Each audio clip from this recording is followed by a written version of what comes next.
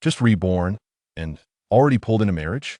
In launching Lin City, at the entrance of the Civil Affairs Bureau, with a furrowed brow, Chu he gazed down at the crimson cover of the marriage certificate, bewildered as he looked across at his serious and strikingly beautiful wife. This woman possessed a slender waist and an alluring figure, her delicate gold-rimmed glasses perched on her high nose, her lips painted a vivid red. Dressed in a tailored suit, her attire accentuated her curves exquisitely. The woman, wearing sunglasses, seemed to notice Chu he observing her, yet she bore no objection. "My family is pressing me. I simply wish to regain my freedom. Rest assured, our marriage is merely a formality. I shall not interfere with your romantic pursuits. We exchanged contact information. Just now, let us be friends. Do you have any questions for me?"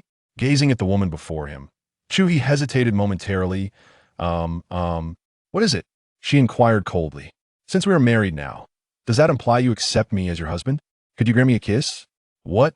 The woman was taken aback by Chui's audacious request, her sunglasses slipping down, revealing her perfectly arched brows and large eyes fixed intently on him.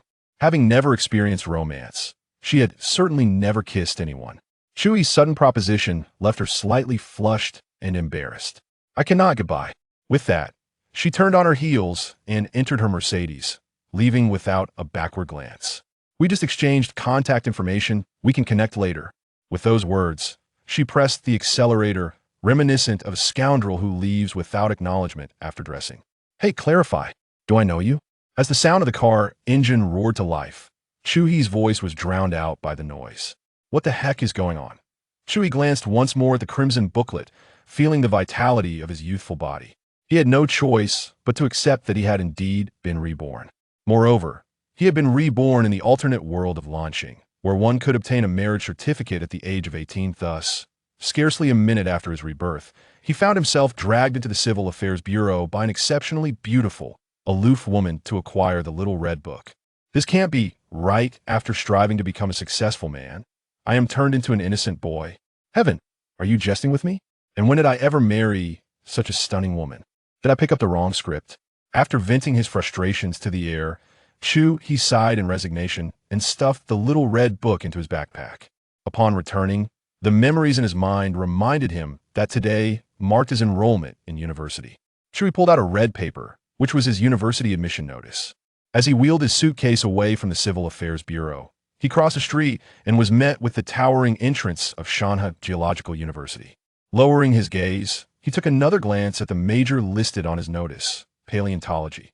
Indeed, he is the singular student of the renowned major in paleontology. In Chu He's memory, the faculty of the paleontology department at Shanha Geological University was formidable, as it was the only institution in Shanha province offering such a program. The urgency for experts in paleontology was palpable, as this discipline faced the dire prospect of extinction due to a lack of successors. Thus, during Chu He's enrollment, Shanha Geological University boasted its most illustrious faculty in history. Among the professors, for were esteemed academics of the highest caliber. Moreover, the department was graced by the presence of the distinguished academician Zhao Tingjun from Huaqa University. Mr. Zhao had dedicated over 50 years to the study of paleontology, witnessing the gradual rise of this field within the realm of Chinese scholarship. During Chu He's time at university, Mr. Zhao took a particular interest in him, extending olive branches on more than one occasion, expressing his willingness to take Chu He under his wing as a disciple, should he choose, to further his studies in paleontology. However, at that time, Chu He declined, apprehensive about the limited employment opportunities and uncertain future in the field. His ambitions lay elsewhere, leading him to immerse himself in the vast ocean of commerce. Xiao Chu, Xiao Chu.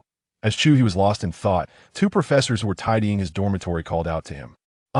Chu He suddenly snapped back to reality. He had just completed the enrollment procedures and was now organizing his living space. Given that Chu He was the sole student in this field, the paleontology faculty took great care in his orientation, with Professors Liu and Wang personally welcoming him at campus. Under the attentive guidance of these professors, Chu He's registration was elevated to a VIP experience. The dormitory key, bedding, and all financial transactions were effortlessly managed by the professors, leaving no burden on him. Upon reaching his assigned dormitory, The professors even took it upon themselves to make his bed, refusing Chu-hee's offers to assist. Professor Wang handed Chu-hee a card, stating, "This is your student ID. It can be used for meals, showers, and more." Chu-hee expressed his gratitude, and as memories flooded back, his eyes glistened with emotion. In his previous life, these professors had showered him with affection, treating him as a cherished product. He recalled the time he merely mentioned a desire to savor authentic beggar's chicken, and Professor Wang rode 10 kilometers on his bicycle just to procure one from Lee's establishment. Whether it was truly authentic was uncertain, but the gesture deeply moved him. On festive occasions, when Chu-hee chose not to return home, these professors often stayed behind to keep him company. It was their selfless care that nurtured Chu-hee's enduring fondness for paleontology. Although he pursued a career in business after graduation, he continued to maintain an interest in the field. Ding dong. As Chu-hee reminisced, his phone suddenly chimed. Upon opening the freshman group chat, he saw a message from a teacher named Lin Jiqing. "Students, please come to room 102 in Jiqing building for class meeting shortly. It's an opportunity to meet one another." A chorus of acknowledgments followed. Without haste, Chu-hee subconsciously clicked into teacher Lin's moments. In the pin post, "I am the freest person in the world." He beheld a snapshot of her life, and his pupils momentarily trembled with astonishment. "It is she, the woman who, upon her rebirth, hastily pulled me into marriage. How absurd! She is my academic advisor."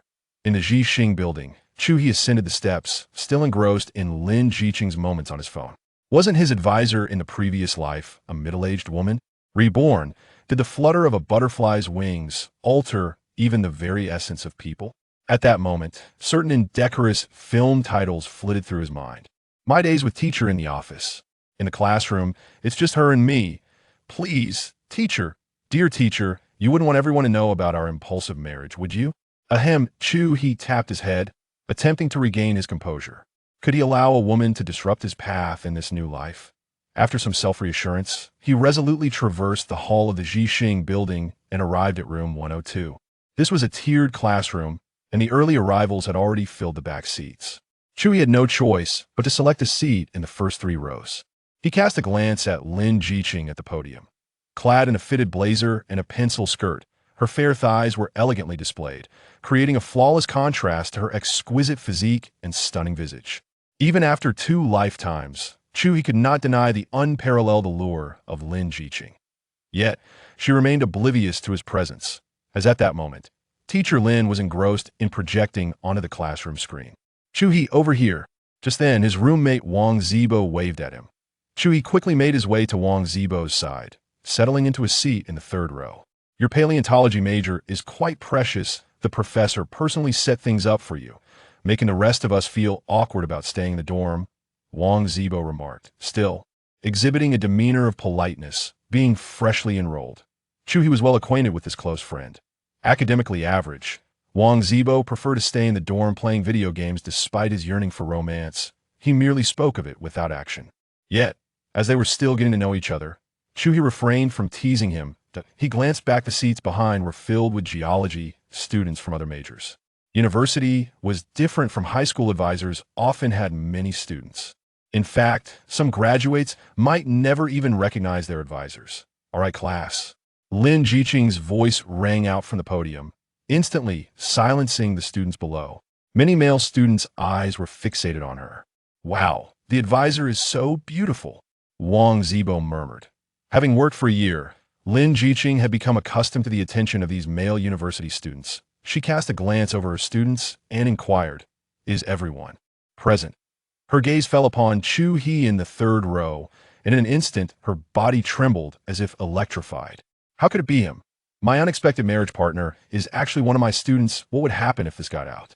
In a world filled with so many individuals, what a peculiar coincidence it is that I randomly chose someone off the street, only to discover he is my student.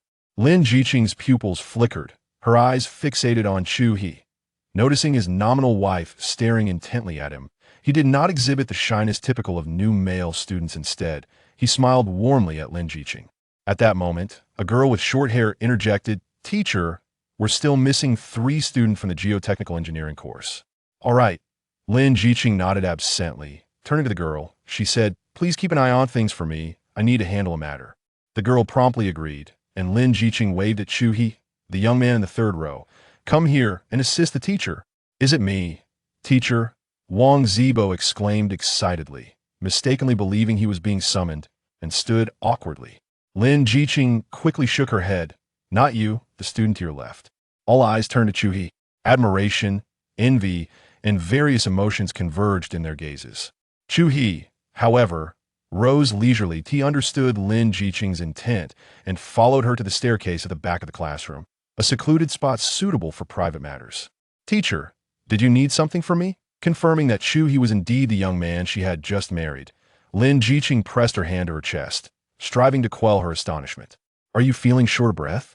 Chu He said innocently. "Would you like me to assist you with mouth-to-mouth resuscitation?"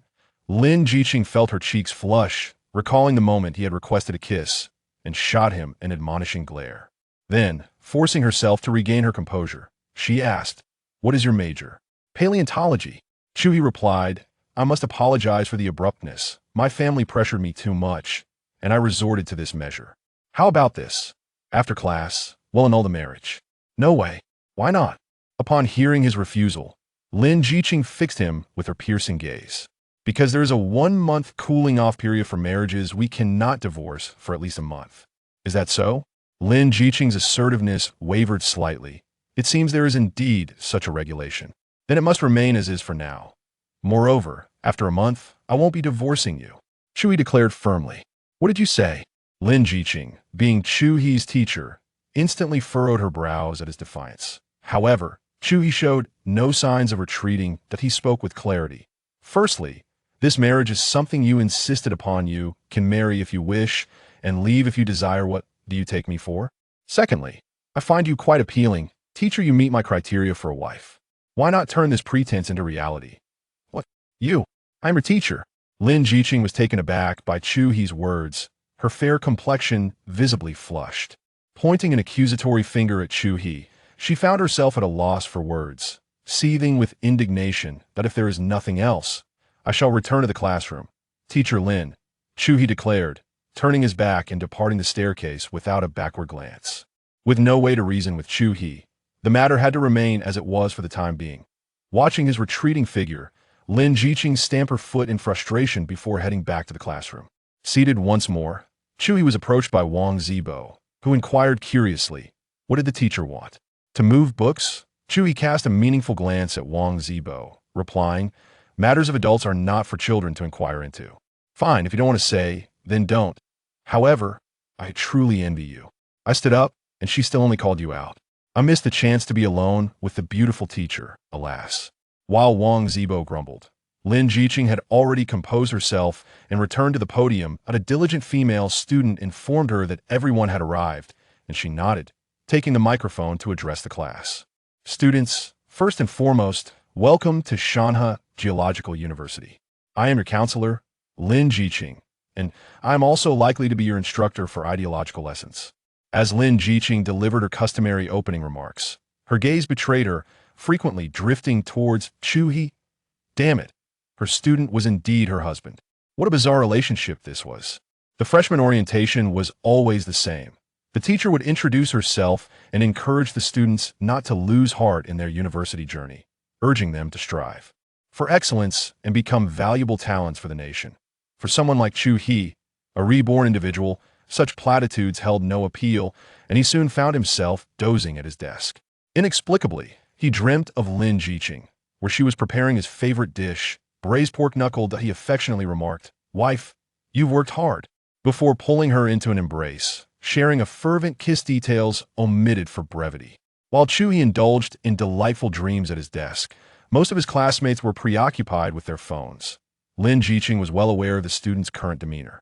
However, witnessing her little husband, Chu He sprawled across his desk in deep slumber, a wave of anger surged within her. Thus, she seized the microphone and bellowed, "The boy sleeping in the third row, come sit beside me." Her voice was so powerful that it caused all the students below to lift their heads in surprise. Upon witnessing the teacher's anger, many students discreetly tucked away their mobile phones. Lin Jiqing gestured towards the small stool on the podium, signaling Wang Zibo to rouse Chu He. Gently nudging Chu He, Wang Zibo called out, Chu He, Chu He." The teacher is calling you. After 3 gentle prods, Chuhi finally lifted his head. Perhaps he had dreamt of Lin Jiqing, or perhaps his mind was still hazy. He stood up and exclaimed, "Wife, what is it?" A wave of astonishment swept through the classroom. "What the heck, wife? Impressive. Whose subordinate is this?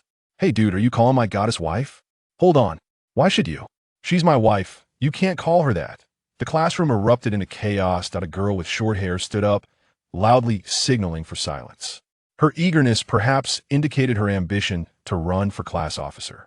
Lin Jiqing's cheeks flushed anew. She slammed her hand on the desk and shouted, "Chuhi, not only are you sleeping during class, but you also dare to tease the teacher? Come sit next to me." She pointed to the small stool beside her. Originally intended for the comfort of esteemed professors, it was now repurposed for her own use. With a resigned sigh, Chuhi acquiesced, for he was indeed indulging his wife. He walked over and plopped down beside Lin Jiqing. Lin Jiqing quickly issued a warning. Anyone caught misbehaving, playing on their phones, or sleeping will also join him here. The words struck a chord, plunging the room into an eerie silence once more. Seeing the situation under control, Lin Jiqing felt a sense of satisfaction. Her gaze softened as she looked at the upright Chuhi, and she said, "All right, let's have everyone introduce themselves. You start." She pointed at Chuhi. Without protest, Chuhi stood and introduced himself. "Hello, everyone. I am Chuhi from the neighboring city of Xiong. That I have never been in a relationship, yet I am already married." A collective gasp resonated through the room. Though the legal marriage age in this world is 18, few leap into matrimony immediately upon reaching it. Thus, Chuhi's declaration was met with enthusiastic cheers. "Classmate, what is your wife's name? Is she from our school? Please don't tell me she's our counselor." "Bro, impressive. You moved quickly. Wait, you don't even know where the Civil Affairs Bureau is, and yet you're married?" The students' excitement surged, prompting the girl in the front row to rise once more to regain control. Lin Jiqing was taken aback by Chuhi's statement. Her face flushed a deeper shade. "You, sit down. Such matters should not be mentioned in introductions." Worried that her classmates might gossip about her marriage to Chuhi, she quickly urged him down, calling out, "Next." Lin Jiqing glanced at Wang Zibo. The tedious personal introduction concluded. Lin Jiqing continued to chatter for a few more moments before dismissing everyone to their respective dormitories. Of course, Chuhi was once again retained. This time, Lin Jiqing's pretext was that Chuhi had openly disrupted the classroom order, and she intended to take him to her office for a reprimand.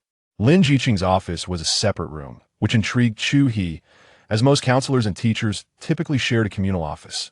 Though puzzled, Chuhi noticed that Lin Jiqing had already settled into her chair, arms crossed, her gaze fixed on him.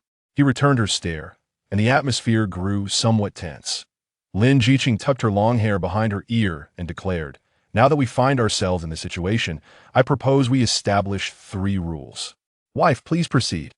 Chuhi responded eagerly. "First, you are forbidden from calling me wife. You may only refer to me as teacher or counselor," Lin Jiqing asserted loudly. "Second, our marriage is merely a facade. We shall not interfere in each other's private lives. And in school, we will maintain a typical teacher-student relationship. You must not disclose our marriage within the school.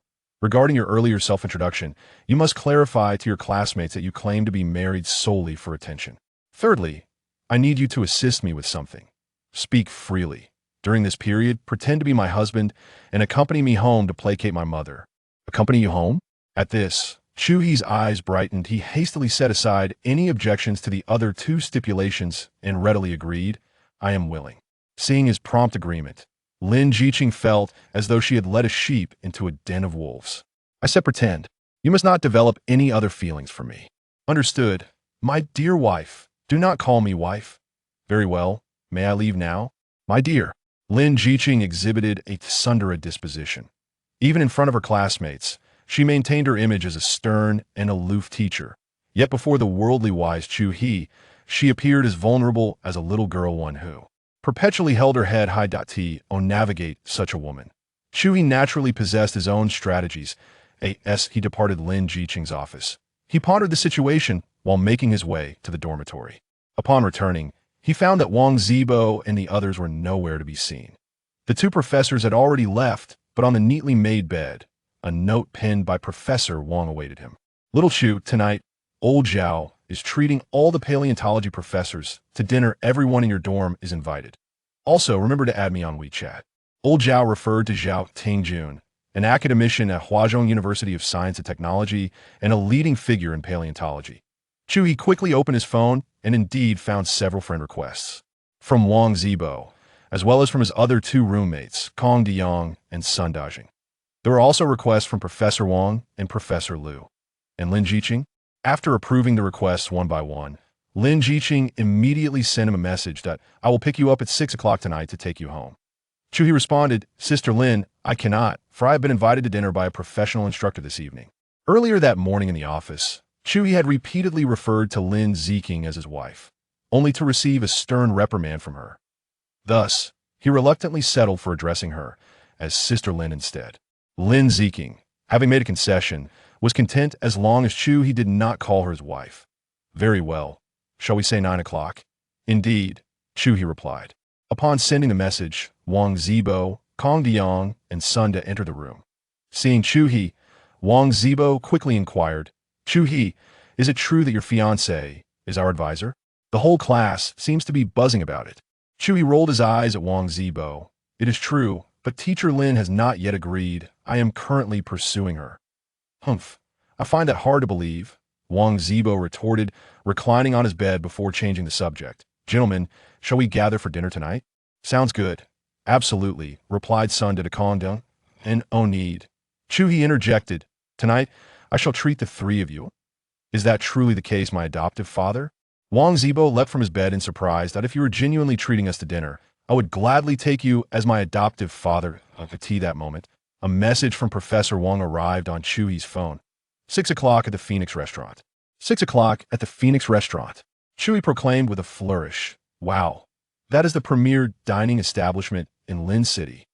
Chapter 4. Winning over the teacher before winning over the mother-in-law. In Chu He's recollections, the paleontology department comprised 6 esteemed instructors, with the venerable Professor Zhao at the helm. Besides Professors Liu and Wang, there were 2 female professors, one named Ma Xiaofeng and the other Zhang Gaowan, both in their 40s. In contrast to their male counterparts, these 2 women were notably stringent towards Chu He. Additionally, there was a younger female instructor in her 20s named Qian Tingting. Although her beauty paled in comparison to Lin Jiqing, she was undeniably attractive in her own right. At 5:30 in the evening, Chu He and his 3 dormitory companions hailed a taxi, making their way to the Phoenix restaurant with considerable enthusiasm. They arrived at the restaurant's entrance promptly at 6 o'clock, at which point Wang Zibo and his 2 friends discovered that this meal was graciously hosted by Chu He's teachers, rather than being at his own expense. Upon disembarking the taxi, Chu He was greeted by the sight of all 6 instructors standing in unison at the entrance, including the esteemed Professor Zhao. Taken aback by the unexpected display, Chu He hurriedly exited the vehicle, sprinting towards Liu, and bowed respectfully, exclaiming, Good evening, teachers. Seeing the youthful Chu He, Professor Zhao beamed with delight. He grasped Chu He's hand firmly, exclaiming, With you here, the field of paleontology is assured a bright future. Chu He smiled bashfully in response, while Wang Zibo and his companions looked on with envy.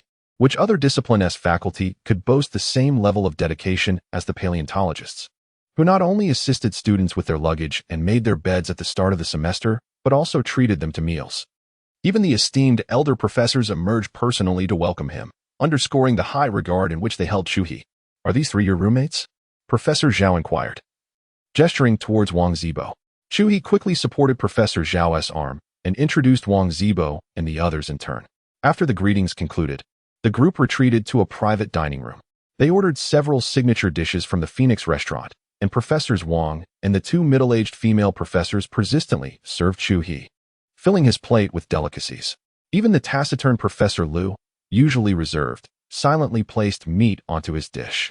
In Chu He's memory, Professor Liu was always tall and slender, clad in a black shirt and trousers, speaking little beyond delivering lectures and addressing practical concerns.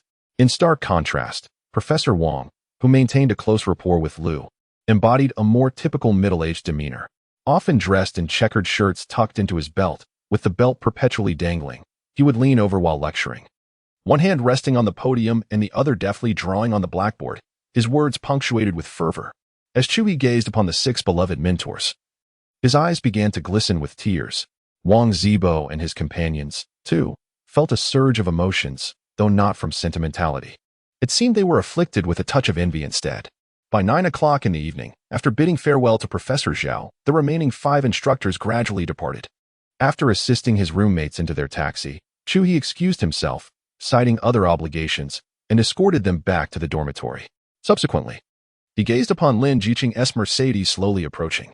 Lowering the window, Lin Jiqing cast a glance at Chu He and inquired, "Have you finished your meal?" Chu He nodded and took a seat in the passenger seat, stealing a glance at Lin Jiqing. "Teacher, have you applied lipstick?" Lin Jiqing pursed her lips and denied, "No. This was applied during the day." Chu He smiled without saying a word. "What are you laughing at?" she asked. "Oh, nothing. I just find you exceptionally beautiful this evening." "Teacher." Lin Jiqing's cheeks flushed slightly, yet she maintained a facade of composure while driving. Though she was 29 years old, she had never been in a serious relationship. Even when she had contemplated romance, she always felt a profound sense of pressure rather than love when with others. However, it was different with Chu He. Though she could not quite understand why. Such a tease. Lin Jiqing admonished Chu He, "Once we arrive at my home, you must not speak out of turn. You will follow my lead. That is not for you to decide." Chu He murmured. "What did you say?" Lin Jiqing abruptly slammed on the brakes. Chu He quickly corrected himself. "Oh, I meant to say I'll follow your instructions, Sister Lin." Lin Jiqing nodded in approval. Due to prolonged periods of sitting, she needed to stretch her back after a while of driving, lest her waist and back become sore. Each time she straightened up, Chu He instinctively glanced her way. "What are you looking at?" she queried. "Oh, nothing," Chu He replied earnestly. "I was just curious about how you manage the steering wheel." "You." Lin Jiqing bit her lip in irritation. "You must not jest with me in such a manner." Yet, after saying that, she discreetly adjusted her alluring figure. The two bantered playfully, finally making their way back from the eastern district to the western district of Lin City. After parking the car, Lin Jiqing glanced at Chu He with a hint of concern. She felt an inexplicable peculiarity about this university student that she could not quite articulate. "Once we're upstairs." "No nonsense. You will adhere to my directions. If you cannot respond, just smile, and I will smooth things over." Lin Jiqing reiterated her stipulations. However, Chu He, unable to contain his excitement, unfastened his seatbelt and exited the vehicle. They walked side by side into the building and ascended to the 12th floor via the elevator. Room 1201 in the Xinshin community. Chu He silently committed this address to memory, recognizing it as his new home. Upon entering, a plump middle-aged woman clad in a colorful tank top, with a beaming smile plastered across her face, stood at the entrance. On noticing Chu He, she immediately approached him, scanning him from head to toe. "Oh my, you really did bring your son-in-law home? He looks so young. Surely he is still a university student?" Lin Jiqing stood silently behind. Her authoritative demeanor from downstairs completely vanished. In contrast, Chu He greeted her warmly. "Hello, Annie." Hello. I never expected this. I've arranged so many blind dates for her, and she turned them all down. I had no idea she already had someone in mind." The middle-aged woman conversed enthusiastically with Chu He while leading him by the hand into the living room. "You look quite youthful. How old are you this year?" she asked. "I'm 18. Chu He replied candidly. 18, you say?" The middle-aged woman smiled, her eyes narrowing with mirth. "My daughter is just too stubborn. She insists on making her own decisions and refuses to consult me. Of course, our family is quite open-minded. As long as you treat Qingqing well, everything is negotiable." Pulling Chu He to sit down in the living room, he then noticed a figure in the kitchen directly opposite, slicing fruit. It appeared to be a man. His back turned to Chu He. "Ah, that must be Qingqing's father." Upon seeing Chu He inspecting the kitchen, the woman immediately added, "Uncle is truly a good man. In this day and age, there are not many men willing to cook. Auntie, you must cherish him," Chu He remarked, yet the man in the kitchen showed no reaction, continuing his task as if he hadn't heard. Surprisingly, both the middle-aged woman and teacher Lin accepted this as normal. The middle-aged woman hastily changed the subject. "You young people certainly know how to speak. However, it's time to change how you address each other, since you and Qingqing are officially registered." Chu He glanced at Lin Ziqing, who shot him a furtive warning glance. Nevertheless, he remained undeterred. The first step to winning over his wife was to win over her mother. "Mom," Chu He declared without hesitation. Chapter 5. What is in the teacher's wardrobe? "Ah." The mother-in-law promptly responded, while Lin Ziqing's eyes gleamed with a sharpness akin to a knife. as if she might strike at any moment. Mom. Look at the expression on Qingqing's face. I call you Mom, and she seems displeased. Chu-hee unabashedly revealed her reaction. The mother-in-law turned around, and Lin Ziqing was momentarily taken aback. She hadn't expected Chu-hee to expose her. Her expression then shifted to one of neutrality. I say, Qingqing, you should turn to your mother-in-law again and ask Chu-hee. What is your name, son-in-law? Mom, my name is Chu-hee. Yes, you must treat Chu-hee kindly. He is still young and needs your understanding. Did you hear that? The mother-in-law's brow furrowed. Got it. Lin Ziqing walked over and sat beside Chu-hee, hoping that physical proximity would help her regain control over him. However, things did not unfold as she had anticipated. Once inside her home, Chu-hee was like a kite cut loose, soaring freely. Moreover, he showed no signs of awkwardness, deftly responding to his mother-in-law's inquiries. Before long, the man from the kitchen brought out several plates of seasonal fruits. Enjoy the fruit, he stated flatly. Thank you, Dad. Chu-hee again probed for the man's reaction, but he remained unresponsive, finishing the fruit preparation before moving aside to sit on a stool, rummaging through his pockets as if searching for something. No smoking. The mother-in-law immediately reprimanded. Are you useless? Can't you hold off from smoking while your son-in-law is here? Can't you endure for this little while? Her forceful tone made even Chu-hee shudder. Was Teacher Lin's mother really this assertive? It appeared that the father had little authority in the household, and the relationship between Teacher Lin and her family seemed rather strained. She would rather sit beside me than next to her mother-in-law. This family is quite intriguing. Apologies. But the mother-in-law smiled at Chu-hee again, saying, Xiao Chu, please eat some fruit. Chu-hee chuckled softly and handed the watermelon on the table to Lin Ziqing first, saying, Sister Lin, please go ahead. Lin Ziqing turned her head away, seemingly suppressing her anger as she muttered, I'll head back to my room first. She then rose and stormed into her room, slamming the door shut. Who was she slamming the door for? Xiao Chu was still here. What did it matter if she returned to her room? Am I in debt to the two of you? Observing this, Chu-hee quickly handed the watermelon to the mother-in-law, reassuring her while signaling that he would handle Lin Ziqing. The mother-in-law accepted the watermelon and said to Chu-hee, Very well, you can check on Qingqing's room. You'll stay there tonight. Huh. Chu-hee had anticipated this outcome, yet hearing it from the mother-in-law still stirred a sense of excitement within him. No longer captivated by the watermelon, he promptly made his way to Lin Ziqing's room. Fortunately, she had not locked the door. He twisted the handle and entered. Upon closing the door, Chu-hee saw Lin Ziqing sitting on the edge of the bed, cradling a large rabbit plush toy, her head bowed. Her long, silky hair cascaded down her fair thighs, presenting a unique charm. Pretending not to notice her demeanor, Chu-hee remarked, Teacher Lin, how did I perform? At the sound of his voice, Lin Ziqing abruptly lifted her head, her eyes red-rimmed. Her thin lips moved, yet no words escaped. Chu-hee approached her, gently stroking her back. Teacher, if you wish to cry, do so. My shoulder is here for you to lean on. The repeated address of teacher pulled Lin Ziqing from her sorrowful thoughts. It was evident that she was deeply affected by her family's circumstances. Rubbing her eyes, she regained her former aloofness from school. Stay away from me. Though I am in my home, we still maintain a teacher-student relationship. Understood, teacher, she added. And remove your hand from my back. Don't you feel something springing back? My apologies. Chu-hee withdrew his hand, a reflexive action from his previous life. Lin Ziqing's face turned pale as she adjusted her shoulder strap, utterly perplexed on how to face her student.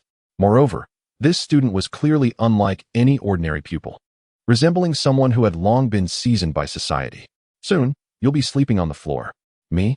Sleep on the floor? Chu-hee was genuinely astonished. Then where do you suggest I sleep? Lin Ziqing retorted. Chu-hee smiled. With a teacher as delightful as you, I would naturally prefer to sleep in the bed. Impossible. Lin Ziqing's gaze was sharp. Have you forgotten what you promised me? You must not harbor any other thoughts. I have no other thoughts, Chu-hee replied. But my health is not the best. Sleeping on the ground is too hard, and I might struggle to get up the next day. He casually spun a lie. I'll make sure to lay something thicker for you. The floor is too cold. I might sleepwalk if I sleep there. Is that so? Then we shall cover you well. Additionally, the floor is rather uncomfortable. Chu-hee, you haven't finished speaking. Lin Ziqing interrupted him. In any case, I cannot sleep on the floor. If necessary, I shall inquire with our mother. You wouldn't dare?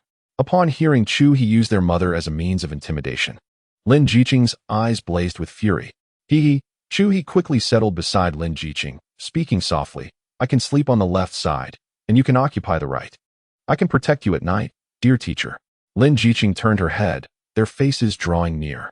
At that moment, she increasingly felt as if she were a lamb entering a den of tigers. I shall take a shower first. You go to the wardrobe and retrieve a blanket to spread on the floor. With that, Lin Jiqing, her face flushed crimson, mustered her resolve and made her way to the ensuite bathroom with her nightwear in hand. The sound of rushing water filled the air as Chu He glanced at Lin Jiqing's plush bed. He then opened her wardrobe. In an instant, a delicate fragrance wafted out, revealing Lin Jiqing's array of garments before him. Elegant dresses, kipayos, athletic wear, and casual attire, all neatly arranged, with several layers of nightwear, including lace. It was no wonder that certain characters in those peculiar films were often depicted collecting such items. Chu He murmured to himself as he pulled open a drawer in the wardrobe. Suddenly, he stumbled upon Lin Jiqing's intimate apparel. The size prompted a fleeting thought in Chu He, leading to an unexpected rush of blood to his nose, which soon betrayed him. Hastily, he turned to grab some tissue from the bed, plugging his nose before continuing his search for the blanket. Damn it, where did the teacher put the blanket? After some searching, he finally discovered it nestled in the farthest corner, likely relegated there as it was seldom used. Clearing away some obstructing garments, he successfully retrieved the blanket just as Lin Jiqing emerged from the bathroom, freshly bathed. Upon witnessing the disarray of clothes and the sight of a bloodied Chu He, she immediately exclaimed, Chu He. Chapter 6. Teacher, I'm cold. Can we share a blanket? It was entirely understandable for Lin Jiqing to react with astonishment at the sight of Chu He, bleeding from the nose while rummaging through a woman's wardrobe. Teacher, are you done? Upon hearing her call, Chu He sat amidst the pile of garments, clutching a blanket as he spoke to her. Observing the chaotic clothing and the lascivious thoughts swirling in his mind, Lin Jiqing suddenly felt a wave of grievance wash over her. With reddened eyes, she donned her nightwear and began folding the scattered clothes, returning them to the wardrobe. Noticing the tears welling in Lin Jiqing's eyes, Chu He momentarily froze. Quickly, he set the blanket down, rising to stand directly before the busy Lin Jiqing. Without waiting for her to push him away, he grasped her hand, using his own to wipe away the tears from the corners of her eyes. Taken aback by his sudden gesture, Lin Jiqing stared at him with wide, astonished eyes. At that moment, Chu He embraced Teacher Lin tightly, causing Lin Jiqing to be startled and attempt to break free, but alas, she was no match for his strength. Chu He, Lin Jiqing chided playfully, our relationship is strictly that of teacher and student. You must not overstep your bounds. Chu He remained silent, savoring the enchanting curves beneath Teacher Lin's delicate nightgown, a subtle smile gracing his lips. Lin Jiqing felt a surge of grievance, having endured familial oppression for far too long. Compounded by the disorder he had caused in her wardrobe, this was the catalyst for her emotional outburst. If he were to foolishly inquire, Teacher, why are you crying? How could he ever hope to embrace such a beauty? In that moment, the only course was to stand resolutely before her, offering both support and gentle words to soothe her, thereby fostering an infinite sense of reliance within a distressed woman. Such discernments and actions were beyond the capability of an average university student. They were instinctual judgments born of Chu He's experiences across 2 lifetimes. Yet, this tenderness was fleeting, for his mother-in-law approached and opened the door. With a click, Lin Jiqing was propelled away from Chu He as if rebounding from a spring. She flicked her hair in feigned nonchalance. What time is it? You have work tomorrow, and Xiaochu needs to go to school. Hurry and make the bed. The mother-in-law paid them no mind, simply removing her slippers and climbing onto the bed to arrange it for Chu He. Subsequently, she moved aside the blanket he had brought out, declaring, in such warm weather, 2 people can share 1 blanket. Mom, Lin Jiqing exclaimed. Her mother did not respond, instead stepping out to smile at Chu He, saying, Good night, son-in-law, before closing the door behind her. Good night. Faced with such an understanding mother-in-law, Chu He was at a loss for words. Lin Jiqing's emotions were complicated. With only 1 blanket, was she truly expected to share it with Chu He? Shall I go wash up first? Chu He temporarily sidestepped the issue, and Lin Jiqing plopped down on the edge of the bed, nodding absently. Before her eyes, Chu He began to remove his shirt, revealing his chiseled 8-pack abdomen, which caught Lin Jiqing's gaze immediately. What are you doing? Go to the washroom to undress. She glanced away, then looked back again. Did you hear me? Go to the washroom. Oh. Chu He took his clothes and headed for the shower. Lin Jiqing's face and ears flushed a deep crimson. As the sound of running water filled the washroom, Lin Jiqing reclined back onto the bed. Lin Jiqing, what are you doing? How did things escalate to this point? How could she bring her student home? What would her colleagues and superiors think if they found out? Yet, Chu He's physique was undeniably impressive, and he possessed great strength. Ah, Lin Jiqing suddenly tangled her fingers in her hair, murmuring, "What am I even thinking? He is my student, and he can only ever be my student." After finishing her words, Lin Jiqing spread out Chu He's bedding on the floor. She then picked up a copy of The Little Prince from the bedside table and absent-mindedly flipped through its pages for a while. As Chu He emerged from the bathroom, drying his hair, Lin Jiqing managed to calm her emotions and said to him, "I have prepared your bed. You'll have to make do for tonight." Chu He cast a fleeting glance at the bedding on the floor, as if oblivious, and simply replied with an indifferent okay. Before taking off his pants and lying down on the bed, Lin Jiqing promptly kicked him. "Who said you could get on the bed? Also, no removing clothes. You must sleep in your pants tonight." Chu He, taken aback, protested, "I'm here to help you, and this is how you treat me? Whoever wants to sleep on the floor can do so. I'm not serving you." With that, he grabbed his clothes and made to leave the bedroom. "Hey, Chu He," Lin Jiqing called out in a panic. If he truly left, she would be left without anyone to act with her. At the sound of her voice, Chu He turned back with a smile. "Teacher, I knew you couldn't bear to part with me." He tossed the pillow from the floor onto the bed as he spoke. "No." Lin Jiqing continued to refuse verbally, yet her actions betrayed her resolve. Thus, Chu He climbed onto the bed. Lin Jiqing moved one of her two pillows to the center, saying, "You cannot cross this pillow, otherwise, you can sleep wherever you wish." All right. Chu He agreed, while Lin Jiqing turned over, covering herself with the blanket. Chu He lay back on the bed, turned off the light, and then reached for her blanket. "Chu He, what on earth are you doing?" He wore an innocent expression. "But teacher, my blanket was taken by our mom." "I have no blanket." In her flustered state, Lin Jiqing seemed to have accepted his casual reference to their mother. "Then don't cover up. That won't do. I'll catch a cold if I don't cover up at night." In the deep darkness, Lin Jiqing clenched her fist and abruptly threw off the blanket, declaring, "You can cover yourself. I want tea." With that, she turned her back to Chu He and lay down again. Sensing the fragrance emanating from the blanket, Chu He remarked, "Then I will cover myself. Just be careful not to catch a cold, teacher." Lin Jiqing remained silent. The air conditioning vent continued to hum as it released air. Within moments of covering himself with the blanket, Chu He's breathing became steady and even. In the darkness, Lin Jiqing turned over. He truly had no regard for tender feelings. Feeling a chill, she grasped a corner of the blanket and turned back to sleep. The moon in September was large and round, and when the moonlight streamed in through the tightly drawn curtains, one could see the smile curling at the corner of Chu He's mouth. Chapter 7. Teacher, please stop. I already know all of this. Beautiful nights always seem so fleeting. As the morning sun gradually illuminated the bedroom, the pillow that Lin Jiqing had initially placed to symbolize a boundary was nowhere to be found. Beneath the shared blanket, one of Chu He's legs rested on Lin Jiqing's thigh, his hand gently caressing her abdomen. The scene suggested an unmistakable intent of encroachment. In a state of confusion, Lin Jiqing suddenly felt something pressing against her. A bold idea surged into her mind. She turned around and immediately spotted Chu He, still in the depths of slumber. With a swift motion, she delivered a slap that jolted him awake. What happened? Chu He sat up, bewildered, much like a startled child. Upon seeing Lin Jiqing's fierce gaze, he stretched and remarked, "Ah, teacher, you're awake." Lin Jiqing's cheeks flushed crimson as she confronted him. "What were you thinking?" Chu He, taken aback by the question, scratched his head. "I've been sleeping. What could I possibly think about?" Yet, the words that Lin Jiqing yearned to utter remained unspoken. Noticing her flushed face, an epiphany struck Chu He as he lifted the covers, revealing his undeniable arousal. "Teacher, I'm only 18, full of vigor.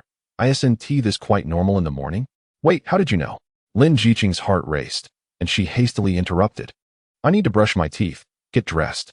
After enjoying breakfast at Lin Jiqing's home, they departed in her Mercedes, heading back to the university. However, to avoid unnecessary complications, Lin Jiqing insisted that Chu He disembark the vehicle a kilometer away from the campus. As he walked towards the school, today marked the first day of classes for the freshmen. Nevertheless, for Chu He, the foundational knowledge was already second nature. Despite his major in business, he had encountered a group of exceptional teachers in university who ignited his passion for paleontology. Even after graduation, he dedicated his spare time to studying the advancements in this field. Lost in thought, he entered the Zhixing building and took the elevator to the 6th floor. Room 601. designed to accommodate 40 students, was currently occupied by only Professor Wang. He lounged in his chair at the podium, sipping water and carelessly spitting out tea leaves into a container. His hands were busy flipping through printed papers. Professor Wang, Chu He announced as he entered. The professor glanced at his watch. 8:02. You're 2 minutes late, Xiao Chu. Those 2 minutes mean we have collectively wasted 4 minutes. With a smile, Chu He settled into the front row and replied, Professor Wang, your method of calculating time must have come from high school teachers. Besides, if I hadn't shown up, you would still be reviewing papers, wouldn't you? Sharp-tongued, Professor Wang chuckled, placing the papers neatly on the podium before extracting a specialized book titled Structural Geology from his briefcase. Let us begin class. Chu He nodded in agreement. Professor, my book is still in my dorm. I didn't return last night and forgot to bring it. You didn't go back? Don't pick up any bad habits. Chu He, once you do, your grades and research could go awry. No, I just visited a friend. Chu He waved his hand dismissively. Very well. Then use this one. Professor Wang tossed the textbook towards me, stating, whether or not you read this book is inconsequential. A portion of it is authored by me, and all the concepts reside in my mind. With that, he ascended the podium and began to speak fervently.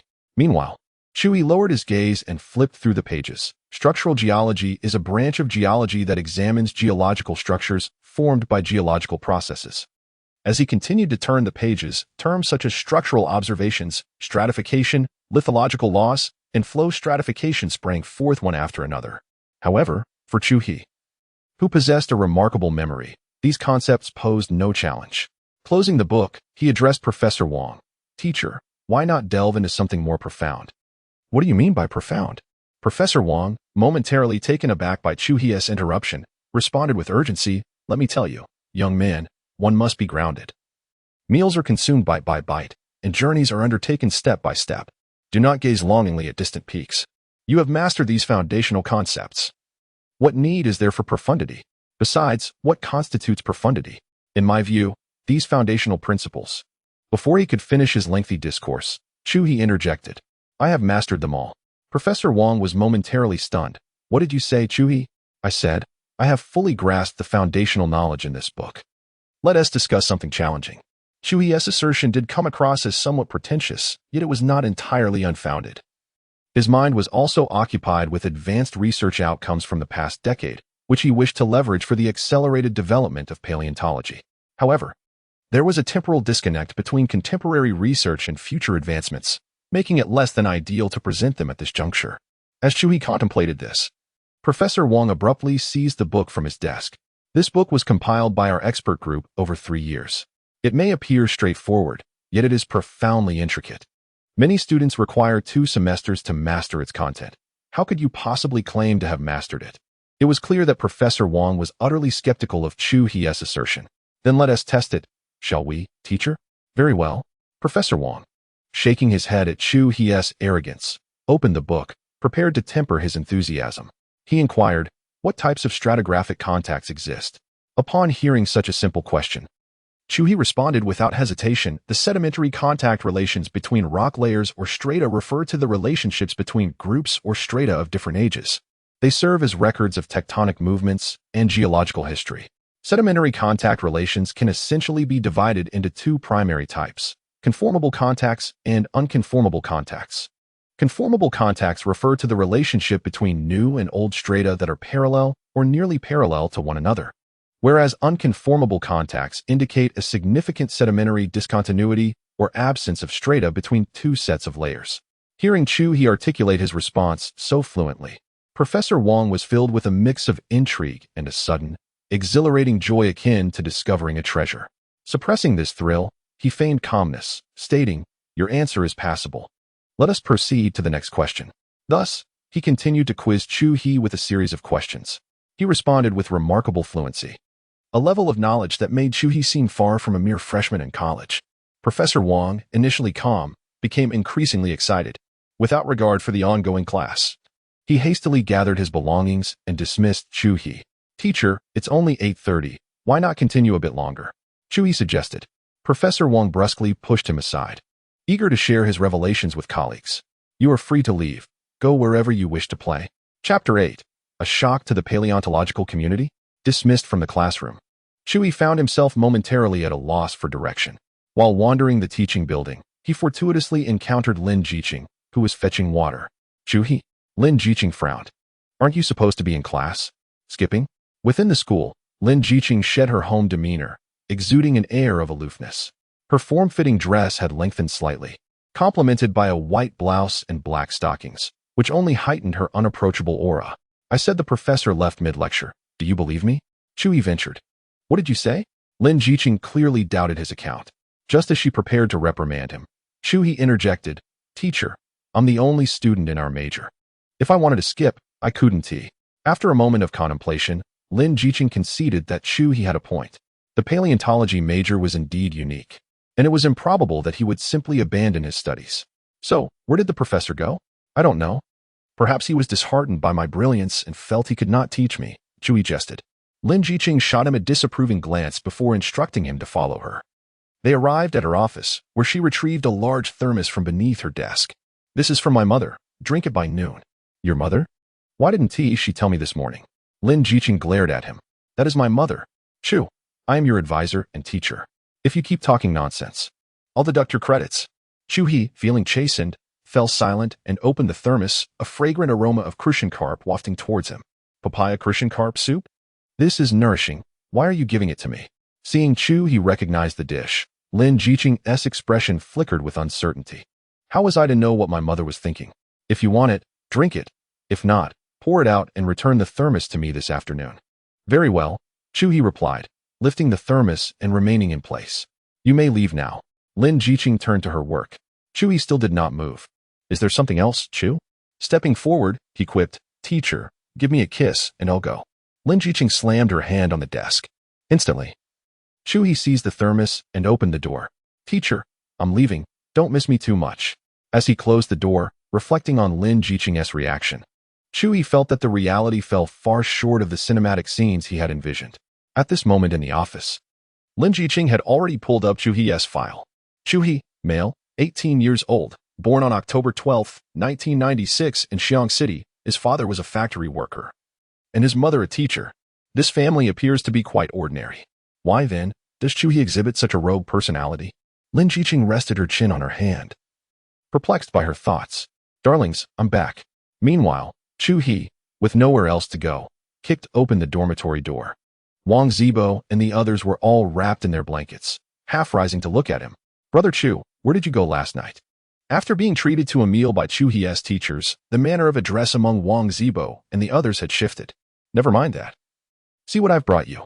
Chui opened the thermal container, and the fresh aroma of crucian carp filled the entire dormitory. Fish soup, Kong Diang exclaimed. Immediately rushing to the table, his rear end lifted in eager anticipation. Crucian carp, and with papaya too, simmered for at least 4 hours. Kong Diang wore an expression of ecstasy, as if he hadn't eaten in 3 years. Wang Zibo and Sun Dajing stared at him, dumbfounded. Only Chui understood Kong Diang's peculiarities. The lad had no particular quirks except for his insatiable love for fish. Each time he encountered a fish dish, his eyes would gleam with delight. In a previous life, Chui even suspected that this fellow was the reincarnation of a cat. You guessed it correctly. It's papaya crucian carp soup. Without needing further prompting from Chui, Kong Diang swiftly dashed to the cabinet to fetch his rice bowl. Chui ladled him a bowl, and without needing a spoon, he drank directly from the bowl, seeing how much he enjoyed it. Wang Zibo and Sun Dajing each took a bowl for themselves, but after one sip, they set it down. Too rich. Indeed, the ingredients were generously abundant. If you want tea drink, I will. Kong Diang, like a thirsty beast, gulped down the entire thermal container of fish soup, then wiped his mouth with a look of lingering satisfaction. Delightful. Brother Chu, don't you have an 8 a.m. class? Sun Dajing suddenly realized this issue. Chui, having kicked off his shoes and sprawled on the bed while playing on his phone, replied. The teacher left halfway through, claiming she had never encountered such an exemplary student and couldn't teach me. Come on, I don't believe it. Wang Zibo and Sun Dajing thought Chui was boasting. At that moment, Kong Diang had already gone to the washroom to help Chui clean the thermal container. Speaking of our class, and even our major, I don't think there are many attractive girls around. Indeed, I believe the most beautiful is undoubtedly our counselor, fair-skinned, lovely, with long legs. She is the epitome of a perfect wife. Wang Zibo mused, when suddenly a slipper flew towards him. "What are you doing, Zibo? Other girls are fair game for you, but the counselor is my wife. Do you dare covet her?" Chuhi retorted. Wang Zibo felt that Chuhi was still half asleep. At that moment, Sun Dajing chimed in. "Indeed, she is Brother Chu's wife. He even announced it at the class meeting. How could there be any doubt?" He then burst into laughter. This time, Chuhi refrained from confronting anyone. He merely reclined with his legs crossed, pondering. Foolish earthlings, when the truth is unveiled, your jaws shall surely drop. Gathering his belongings, he prepared to attend class. Kong Deyang, having finished with the thermos, returned and announced that the class would focus on the principles of morality and law, a subject in their freshman political education curriculum. Moreover, this course was taught by their advisor and political science professor, Lin Jiqing. Rising from his bed, Chuhi joined his companions as they headed to their classroom. Books in hand. Political education classes were typically attended by multiple classes, predominantly held in lecture halls.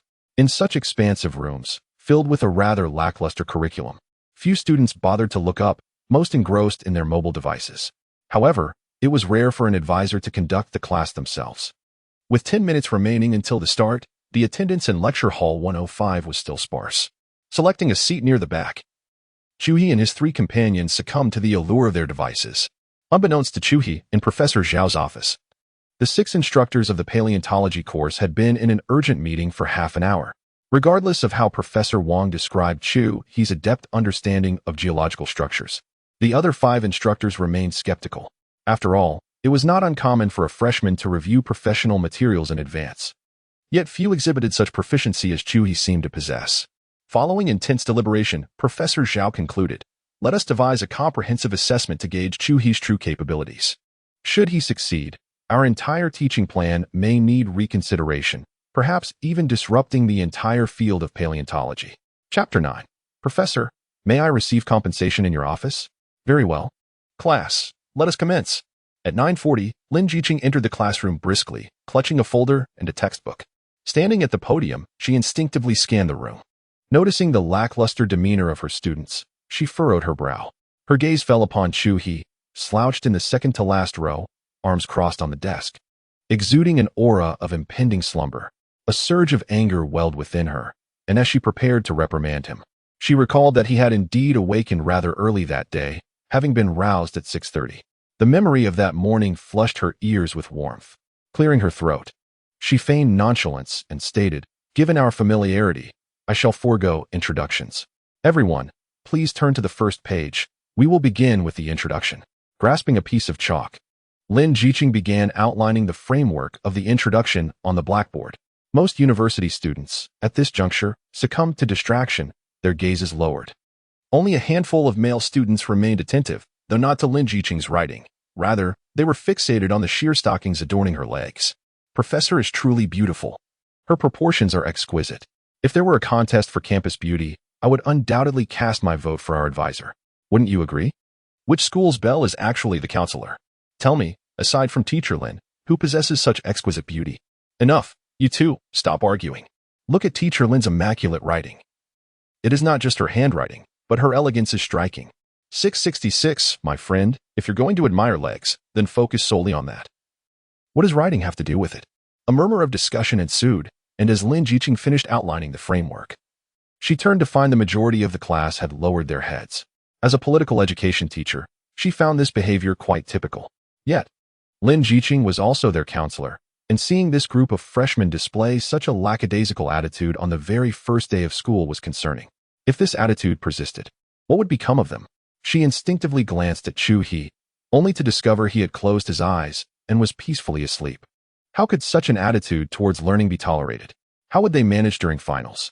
Chuhi, Lin Jiqing exclaimed, causing the entire class to raise their heads in alarm. Many students even discreetly turned off their phone screens. Wang Zibo and Kong Deyang, seated beside Chuhi, straightened up in fright. Yet, Chuhi remained blissfully unaware, as if he had not heard Lin Jiqing's call at all. Chu, Wang Zibo nudged Chuhi's arm, while Kong Deyang tapped his thigh. After 3 or 4 seconds of shaking, Chuhi finally stirred from his slumber, momentarily dazed. Is class over? Shall we go eat? The class fell silent. Chuhi's 2 sentences echoed in everyone's ears. Under the pressure of Lin Jiqing's furrowed brows, The students dared not laugh heartily, only managing to chuckle softly while keeping their heads down. Wang Zibo covered his mouth and whispered, "No, the teacher is calling your name," observing Chu He's nonchalant demeanor. As he casually chatted with those nearby, the flames in Lin Jiqing's eyes intensified. "You come to the front row? Anyone caught playing with their phone or sleeping in class will face the same consequences as him," Lin Jiqing stated coldly. "Going to the front row again?" Chu He murmured, reluctantly picking up his book and walking toward the front. Placing down his book, Chu He did not immediately sit, but instead sauntered over to Lin Jiqing's side and whispered, "Teacher, I've finished the fish soup. You keep using me as an example. Can you perhaps compensate me tonight? Or if you use me as an example once, then compensate me once. Your office seems quite suitable." Smack. Before Chu He could finish his sentence, Lin Jiqing forcefully slammed the chalkboard eraser onto the lectern. In an instant, chalk dust scattered everywhere, illuminated by the sunlight streaming into the classroom, revealing distinct particles. "Forget I said anything," after teasing my wife. Chu He obediently returned to the front row, straightening his back and folding his hands on the desk, his gaze resolutely fixed on Lin Jiqing. "Let us continue the lesson," Lin Jiqing said through gritted teeth. She switched on the multimedia projector and began to present page by page. However, the earlier scene had already stirred a significant commotion in the hearts of the students. Who exactly is this guy named Chu He? Why does the counselor remember his name? It seems I have landed on the counselor's blacklist. Just look at the counselor's gaze. It feels as though she could devour him whole. Alas, this fellow's university life will not be easy from here on out. The counselor appears quite fierce, yet her beauty possesses a unique allure when she is assertive. Did you not notice? For a brief moment, the counselor's cheeks flushed. What on earth did Chu He say to provoke her? Could it be that he dared to flirt with the counselor? Are you foolish? The counselor is so aloof. When I greet her in the hallway, she merely nods slightly. Would Chu He truly dare to flirt with her? That is indeed a valid point. The crowd whispered among themselves for a moment, while Lin Jiqing expertly highlighted the key points from the podium. This time, Chu He was attentive. For every 3 sentences Lin Jiqing spoke, he nodded slightly, appearing to agree. Occasionally, he even displayed a look of confusion, only to quickly come to a realization. Seeing Chu He's attitude towards learning, Lin Jiqing finally felt a sense of satisfaction. This is what a diligent university student should be like. As a counselor, one ought to care for their students in this manner, she reassured herself. Soon, the 90-minute lecture concluded. After announcing the end of class, Lin Jiqing began to collect her materials when she noticed Chu He sprinting towards his dorm mates as if in a 100-meter dash. Just as he was about to take off, Lin Jiqing unexpectedly called out, "Chu He." Upon hearing this, he immediately slapped his thigh, exclaiming, "You're ruining my meal speed." "What did you say?" Lin Jiqing inquired. "Nothing," Chu He replied to Wang Zibo and the others. "You all go ahead." Seeing that Chu He was once again left behind, and faced with the stern counselor, the 3 of them naturally did not dare to linger. They quietly bid farewell to the teacher and swiftly exited the classroom. "You were very attentive during class," Lin Jiqing said as she gathered her belongings and approached Chu He. Chu He smiled. "Teacher Lin, that is what I, as a student, ought to do." "Then tell me, what have I discussed during the lecture?" Chu He had been so preoccupied with flattery and observing Teacher Lin's figure that he had no time to pay attention to her discourse. "Didn't he hear? Did you?" Lin Jiqing remarked. "Then I shall punish you by having you transcribe the introduction 10 times. Teacher, the introduction has over 10,000 words. 10 times would amount to 100,000 words. That's quite all right. I will give you a week. It's just that your thoughts are not pure. So writing it out will help purify your mind." Lin Jiqing smiled, her expression blooming like a peach blossom in an instant. Chapter 10. Seed of the Academician. How outrageous. This is personal vendetta. Chu He lamented. "Teacher, I no longer require your compensation. Is there any chance I could avoid writing? That is not an option. If you do not write, I shall deduct points from your overall score." Lin Jiqing chuckled. "Does that mean, teacher, that if I write, you implicitly agree to compensate me once? And if it is inconvenient at home, perhaps in the restroom?" Chu He. Lin Jiqing was taken aback that he would still dare to make a joke at that moment. "That will be 15 times. You shall write until you learn not to jest with your teacher." "That is not fair, teacher. We are a lawful couple." Upon hearing that the punishment had been intensified, Chu He could not help but voice his grievances aloud. However, Lin Jiqing paid little heed to his outcry. She turned her back and exited the classroom, only to pivot and inform Chu He, "Oh, by the way, My parents won't be home tonight, so you needn't stay over. But how do you know that our mother won't spring a surprise visit? Teacher, one must ensure absolute certainty in their endeavors. Remember to write legibly, she added.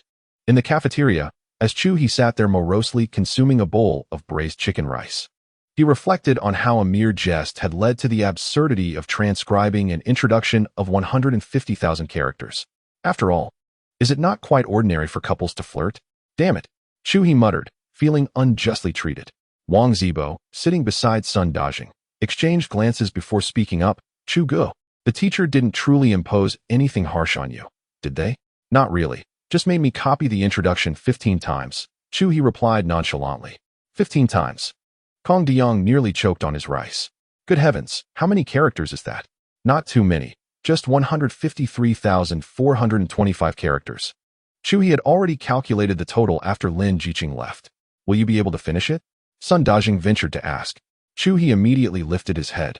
Xiaozhong, I appreciate your concern, but I cannot have anyone else do it.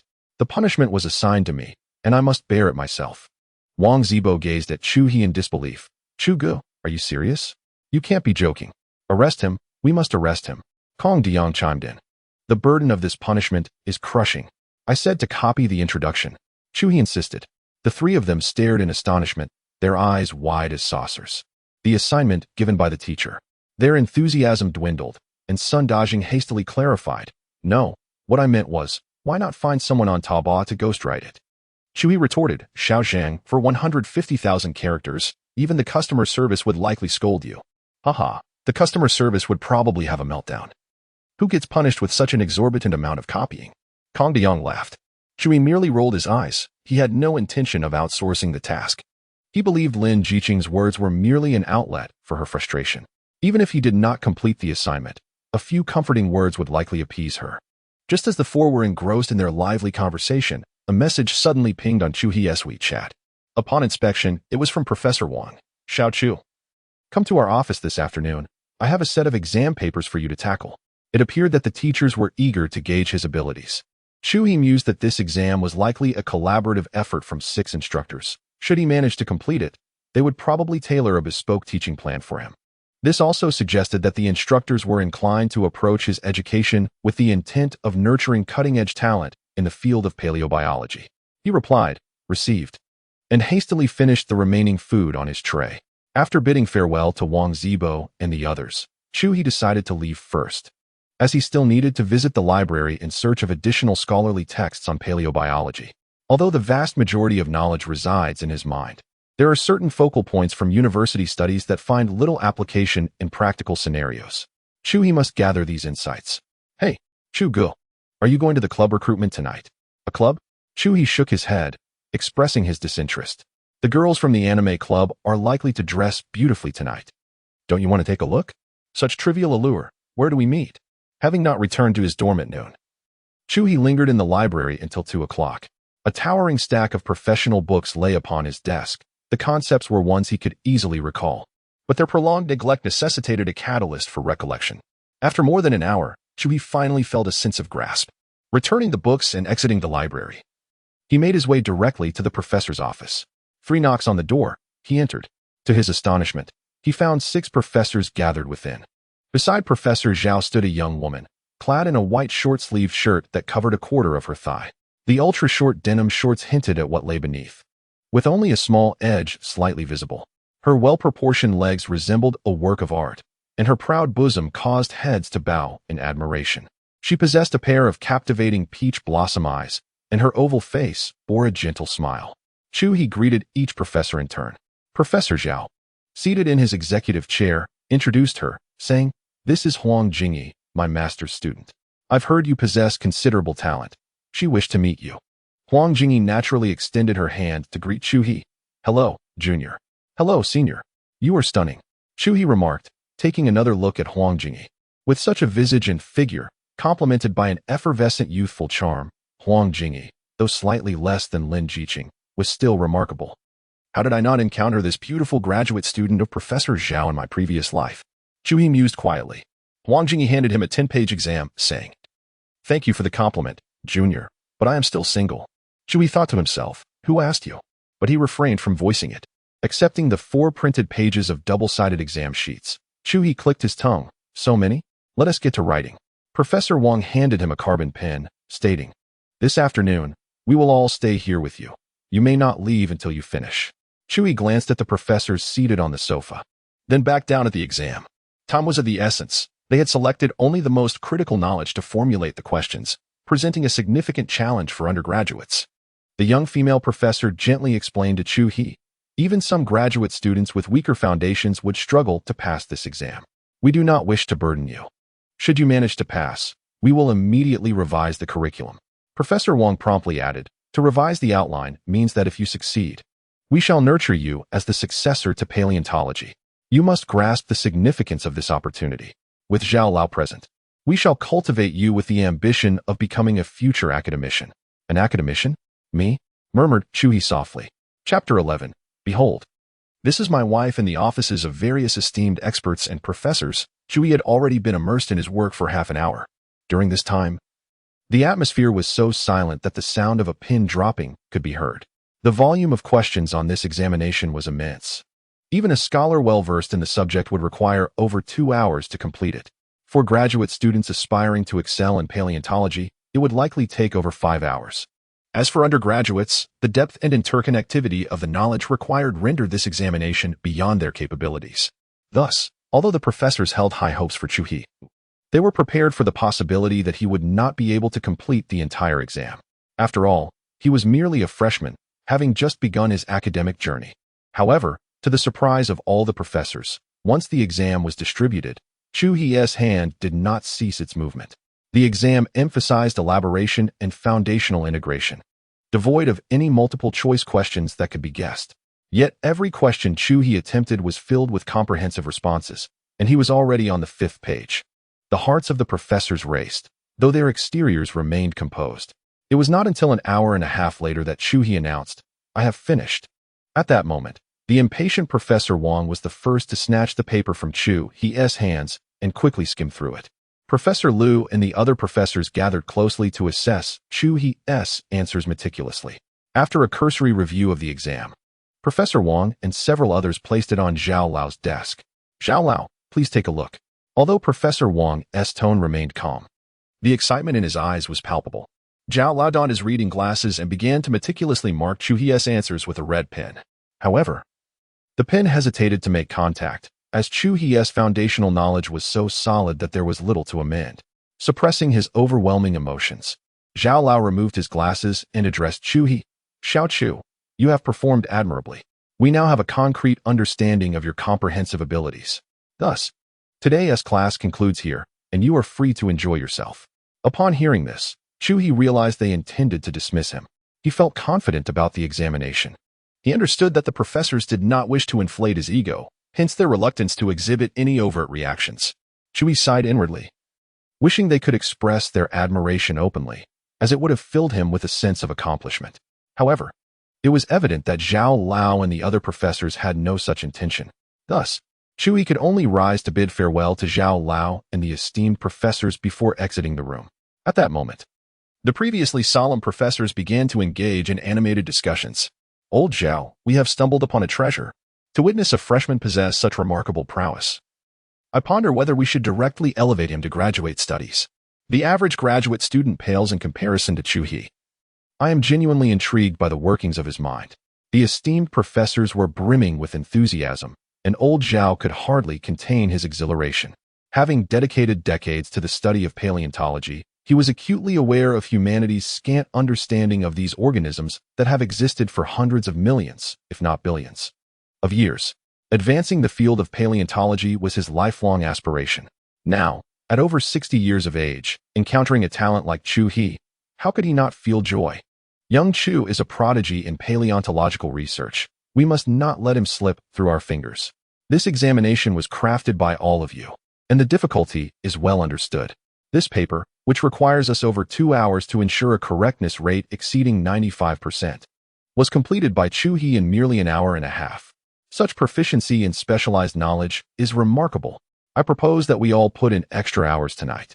For a talent like Chu He, we should report to the school and revise our curriculum. As for the sentiments of the professors, I cannot speak for them. But Chu He, who once again found himself ejected from the classroom before the lesson concluded, felt a wave of confusion typically reserved for college students. Sigh. How I envy those who experience the typical collegiate life. Even attending class regularly has become a luxury for me. Chuhee felt somewhat self-deprecating. He then made his way to Professor Lin's office. Individuals like Professor Lin are quite intriguing. Despite possessing emotions and sentiments, they insist on suppressing them, adhering rigidly to decorum. Teasing such a teacher would surely be entertaining. As Chuhee mused while walking, he reached the office door when he was called from behind by Huang Jingyi, a graduate student of Old Zhao. Junior Chu. He turned to see Huang Jingyi, her head slightly tilted, smiling at him. Her smile seemed to possess a magical allure that would make any man's heart race. However, seasoned by numerous experiences, Chuhee quickly discerned her intentions. In this world, such women are often referred to collectively as green tea. As Chuhee scrutinized Huang Jingyi, she approached him with a brisk pace, casually flipping her hair, and cheerfully remarked, "Oh, Junior Chu, you walk so fast. I can hardly keep up." Chuhee maintained a composed demeanor, deliberately lowering his head to project an air of innocent modesty. "Enchantress, I am curious to see what tricks you have up your sleeve." Indeed, upon witnessing Chuhee's bashful appearance, Huang Jingyi's heart swelled with delight. Typically, such shy male students possess minimal romantic experience, yet yearn for a sweet love. At this juncture, if a girl were to express warmth towards him several times, he would soon find himself enamored, succumbing to a state of infatuation. Huang Jingyi's interest in Chuhee was undoubtedly driven by his exceptional talent and the high regard in which Old Zhao held him. Barring unforeseen circumstances, Chuhee could very well become Old Zhao's personal disciple, with the generous guidance of the professors. Huang Jingyi felt that Chuhee truly had the potential to achieve remarkable success in his studies. Even if he did not attain such success, it mattered little, for she had gained a devoted junior, which brought only advantages and no drawbacks. Just moments ago, the professors had lavished him with praise. Huang Jingyi remarked with a beaming smile, "Junior, you are incredibly impressive. Even your senior admires you." Chuhee, maintaining his gaze downwards, could not suppress a mocking thought, such a juvenile tactic. He truly looked down upon the male students. Yet he continued to feign humility, replying, "Not at all." Huang Jingyi reached out to gently caress Chuhee's cheek, lifting his face to compel him to meet her gaze. Typically, such introverted male students would never dare to make direct eye contact with her. Not only did she do this, but she also leaned closer and softly inquired, "Do you have a girlfriend?" Compared to her previous approach, this was even more disconcerting. Her breath brushed against Chuhee's face.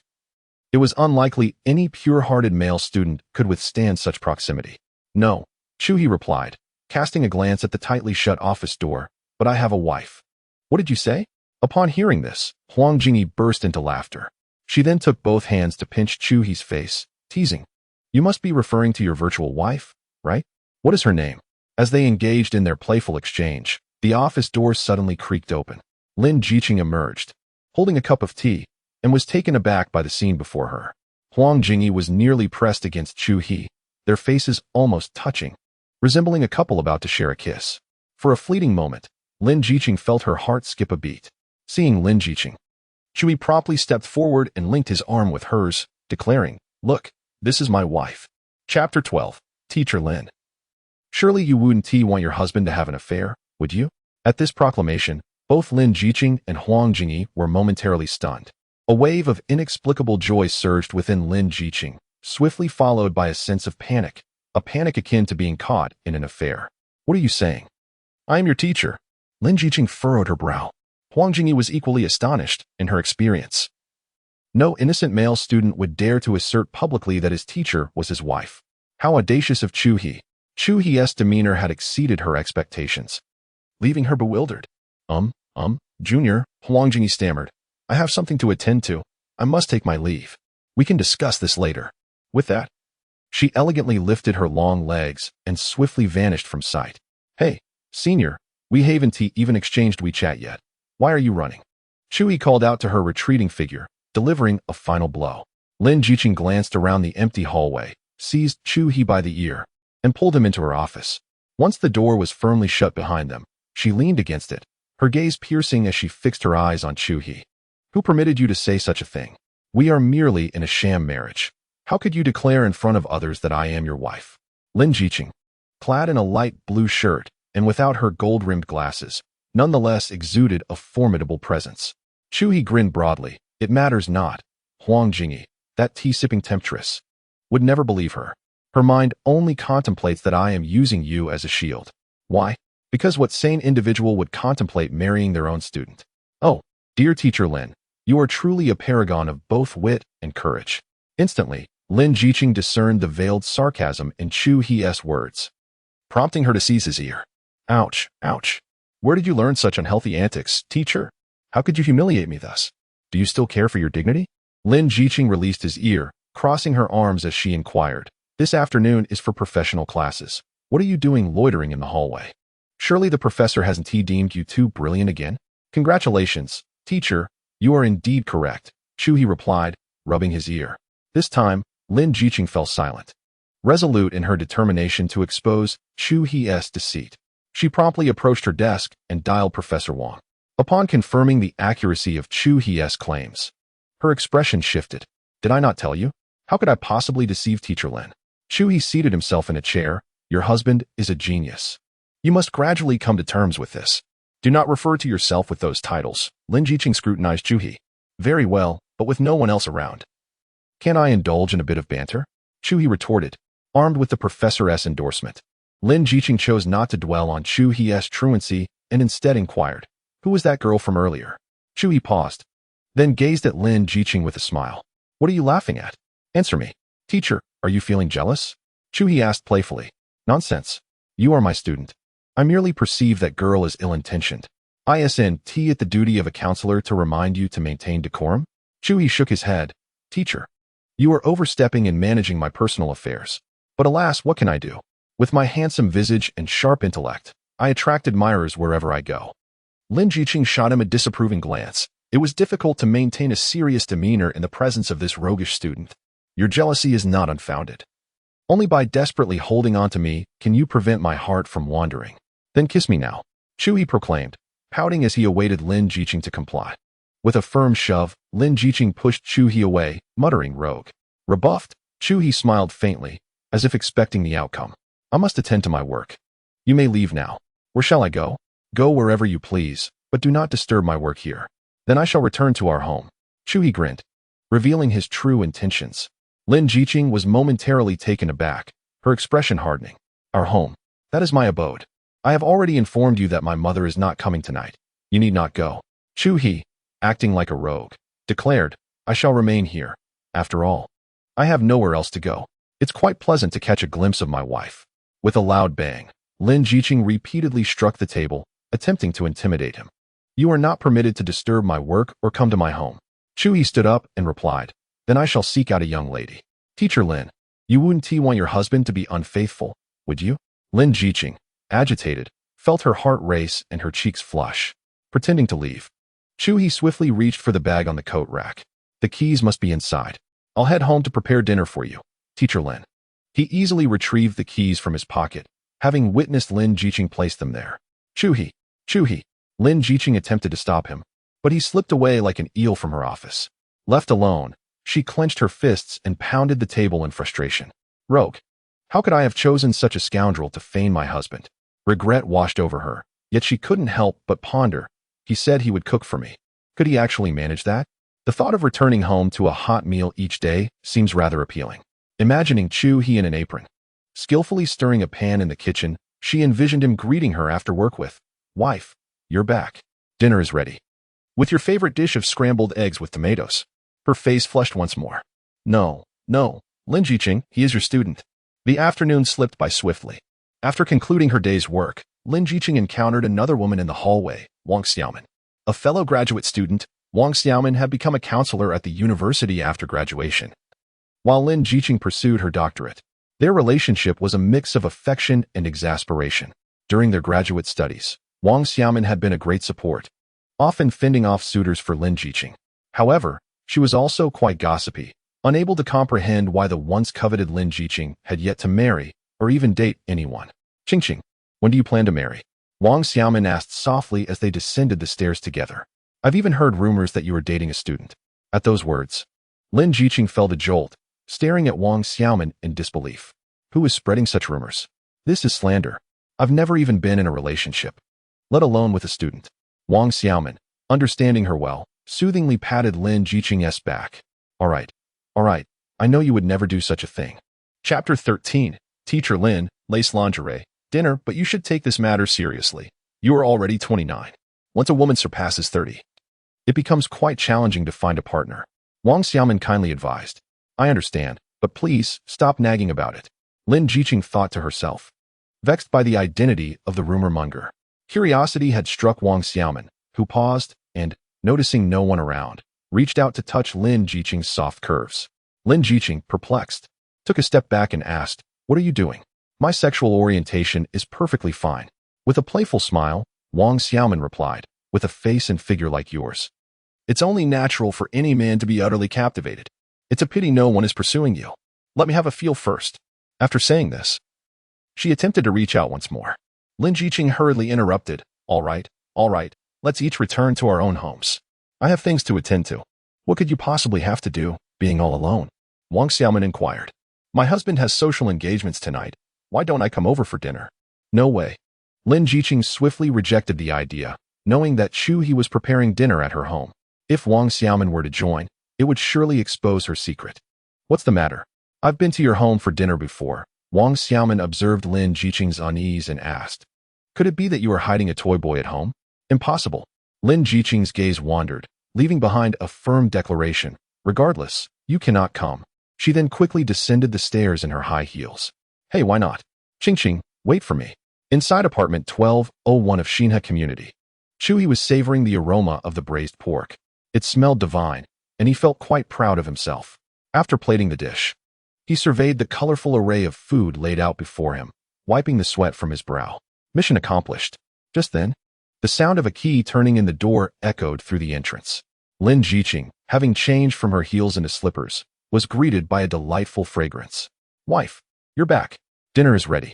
Chu He beamed, seated at the dining table, still in his apron. Upon seeing the beautifully arranged dishes and the smiling Chu He, Lin Jiqing felt a sense of dreams coming true.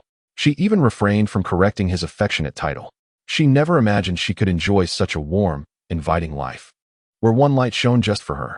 Her eyes glistened with emotion, and she softly uttered, I'll go change my clothes. She quickly retreated to the master bedroom, not wanting Chu He to witness her emotional turmoil. Seeing Lin Jiqing's expression, Chu He was not at all surprised. This woman was undoubtedly touched. Who wouldn't wish for kindness from others? At 30, she remained very much a woman, just as he reveled in his progress in winning Lin Jiqing's heart. She emerged from the bedroom clad in a black lace nightgown. The straps accentuated her figure, revealing her fair thighs adorned with lace embellishments. Chu He felt a surge of blood rush to his face, exclaiming, Goodness, this woman is simply enchanting. At that moment, a fierce wind suddenly swept outside, rattling the windows. The sky darkened ominously, hinting at an impending downpour. It looks like it's going to rain, Lin Jiqing remarked, her gaze tinged with concern. What fear does rain bring? Come. Let us dine, dear teacher. Chu He intentionally called out to her as teacher, yet he proceeded to serve rice to Lin Jiqing. Accepting the rice, Lin Jiqing sat down across from Chu He, her brow slightly furrowed. Chu He, seemingly oblivious, continued to heap food into Lin Jiqing's bowl. Upon tasting a morsel, a wave of pure delight surged through her, a natural joy derived from delectable cuisine. She softly remarked, From now on, do not call me teacher at home. What? Chu He, having caught her words, feigned ignorance. Are you doing this on purpose? Lin Jiqing replied, I am significantly older than you. You should call me sister instead. Very well, Aunt Lin. Chu He.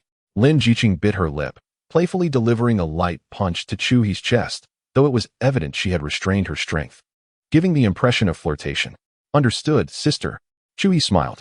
At that moment, Lin Jiqing, witnessing Chu He's smile, felt as though a radiant beam enveloped him, causing him to shimmer with an ethereal glow. Let us eat. Afterward, I shall escort you back to school. What? Sister? Are you going to cast me away after all this effort I put into cooking? Do I not even have the right to stay here? Absolutely not. Although Lin Jiqing resolutely refused, she ultimately acquiesced to Chu He's desire. Just 5 minutes into their meal, a torrential downpour commenced outside, accompanied by intermittent thunderclaps. Amidst the thunder, Chu He observed something amusing. Each time lightning flashed, Lin Jiqing seemed momentarily paralyzed, unable to eat. and when the thunder boomed, she would shudder slightly, appearing quite frightened by the storm. Thus, Chewie discerned a new strategy for winning over Teacher Lin, though now was not the time to act upon it. After their meal, the rain momentarily subsided. Following the unwritten rules of domesticity, one cooks, the other cleans. Lin Jiqing and Chu He, though not yet a married couple in practice, had already embraced this arrangement. After dinner, Chu He sprawled on the sofa, engrossed in television, while Lin Jiqing expressionlessly tidied the table and kitchen. For a fleeting moment, Chu He felt as though he had returned to a past life when he was cared for by a housemaid. Coincidentally, the maid from his previous life had also borne the surname Lin. Lin Ma, please fetch me a basin of water. I wish to wash my feet. Chu He teased Lin Jiqing deliberately. What? Lin Jiqing, busy washing dishes in the kitchen, seemed not to have heard him clearly. Chu He quickly added, nothing. However, after finishing the dishes, Lin Jiqing still emerged from the washroom with a basin of water. Chu He gazed at her in astonishment. Teacher, you heard me? Hear what? Lin Jiqing denied, urging, hurry and wash up, then get to bed early. Tomorrow, I need to be at school by 7 to check the dorms. Check the dorms? The boys' dorms? Chu He inquired. What for? Are you planning to tip them off? Lin Jiqing questioned. Absolutely not. Chu He vehemently denied, though inwardly he mused. How could I not inform them? Every morning, the foolish Sun Dajing rises early to jog. Before his run, he insists on rinsing his hair with cold water, followed by a thorough drying with his hairdryer. It is a trivial matter for Sun Dajing to be caught by Lin Jiqing, but the confiscation of his beloved hairdryer is a grave concern. Of course, understanding Sun Dajing's habits stems from experiences in a previous life. After all, in this life, Chu He is yet to reside in the dormitory. Having spent the first 2 days of school at Lin Jiqing's home, he ponders while dipping his feet in water. However, he quickly yanks his feet out with a sharp cry. It's scalding. Lin Jiqing chuckles at his reaction. Is it too hot? My mother thinks it's just right. Oh, teacher. So you heard that. Chu He replies. Chapter 14. A morning of passionate kisses. The gentle patter of rain falls during the night. After washing his feet, Chu He wipes them dry while sending a message to his roommates. Foolish dogs, the instructor will be inspecting the dormitory tomorrow. Gather up any contraband. He warns. Wang Zibo, especially you, hide that cup well. You slander me. What cup are you talking about? Wang Zibo retorts. The cup for flying, Chu He clarifies. 666. Exclaims Kong DeYoung. 666. Echoes Sun Dajing. And you, Xiao Zhong, hold off on using the hairdryer in the morning to avoid detection, Chu He advises. Brother Chu, there are many lovely legs at the club recruitment tonight. It's a pity you won't be coming, Sun Dajing laments. Indeed a pity, but I shall attend tomorrow evening. Chu He responds. By the way, Brother Chu, are you staying out again? Kong DeYoung inquires. Yeah, are you spending the night with a girl? Wang Zibo teases. I'm staying at the instructoress house. She's the one who told me to inform you all about the inspection tomorrow, Chu He explains. I don't believe you. Wang Zibo shoots back. If you're at the instructoress house, I'll eat all of Zibo's food, Kong DeYoung challenges. Wang Zibo exclaims. Is that how it is? No more chatting. The instructor has summoned me to share her bed, Chu He concludes. After delivering the message, he disregards the absurd banter of his 3 friends. Turning off his phone, he prepares to head to the master bedroom for sleep. At that moment, Lin Jiqing, still seated on the couch engrossed in her reading, halts him. Where do you think you're going? To sleep. I'm tired. Chu He replies. Lin Jiqing sets her book aside and pulls him toward the guest room. You'll stay here tonight since my mother is away. Why would you share a room with me? Sister Lin, you know I'm afraid. Stop. Are you going to start with the fear of darkness and sleeplessness again? Lin Jiqing interjects. Those tricks 1T work anymore. You can either sleep in the guest room or on the couch. Choose. Faced with Lin Jiqing's resolute demeanor, Chu He concedes and enters the guest room. Sister Lin, don't think of me tonight, he teases. With a sharp thud, Lin Jiqing shuts the guest room door. Who would think of you? She mutters, turning off the living room lights as she returns to the master bedroom. As the night deepens, the previously gentle rain transforms into a torrential downpour by 1 o'clock in the morning. Raindrops, as large as soybeans, were driven by the wind, striking the window with a sharp patter. Amidst the dense, dark clouds, occasional rumbles of thunder echoed ominously. In this moment, Chu He, who was peacefully slumbering in the secondary bedroom, was suddenly jolted awake by a muffled thud, as if an object had fallen to the ground. What was that sound? Chu He tossed aside his blanket and rose, quietly surveying the surroundings. Amid the cacophony of raindrops, there seemed to be the faint sound of a woman weeping. Could it be that this room harbored an unsettling presence? A bead of cold sweat formed on Chu Hie's forehead. Upon closer inspection, he realized that the sound of sobbing resembled that of Teacher Lin. Without a moment's hesitation, and with scarcely enough time to don his trousers, Chu Hie, clad only in his boxers, flung open the door to the secondary bedroom and rushed to the entrance of the master bedroom. Leaning against the door, he listened intently. And indeed, the sobs emanated from within. He swiftly turned the doorknob, and at that precise moment, a flash of lightning illuminated the interior of the master bedroom. In that fleeting light, Chu Hie beheld Lin Jiqing, her bare feet curled in the corner by the window, her long hair cascading over her chest, trembling uncontrollably. "Sister Lin, are you all right?" Chu Hie inquired softly, then immediately dashed to Lin Jiqing's side, crouching before her. In the darkness, Lin Jiqing lifted her head, and suddenly, she lunged into Chu Hie's embrace, weeping heartily. The thunder roared outside, while Lin Jiqing's body quaked within the room. The sound of thunder intertwined with her cries. Chu Hie was uncertain as to why she was so terrified of the storm, yet he resolutely remained by her side. They embraced for several minutes, and as Lin Jiqing felt the warmth of Chu Hie's body, she gradually began to calm down. However, her expression remained forlorn, as if her spirit had been lost. After soothing her for some time, she finally consented to lie down. Yet, at that moment, Lin Jiqing instinctively clutched Chu Hie's hand, unwilling to let him leave. On that tempestuous night, with the thunder raging, Chu Hie lay on his side, holding Lin Jiqing close. She nestled into his embrace, and after a while, she slowly drifted into slumber. The autumn rain came and went swiftly. By the following morning, the only remnants of its passage were the beads of water clinging to the leaves and the puddles on the ground. In the bedroom, Lin Jiqing, shaped by her biological clock, awoke at 6:30. The comfort of Chu Hie's presence throughout the night had already soothed her spirit. His warm embrace allowed Lin Jiqing to finally release the emotions she had long suppressed. Yet, alongside these emotions, there also emerged a love that had been long confined. Lin Jiqing turned her head, scrutinizing the peaceful visage of the sleeping Chu Hie. His eyes were fairly large, his nose prominent, and his lips thin, though his skin bore a slightly yellow hue. As she gazed, Lin Jiqing felt her heart race fervently. Confronted with this young man, a decade her junior, she experienced a profound longing to remain by his side eternally. Almost instinctively, Lin Jiqing lifted herself slightly, and, taking advantage of Chu Hie's slumber, pressed a gentle kiss upon his cheek. Chu Hie remained asleep, though his eyelashes fluttered slightly. He seemed to be in a deep slumber. So I pressed a gentle kiss against his lips, confident he wouldn't awaken. After a tentative exploration of his cheek, Lin Jiqing gradually leaned in to kiss Chu Hie's lips. At the moment their lips met, an overwhelming surge of instinctual satisfaction coursed through her from her calves to her head, causing her body to tingle with delight. She couldn't help but muse to herself about how soft his lips felt. Fearing that Chu Hie might wake, Lin Jiqing only lingered for a second before attempting to pull away. However, at that very moment, a pair of strong hands encircled her waist. With a slight exertion, she found herself gazing into Chu Hie's eyes, their faces mere centimeters apart. "Lin Jia, did you just kiss me secretly?" Chu Hie remarked, locking eyes with Lin Jiqing. She attempted to break free, her cheeks flushing crimson, and her ears burning with embarrassment. "And no, Before she could finish her sentence, Chu Hie tightened his embrace, and their lips met once more. Initially, Lin Jiqing protested by pushing him away, but as Chu Hie grew more earnest, she gradually ceased her resistance. Their kiss, brief though it was, lasted only 5 seconds before Chu Hie's restless hands began to wander. One hand ventured upward from her abdomen, while the other moved downward.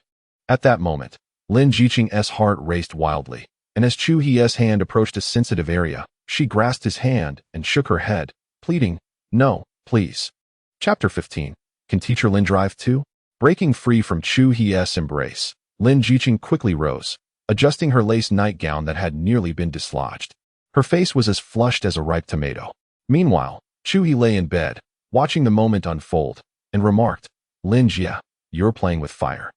Lin Jiqing was at a loss for words, awkwardly fiddling with her hair. "Let us get up. I'll go buy you breakfast," she finally said, sitting at the edge of the bed after a moment of silence. "I can't get up right now," Chu Hie replied candidly. "Why not?" Lin Jiqing queried, puzzled by how a mere kiss could render him unable to rise. With a mischievous grin, Chu Hie responded, Because you've ignited my desires, teacher. Lin Jiqing initially thought he was joking, but then recalled the events of the previous morning, as well as the discomfort she felt moments ago. Her mind buzzed in realization. Teacher, you know I'm not wearing any pants, but if you don't mind, I could get up, or perhaps we could finish what we started. All right. Lin Jiqing interrupted before he could continue. You stay lying down. I'll go get you breakfast. With that, she retrieved a set of sportswear from the wardrobe, preparing to change in the next room. Teacher, calm down. Your face is as red as a monkey's backside. Shut up. More than half an hour later, Lin Jiqing had arranged the soybean milk, fried dough sticks, soup dumplings, and tofu pudding she had purchased on the table. Chu He, having changed his attire, emerged and took a seat opposite Lin Jiqing.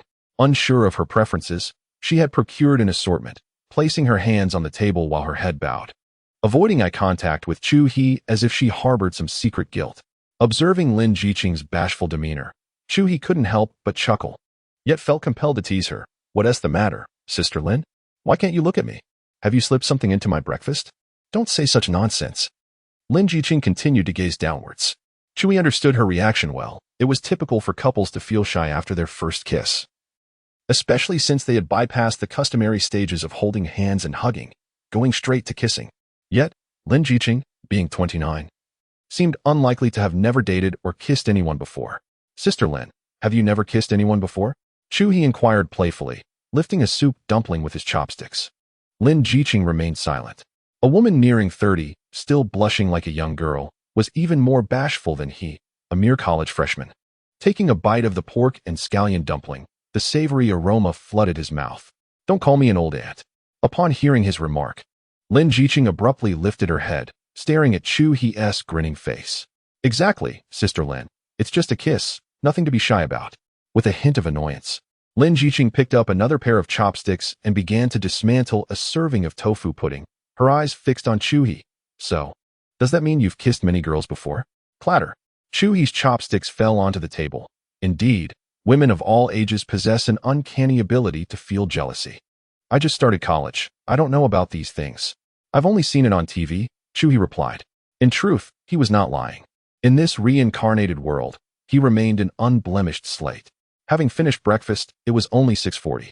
Lin Jiqing escorted Chu He to the school, which was still a kilometer away. And once again, she unceremoniously abandoned him by the roadside. She was busy checking the dorms and repeatedly emphasized that Chu He was not to tip off Wang Zibo and his friends.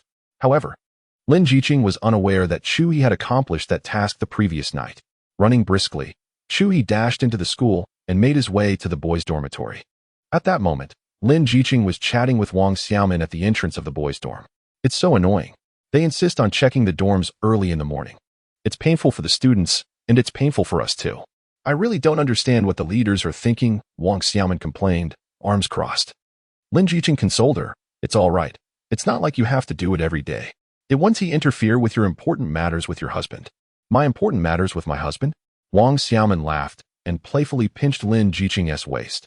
I didn't know the beautiful teacher Lin Jiqing was so bold. Lin Jiqing was taken aback. What are you talking about? I meant taking your daughter, Lin, to school. Oh, so this is what you meant. Wang Xiaomin said with an apologetic smile. Good morning, Teacher Lin. As Lin Jiqing conversed with Wang Xiaomin, Chu He hurriedly arrived at the dormitory entrance, breathless. With no classes during the early morning, he had nowhere else to go. Upon seeing Chu He, Lin Jiqing was taken aback. Just a few minutes ago, she had left him a kilometer away, and he had caught up so quickly?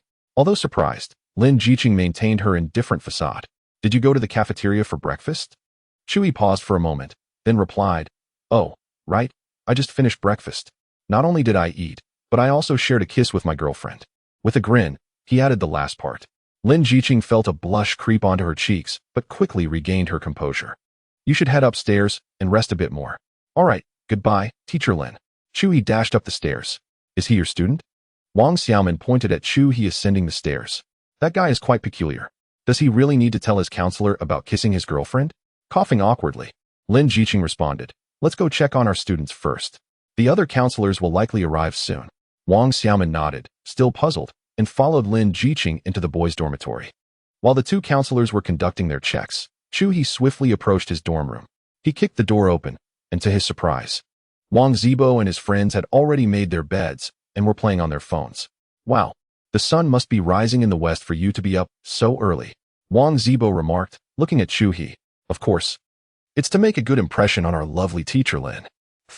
Chu He changed into his slippers and unceremoniously flopped onto his bed. Chu Ge, your dorm fees are not worth it. You've barely stayed here. Kong Diang inquired curiously, where do you sleep every day? You're not really going off to a hotel with some girl, are you? I've told you guys multiple times, I'm sleeping at the counselor's house. Why don't you believe me?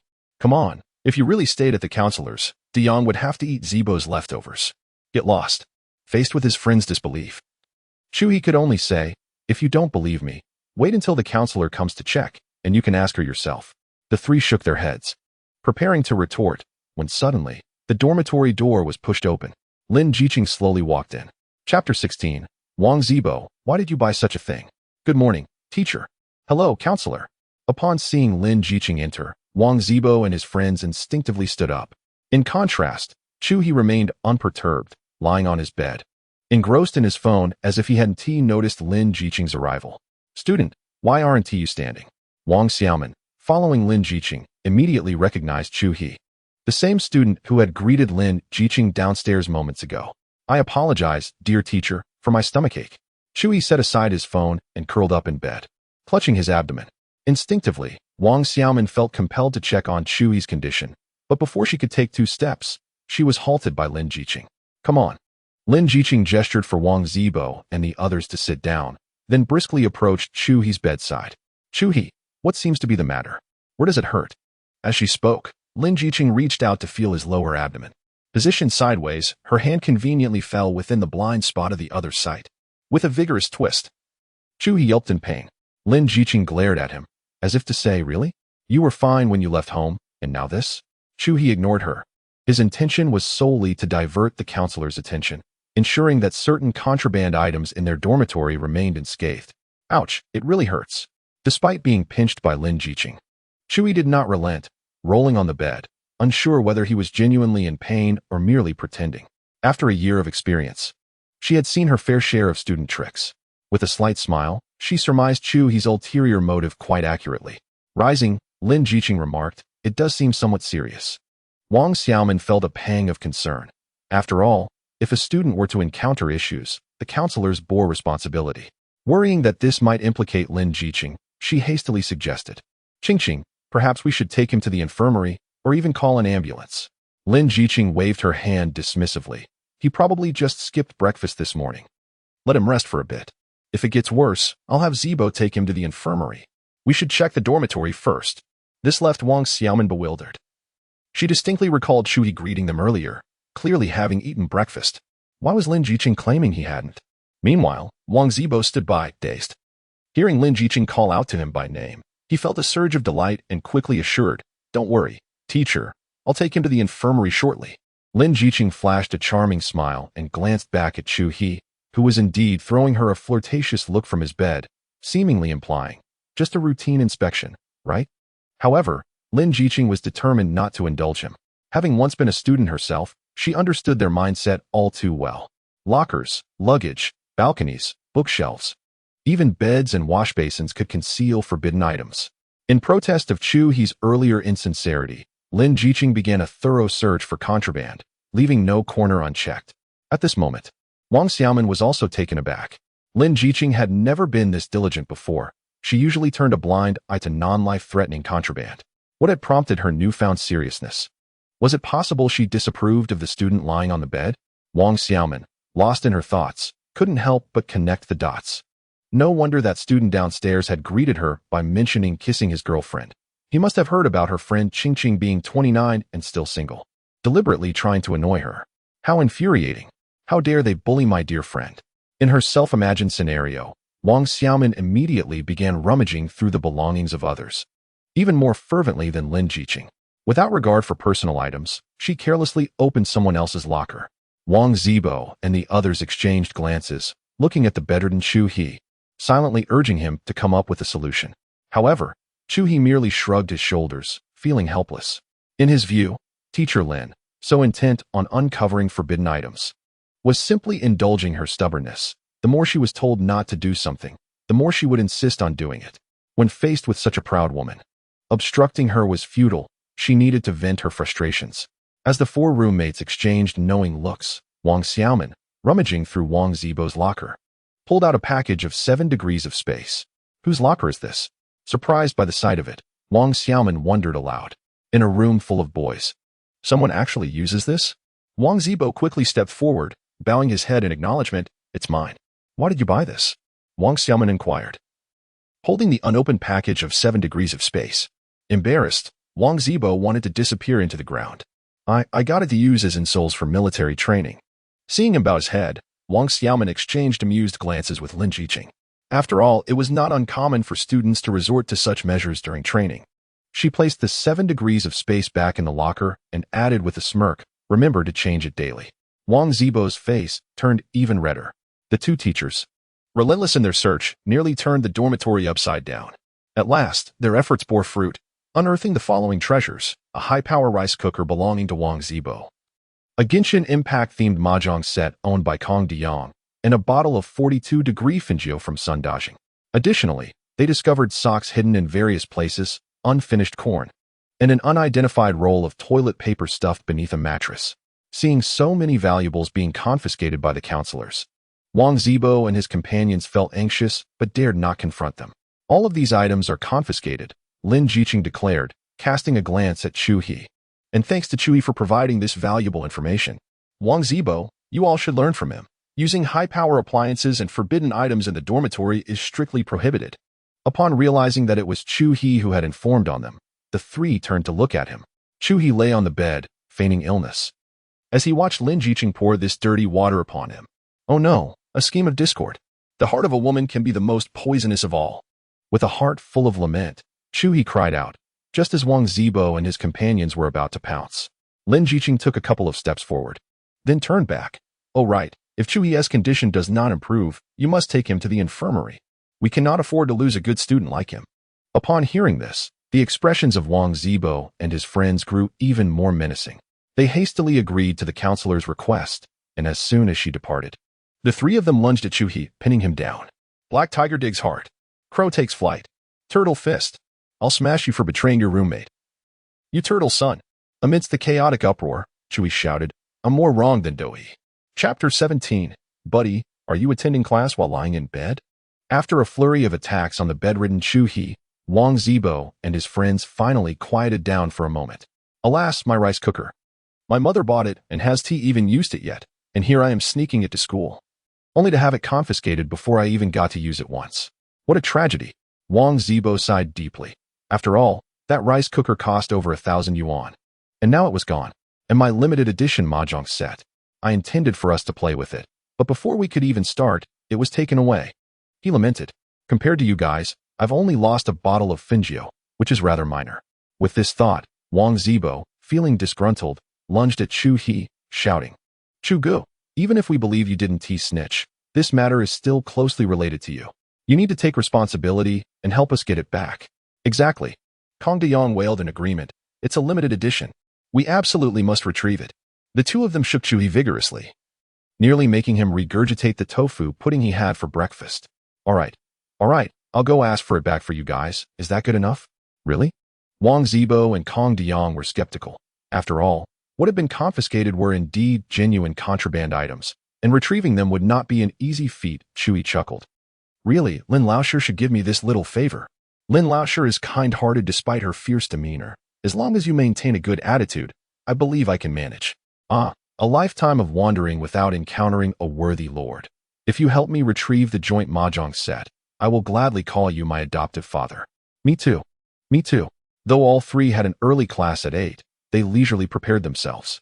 It wasn't until 7:50 that they dashed off with their textbooks, leaving behind only Chu He, who did not have an early class. He promptly set the air conditioning to 16 degrees and pulled the blanket over himself. Just as he was about to drift into a delightful slumber, his phone suddenly rang. He picked it up to discover it was a WeChat call from Professor Liu. What could Professor Liu want at this hour when there are no classes? With a sense of curiosity, Chu He answered, and Professor Liu's calm voice resonated. Is this Chu? Yes. Chu He replied. Where are you now? If convenient, please come to classroom 503 in the Jixing building. Class? Teacher. I did not have an early class today. Chewie expressed his confusion, initially believing that Professor Lu had mistakenly remembered the class schedule. After all, the professors teaching paleontology often instruct multiple subjects and frequently lecture for other disciplines within the geology department. I know, I hadn't had the chance to inform you yet. Professor Lu replied calmly. In light of your remarkable talent in paleontology, we have urgently revised the curriculum for the paleontology course.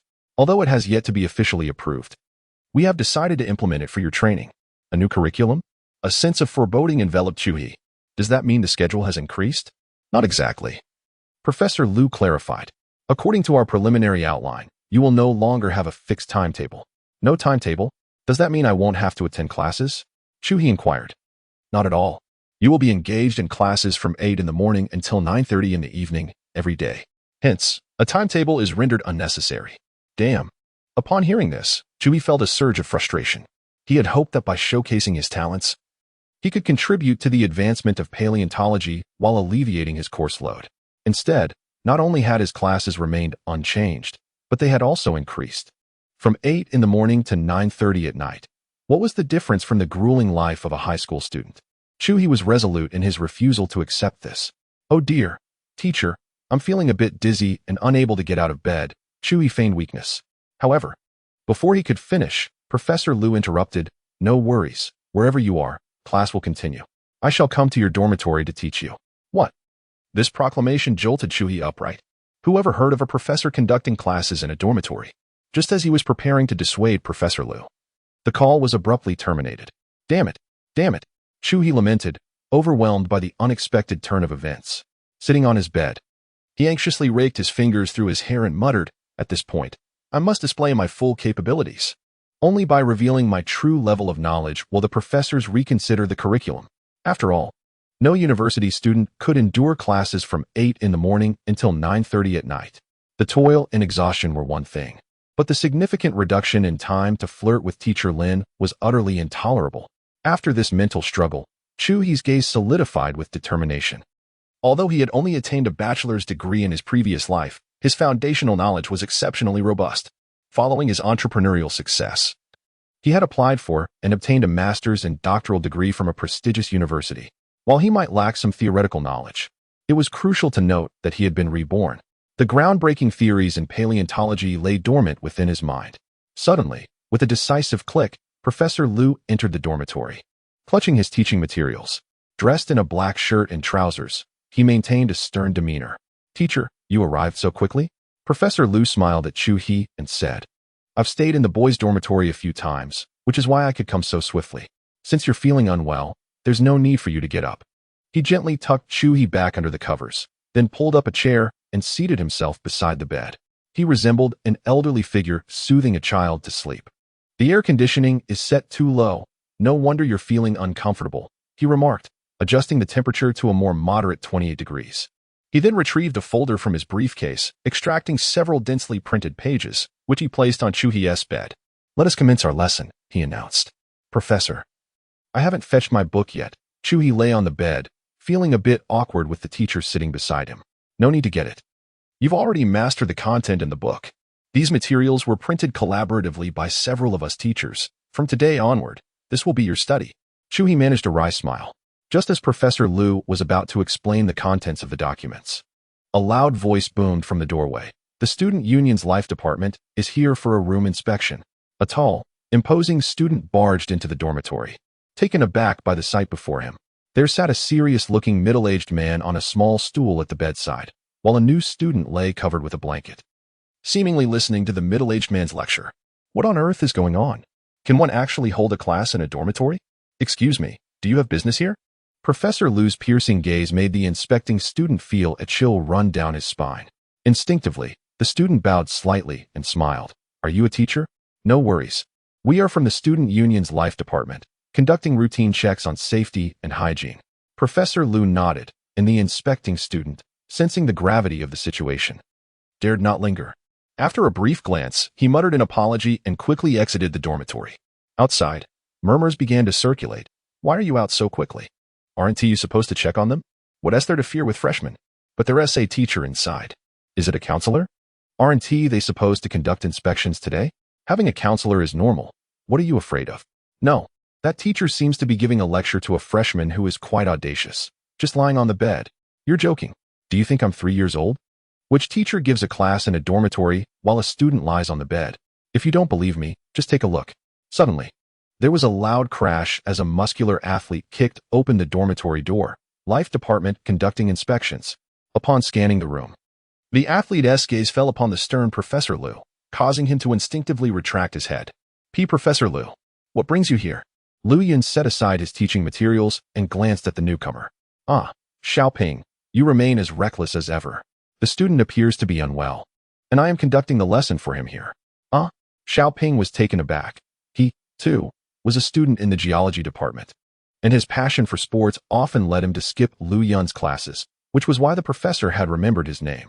In Xiaoping's mind, Liu Yun was aloof and taciturn, always maintaining a barrier between himself and the students. How could he possibly be here, in the dormitory, teaching a freshman? Such a claim would hardly be believed if spoken aloud. Xiaoping glanced at the freshman, who lay cocooned in his blankets, his eyelids fluttering as if he were on the verge of slumber. However, a sense of trepidation towards Professor Liu prevented Xiaoping from speaking further, and he quickly exchanged a few pleasantries before exiting. Outside the door, he overheard two voices. The professor is teaching a student in the dormitory? Who is that student? Is he perhaps the son of some official? Their footsteps gradually faded away, and inside, Xiaoping gently tapped Chuhi on the head with the lecture notes. Wake up. Did you not sleep well last night? The lecture commenced. Chuhi, still half asleep, blinked groggily. Did those two fools leave? They have, Liu Yun replied, gesturing to the lecture notes, choosing not to correct Chuhi's informal reference. The material here is considerably more advanced than what you find in textbooks. It encompasses nearly a century's worth of new findings and research. In truth, this knowledge is typically reserved for graduate students. But we have decided to impart it to you first. Look here. Just as Professor Liu was about to elaborate, a yawning Chuhi hastily interjected, Stop. Professor, it's not that I don't wish to listen, but I am simply too drowsy. Perhaps I could write something for you while you continue your research? Liu Yun. In all his years of paleobiological study, he had never encountered a student who spoke to him in such a manner. Furthermore, while his theoretical expertise was not top tier, it was certainly among the best within the country. The audacity of Chuhi to suggest that he should pursue his research alone was astonishing. With a sharp rap, Professor Liu struck Chuhi lightly on the head with the lecture notes. You must show respect for your teacher, respect for knowledge.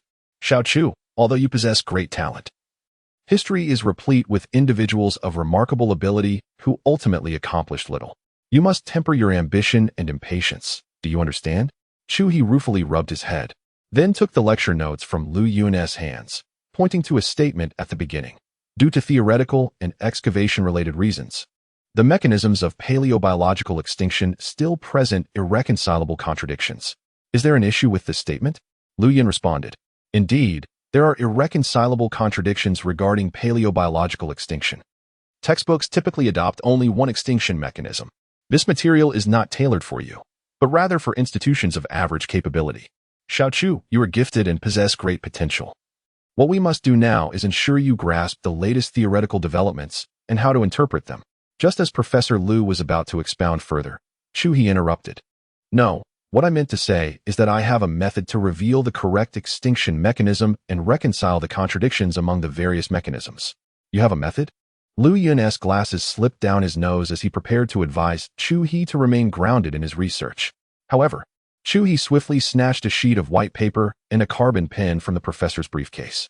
Continuing, he leaned against the bed and began to write fervently. After approximately 10 minutes, Chuhi handed over a sheet filled with experimental validations. Teacher, what do you think of this method? Liu Professor, initially suspecting that Chuhi had mistakenly perused some amateur scientific literature, took the paper, prepared to scrutinize it closely before launching into a harsh critique. However, upon glancing at it, his expression grew solemn.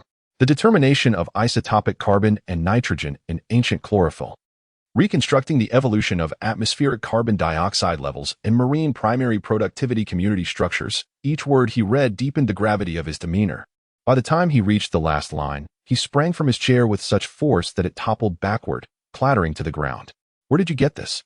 Liu Professor's breath became uneven. If this experiment and paper were published, they would surely be featured in a top-tier journal. I conducted the research myself, purely out of interest. Chu He naturally refrained from disclosing the origins of the experiment. In truth, it was a project completed by Professor Shin and his team in 2022. Yet, it was only 2014. Faced with Chu He's nonchalant demeanor, Lu Professor found himself at a loss for words. He picked up the phone only to set it down again, then snatched the lecture notes resting atop Chu He's blanket. No, I must report this to Professor Zhao. Its significance is monumental. Teacher, you haven't even lectured me yet. Lu Professor cast a glance back at Chu He, bewildered by the emergence of such a genius. He questioned his own qualifications to teach him. Go play. You have no classes now. With that, Lu Professor hurriedly exited the dormitory. It's only been half an hour, and the teacher has already left. Alas, such prodigious talent can be a burden. Chu He neatly folded his blanket and turned off the air conditioning. With renewed energy, he decided to seek out Professor Lin to reclaim his belongings. After all, his 3 sons were still waiting for him. With this thought, Chu He promptly closed the door and departed from the dormitory. Chapter 19.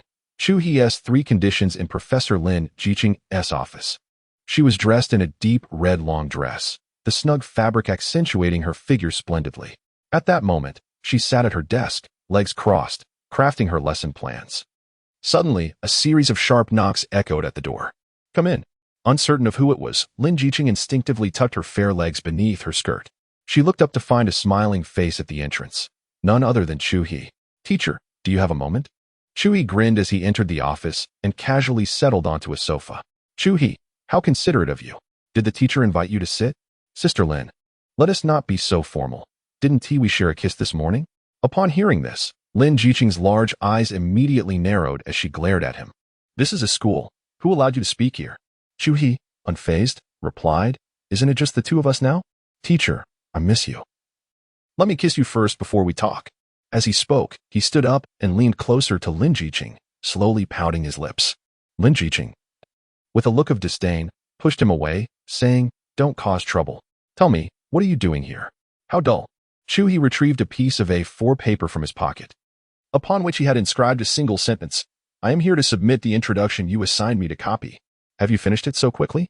Lin Jiqing took the paper, only to find it contained a mere sentence, punctuated, and totaling no more than 10 words. Chu He, is this all you've written? Are you not embarrassed to show me? He chuckled softly. I just wanted to get closer to Teacher Lin. If I write 1 sentence and submit it each time, I can create more opportunities to see you. At this, Lin Jiqing was both amused and exasperated. Remove your hand. Are you going to adjust my shoulder strap again? And no, you must submit everything at once. No way. Chu He replied, suddenly serious. Teacher, you cannot deprive a student of their admiration for their teacher. I must submit 1 sentence at a time. You.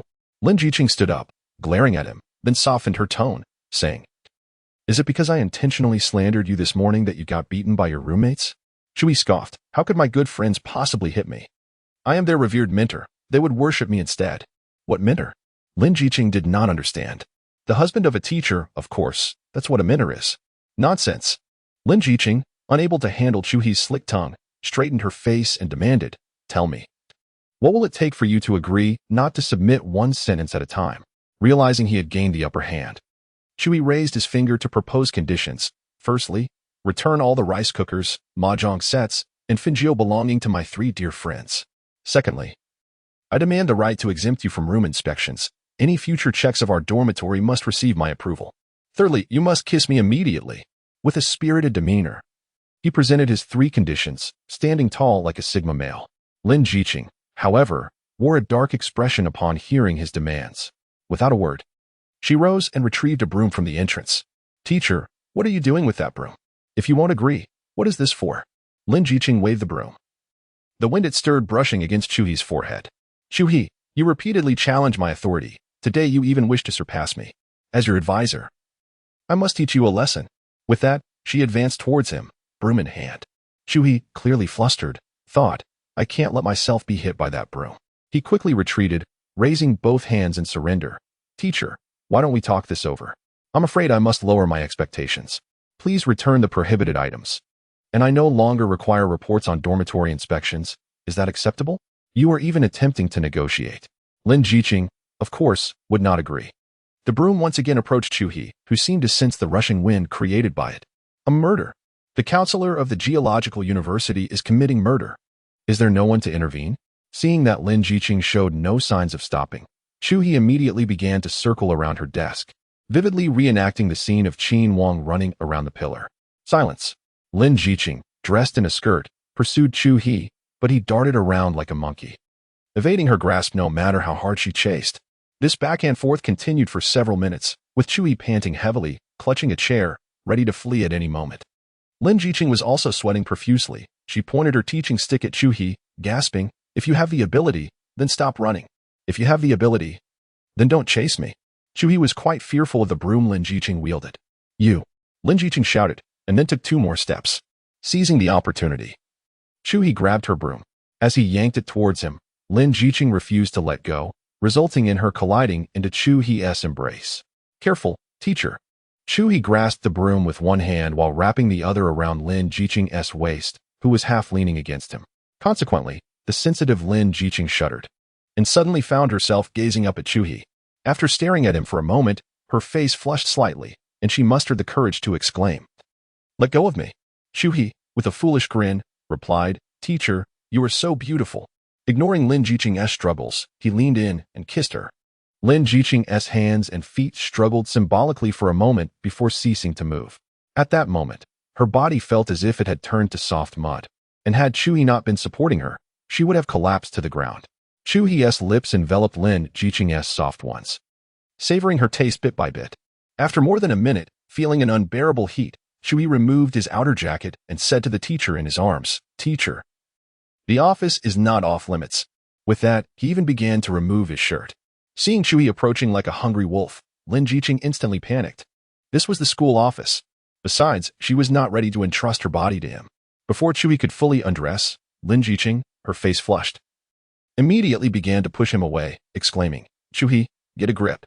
"Teacher, I'm very much in control. We are legal." Chapter 20. Lin's teacher's diary. Just as Chu He was preparing for a full-on assault, while Lin Jiqing could only passively defend herself, there was a sudden knock on the office door. "Someone is coming. Someone is coming." Chu He quickly helped Lin Jiqing to her feet, as she, blushing, brushed her hair aside. With a snap, the door swung open. Wang Xiaoman stood outside, announcing, "Qing Qing, it's time for the meeting." Lin Jiqing let out a soft exclamation as she returned to her desk to gather the materials needed for the meeting. Meanwhile, Wang Xiaoman had already sensed that something was amiss with Lin Jiqing. She hurried into Lin Jiqing's office and, as expected, found Chu He there. "What are you doing here?" Wang Xiaoman thought that Chu He appeared far too frequently, as if wherever Lin Jiqing was, Chu He was sure to follow. "Oh, teacher. I came to submit my assignment to Teacher Lin," Chu He replied. Wang Xiaoman cast a suspicious glance at Lin Jiqing, who was intentionally avoiding her gaze by looking down. "Yes, his major is quite unique, so I have to personally review his work," Lin Jiqing stated. "Is that so?" Wang Xiaoman seemed somewhat skeptical. But Lin Jiqing would not allow her to embellish the situation here. Gathering her belongings, Lin Jiqing urged Wang Xiaoman to leave. "All right, let's head to the meeting. Your office door is still open, and that student is still inside," Wang Xiaoman exclaimed. "Qing Qing, why is your face so red? Hey, don't push me." In a moment of urgency, Lin Jiqing didn't even think to clear Chu He out of the office. With a loud bang, the door was shut, leaving only Chu He in the spacious office. "Teacher Lin has left. Does her absence imply I may take my collected items?" Chu He pondered. Due to school regulations, teachers could not simply return items to students, so this method of leaving him alone in her office served as the best evidence of her intentions. Having pieced the logic together, Chu He swiftly approached Lin Jiqing's desk, just as he crouched down to open the storage cabinet and see what lay within. Another thought crossed his mind. Is it inappropriate to rummage through a teacher's belongings? What if I find something I shouldn't? Oh, what nonsense. She is my wife now. Besides, doesn't she often rummage through my storage in the dormitory? He reasoned. This is merely a case of using her own tactics against her. With resolve, Chu He yanked open the small storage cabinet beneath the desk. However, he was met with disappointment. It was filled to the brim with files. Disheartened, he closed that cabinet and turned to open another.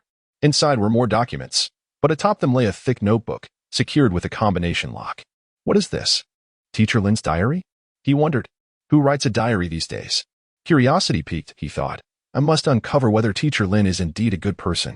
He pulled the notebook out, squinting at the combination lock. These locks, he mused, deter the honorable but not the dishonest in high school. He often cracked others' locks and had uncovered many secrets. Holding the notebook and lock up to the sunlight, he began to peer into the gaps. In less than 30 seconds, the combination lock attached to the notebook was dismantled by Chu He. Returning to Teacher Lin's desk, I opened the notebook and, to my astonishment, discovered it was her diary. This diary, indeed, spanned several years, from 1995 to 2003. Remarkably, I was not yet born in 1995, and Teacher Lin was merely 10 years old then. Goodness. She began journaling at such a young age?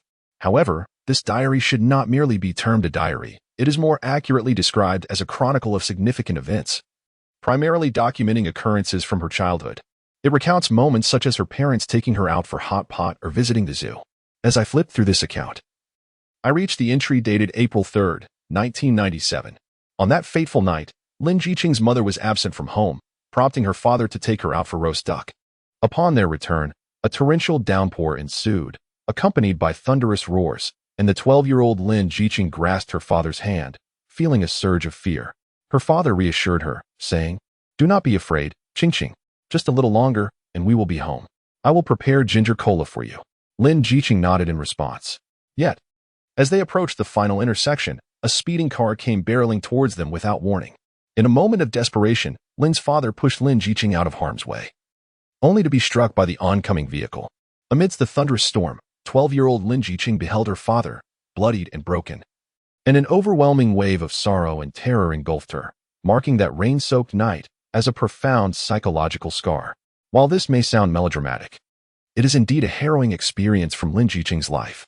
Subsequently, her father succumbed to his injuries, and the intoxicated driver responsible for the accident received a harsh sentence.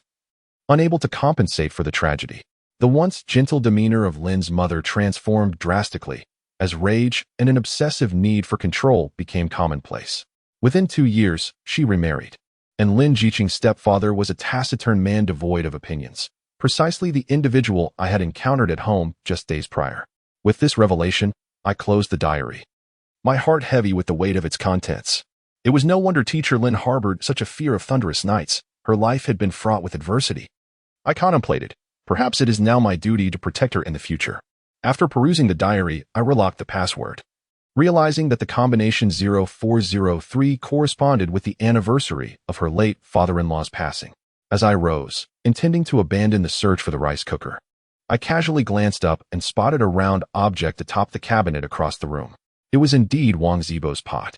Sometimes, what one seeks appears effortlessly. I pointed at the pot, exclaiming, "Teacher Lin is quite the master of concealment.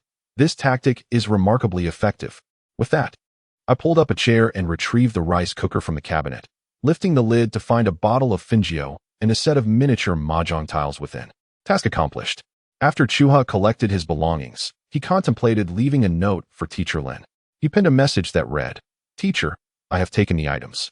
I understand that you asked me to leave them behind solely so that I could retrieve them." Satisfied with his actions, Chuha departed from Lin Jiqing's office. 30 minutes later, after concluding her meeting, Lin Jiqing returned to her office. As she was about to fetch herself a cup of water, she suddenly noticed Chuha's note. "Chuha, who permitted you to take the items?" she exclaimed. "Just wait." With that, she set down her cup and hurried off to the dormitory. Chapter 21. Chuha's rear end gets a lesson from Teacher Lin Brothers. Your guardian has returned, Chuha announced, entering the dormitory with a rice cooker in hand. Kicking the door open, Wang Zibo and his 2 companions, who had no classes during the second period, were engrossed in a game when they saw Chuha had brought the items back, and they immediately rose to their feet. "Chuha, you really brought it back? How did you manage to convince the counselor?" Wang Zibo rushed forward to claim his rice cooker. Chuha seated himself on a chair, took a sip of Kong Diyang's tea, and feigned profundity as he recounted, "I entered the counselor's office, sat in her chair, and said, 'Qing, please hand over the items.' The counselor was so startled that she promptly complied. 'Hey, why are you all standing?' Chuha's boast was interrupted as the 3 who had been seated before him suddenly rose. Wang Zibo shot a glance at Chuha and warned, "Chuha, I think it's best if you refrain from speaking ill of Teacher Lin." Chuha scoffed dismissively. "Who said I was speaking ill? I am merely stating the truth. If you don't believe me, summon her for a confrontation." The trio facepalmed collectively and then chorused, "Hello, teacher." Suddenly, Chuha felt an ominous presence behind him.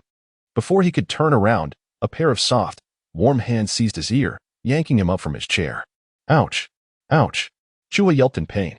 Upon witnessing the fearsome Lin Jiqing, Wang Zibo and his companions felt a surge of dread and hastily pleaded, "Teacher, the pot and mahjong are right here. Please spare Chua." Lin Jiqing's cold gaze swept over Wang Zibo. "Did you accompany him in this escapade?" "Of course not. Absolutely not." Wang Zibo and his friends quickly donned their jackets. "Teacher, we haven't had breakfast yet. We should go eat." Lin Jiqing remained silent, and the trio bolted from the room. "Hey, don't run away, you traitors, leaving your guardian behind," Chua called out as their voices faded downstairs. Lin Jiqing finally released her grip on his ear. "Who allowed you to take these prohibited items?" Lin Jiqing inquired sternly, completely disregarding any semblance of leniency. Chua, however, was unfazed. "Teacher, did you not leave me in your office precisely for this purpose? You are speaking nonsense. At that moment, I was in a rush for a meeting and had no time to deal with you. To my surprise, you exhibited a complete lack of self-awareness, sneaking into the teacher's office to pilfer items after the teacher had left. Who stole? How can you unjustly tarnish someone's reputation?" Chu He's face flushed crimson as he protested. Taking a roommate's belongings cannot be considered theft. Can the actions of a scholar truly be deemed as stealing? Lin Jiqing interjected. "I fear you have taken more than just your roommate's possessions. Have you not also perused my diary?" "How did she know?" Chu He was taken aback, as he had placed the diary back in its original position, making it impossible to detect. "I am a person of integrity. A person of integrity never invades another's privacy." "A person of integrity." Lin Jiqing glanced around and then seized a broom from the corner, charging towards him. This time, Chu He had no chance to flee as Lin Jiqing's soft frame pinned him to the bed. She commenced to whack his rear with the broom, exclaiming, "This is what you get for running. This is what you get for reading my diary. Why aren't you running now? Domestic violence. Is there no one to intervene? Be quiet, and do not speak." After delivering a barrage of blows for more than 10 minutes, Lin Jiqing finally relinquished the broom. Chu He lay on the bed like a scorned lover, gently caressing his slightly swollen posterior. "Teacher, you must take responsibility for me." Upon catching a glimpse of Chu He's sorrowful gaze, Lin Jiqing couldn't help but chuckle. She then produced a bottle of pain relief ointment and tossed it onto Chu He's bed, instructing, "Twice a day." "How do you have this? Have you been plotting to hit me for a long time?" Chu He grimaced as he picked up the ointment. Lin Jiqing remained silent, nearly amusing herself by inspecting her nails. "Then will you apply it for me? My rear is quite sore." Chu He lay on the bed, reaching out to play with Lin Jiqing's long hair. Lin Jiqing stood up, cradling a rice cooker and a bottle of alcohol, declaring, "I've left you the mahjong set. But the rice cooker is too dangerous, and drinking is ill-advised, so I'm taking these with me." "No. Teacher, you must take responsibility. Help me apply the ointment."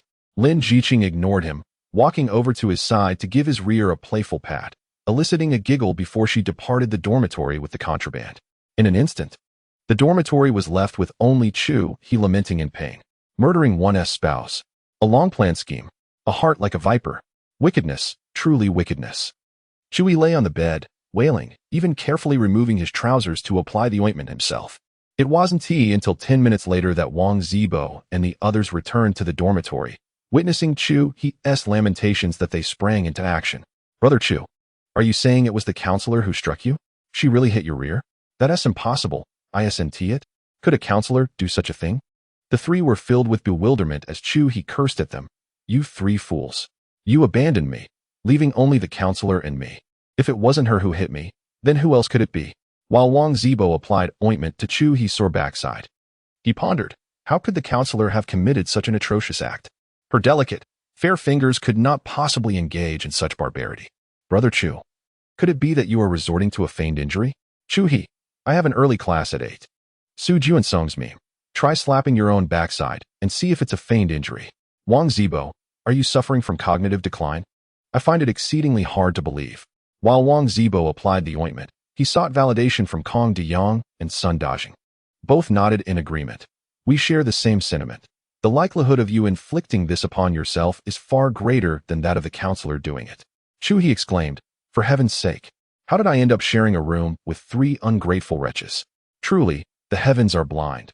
To think that my illustrious reputation, built over a lifetime, could be tarnished by Lin Jiqing. It is a cruel twist of fate." Chu He lamented once more. "All right, Brother Chu. There is a new student gala tonight, and the club recruitment is still ongoing. We shall take you out to admire some lovely legs." "Are you serious? Couldn't he be more genuine?" Very well. I shall endure this excruciating pain and accompany you lecherous fellows, Chu-He said, standing while clutching his backside. Brother Chu, you haven't finished applying the ointment yet, Wang Zibo exclaimed at a loss. What does it matter? A true man should not exhibit such feminine temperament. I can endure this minor discomfort. Kong Diang, 666. Sun Dajing, 666. Wang Zibo, now I am even less inclined to believe that a teacher has struck you. Chapter 22. Senior, may I have your WeChat? After a long afternoon of classes, they finally awaited the arrival of dusk. This evening not only featured club recruitment, but also the new student gala, renowned for its tradition at the Geological University, where seniors and juniors alike would don exquisite attire. This was an irresistible allure for the freshly initiated Wang Zibo and his companions. At 6 in the evening, they first indulged in snail noodles at the second cafeteria near the playground. The trio incessantly recounted their experiences from the previous night to Chu-He. Brother Chu, you missed out last night. There was a senior in a super short skirt with a fantastic figure. The robotics club's robot performance was truly remarkable, capable of singing and dancing alongside people. University life is splendid. It's nothing like high school, where we were ordered back to the dorms to sleep immediately after class. And the playground was scarcely populated. Indeed, simply enjoying the breeze on the playground feels delightful. As they continued reminiscing, Chu-He, who had just taken a sip of his noodles, rapped his bowl. Who wants to hear your nostalgia? Carry on with which senior is the most beautiful. Ouch. These snail noodles are quite spicy. Wang Zibo glanced at the red in Chu-He's bowl and chuckled. Brother Chu, who told you to order it spicy? The chili used in snail noodles is notoriously hot. Kong Diang interjected. Brother Chu, if you ask me, the most beautiful last night was that vixen-like senior. And she even had a tail. Chu-He shot a glare at Kong Diang. Is that tail part of her clothing? I don't think so. As Kong Diang was still laughing, Sun Dajing, eavesdropping, burst into laughter as well. Only Wang Zibo, oblivious to their humor, looked at the trio perplexed. What is so funny? What is wrong with the tail not being part of the clothing? Ignoring Wang Zibo, Chu-He quickly finished his meal while the other three hastened their pace. However, Kong Diang, eating as he spoke, remarked, I believe our counselor is the most attractive. After seeing her, one truly understands what it means to have fair skin, beauty, and long legs. Other girls seemed somewhat lacking in comparison. Sun Da nodded in agreement, but Wang Zibo, with a look of defiance, retorted, Who says? I think that senior from the dance club is far more beautiful than our counselor. Little did Wang Zibo know that as soon as he finished his statement, Chu-He took away his bowl. Hey Chu, what are you doing? I haven't finished eating yet. Chu-He ignored him, standing up with 2 bowls in hand, and declared, Stop eating. Let us go see how many beauties are out there. Kong Diang and Sun Da, having hastily gulped down a few more bites, also discarded their soup, and the 4 of them exited the cafeteria with excitement. By 6:30, the playground was already teeming with people, and amidst the bustling crowd, various clubs were promoting themselves. Hey Junior, join our roller skating club. It's thrilling, and we'll let you experience speed and passion. Hey Junior, have you heard about the Phantom Photography Club? We have professional instructors to teach you. Come on, don't miss out. Our acrobatics club will perform a chest-crushing stone act for everyone. As they entered the playground, the 4 friends spotted a senior lying on the ground, a thick stone slab resting on him, while another person lifted a massive hammer high, preparing to strike. With a resounding bang, the stone on the senior shattered instantly. Wow, they can really perform this? Doesn't the school worry about accidents? Wang Zibo, who had never witnessed such an act in reality, was immediately astonished. The surrounding freshmen erupted in cheers, forming layers of onlookers. Kong Diang remarked, They must have trained for this. Let us go. If we want to see acrobatics, we should head to the circus. What is the point of watching this here? Xiaoyang was right. It was unlikely that many college students would find this club appealing. Chu-He, hands in his pockets, moved forward. Why not? I think it's quite interesting. Wang Zibo was puzzled. Chu-He chuckled. Many college students have already become clowns for their girlfriends. Joining the acrobatics club to be a clown again would just be self-inflicted misery, wouldn't it? As the 4 of them passed the acrobatics club, they noticed a robot dancing on the grass. Dressed in overalls and holding a basketball, it swayed amusingly. Unfortunately, in 2014, the rap icon Mr. Kai had yet to achieve his fame. The robotics club really has some substance, I must admit. I'm a bit intrigued. Sun Da observed the dancing robot intently, even attempting to mimic its moves. Chu, look, there is something dancing over there. While Chu-He was still watching the robot, Kong Deong suddenly shouted, drawing Chu He's attention away. Before them lay a verdant expanse of grass, where three senior girls clad in vibrant attire danced energetically, their fair thighs on full display. The graceful undulations of their bodies accentuated their already remarkable figures. Abandoning their robotic pursuits, Chu He and his companions hurried towards the spectacle. With considerable effort, they managed to squeeze into the crowd, catching sight of a throng of male university students nearby. Chu He marveled. Now this is what I call attracting new members. What we witnessed earlier was merely child's play. As Chu He and his friends were captivated by the performance, a senior girl with a ponytail approached, distributing flyers. Freshmen, take a look at our dance club. Boys are welcome to join as well. Kong Deong and Sunda, captivated by the dance, felt compelled to accept the flyer, taking one each. Here, take a look. The senior offered another flyer to Chu He. He accepted the flyer and glanced at the ponytailed girl. Her complexion was a radiant pink, and her eyes sparkled with a liveliness that rivaled Lin Jiqing's. Her high nose and particularly luscious lips left an impression that was hard to forget. Senior, if I join the dance club, can I dance with you? Chu He inquired. Holding the flyer, the girl smiled gently, revealing two charming dimples. If you wish, of course. I want to join, Chu He exclaimed, but just then, he felt two nudges on his back.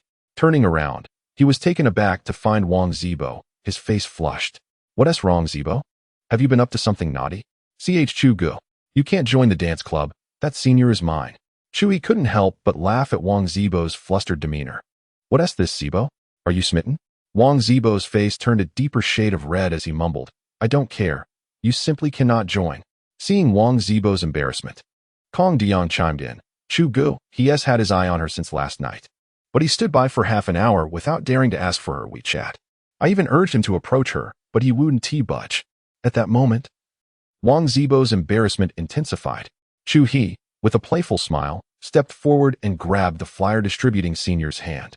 Senior, my roommate fancies you. Could you share your WeChat with him? The moment the words left his lips, Wang Zibo stood in stunned silence. The ponytailed girl turned her head, gently freeing herself from Chu He's grasp, and smiled.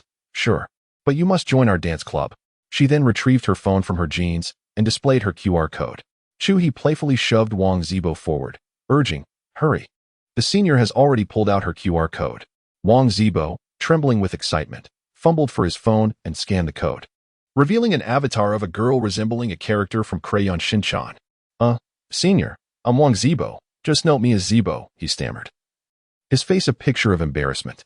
Seeing his awkwardness, the senior couldn't help but chuckle. All right, I'm Zhou Xinyue, with Nu as in Renewed and Moon for the surname. Then, can I help you distribute flyers? Wang Zibo offered, eager to make a connection. Prince Bo appeared to be quite apprehensive about being rejected by Zhou Xinyue, as he swiftly snatched the flyer from her hands and began distributing it to everyone. This smooth maneuver left the trio of Chu He, who were nearby, utterly astonished. Indeed, Prince Bo had not altered his inherent nature as a sycophant upon his rebirth. Fortunately, this time he was not fawning over the previous green tea girl. However, Zhou Xinyue seemed to possess a certain charm of her own. Let us meander elsewhere, Chu He suggested, and not disturb Prince Bo in his pursuit of the goddess. With that, the three of them headed toward the club. Meanwhile, in the small auditorium adjacent to the playground, Lin Jiqing was sternly urging the progress of the evening's event. Have all the performances been rehearsed? Is the schedule in order? The event starts at 8, and it is already 7:15. As the advisor and educator, she was also responsible for some administrative matters. This freshman gala, organized by the club, was under her purview. At this moment, having changed into a delicate blue qipao, her face reflected a hint of anxiety. She busily directed the students in charge to expedite preparations for the gala. As she paced backstage, the slit of her qipao occasionally revealed her long, elegant legs, enhancing her aura of aloof sophistication. Teacher, this is our final program list. As the host, you should review it. A student handed her a document. Additionally, you have a duet of Rose Thief in the middle. Lin Jiqing took the pen from the student and swiftly signed her name on the list before passing it back. Teacher, aren't you going to finalize the duet partner? What if no students are willing to interact with you during the performance? Would that not lead to an incident? The moment the student uttered this, Lin Jiqing's icy gaze fell upon him. At that instant, another student quickly pulled him aside, exclaiming, "What are you thinking? Lin teacher is not like the others. She is the most beautiful teacher in our school." As they moved away, Lin Jiqing let out a gentle sigh. She wondered if that rascal Chu He would show up. He had not responded to her messages. If she were to sing, would he join her in the duet? Elsewhere, Chu He was seated cross-legged on the grass with Sun Dajing, observing a senior female student. Kong Deyong, upon spotting a Go board, was utterly captivated and insisted on playing a match, leading to an intense battle. Look, Chu Gu, the fox-tailed senior is back, Sun Dajing pointed out. Chu He followed his gaze toward the senior clad in a pink fox outfit, complete with a tail. Upon closer inspection, he realized the tail was merely a decorative accessory, which dulled his interest. Sun Dajing chuckled. If what you say is true, she probably won't be able to pull it off today. How can I not stand out? Chu He patted Sun Dajing on the shoulder, saying, one day, brother will take you to see a real fox with a tail. Sun Dajing stared blankly at Chu He and asked, brother, is that fox you mentioned for real? Chu He chuckled without responding, glancing at his phone to find that it was already 7:40 p.m. Rising to his feet and dusting off his pants, Sun Dajing followed suit. Let us go find Zibo and Xiao Yang. We're off to the freshman gala. All right. The freshman gala is a traditional event at every university. At the Geological University, most of the performances are presented by various clubs, with the remainder volunteered by teachers and students. This not only showcases the programs, but also serves the promotional purposes of the clubs. Unlike other universities, Shanghai Geological University has a unique voting system for selecting the best performance of the gala. Winning this honor not only brings substantial rewards, but also secures a place in the school's history, becoming a distinctive symbol of memory for the Shanghai geological community. Many alumni can recount the finest performance from their freshman gala. Thus, winning the Best Performance Award is regarded as one of the most prestigious accolades among students. In the small auditorium, Chu He and his three companions had secured seats in the third row.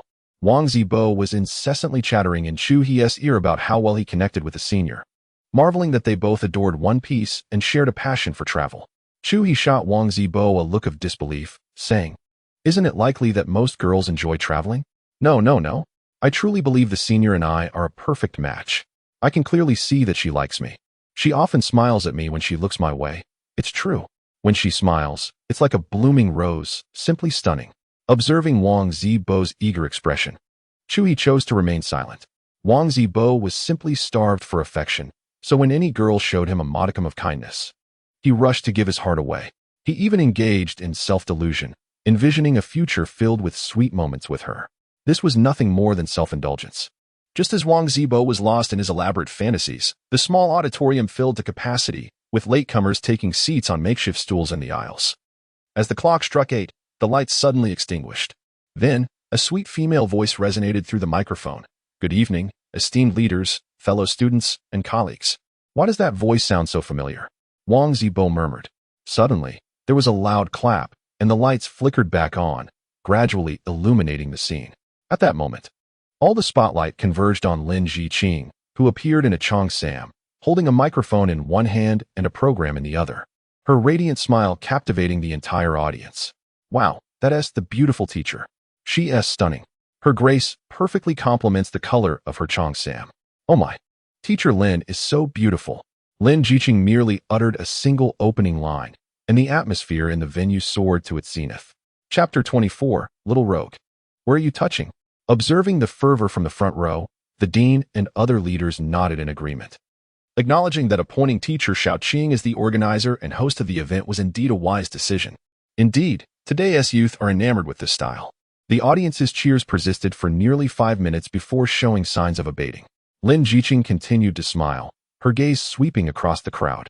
When she spotted a particularly mischievous face smiling back at her, a burden in her heart gradually lifted.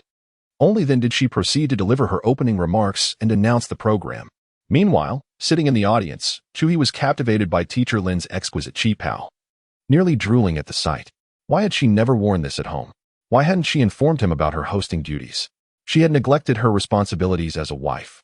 Grumbling, Chu He picked up his phone and discovered several unread messages on WeChat. Among them were 2 from Teacher Lin. There's no need to return home tonight. Just sleep in the dormitory and don't pull any tricks. There's a freshman gala tonight, so if you have time, do come take a look. Even if you're busy, you must come. Upon reading these messages, Chu He chuckled. No wonder she wanted him to attend the freshman gala. The newly unveiled charm of Teacher Lin was indeed irresistible. Straightening his attire, He nudged Wang Zibo to rise. Wang Zibo protested, Chu go. The current performance has tea finished yet, and you're planning to make a swift exit? I'm just heading to the restroom. Don't mind me. With that, Chu slipped out through a small side door when no one was watching. In his memory, there was a door at the back of the auditorium that led directly to the backstage. After navigating a few twists and turns, he finally located that door. Teacher Lin had gone to such lengths to entice him. It would be remiss of him not to act. With a grin, he dashed backstage. On stage, Lin Jiqing had just concluded her announcement when she instinctively glanced towards Chu-hee's seat, only to find it empty. Frowning, she thought, that rascal. Do I not look good in this qipao? He couldn't even wait to hear my opening remarks. Slightly perturbed, she stomped down the steps. The dance performance by the hip-hop troupe commenced, and Wang Zibo in the front row was already cheering, Go, senior! Navigating through the lively crowd, Lin Jiqing made her way backstage where the second magic performance awaited at the entrance leading to the stage. After offering a few words of encouragement, she headed to her temporary office, set up for her as the event organizer. Upon entering and shutting the door, she tossed the program sheet onto the desk in frustration. That little rascal. What a scoundrel. I went through the trouble of donning my qipao, and he didn't even stay to hear the opening. I still remind you on WeChat, yet my good intentions are met with disdain. Speak up, Lin Jiqing muttered to the coat rack adorned with her brown denim hat. At that moment, a sound of a click echoed from the door. Who is it? Who would come to my office at this time instead of preparing to go on stage? Lin Jiqing's mood soured, and her aloof aura intensified. The door swung open, revealing a mischievous face peeking in. Teacher, were you speaking of me? Chu-hee grinned as he entered. You. How did you sneak into the backstage? Only authorized personnel are allowed. I never imagined Chu-hee would manage to slip in. Never mind that. Teacher, time is of the essence. Let us commence. Chu-hee said with a cheeky grin. Commence what? Lin Jiqing furrowed her brow, puzzled by Chu-hee's words. However, he offered no explanation. Instead, he forcefully pushed Lin Jiqing onto the sofa. With a swift motion, her fair thighs, once modestly concealed, were now fully exposed. So white, so tempting. Chu-hee leered, his gaze fixed on Lin Jiqing. Teacher, you specifically changed into this outfit this afternoon. Didn't you intend to entice me? No, that's not true. Lin Jiqing turned her face away, avoiding the scrutiny of Chu-hee, and then pushed him away with both arms. Get up, don't touch me. Students will be reporting their work soon. I'll be quick, Chu-hee declared, then pressed down upon Lin Jiqing, pinning her to the sofa. His weight enveloped her, akin to lying upon a soft cushion, exuding a fragrant allure. Chu-hee, Lin Jiqing exclaimed in mock anger, beginning to struggle, but Chu-hee was unfazed. Teacher, you secretly desire a kiss, yet are too shy to admit it. What are you talking about? Let me go? Chu-hee disregarded her protests. Leaning in to kiss her lips, Lin Jiqing's once pristine thighs had now become his plaything. While kissing her, his hands roamed freely. For a woman of her age, who had never been in a relationship, such an encounter with Chu-hee rendered her body weak. They kissed for 2 minutes until a knock at the door interrupted, prompting Chu-hee to reluctantly release Lin Jiqing. Lin Jiqing straightened her disheveled qipao, signaling for Chu-hee to hide beneath the table. No, we're legal. Why should I hide? Chu-hee protested. At that moment, Lin Jiqing would not relent, swiftly pushing him under the table. Ouch! Chu-hee grumbled in frustration. Lin Jiqing deliberately sat behind her desk, extending her legs beneath it. Go ahead. Consider it compensation, but you must remain silent. Now that us more like it. Chu-hee, like a lovesick fool, leaned beneath the table to caress Lin Jiqing's thigh. At the doorway, a boy dressed in martial arts attire entered. Teacher, may we prepare to go on stage? Lin Jiqing remained composed and said, just wait a moment. You can go on after the second performance. The male student nodded and asked, in that case, shall we rehearse once more during this time? Before he could finish, Lin Jiqing suddenly called out, Teacher, are you all right? Are you feeling unwell? The male student inquired kindly. Lin Jiqing quickly shook her head. It's nothing. You go prepare. As the leader of your program, the decision rests with you. Oh, all right. But teacher, your face is flushed. If you're unwell, I have medicine, he offered. No. It's just that I'm a bit nervous about hosting. I'll be fine shortly. Lin Jiqing hurriedly urged the male student to leave. Then she pulled Chu-hee from beneath the table. Ouch. Teacher, please don't tug my ear. Chu-hee protested innocently. I asked you to touch my leg. Where did you touch instead? Lin Jiqing glared fiercely at him. Chu-hee covered his ears and stubbornly denied. Where did I touch? Teacher, where did I touch? You. Lin Jiqing, her chest rising and falling with anger, lifted her chi pao to reveal her long legs, and kicked him squarely in a sensitive area. Ouch! Chu-hee bent over in pain. Teacher, I'm the only child in my family. Lin Jiqing coldly stood up. You stay here and reflect. I need to go host the program. Humph. Little rogue. Chapter 25. Duet with you. The Rose Thief, of course. Chu-hee had no intention of adhering to Lin Jiqing's request to reflect in the office. He remained there only because she had left, rendering his presence meaningless. Instead, he preferred to join Wang Zibo and the others to enjoy the performances. Holding himself, Chu-hee returned to his seat. Wang Zibo glanced at the pained Chu-hee and asked, Brother Chu, what's wrong? Why are you holding yourself? Did you mistakenly enter the wrong restroom and get beaten up? Shut it. Chu-hee playfully tapped Wang Zibo on the head. Wang Zibo, feeling wronged, rubbed his head. It's true, you're sweating from the pain. Chu-hee chose not to engage with Wang Zibo's banter and instead asked, What did you perform earlier? Wang Zibo excitedly replied, Brother Chu, you missed it. Senior Zhou Xinyue just danced. She's beautiful to begin with, but when she dances, she's even more stunning. Oh, Chu-hee responded with little interest. While Zhou Xinyue was indeed attractive, she paled in comparison to Lin Jiqing. After all, Lin Jiqing's mature aura, honed by time, was something these young girls could hardly match. You dare say that? Before Wang Zibo could finish, Kong Diang pointed at him and scolded, I wanted to see too. But this dog Wang Zibo covered our eyes, saying we weren't allowed to look at his girlfriend. Exactly. Even though Senior Zhou has agreed yet, she will eventually. Kong Diang exclaimed, ready to strike Wang Zibo. Chu-hee quickly restrained him. Hey, Xiaowang, if you hit Zibo again, you might just shrink his brain. Exactly. Prince Bo echoed, that's not right. Brother Chu, who are you calling foolish? Whoever interrupts is the foolish one. Besides, Zibo never said you should suffer this loss. He just told me a moment ago that he would treat you all to barbecue. Really? Kong Diang looked at Prince Bo Mi. Brother Chu. Before I could even utter those words, I noticed the fierce gazes from Kong Diang and Sundo. Alright, I will treat you all to barbecue. Now that is more like it. Upon hearing Prince Bo's agreement, Kong Diang settled back into his seat. At that moment, 5 or 6 performances had already graced the stage, and the show had passed its halfway point. However, the last 2 acts were rather lackluster, causing the atmosphere to momentarily plummet. The other male host, who co-hosted with Lin Jiqing, took to the stage to invigorate the crowd. Ladies and gentlemen, the next performance promises to be delightful. Our esteemed teacher Lin Jiqing will sing a love song, but she hopes to have someone join her in a duet. Who among you would like to volunteer? At this announcement, the audience erupted in cheers. Teacher Lin is singing a love song? Let me go. You can't carry a tune to save your life. You'll only disrupt Teacher Lin. Who dares compete with me for this opportunity? I am destined to take the stage. Since ancient times, heroes have won the hearts of beauties. Who will challenge me? In no time, dozens of hands shot up from the audience. The male host quickly regained control. Ahem, everyone is too enthusiastic.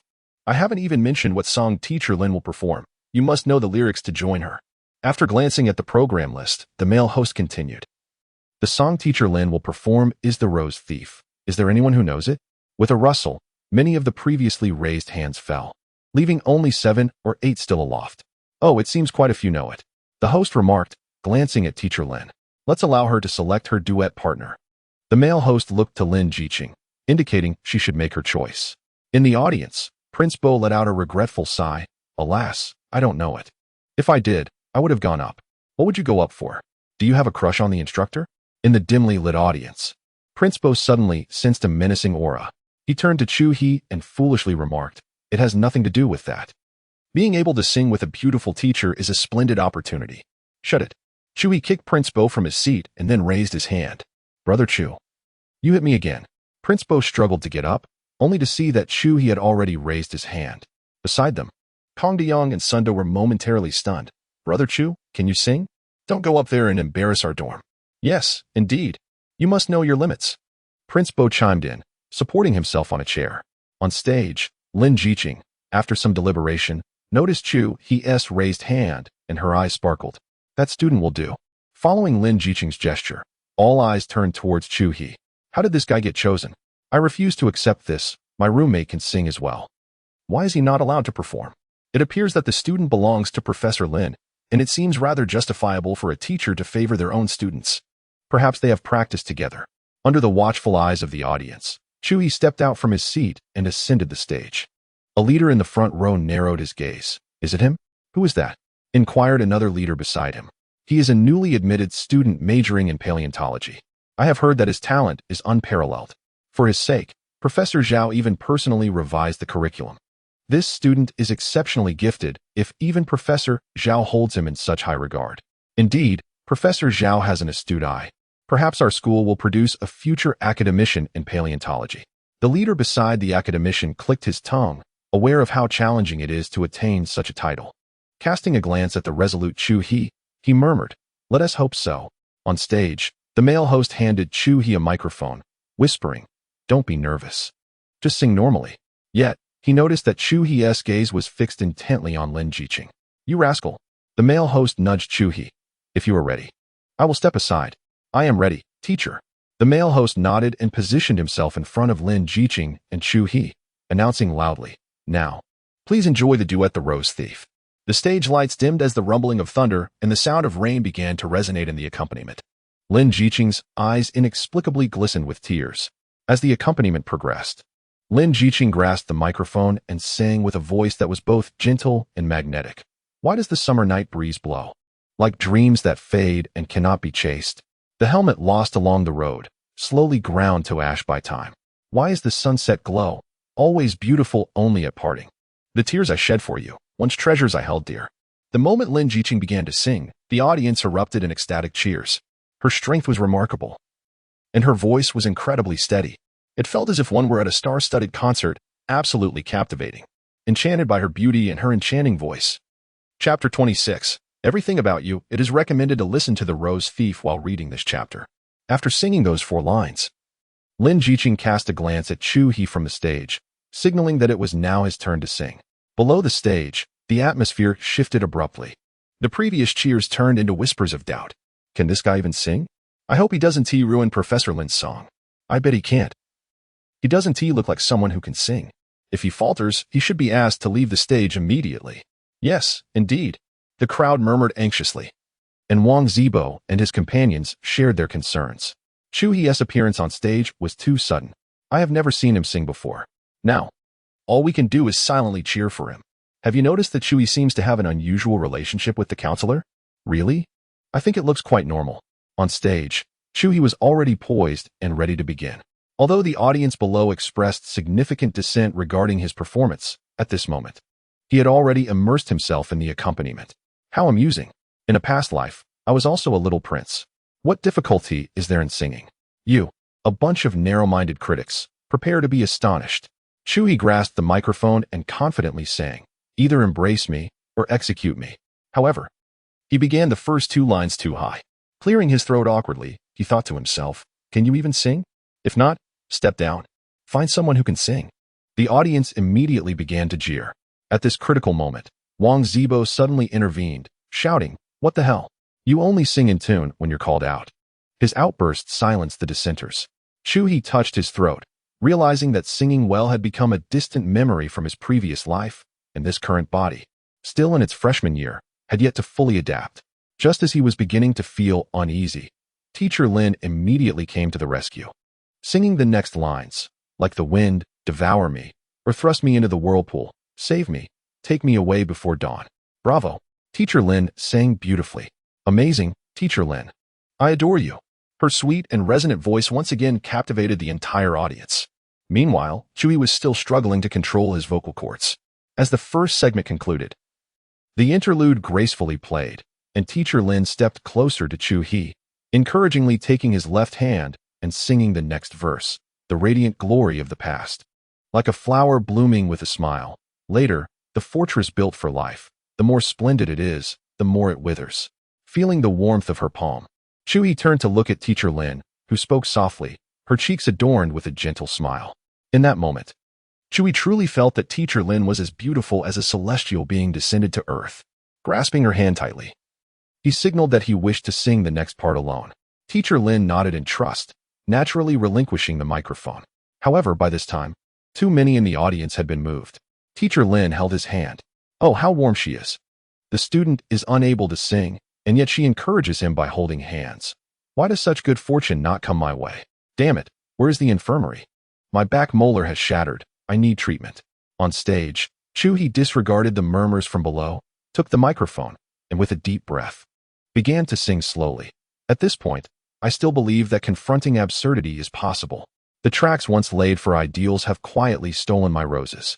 His gentle and delicate male voice harmonized perfectly with Teacher Lin's sweet and soaring female voice. The previously irate audience found their anger dissipating upon hearing these lines.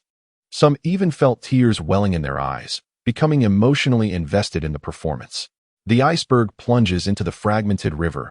A solitary star rushes towards the fireworks. The snail ventures towards the sea, casting aside its trembling shell. Either you embrace me, or you execute me with a gun. Love or death will transform me into a blossom. As Chuhee concluded these lines, Teacher Lin's eyes began to glisten with tears.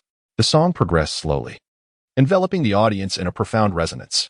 Either you kiss me, do not let the night consume me, countless clouds sweep over my being.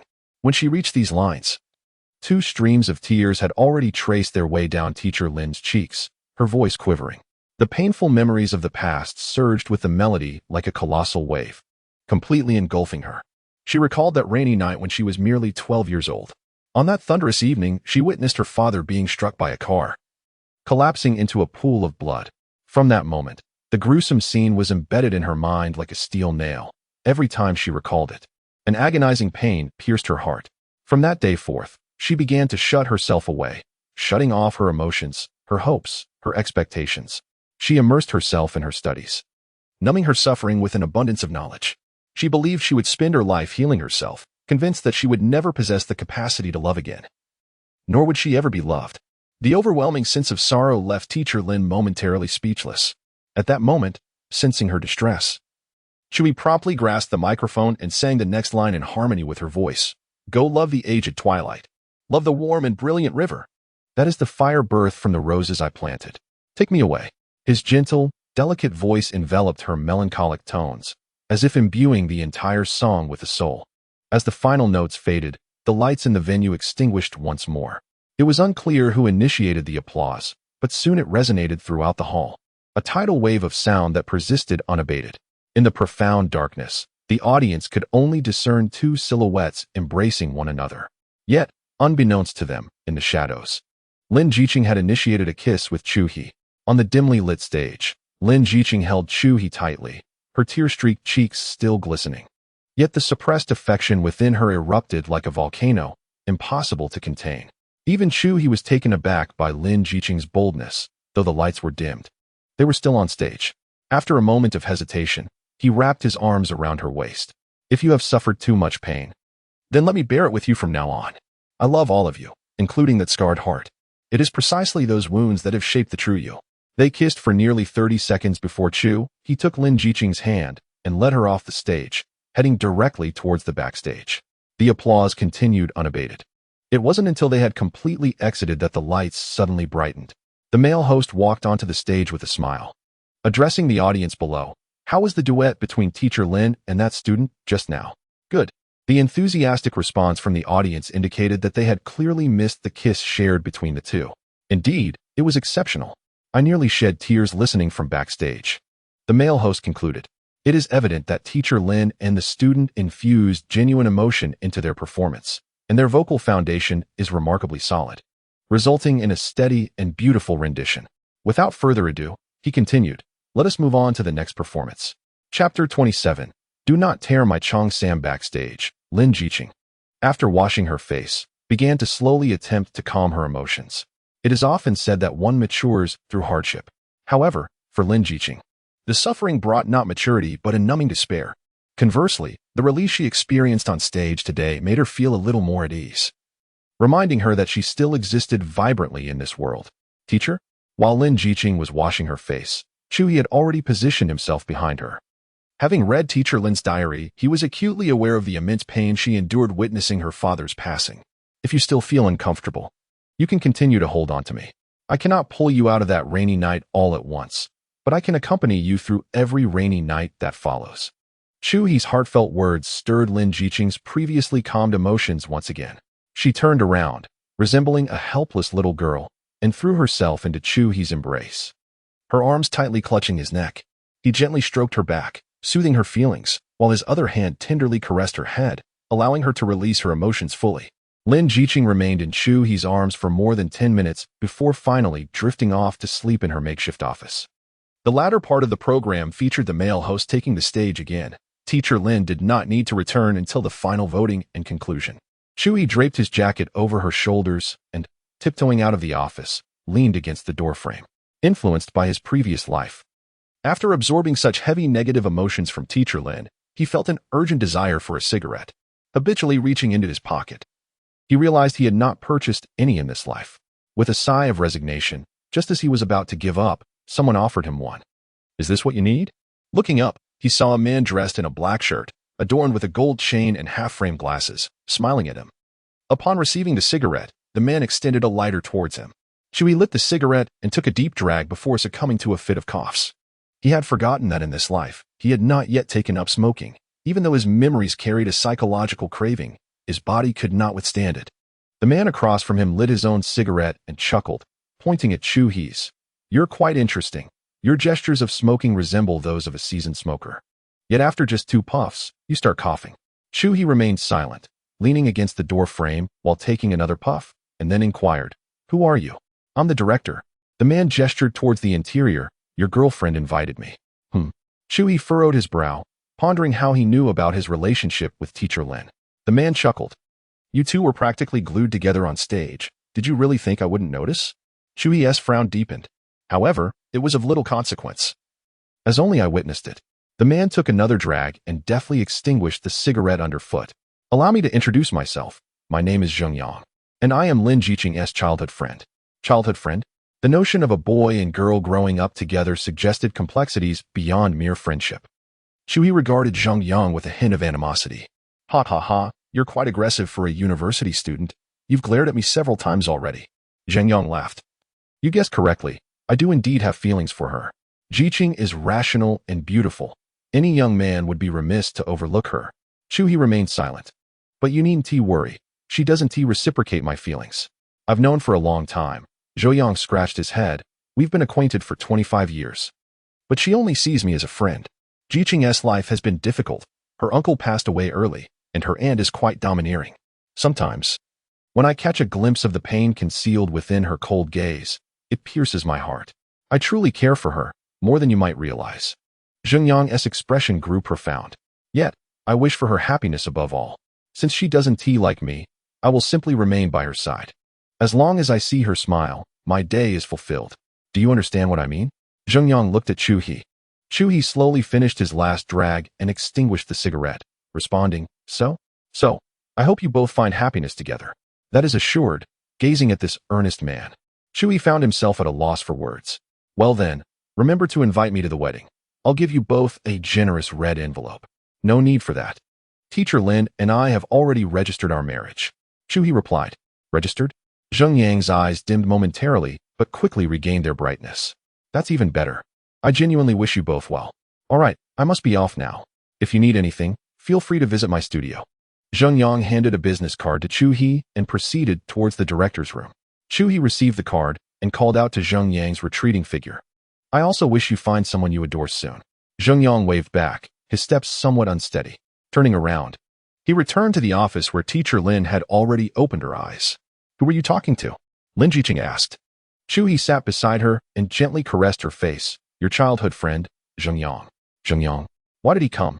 Lin Jiqing sat up, noticing something amiss in Chu He's expression. "You little rascal. Are you jealous?" Lin Jiqing teased, her gaze fixed on him. "I am indeed jealous. He openly declared his feelings for you in front of me. How could I possibly endure that?" Lin Jiqing chuckled softly, gently prodding Chu He's waist with her smooth toes. "Silly, I don't fancy him. Why are you feeling jealous? Then will Teacher Lin give me another kiss?" Upon seeing Lin's foot come up, Chu He immediately grasped it and playfully touched it a few times, then leaned closer to her. "Ah, go away." Lin Jiqing, feeling genuinely averse this time, exclaimed, "Have you been smoking?" Wrinkling her brow at the scent of smoke emanating from Chu He, she continued, "I thought it was Zheng Yang who had smoked and passed the smell on to you. Turns out you smoke too." "Not really. I'm an adult now. What is wrong with smoking?" Chu He retorted defiantly. "What did you say?" In an instant, Lin seized Chu He's ear with remarkable speed. "No smoking. No smoking." It's bad for your health. Did you hear me? Ouch, ouch, that hurts. Chu He pinched Lin Jiqing's hand to free his ear, then grinned. Teacher, have you finally woken up? There is still some time before you go on stage. Let us focus on something serious. Hey, what are you doing? Don't tear my chi pao. I still have to go on stage. Chu He, you're being a rogue again. Chapter 28, Teacher Lin. Give me a son, you're so annoying. If you keep this up, you won't be allowed to go home tonight. Hearing this, the mischievous Chu He immediately released his grip. What do you mean? Aren't you saying I can't stay at home tonight? Seizing the opportunity, Lin pushed him away, slipped on her shoes, and picked up her phone from the table, opening WeChat to hand it to him. Here, take a look for yourself. Chu He received the phone, noticing a chat interface with the top message labeled Mom. Below it was their conversation. Years like flowers. Ching Ching, I'm coming to sleep at your place tonight. Your stepfather is constantly annoying me. I've made some nourishing soup. How have you been these past few days? Any changes in your belly? Ching Ching, why aren't you responding? I'll count to 3. Sonny, I'm hosting the evening event. I'll be home very late. If you don't want to, just stay with my stepfather. Years like flowers. What do you mean? Are you disdainful of me? It wasn't easy raising you single-handedly. And now that I've just bought my own place, you want to abandon me? No way. I have a key. If you don't come home, I'll just come over and bring the nourishing soup. You both will have to drink it. Sonny, I want tea, drink it. Years like flowers. Try not drinking it, and I'll break your legs. I'm still waiting to hold my grandson. After reading this exchange, Chu He grinned at Lin Jiqing and promptly replied via voice message on her account. Mom, it's Chu He. I love to drink. Hey, why did you reply? Lin Jiqing, caught off guard, couldn't stop him in time, not bothering to check her mother's response. Chu He put the phone down and began to lean closer to Lin Jiqing. What are you doing? We have to go on stage. What Mom said is right, teacher. You must give me a son. What are you talking about? No way, don't come any closer. At that moment, the audience was captivated. In comparison to the subsequent performance featuring Teacher Lin and Chu He's duet, the previous acts appeared rather uninspiring. Wang Zibo and his companions were utterly bored, with Sun Dajing even dozing off in his seat. Wang Zibo, hands tucked into his coat pockets, whispered to Kong Dayang, Xiaowang, what do you think Chu Gu is doing backstage? He has been gone for quite a while. How would I know? Replied Kong Dayang. Is there really something going on between Chu Gu and the instructor? Think about it. The moment Teacher Lin arrived at the school, she singled out Chu Gu for punishment. And he hasn't even stayed in the dorm since the semester began. Furthermore, it seems they are almost inseparable. Wang Zibo speculated earnestly. I've always said there is something off about them. You just wouldn't believe me, Kong Dayang retorted. When did you say that? Wang Zibo inquired. Zibo, do you think they might be in that kind of relationship? Kong Dayang posited. I believe so. Their closeness suggests it. But that is just too hard to accept. Wang Zibo replied. What is so hard to accept about it? He said with a knowing look. In my judgment, Teacher Lin must be Chu Gu's cousin. He was compelled by his sister to enroll in our school, allowing her to monitor him closely. Zibo, your intellect truly knows no bounds, Kong Dayang remarked. Indeed, indeed. Just as their fervent discussion continued, the final performance concluded, and the lights in the venue illuminated fully. Teacher Lin, accompanied by another male host, ascended the stage. At this moment, Chu He stealthily returned to his seat. Chu Gu, you're back. Have you received professional training in singing? Your performance was exceptional. It nearly brought me to tears. What were you doing backstage? Wang Zibo exclaimed, unreservedly engaging Chu He. However, Kong Dayang cut straight to the point, asking, Chu Gu, what is your relationship with Teacher Lin? Upon hearing this, even Sun Dajing awoke, and 3 pairs of eyes were fixed intently on Chu He. Unfazed, Chu He twisted open a bottle of water to his left and calmly replied, Teacher and student, what else could it be? Come on, don't play coy. I figured it out, Wang Zibo said, stroking his chin. Based on my meticulous observations over the past few days, you and Teacher Lin should be what? A flicker of panic crossed Chu He's eyes. He realized this was not the time to disclose his relationship with Teacher Lin. He took a conspicuous gulp of water to mask his unease, as Wang Zibo pronounced deliberately, of course, you must be siblings. Otherwise, what else could you be, a couple? Chu He could not contain himself, spitting out a mouthful of water onto the floor before him. What are you doing, Chu Gu? Did I analyze it incorrectly? Wang Zibo asked, bewildered. Chu He smiled, looking at Wang Zibo as if he were a simpleton. No, you've indeed discovered the truth. Zibo, you are quite astute. I knew it. Back when I read 100,000 Whys, I could easily deduce the answers. You can't hide this from me. Chu Ge. The four individuals seated below engaged in hushed whispers, while on stage, Teacher Lin, microphone in hand, began to speak. After a delightful evening, we have reached the conclusion of this year's freshman gala. The male host chimed in.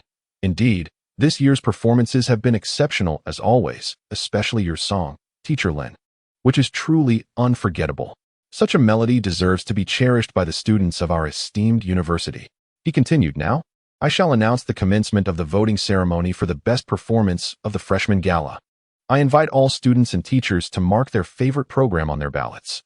Down below, several volunteers clad in red vests distributed a ballot and a pin to each attendee, allowing them to indicate their preferred performance. Wang Zhibua glanced at the light blue ballot listing the programs, and with a hint of regret, turned to Chu He. Brother Chu, I can't vote for you and Teacher Lin anymore. I have to choose Senior Zhou. With a swift motion, Chu He playfully smacked Wang Zhibua. What an ungrateful wretch. Treat me to braised chicken rice tomorrow noon. All right, I will. Wang Zhibua hastily scribbled down the name of Zhou Xinyue's dance. He then stood up to observe Kong Diong and Sunda, only to find both had written Rose Thief on their ballots. He sighed quietly. Stealing a glance at the ballots of those seated in front, he noticed that Rose Thief was indeed the overwhelming choice. Wang Zhibua scratched his head and returned to his seat, feeling disheartened. Observing Wang Zhibua's dejection, Chu He quickly jotted down a few words on his ballot and waved it in front of Wang Zhibua. This is what we call the will of the people. Wang Zhibua's expression grew even gloomier as Chu He placed the ballot on his chest. What does it say? Wang Zhibua grasped the ballot and discovered it was indeed Zhou Xinyue's dance. Brother Chu, you. Chu He patted Wang Zhibua on the shoulder. Zhibua, let me tell you. Whether Zhou Xinyue's performance wins the best award is not important. What matters is that you tell her you voted for her. Do you understand? Wang Zhibua stammered. But, Brother Chu, what do you mean I? Zhou Xinyue is in the fourth row. Take this ballot and go. Chapter 29, The Best Performance. Rose Thief. After scolding Wang Zhibua away, the voting continued in an orderly fashion. As most attendees completed their selections, the volunteers began to collect the ballots one by one. At this moment, over a dozen volunteers gathered, clutching a thick stack of ballots, leaning over the first row to tally the votes. The audience anxiously awaited the final results of the evening. Many freshmen, hearing tales of the sumptuous prizes awarded to the best performance each year, had come specifically to witness the bounty, eager to ascertain whether they would take the stage and perform for the next cohort of freshmen in the following year. Once the volunteers had tallied everyone's selections, they handed an envelope containing the results to the male host. All right, fellow students, esteemed colleagues, and distinguished leaders, we have finally arrived at the moment of revelation. Which performance will claim the title of best performance this year? The male host, instead of revealing the answer, turned to Lin Jiqing and inquired, Teacher Lin, who do you believe will win this year's best performance? Lin Jiqing smiled into the microphone and replied, I am uncertain. The host pressed further, do you think it could be you? Lin Jiqing modestly responded, it's difficult for me to say. Given that the students participating this year are all exceptionally talented, to be honest, I do not have much confidence. Oh, teacher, you are far too humble. Your performance and that of your students are surely etched in everyone's memory. The male host then opened an envelope and revealed the final results. All right. I know you are all tired of me keeping you in suspense, so I shall dispense with the theatrics. Upon glancing at the contents of the envelope, he announced, this year's best performance goes to the Rose Thief, performed by Teacher Lin Jiqing and her students. At the revelation, the audience, comprising students who had supported Teacher Lin, erupted into cheers. Now, let us warmly invite one of Teacher Lin's students to the stage. The applause grew louder as Vice Dean Zhang Defei was called to present the awards. The audience erupted into enthusiastic clapping. Seated in the crowd, Chu He and Vice Dean Zhang Defei rose simultaneously to approach the stage. Vice Dean Zhang, with a robust physique and a serious demeanor, took the microphone from the host and naturally began his speech. Our freshman gala has been held for many years. And why is it so beloved by both students and faculty? Each year, students even share our event online, receiving widespread acclaim. The reason is that we never engage in judges' critiques or voting. Since this gala is organized for the students, they should have the right to cast their votes. Upon hearing this, the audience responded with heartfelt applause. Well said, Dean Zhang. Amidst the cheers, Chu He made his way to the stage, standing beside Teacher Lin and whispered, Teacher, I'll find you later. I'll wait for you in the parking lot for 2 minutes. If you don't come, I'll tell my mom you don't want to return. But that's the parking lot. Teacher, do you realize how far it is from the auditorium to the parking lot? Even if I sprint, it would take 5 minutes. I don't care. I will start timing, and after 2 minutes, if you're not here, I'll drive off. Hey, teacher, you wouldn't want that. If I leave, who will you share a kiss with tonight? You little rascal, do you dare? Just as they finished their banter, Vice Dean Zhang reached out and pulled Lin Jiqing and Chu He to the front, proclaiming, "Look, the person chosen by our students is truly a match made in heaven." Dean Zhang, that phrase might not be quite appropriate. Chu He responded, startled. Although Lin Jiqing maintained a smile, standing close to Chu He, she discreetly pinched his waist. Hey, what's the matter with you two? Dean Zhang inquired, lacking any sense of subtlety. Nothing at all, Dean. Lin Jiqing hurriedly interjected. Zhang Dafei nodded. That's good to hear. Now, I would like to announce the awards for these two. This year's prizes include a 7-day trip to Sioux City and a Sony camera. Furthermore, their performances will be included in the Chronicle of the School's Freshman Gala. Let us give them a round of applause. The audience erupted in thunderous applause, half in congratulations and half in appreciation of the prizes. Sioux City, one of the core cities of Jiangnan, left the freshmen astonished at the school's generosity in offering a week-long excursion. However, to these students, the prize felt somewhat awkward. As it is uncommon for a teacher to take students on a tour of Jiangnan, especially a female teacher with male students, it felt rather uncomfortable. As for the Sony camera, it is certainly not inexpensive. The total value of the two prizes likely exceeds 10,000. It seems attending the freshman gala was indeed worthwhile. A free 7-day trip to Sioux City? Upon hearing this prize, Chu He felt a bit overwhelmed. In his previous life, he had long admired the scenic beauty of Jiangnan. Yet his busy work schedule had always prevented him from visiting. Even during a few business trips, he had been too entangled in social engagements to enjoy the sights.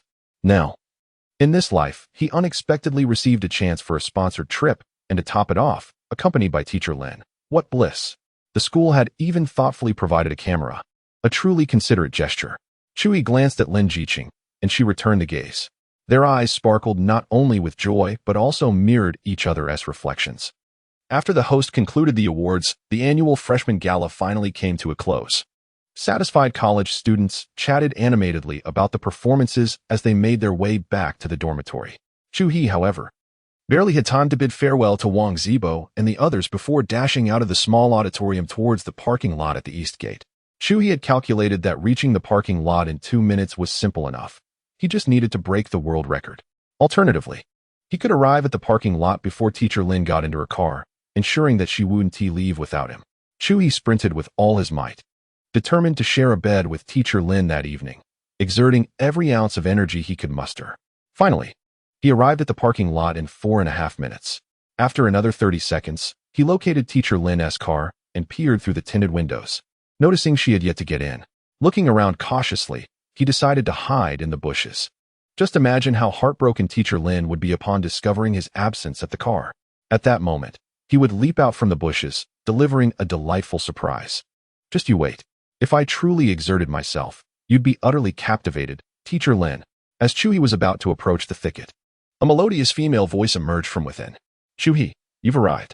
Startled, he exclaimed, "What the hell? Is there a ghost?" With that, he swatted at the source of the voice. Chapter 30. After drinking the medicine, it's time for a good sleep. A familiar voice echoed, causing Chu He to panic momentarily. Could it be that Teacher Lin was trying to scare him? He pondered this as he parted the grass, revealing Teacher Lin in a Chong Sam, having fallen to the ground, the hem of her dress askew, and exposing her fair thighs. Goodness, is that really you, Teacher Lin? How dare you hit me? Lin Jiqing covered one side of her face, her eyes tinged with red veins, appearing quite furious. Help me up immediately. She extended her fair left hand towards Chu He. As he helped her up, Chu He explained, Teacher, I didn't mean to do it. Besides, you can't scare people like that. It could give someone a heart attack. And honestly, I clearly ran faster than you. How did you get ahead of me? I was riding Xiaoman's electric bike. Lin Jiqing retorted, brushing off the dirt from her clothes with clenched teeth. Chu He busied himself, assisting her in removing the dust from areas she couldn't reach. However, as he did so, his thoughts began to wander. Teacher Lin, your backside is rather bouncy. Upon hearing this, Lin Jiqing's face flushed a deep crimson, and she swiftly turned to deliver a sharp slap to Chu He. You little rascal. Your mind is always in the gutter. How do you expect to become a useful person for the country? Rubbing the side of his face where she had struck him. Chu-hee grinned and replied, Teacher Lin, we're even now. I don't aspire to be a pillar of the nation. I just want to be of use to you. Of use to me? Humph. Lin Jiqing scoffed, turning her back to him as she walked toward her car, the keys to her Mercedes in hand. Chu-hee hastily followed, fearing that she might leave in a huff. He opened the passenger door and settled into the seat, sighing, Teacher, as a grown man. I can't keep relying on you to assist me. Perhaps I should get a driver's license. You're planning to get a driver's license? Lin Jiqing turned her head, scrutinizing him before adding, You might as well not bother. It would be a waste of time. Don't underestimate me. Let us make a bet. Do you dare? Chu-hee smirked, leaning closer to Lin Jiqing's ear to whisper something that made her face flush again, this time resembling a ripe apple. And even her ears burned with embarrassment. You little rogue. You've got quite the persuasive way. Lin Jiqing twisted the key, igniting the engine, and pressed down on the accelerator. The car speeding away like an arrow released from a bow. Whoa, teacher. Do you think this is a race? Slow down. Even the seasoned driver, Chu-hee, found himself gripping the overhead handle, securely fastening his seatbelt, too fearful to move. The car sped along, reaching home in just over 10 minutes. Indeed, the cost was that Chu-hee hurriedly stepped out of the car and began to retch. Lin Jiqing parked the vehicle and approached him from behind, gently patting his back. Hey, Chu-hee, are you all right? You look quite pale. Chu-hee brushed her hand away and wiped his mouth. Of course, I am. A man should never admit weakness. It seems I drove too slowly. Lin Jiqing, carrying her bag, ascended the stairs. Chu-hee hurriedly followed. Teacher, about the bet I just made, you didn't deny it, so it must have been established, right? I now deny it. No, it's too late for that. The two playfully bantered as they entered the house. At that moment, Chu-hee's mother-in-law, Lin Fun, was waiting for them at the entrance. Oh, my dear son-in-law has returned. Were you tired from a day at school? Lin Fun immediately approached Chu-hee, taking his hand and inquiring with concern, completely disregarding Lin Jiqing, as if Chu-hee were her own flesh and blood. Chu-hee smiled and replied, Not at all. My sister Lin takes great care of me at school, often punishing me to write, so sitting and copying all day is certainly not tiring. What? Hearing this, Lin Fun turned around and shot Lin Jiqing a glare. Ching. Have you punished my son-in-law? Lin Jiqing fixed her gaze on Chu-hee. Don't speak nonsense. Did you finish what I assigned you? Mom, look, it's a punishment. Chu-hee quickly sought Lin Fun's assistance. Lin Fun waved her hand decisively. I'll decide this. You don't have to write. Anyone who disagrees can come to me. Mom, this is my classroom discipline. This rascal violated it and deserves punishment. Stay out of it. I will intervene. This is my home, after all. It's settled. My son-in-law doesn't have to write. Thank you, Mom. Chu-hee cast a flirtatious glance at the somewhat irked Lin Jiqing. Come on, I've made you pork-tail peanut soup. You must finish it tonight. Huh, pork-tail peanut soup? Chu-hee looked astonished, as this dish hardly seemed like a proper soup. What good could come from drinking it? Indeed. Upon being led to the kitchen, Chu-hee saw several meaty pieces of pork tail surrounded by peanuts and red dates in the soup. It looked far from appetizing. Mom. Chu-hee glanced at Lin Jiqing, who seemed to revel in his predicament, as if seeking help. But Lin Jiqing merely observed him with amusement, leaving Chu-hee to fabricate an excuse. Mom, I'm too full tonight. I want to drink the soup, and I'll head to bed first. With that, he feigned a desire to flee. Stop right there. Lin Fun, having labored for hours over the soup, would not let him escape so easily. Son-in-law, after all the effort I put into making this soup, do you think you can just refuse to drink it? Realizing he couldn't fool her, Chu-hee continued to negotiate. It's fine. I can drink it tomorrow morning. I prefer having soup in the morning. What benefit is there to drinking it in the morning? It must be consumed at night. Lin Fun, while speaking, ladled a bowl and presented it to Chu-hee. Drink it now. In front of me. As he gazed at the greasy pig's tail, Chu-hee steeled himself, stamped his foot, and sat down at the dining table, diving into his meal with fervor.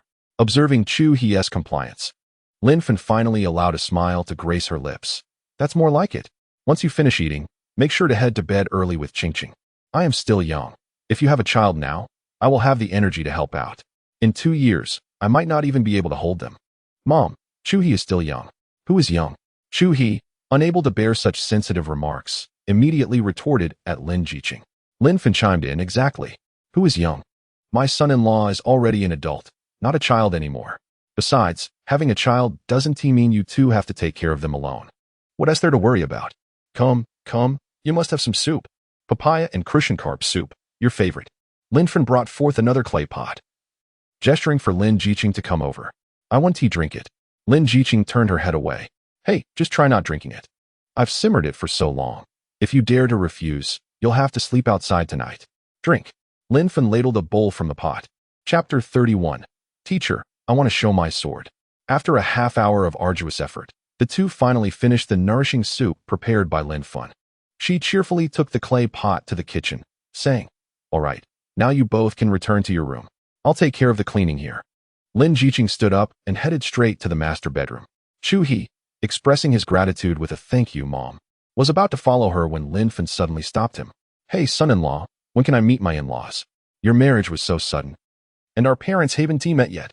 Hastily, Chu He interjected, In a couple of days, I'll talk to my family then. When exactly is a couple of days? Lin Fen pressed on relentlessly. Feeling as though he had committed a grave misdeed, Chu He quickly slipped into the master bedroom. He had gotten married without his family's knowledge. If his father were to find out that he had registered their marriage without informing them, he would surely face a severe reprimand. No, it was far too dangerous. Chu He pressed his hand against his heart, relieved to have evaded disaster. As he took a couple of steps toward the bed, he was taken aback to find a set of men's pajamas laid out on the bed. At that moment, the sound of running water from the adjacent bathroom indicated that Lin Jiqing was taking a shower. Ah, this wife is truly worth marrying. She even knows to buy pajamas for her husband. Chu He exclaimed loudly, ensuring Lin Jiqing could hear him from the bathroom. Sure enough, as he began to change into the pajamas, he heard a retort from the bathroom. You're not allowed to wear those. They were bought for someone else. Someone else? Who are they for? Chu He asked, trying them on, and was surprised to find they fit perfectly. He wondered how Lin Jiqing had managed to know his waist size without him ever telling her. For the dog, Lin Jiqing emerged from the bathroom, wrapped in a bathrobe, her fair skin now fully revealed. Chu He stole a glance and found himself momentarily mesmerized. Sister Lin, you look stunning. Lin Jiqing paid him no mind, merely standing still and appraising him. Quite fitting. It seems my judgment was not in vain. You should buy it for me. Chu He remarked. You still claim it's for the dog, Sister Lin. How stubborn you are. Aren't you just a little pup? Lin Jiqing climbed onto the bed, picking up a book from the nightstand, and said to Chu He, Go take a shower. Once you're done, you can sleep. Chu He replied, Is that a promise? Lin Jiqing frowned. What is there to promise about sleeping? Do you think? Suddenly, Lin Jiqing realized that this sleep was not the same as that sleep. She promptly hurled the book at Chu He, exclaiming, Get lost. Fine, I'll go. Chu He, clad in slippers, headed straight to the bathroom. After adjusting the water temperature, he began to wash his hair. However, something felt amiss as the hot water cascaded over him. An inexplicable desire surged from his lower abdomen, making him feel increasingly heated. Damn it, is my mother-in-law's nourishing soup too effective? It hasn't even been long. Chu He suddenly felt dizzy, his face flushed, and his consciousness began to drift. This felt less like the effect of the nourishing soup and more akin to having consumed some strange potion. After managing to finish his shower, he hastily dried himself with a towel and threw on his pajamas before emerging. A wave of drowsiness mixed with an inexplicable impulse propelled him towards Lin Jiqing. Teacher, I want to draw my sword. Lin Jiqing responded with confusion. What does drawing a sword mean? As Chu He spoke, his hand began to roam over her smooth neck, intending to venture lower. Chu He, you're being lewd again. Lin Jiqing easily brushed his hand away, noticing at that moment that his hand felt soft and lacked strength. If you're tired, go to sleep quickly. Allowing you to share my bed tonight is already a favor. If you misbehave again, I'll make you sleep on the floor. I don't care. I want to draw my sword. Chu He, like a child, began to roll around on the bed.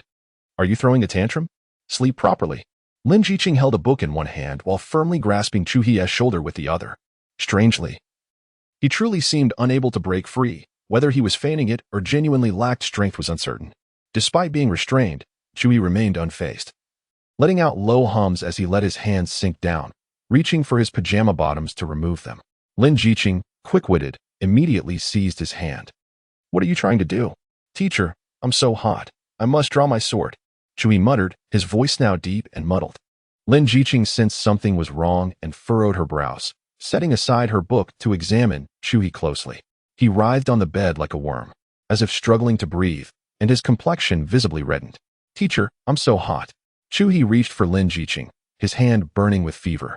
Lin Jiqing immediately sat up, frantically pulling open the nightstand to retrieve a thermometer, pointing it at Chu He's forehead to take his temperature. Beep. The thermometer turned crimson, and Lin Jiqing glanced at the reading, her composure wavering. A staggering 39.6 degrees. A fever. She instantly rose, determined to seek antipyretics in the living room. While Chu He attempted to restrain her. Teacher, please don't go. Teacher, grant me a child. Teacher, I wish to shine my sword. At such a critical moment, he still harbored thoughts of procreation. Lin Jiqing forcefully shrugged off Chu He's feeble arm, exited the room, and flung open the door, catching Lin Fun, who had been eavesdropping outside, off guard, nearly causing her to stumble. Oh dear, what are you doing out here? Hurry back inside. The medicine for your husband should take effect soon. Lin Jiqing's eyes sharpened, fixing on Lin Fu. What medicine? Mother, what have you given to Chu He? Realizing she had inadvertently revealed too much, Lin Fen abandoned her pretense. It's just a remedy from Aunt Li. I obtained a prescription from a renowned doctor. What sort of medicine? Of that nature. Mother, you truly are worrying for nothing. Lin Jiqing's anger flared upon hearing Lin Fen's words. She decided against fetching the antipyretics, instead grabbing a coat from the living room and returning to the master bedroom. Unaware of the gravity of the situation, Lin Fen continued to bicker with her daughter. Worrying for nothing? Ungrateful child. I only wish for you both to have a child soon. In the end, my good intentions have turned into a burden. Ignoring Lin Fen, Lin Jiqing struggled to lift Chu He from the bed. He was still groaning incessantly, though his words were unintelligible. What is wrong? What has happened to my son-in-law? Only then did Lin Fen sense something amiss and rushed forward. High fever, 39.6 degrees. He must have taken the wrong medication. Oh dear, how is that possible? I merely followed the doctor's advice and added a bit to the nourishing soup. How could this happen? Seeing Chu He in such a state, Lin Fen became flustered. Lin Jiqing shouted, quickly call 120. We cannot hastily reduce the fever without understanding the situation. Let us take him to the emergency room. Chapter 32. A day of indulgence under Teacher Lin's care. How could you recklessly consume medication? At the emergency department of Linqing First Hospital, a middle-aged doctor in a white coat reprimanded Lin Jiqing and Lin Fen. Fortunately, they had arrived in time. The patient would undergo gastric lavage and receive intravenous fluids for observation overnight. If all went well, he could be discharged by morning. Thank you, doctor. Thank you. Relieved to hear there was no serious issue, Lin Fen hurriedly expressed her gratitude. The male doctor, maintaining a stern demeanor, scribbled several medications on a prescription pad and handed it to Lin Jiqing. Your mother is getting on in years. You must keep an eye on her. Your husband appears quite young. Why would you administer such medication to him? Moreover, why not procure medicines from the pharmacy instead of believing in quack remedies? This cannot happen again. Lin Jiqing's eyes were already red-rimmed. After a slight bow, she quickly took the prescription to fetch the required medications for Chu He. Half an hour later, after the gastric lavage, Chu He emerged from the procedure, seemingly devoid of vitality, assisted by a nurse. Lin Jiqing hurriedly took over Chu He from the nurse's hands. The nurse emphasized, the patient has just undergone gastric lavage and is still quite weak. You must take good care of him. Due to the crowded conditions in the ward, the director instructed them to sit over there and receive intravenous fluids. If a bed became available, they would be called. Lin Jiqing nodded and helped Chu He to a nearby resting area, where the nurse administered the four. At that moment, Chu He's lips had turned pale from weakness. He trembled as he rested his head on Lin Jiqing's shoulder, groaning softly.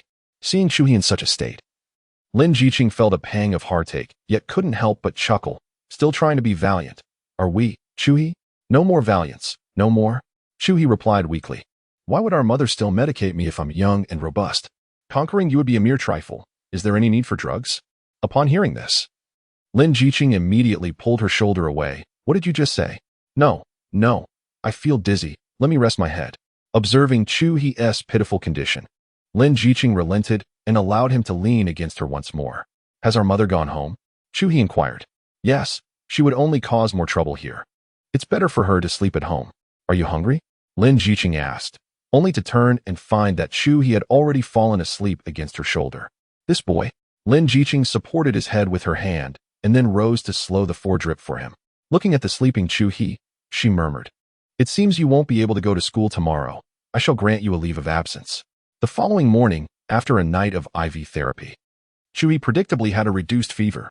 However, He remained weak, even trembling while standing.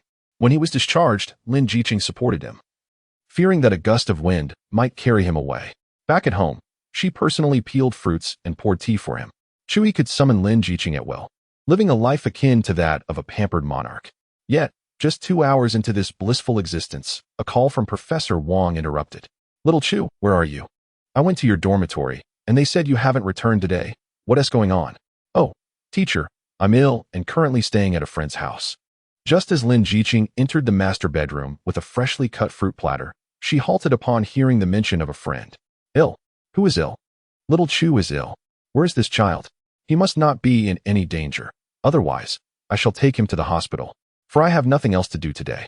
As soon as Chu He mentioned his illness, a cacophony of voices, both male and female, filled the phone line, all belonging to his teachers.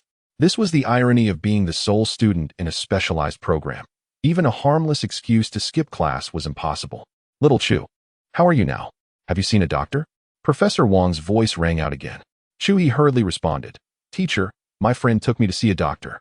It's just a slight cold, nothing serious. On the phone, Professor Wang noticeably exhaled, seemingly conversing with someone nearby. He mentioned that he had consulted a doctor. That is good, very good. Please, take ample rest. We were supposed to discuss your paper today. My paper? Chu He expressed surprise. Although he had proposed a new theory in paleontology, completing it would require rigorous experimentation, a daunting task indeed. Lin Jiqing, standing at the doorway, frowned and whispered. What a little braggart. How could a freshman possibly publish a paper? Indeed, let us discuss it once you feel better. Goodbye. Out of concern for Chu He's health, Professor Wang refrained from further conversation and promptly ended the call. Sigh, to publish a paper as a freshman, aren't they just pushing me into the limelight? Chu He lamented his own talents. Though he had acquired knowledge through memory aids, in this world, others would perceive it as innate genius. Setting down the phone, Lin Jiqing entered the room carrying a fruit platter, which she placed down with a loud thud. What are you doing, teacher? Why frighten the patient? Who is your teacher? Am I not merely your friend? Noticing Lin Jiqing's sulky demeanor, Chu He's eyes sparkled, and he chuckled. Oh, are you jealous of my address? Jealous? Not at all. Lin Jiqing turned away. All right, I cannot possibly tell those professors that I'm at my wife's house. That would surely frighten them. As Chu He sat up, he playfully wrapped his arms around Lin Jiqing's waist and whispered in her ear. Besides, you've always forbidden me from calling you my wife. The words tickled Lin Jiqing, sending a shiver down her spine. She removed his hand, stood up, her face flushing a deep crimson. Enough. I must go prepare dinner. What would you like to eat? Anything. Chu He reclined back and took a slice of apple, popping it into his mouth. Lin Jiqing turned and exited. Lin Jiqing's face turns so easily red. I suspect it's due to a lack of sweet words. Once I regain my vigor, I shall compete with her. Yet, such leisurely days were fleeting. After being tenderly cared for by Lin Jiqing for a mere day, Chu He awoke the next morning, lively and completely recovered. All better. Come to school with me today. It just so happens that today marks the first day of military training for freshmen. Upon hearing this, Chu He was taken aback. What? Military training? Why did no one inform me? Nonsense. Back to school. But, teacher, you must have some compassion for me. Hey, why are you tugging my ear? Chapter 33. The spicy female instructor on the playground of Shanhe Geological University. Chu He arrived late after changing into his military training uniform. As he spotted Wang Zhibo within the formation, he approached without hesitation. Brother Chu, are you feeling better? Wang Zhibo whispered to Chu He, you didn't show up yesterday. We were planning to check on you today. I'm in perfect health. Do I need you to come see me? What illness did you have? Wang Zhibo inquired curiously. Despite having conversed with Chu He on WeChat the previous day, he had yet to disclose the nature of his ailment. Nothing serious, just food poisoning. The doctor said it was from eating snail noodles. Really? Wang Zhibo exclaimed in astonishment. I had some too. Am I all right? Your digestive system is robust. It goes straight through you, so you should be fine. Phew, that is good. Wait, Brother Chu, who has a direct connection from their mouth to their intestines. The crowd continued their lively chatter until the loudspeaker on the podium at the playground crackled to life, quieting the commotion. Shu, Principal Zhang is about to speak. Hello, hello? An elderly man with a receding hairline stood at the podium, holding a speech, and after a brief sound check, he began his address. First of all, welcome to all students joining the family of our geological university.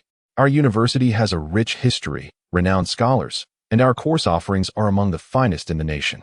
The freshmen below, having endured years of schooling, quickly grew weary of such speeches. After just a few sentences, whispers began to circulate once more.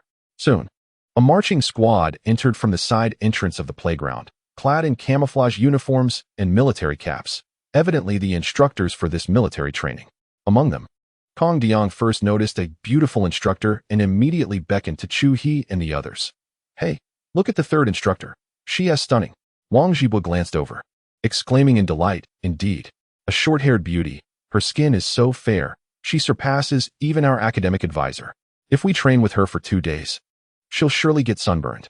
Heavenly blessings. May this beautiful instructor teach us." With barely a moment's pause, Sun Dajing began to act mischievously. "No need for blessings. She is indeed our instructor," Chu He remarked. "How do you know, Brother Chu?" Chu He shot Wang Zhibo a glance. "Are you foolish? The order of the instructor's standing is the same as the order they will oversee our classes, counting from east to west. Which squad are we?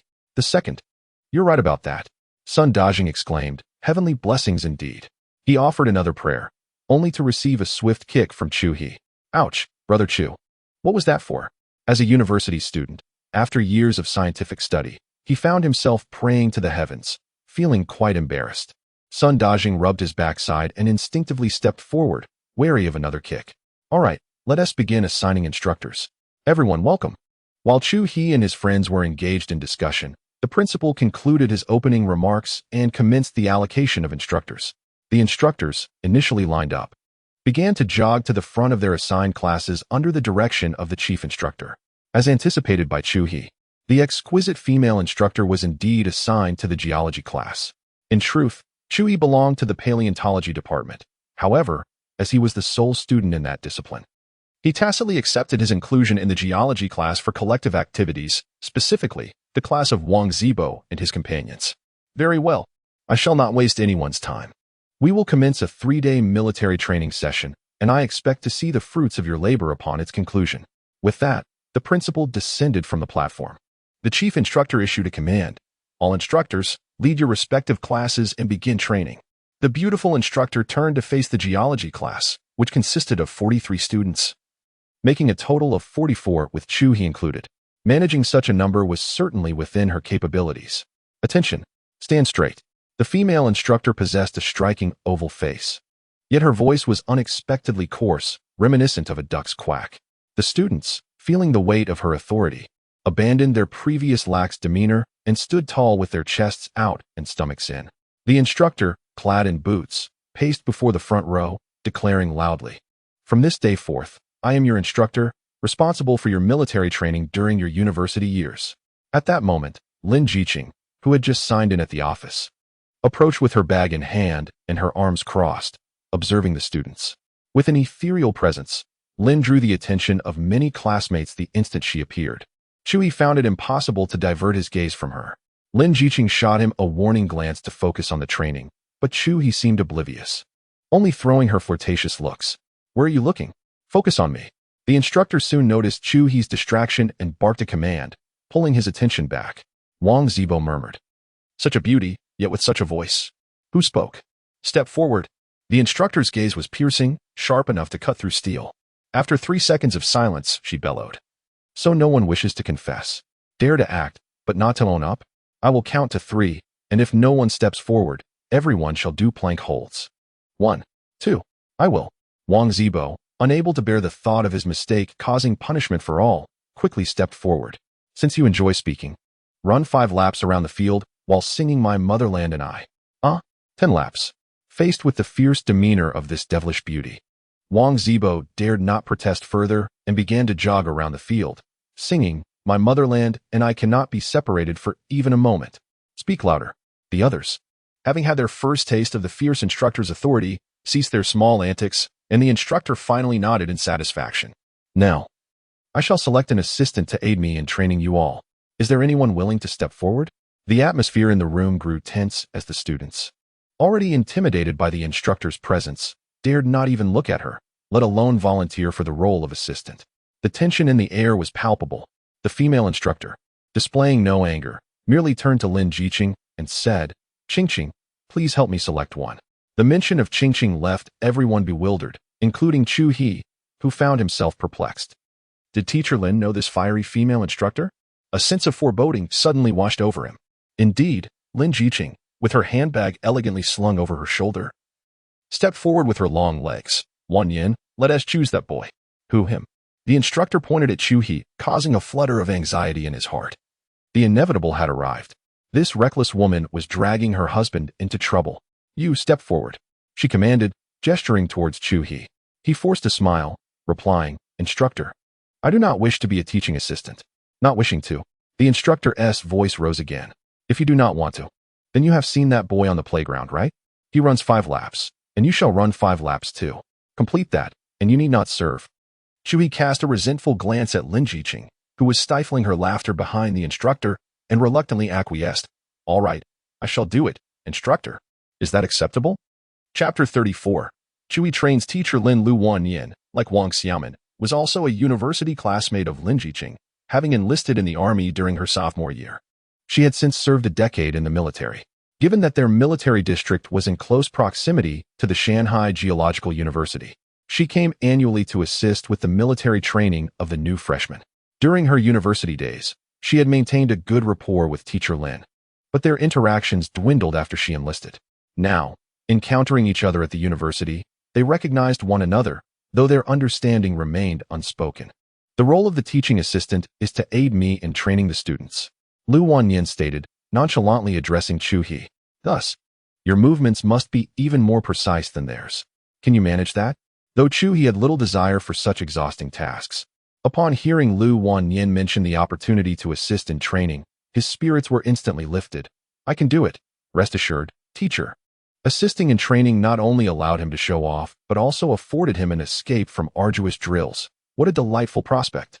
After promising Lu Wan Yin, he even cast a glance at Lin Jiqing. However, teacher Lin paid him no heed and hurriedly whispered something to Lu Wan Yin before departing.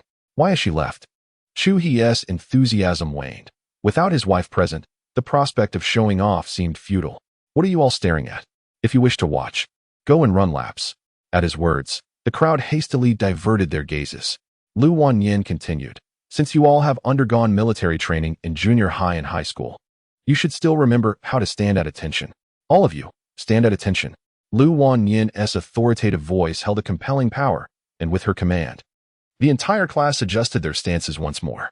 She observed Chu He at the front of the line, standing tall with his chest out, head held high, hands tucked neatly at the seams of his trousers, a perfect military posture.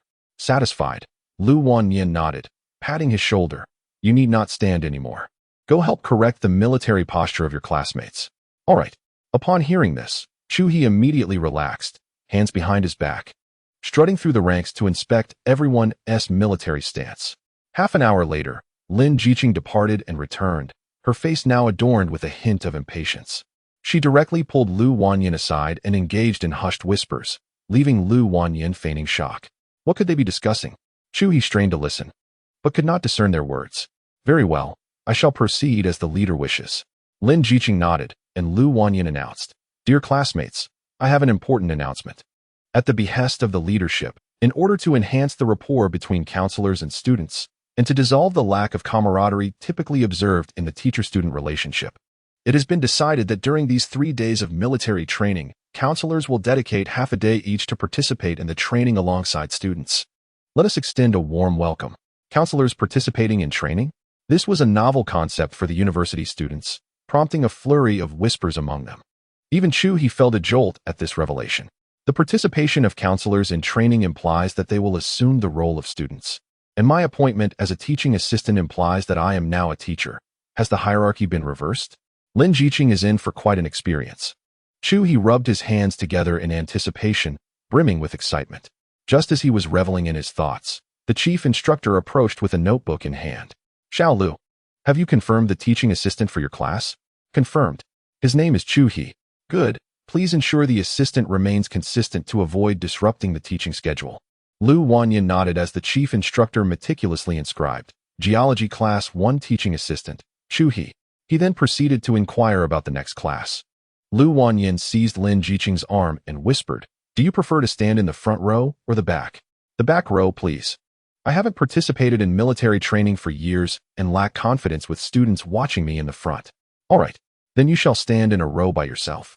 Lin Jiqing nodded, placing her bag beneath the shade of a tree and positioning herself at the back of the line. Attention, stand at ease. After addressing Lin Jiqing's situation, Lu Wanyan reformed the line.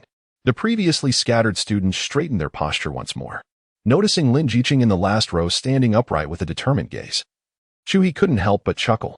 Seizing the opportunity while Lu Wanyan adjusted the postures of the students in front, he hastily made his way to the back. Leaning close to Lin Jiqing's ear, he softly remarked, "Teacher Lin, look at you today. It was you who appointed me as the teaching assistant earlier. Now that my name has been submitted, there is no turning back." Lin Jiqing shivered at his whispered words, feeling a tingling sensation. Chu He immediately altered his demeanor. Picking up a stick from beneath the tree and called out, "Attention." Lin Jiqing turned to snatch the stick from him, just as a supervising leader strolled by. "Xiao Qing, why aren't you standing at attention properly? Since it has been announced that counselors will train alongside students, we must diligently implement this directive." Lin Jiqing smiled helplessly at the leader and returned to her position, resuming her military stance. "Did you hear that? Stand properly." After reprimanding Teacher Lin, Chu He turned to wave at the leaders, his obsequious demeanor resembling that of a traitor. After exchanging pleasantries, Chu He regarded Teacher Lin with the predatory gaze of a wolf eyeing a hare, before striking her backside with a twig. "What are you doing? Can't you stand at attention? Raise your hips." Lin Jiqing shut her eyes, took a deep breath, and pulled her hips back. "Tighten your abdomen. Smack. Chest out. Smack." Chu He, seemingly enjoying the spectacle, watched as Teacher Lin's posture became increasingly correct, a twisted smile creeping upon his face. At that moment, the students in the front row were left in shock, bewildered by Chu He's audacity in treating an instructor so disrespectfully. Did he intend to forego seeking her assistance for future matters? Meanwhile, Lu Wanyang, who was patrolling the students, noticed the unfolding scene and shouted, "Chu He, come here." Chu He promptly complied. "I told you to train your classmates, not your teacher." Report, instructor. "There are no teachers here, only students in training. I'm merely correcting Lin's stance." Hearing this, Lin's eyes nearly sparked with fury. A petty person reveling in their small triumphs. "Just wait until I get home tonight." Lu Wanyang quickly stepped in front of Lin Jiqing, positioning herself between the two. "You go train the other students. I'll handle Lin myself." Report, instructor. "No need. I can train her well." "Are you disregarding my orders?" Lu Wanyang's tone turned grave. "Or do you wish to run laps like that student over there?" As she spoke, she cast a glance at Wang Zhibua, who was crawling along the track, and shouted, "Run faster, or you'll owe me 5 more laps." Reluctantly, Chu He cast one last lingering glance at the proudly standing Teacher Lin. "All right, instructor, I'll heed your command. Go on." Lu Wanyang, clearly perceiving the roguelike aura surrounding Chu He, spoke to him in a tone that was both admonishing and sweet. As Chu He moved to correct the other students, Lu Wanyang stood before Lin Jiqing, gently adjusting her back while whispering, "What is your relationship with Chu He? It seems there's more between you two than meets the eye." Chapter 35. We are married. Lin Jiqing did not answer her directly, but instead posed a question in return. "What do you think our relationship could be?" Lu Wanyang shook her head, wanting to articulate her thoughts, but refraining. At that moment, Lin Jiqing suddenly smiled, as if she understood what her former university classmate was hinting at. "Are you implying a romantic relationship?" she whispered, cautious of eavesdropping classmates. Lu Wanyang nodded. Having spent years in the military, her perspective on emotions was straightforward, enabling her to discern the essence of complicated situations. "But it seems absurd. You are his teacher, and he is your student. Is that even possible?" "I haven't claimed we are in a romantic relationship." Lin Jiqing gazed gently at Lu Wanyang. Lu Wanyang exhaled a sigh of relief. "That's good. That's good. We are married." "What?" Lu Wanyang widened her eyes, unable to suppress her astonishment.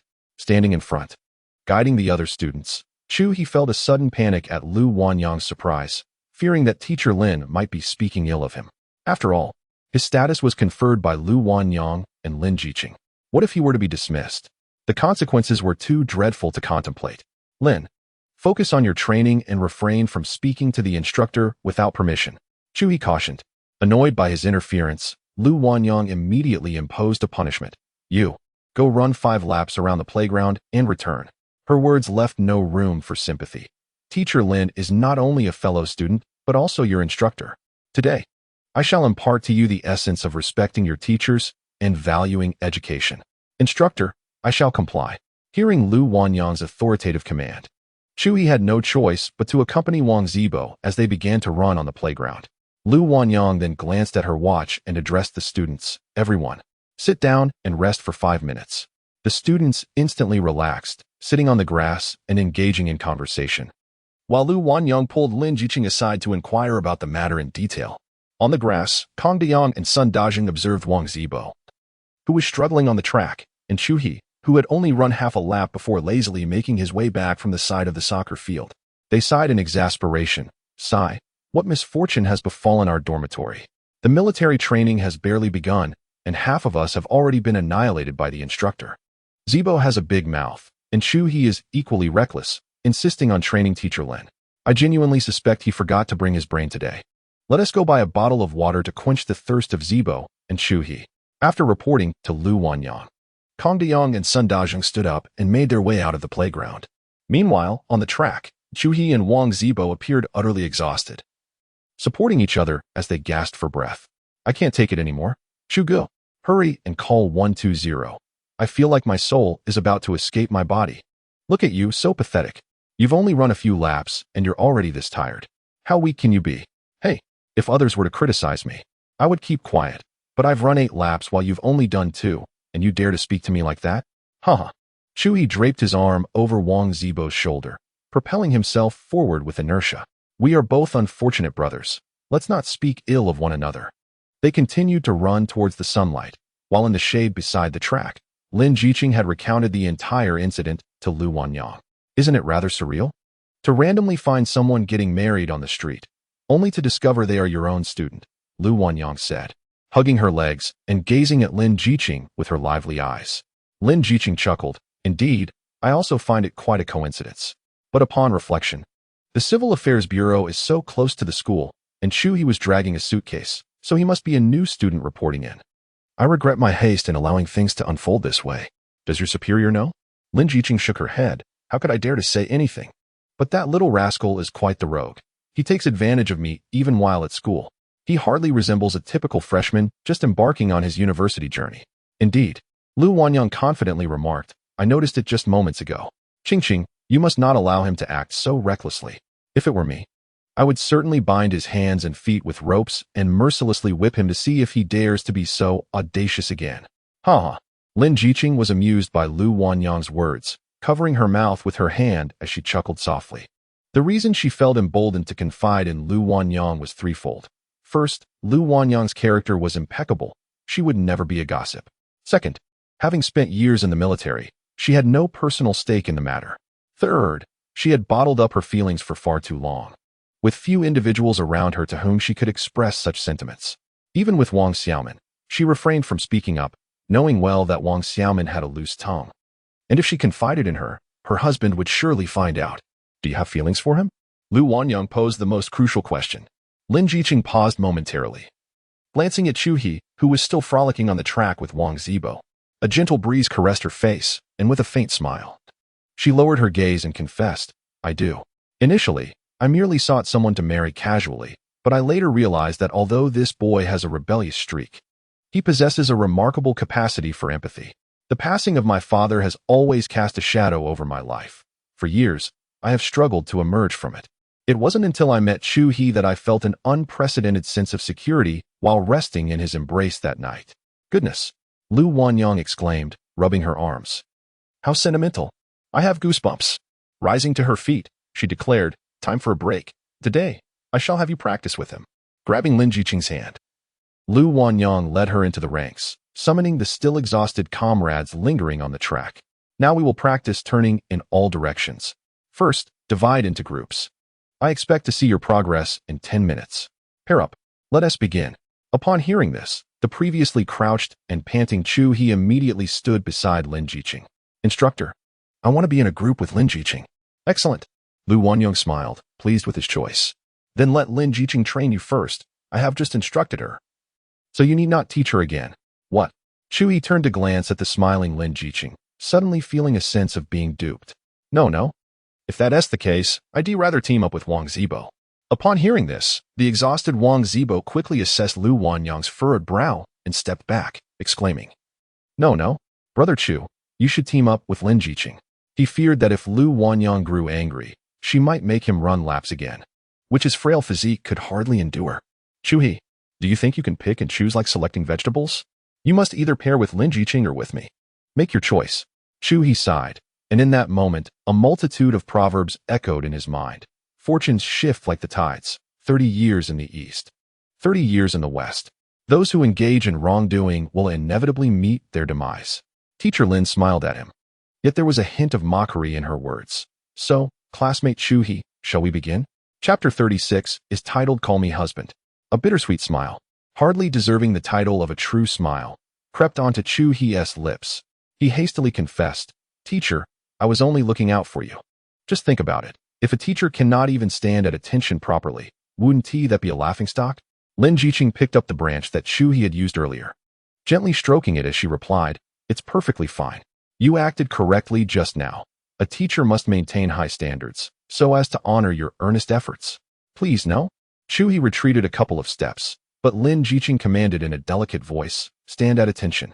Now follow my commands. Turn left. With no choice. Chu-hee complied and turned to the left. Lin Jiqing nodded and caressed his cheek with her slender fingers, saying, Isn't this quite good? What are you afraid of? I want to make things difficult for you. Turn left. Turn left. Turn left. Following Lin Jiqing's commands, Chu-hee began to spin in place, soon feeling the world around him whirl. Suddenly, a sharp crack echoed as Lin Jiqing struck his rear with the branch, causing him to instinctively recoil. Are you slacking off? How long have we been practicing? Chu-hee rubbed his backside, noting that her strikes were far more severe than his own. However, the roles had now reversed. He could only force a smile and say, Teacher, how about a different command? Who can continuously turn left forever? Are you teaching, or am I? Lin Jiqing waved the branch. Besides, if you can't even manage turning left, how can I expect you to handle additional commands? Chu-hee, attention, turn left, turn left, turn left. Thus, Chu-hee spun like a top on the grass. The sight caused Prince Bo and his companions to feel a twinge of anxiety. Poor Chu. He's really in a tough spot now, at the mercy of the instructor. They sighed. Well, who told him to behave that way towards the instructor? Now he is reaping what he sowed. All right, let us keep quiet. If the officer hears us, we won't fare any better. After a brief discussion, the three returned to their training earnestly. Meanwhile, Chu-hee had collapsed onto the ground, unable to rise. Teacher, why are there so many stars in the sky? Upon opening his eyes, he saw the entire sky spinning. Closing them only intensified the sensation of the world revolving around him. Witnessing the once cheeky Chu-hee reduced to such a state, Lin Jiqing turned, smiled, and then crouched down to observe him. Is this too much for you? We still have 3 commands left to practice. Chu-hee, lying on the grass and attempting to feign weakness, whined, I can't anymore. Teacher, I feel dizzy. I need to rest for a while. As he spoke, he reached out to touch Teacher Lin's thigh. Lin Jiqing swiftly swatted away his inappropriate hand, grasping the collar of his shirt, and said, You still have the energy for this? You seem quite alert to me. Get up. Chu-hee clung to Lin Jiqing's legs, squirming. I want tea. I feel dizzy. At this moment, all eyes were drawn to this scene. Goodness, this rascal has actually latched onto Teacher Lin's leg. How shameless. My goddess. And he dares to embrace her? For heaven's sake, is there no one to pull him away? As the crowd murmured in disbelief, Lu Wanyan swiftly recognized the situation and hurried over, lifting Chu-hee as if he were a mere chick. What are you doing? Trying to cause trouble for the teacher, are we? Haven't you run enough already? Not daring to act defiantly in front of Lu Wanyan, Chu-hee straightened up immediately. After subduing him, Lu Wanyan transferred the authority back to Lin Jiqing. Teacher Lin, please continue with the training. I'll check on the others. She winked at Lin Jiqing, who nodded slightly in agreement. Chu-hee, attention, right face, right face, right face. Thus, he endured an entire day of training. And the arduous first day of military training finally came to an end. Leaning against the passenger seat, a sullen Chu-hee appeared to be wallowing in humiliation. I'll tell my mother when I get home. If you dare treat me this way at school, just wait for her to punish you. Lin Jiqing glanced back at Chu-hee, who resembled a forlorn little wife, and couldn't help but chuckle. My mother sent tea coming today. It's impossible for you to complain. What? You had this all arranged beforehand, didn't you? Chu-hee turned to Lin Jiqing, demanding, Tell me, what is Lu Wanyan's relationship with you? Does she know about us? Is that something I need to tell you? Lin Jiqing remained silent. You can choose not to say, but don't think that your silence will spare you. Just wait until I get home tonight. You'll see how I deal with you. Chu He declared defiantly. Deal with me? Lin Jiqing cast a sidelong glance at the trunk. Do you know what's in there? What is it? A cane, specially prepared for you. Goodness. I was just joking, but you're genuinely plotting my demise. Lu Wanyin said that someone as glib as you deserves a good thrashing. Upon hearing this, Chu He panicked completely. That cane is quite thick. One would know who suffers from it. If I were truly to be beaten while suspended, I'd surely lose a layer of skin. Chu He quickly forced a smile. Teacher, I was just joking. You were joking too, right? No, I'm quite serious. If you don't believe me, just wait and see if there's a cane in the trunk. With a sigh, Chu He slumped into his seat, utterly despondent. Suddenly, as if fueled by some newfound determination, he launched an assault on Lin Jiqing. What are you doing touching my waist? I'm driving here, hey. Chu He's hands began to wander restlessly. Having faced the cane, he figured that he might as well indulge a little before facing his fate. You little rogue. Let go. Lin Jiqing remained focused on driving, unable to free a hand to deal with Chu He. My legs feel so weak. Chu He exclaimed. You wouldn't dare. All right, fine. I want to use the cane anymore. Is that acceptable? You say you want to use it, but I'm already terrified. Whose fault is that? Chu He clearly wasn't buying it. Let go. Can't you just consider it a plea from me? Not possible. Call me husband and let me hear it.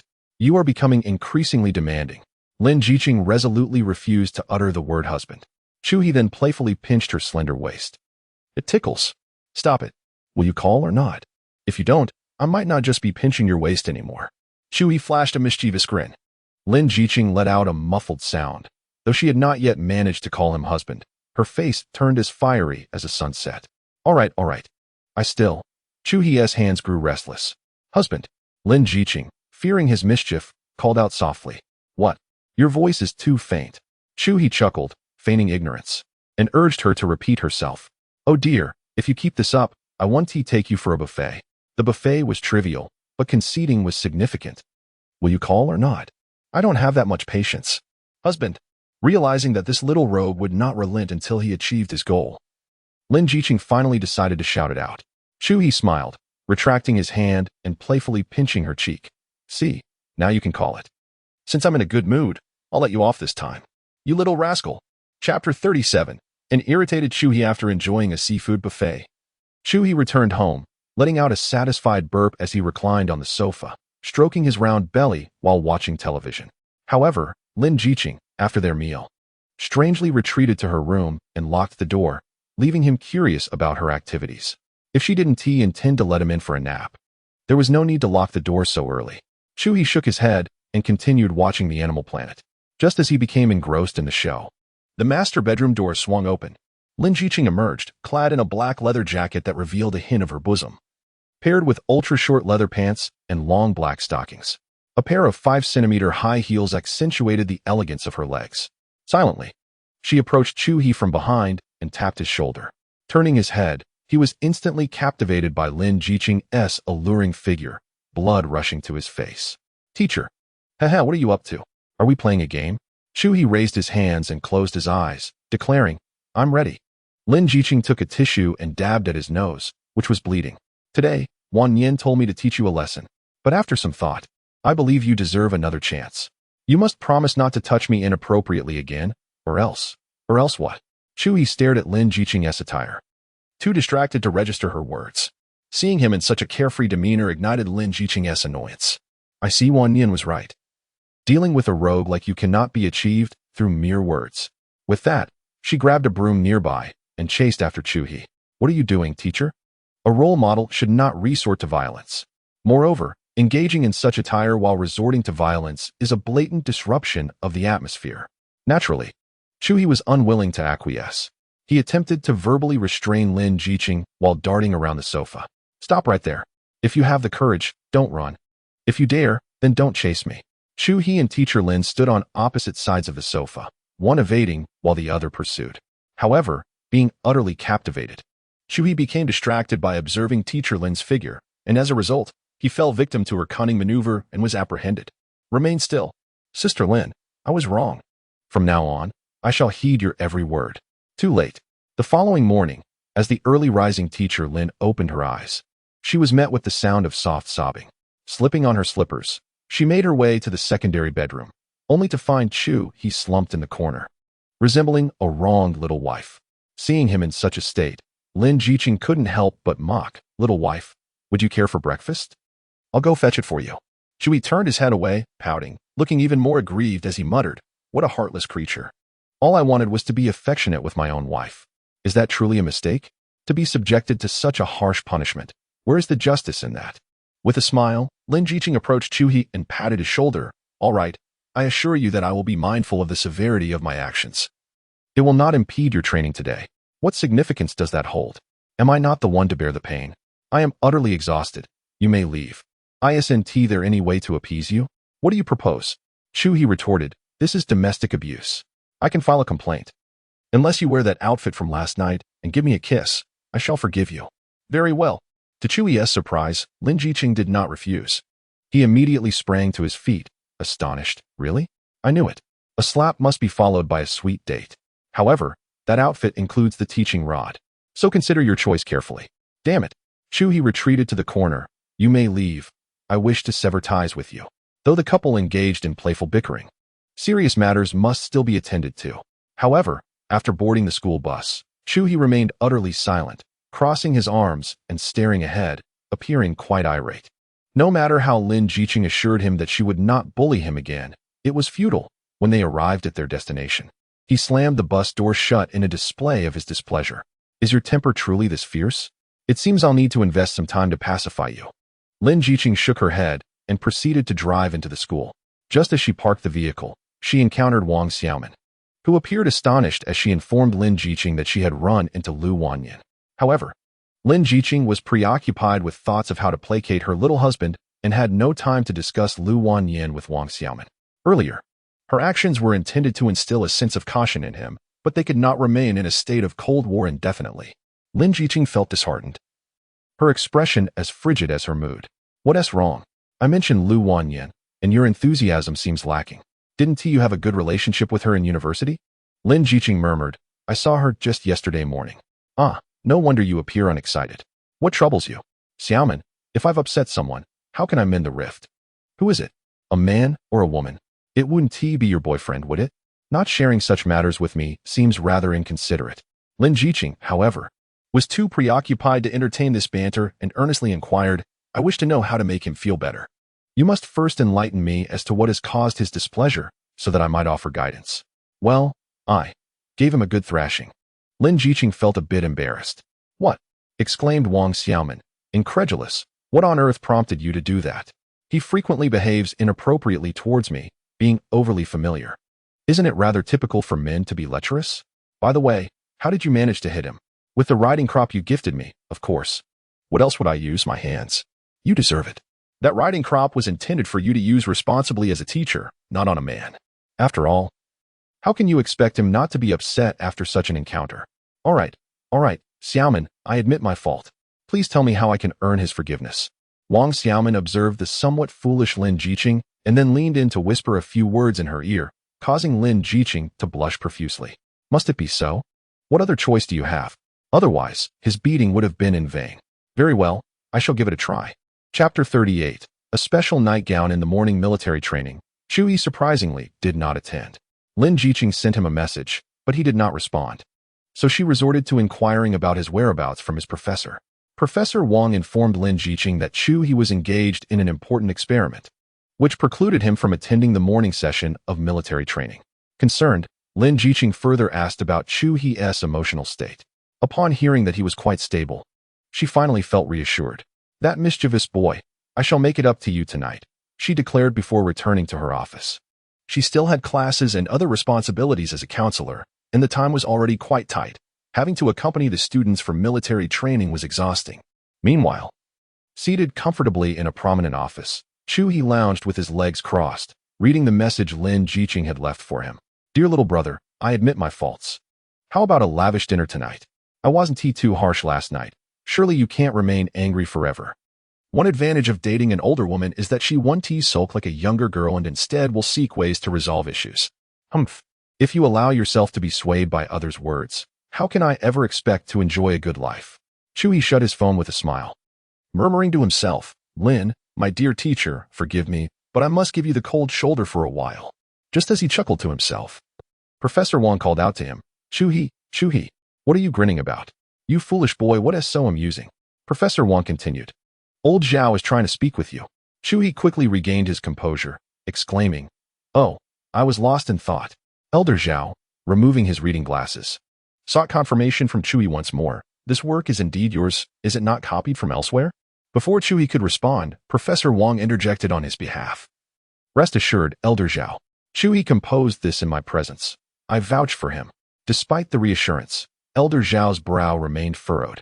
After years of diligent toil, he considered himself somewhat gifted. Throughout his extensive research and over 4 decades of teaching, he had never encountered such prodigious talent. While he would typically chastise other students who dared to challenge existing theories, Chu He had genuinely achieved the impossible. Although the experiments and conclusions presented on the 4 pages were somewhat succinct, Elder Zhao's years of experience led him to believe there was a significant likelihood of their correctness. Should the correct extinction mechanism be unveiled, it could potentially advance the field of paleobiology by at least 5 years worldwide. Internally stirred, Elder Zhao endeavored to conceal his excitement from Chu He, the remarkable prodigy, for fear of fostering undue pride. He merely handed the 4 pages to Professors Wang and Lu, stating, In that case, you shall assist Chu He with this experiment. There is a seminar in Sioux City in a month. I will take Chu He to observe. Professor Wang took the page filled with Chu He's insights and exchanged a glance with Professor Lu. What an extraordinary privilege it was for an undergraduate to participate in a seminar on the cutting edge of theory. Glancing down at the pages again, Professor Wang sighed, Alas, one cannot help but yield to such brilliance. Come, let us go and arrange for your laboratory access. Chu He, requesting a leave of absence, replied, Professor, since it will take a few days to apply for the school's laboratory, may I first partake in military training? Military training? Professor Wang paused, taken aback. This is the first time I have heard of a college student eager for such an experience. Let him go, he concluded, after all. He will soon have plenty to occupy his time. It is wise to relish the joys of university life. Thank you, Elder Zhao. Chu He, not waiting for the other professors to react, exited the office, muttering to himself, I dare say the professors will be the busy ones, as I still have numerous theoretical dynamics to ponder. With that, he dashed towards the playground. By this time, it was already afternoon. Upon returning to the ranks, Chu He discovered that the teaching assistant had become Wang Zibo. Given the brief 3-day military training, Chu He's absence in the morning had left the formation without an assistant. Standing in for Wang Zibo, Chu He had not been there long when Lin Jiqing approached with a small cart of water. Classes in Geology 1 and 2. Come and receive your water. Lin Jiqing called out sweetly. The parched students, eager for relief, exclaimed, Long live the teacher, before hastily queuing to collect their bottled water. Lin Jiqing distributed water to Lu Wan and another instructor, yet Chu He remained unmoved, seemingly unwilling to acknowledge Lin Jiqing's gesture. Seeing Chu He in this state, Lin Jiqing remained unperturbed. She approached him, produced a bottle of chilled cola from her bag, and inquired, Would you like to have some? Internally, Chu He felt a surge of delight, yet he turned his body away. Did she think that a mere bottle of cola could manipulate his wounded heart? Surely, he was not that easily swayed. He felt a flicker of annoyance. He had never witnessed such audacity from her before. Besides, during the time she had taken advantage of him, he had not resorted to sulking. Chu He chose to remain silent. Well, if you refuse to take the olive branch I offer, then you shall not behold the unique nightwear I purchased for tonight, Lin Jiqing declared before turning away. At long last, Chu He had received the answer he sought, yet he could not feign interest, lest he appear foolish. Pouting in a mock manner, he reached for the cola as Lin Jiqing teased, Have you had a change of heart? You promised me you would behave tonight, and from now on, you must not heed the slanders of others or strike me at will. Otherwise what? Lin Jiqing smiled. Well, as long as you're honest from now on, I shall not treat you poorly. Can you tell me what makes this nightwear so special? I cannot. Teacher, are you not just teasing me? Indeed, I am. What will you do about it? Students, gather round. Just as Lin Jiqing and Chu He were conversing, Lu Wanyang issued the call for assembly. The afternoon military training commenced once again. Chu He attempted to reclaim his title as teaching assistant, asserting that he had already submitted his name. The head coach cautioned against altering the assistants. However, Lu Wanyang was not swayed by such reasoning and promptly exchanged the names of Chu He and Wang Zibo. Henceforth, Wang Zibo would be called Chu He, and Chu He would be called Wang Zibo. In the last row, Lin Jiqing couldn't help but chuckle at Lu Wanyang's cleverness. Unable to achieve his goal, Chu He returned to his position, discontentedly enduring the sun as he continued his training while observing Wang Zibo flaunt his prowess. The afternoon session was grueling. Chu He was drenched in sweat, while Lin Jiqing also glistened with perspiration. At long last, they endured until evening, concluding their second day of training. Lin Jiqing then took Chu He out for hot pot. However, just as a few slices of lamb hit the boiling pot, Lin Jiqing suddenly lowered her head. "What's wrong?" Chu He asked, stuffing his mouth with lamb. "Vice Principal is coming," Lin Jiqing exclaimed, covering her mouth. Upon hearing this, Chu He froze. Their academy's vice principal, Du Fong, was a woman in her 40s who had yet to marry. She was known for her sensitive and suspicious nature. Any student who fell afoul of her would undoubtedly face dire consequences. If she caught Lin Jiqing and Chu He dining together, the repercussions would be unimaginable. "What should we do?" Chu He whispered. "Quick, lower your head. She is approaching," Lin Jiqing urged him. Chu He hastily complied. Yet, fate would have it that Du Fong was seated at the neighboring table of Lin Jiqing and Chu He. "Let us settle here. No need to peruse the menu. Please bring me your set meal number 1. "Certainly, madam. Your total comes to 198. "Ah, but I have not used your chopsticks, nor your utensils or napkins." Du Fong set down her bag and surprisingly produced a spoon, chopsticks, and even a bowl from within. "Madam, we cannot allow that," the server replied, visibly flustered. To everyone's astonishment, Du Fong erupted. "Who dares say I cannot? Are you willing to take responsibility for that statement? If so, summon your manager. I wish to discuss this matter." The server was momentarily silenced, forcing a strained smile as she replied, "Your total is 195 yuan. "What do you mean, you?" "It is you as in madam. If you are not using your utensils, can you not even address me properly?" The server inhaled deeply, maintaining her smile. "Your total is indeed 195 yuan. "What a ridiculous attitude," Du Fong retorted, extracting a 100 yuan note from her wallet, followed by an assortment of coins. "Count it. It's 195. Observing the exchange between Du Fong and the server, Chu He and Lin Jiqing remained silent. Though Chu He found Du Fong's behavior, intentionally making life difficult for others within her means, repugnant, he instinctively glanced at her, just as Du Fong, having dismissed the server, turned and met Chu He's gaze. "What are you staring at? Eat your meal." Du Fong retaliated swiftly. Surprisingly, Chu He felt a sense of relief. It appeared that this formidable woman did not recognize him. However, Lin Jiqing, seated across from him, was not so fortunate. She had reported to Du Fong about work matters numerous times, and a mere glance upwards would lead to her being recognized. Subsequently, Du Fong would take note of Chu He, and a check of his records at school could spell trouble. This meal is no longer feasible. Chu He abruptly stood and called for the server to settle the bill. Another server approached to finalize their payment. Since they had not ordered a set meal, they were to pay afterward. "Hello, your total is 301. Chu He smiled, affirming the server's calculation, then glanced at Lin Jiqing, who was still looking down.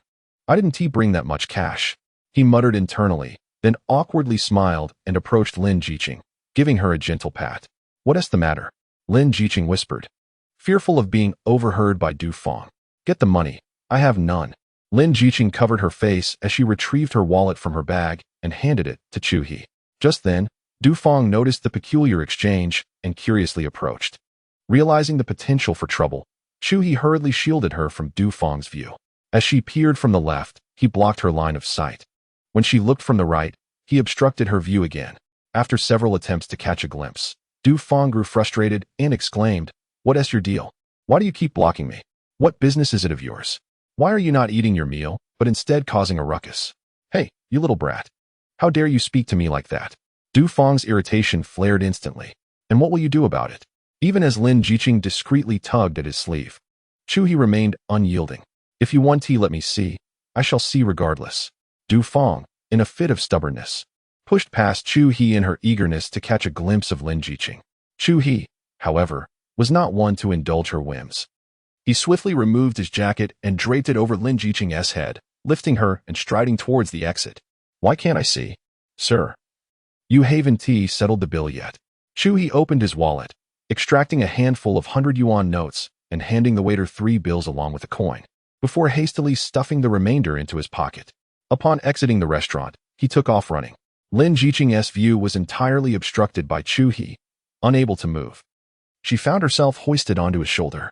Thus, a male university student sprinted down the street with a woman whose face was concealed by clothing. A formidable-looking middle-aged woman pursued them from behind. Passers-by were left stunned by the spectacle unfolding before them. Fortunately, Du Feng, lacking stamina, could only chase Chu He for a short distance before she faltered. Meanwhile, Chu He had already carried Lin Jiqing 2 miles away, leaning against her knees. Du Feng gasped for breath, muttering, "What s with this guy? Just let me have a look." At a bus stop 2 miles away, Chu He, after several confirmations that Du Feng had not followed, finally set Lin Jiqing down from his shoulder. "Are you all right, teacher?" he inquired. Lin Jiqing, feeling dizzy from the abrupt movements, pressed her abdomen, which ached slightly from the strain. "Did we lose her?" she asked, cradling her belly. "Of course we did. Who do you think I am?" Chu He replied, panting, his face flushed. Lin Jiqing skeptically remarked, "So impressive. Why couldn't you manage 2 laps yesterday during our run?" "I can't divulge that," Chu He exclaimed, his pride evident. In truth, he was reluctant to reveal his true capabilities to Lu Wan, fearing further punishment that could exceed 5 laps. "Let us go home." "All right." The two stealthily returned, confirming that Du Feng was indeed inside enjoying hot pot, before confidently driving home. On the way, despite Chu He's pleas and threats, Lin Jiqing refused to disclose what kind of sleepwear she had purchased. Upon returning home, she locked herself in the master bedroom, forbidding Chu He from entering. However, this time, Chu He's curiosity was thoroughly piqued. He had no time to watch television and pressed his ear against the door, straining to hear the commotion within. "Is it ready yet, teacher?" Chu He called softly against the door. "Not yet." A minute later, he inquired again, "How about now?" "Still not ready." After half an hour, he persisted, "Now?" "This outfit is quite tricky to put on. If you keep pushing, I might just refuse to wear it." "Refusing is fine. After all, we're legally bound." "I have nothing to fear. Get lost," Lin Jiqing shouted, prompting Chu He to cease his intrusive antics and languidly wait on the sofa. The outfit must be tight. Could it be a bikini? Chu He's imagination ran wild, and, as anticipated, he found himself with a nosebleed. Damn, the vigor of youth is truly overwhelming. A few tissues were hastily used to wipe away the blood from my nose. Suddenly, the bedroom door creaked open, and Teacher Lin emerged, her face flushed a deep crimson.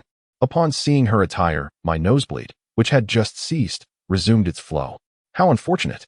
Teacher Lin was clad in a snug, one-piece pajama, but it was no ordinary ensemble. It was emblazoned with the image of Ultraman Tiga. The indicator light on her chest even emitted a soft, white glow. The fitted garment accentuated her figure, leaving me utterly flabbergasted, unable to contain the rush of blood to my face once more. How could anyone withstand such a sight? "Teacher, who permitted you to dress like this?" I inquired, fully aware that the proud Teacher Lin would never purchase such an outfit without external influence. However, Lin Jiqing would undoubtedly refuse to divulge the source of her attire as she approached me, her feet entirely enveloped in the garment. "Am I not allowed to wear something like this?" she asked, draping her arm over my shoulder, the pulsating light on her chest causing my heart to race. Without hesitation, I removed the light from her chest and wrapped my arms around her slender waist. "You know, I have always believed in the existence of light." "Are you not angry now?" Lin Jiqing asked, her eyes wide with curiosity. "Angry? With you by my side, how could I possibly be upset? That would be utterly ungrateful," I replied, lifting Teacher Lin effortlessly into my arms. "Teacher, it's late. Let us retire for the night." "Wait, I still need to change out of this," she protested. "How long have you even been wearing it? You can't possibly want to change now. You must wear it all night and cuddle with me." "No, this outfit is uncomfortable." "That matters not. I am comfortable," I declared, tossing her onto the bed. As the lights dimmed, the soft moonlight filtered through the thin curtains, illuminating our faces. "Teacher, why don't we truly get married?" "What do you mean by truly married?" "We are already recognized by the law." "Legally recognized?" "Yes, but I have yet to acknowledge it." "What do you mean? Are you still unclear, teacher? Have you forgotten the stipulations set by my mother-in-law? Do you not recall how I ended up in the hospital?" At the mention of my demands, Lin Jiqing immediately retreated beneath the covers. "No, it is not the right time." "When will the right time be, Sister Lin?" "I can hardly wait." My hands began to wander across her Tiga-printed skin, eliciting peals of laughter from Teacher Lin. "Stop it, I need to sleep." "Very well then, good night." Teacher. Good night, little rascal. Thus began another beautiful day at dawn. For the freshmen undergoing military training, the early morning is far from delightful. This day marks the final stretch of their training, and although tomorrow, following the military performance, they will embrace their first weekend of the semester. The last day of training preceding that weekend proves to be the most grueling. Assume the position. Lu Wanyang, adorned in camouflage attire, paced among the students, meticulously correcting each individual's prone posture. Tomorrow is the performance. If you remain in such a state, you will only tarnish your instructor's reputation. Engage your arms. Tuck in your abdomen, and do not raise your posterior. Lu Wanyang diligently instructed each student. It was yet to be 7 o'clock. And the mornings in Linqing during September carried a cool breeze. Furthermore, in the expansive playground, every student lying prone trembled, leading to improper execution of their positions. As the students endured the discomfort and continuously adjusted their stances, Chu He strolled leisurely onto the field from one side, leisurely sipping soy milk with one hand while holding a steaming basket of dumplings in the other. As he approached the ranks, Chu He finished the last sip of his soy milk, grinning at Lu Wanyang. Instructor, am I late? With a stern expression, Lu Wanyang retorted, what do you think? These students have been lying here on an empty stomach for half an hour, and you just arrived. My apologies. Chu He explained. I had to assist Teacher Lin with some matters, which delayed me. He fabricated an earnest excuse.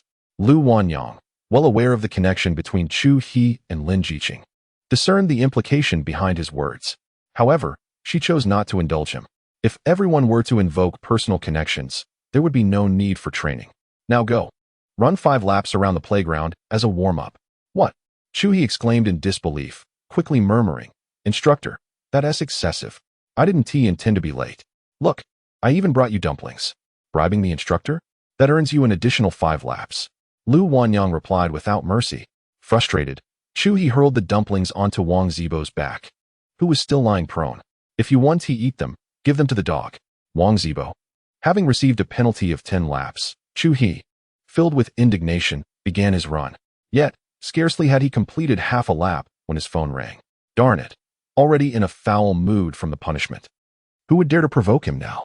With pent-up anger, Chu He answered the call, fuming. Who is this? Why are you making nuisance calls so early in the morning? I am your father, came the abrupt response from the other end. Who the hell are you? Chu He blurted out, unable to contain his ire upon hearing the equally furious tone on the other end. I have an 8 o'clock class. You little brat. How dare you speak to your father like that? If you've got the guts, don't come home. If you do, I'll strangle you, ungrateful child. The man on the line declared, leaving Chu He momentarily stunned. He glanced at his phone, and indeed, the contact was saved as real father. Blimey, this had escalated. Father, I mentioned earlier that I was possessed by a ghost. Do you believe me? You better return home this weekend post-haste, or I shall make you aware of who the true authority is in this relationship. Father, I too bear the surname Chu, and you can now claim to share it with me. How dare you? You little rascal. I am about to purchase a train ticket and will ensure you regret your insolence. On the phone, Father Chu continued to rant until a gentle voice emerged, softening his furious tone. All right, my son did not mean it. Calm your temper. Son. A middle-aged woman's voice resonated through the phone. Mother. Chu He exclaimed. What instructions do you have? How has school been these past couple of days? Your father and I have been quite concerned about you. Who cares about that ungrateful brat? Everything is fine, Mother. I will come home to visit when I have the time. Wonderful, let us plan for this weekend. Your father and I have found a lovely girl for you. She is quite charming, and you should meet her. Upon hearing this, Chu He couldn't help but furrow his brow. Mother, I am merely a freshman. Is there really a need to rush? Why shouldn't there be urgency? When I was your age, I had already won your mother's heart. Chapter 41. You are not permitted to watch the teacher dance. Why discuss such matters with the children? Chu mother urged. It would be good for you to meet her. Primarily, your mother misses you. Come home, and I'll make you dumplings. With that, Chu He felt a lump form in his throat, making it hard to refuse. Originally, he had planned to spend the weekend with Teacher Lin, but it seemed that wish would have to be abandoned. Very well, Chu He acquiesced. The little rascal has agreed. When he returns this weekend, should I use a belt on him? Father, since you share my surname, if you choose to discipline me, I shall accept it. Damn it. Wife, hurry and buy me a train ticket. I am going to fetch our shovel and teach him the true meaning of authority. Enough of that, my son. Let us leave it at that. I shall hang up now. All right, Chu He replied, but the other end had already disconnected the call. Chu He fell into contemplation.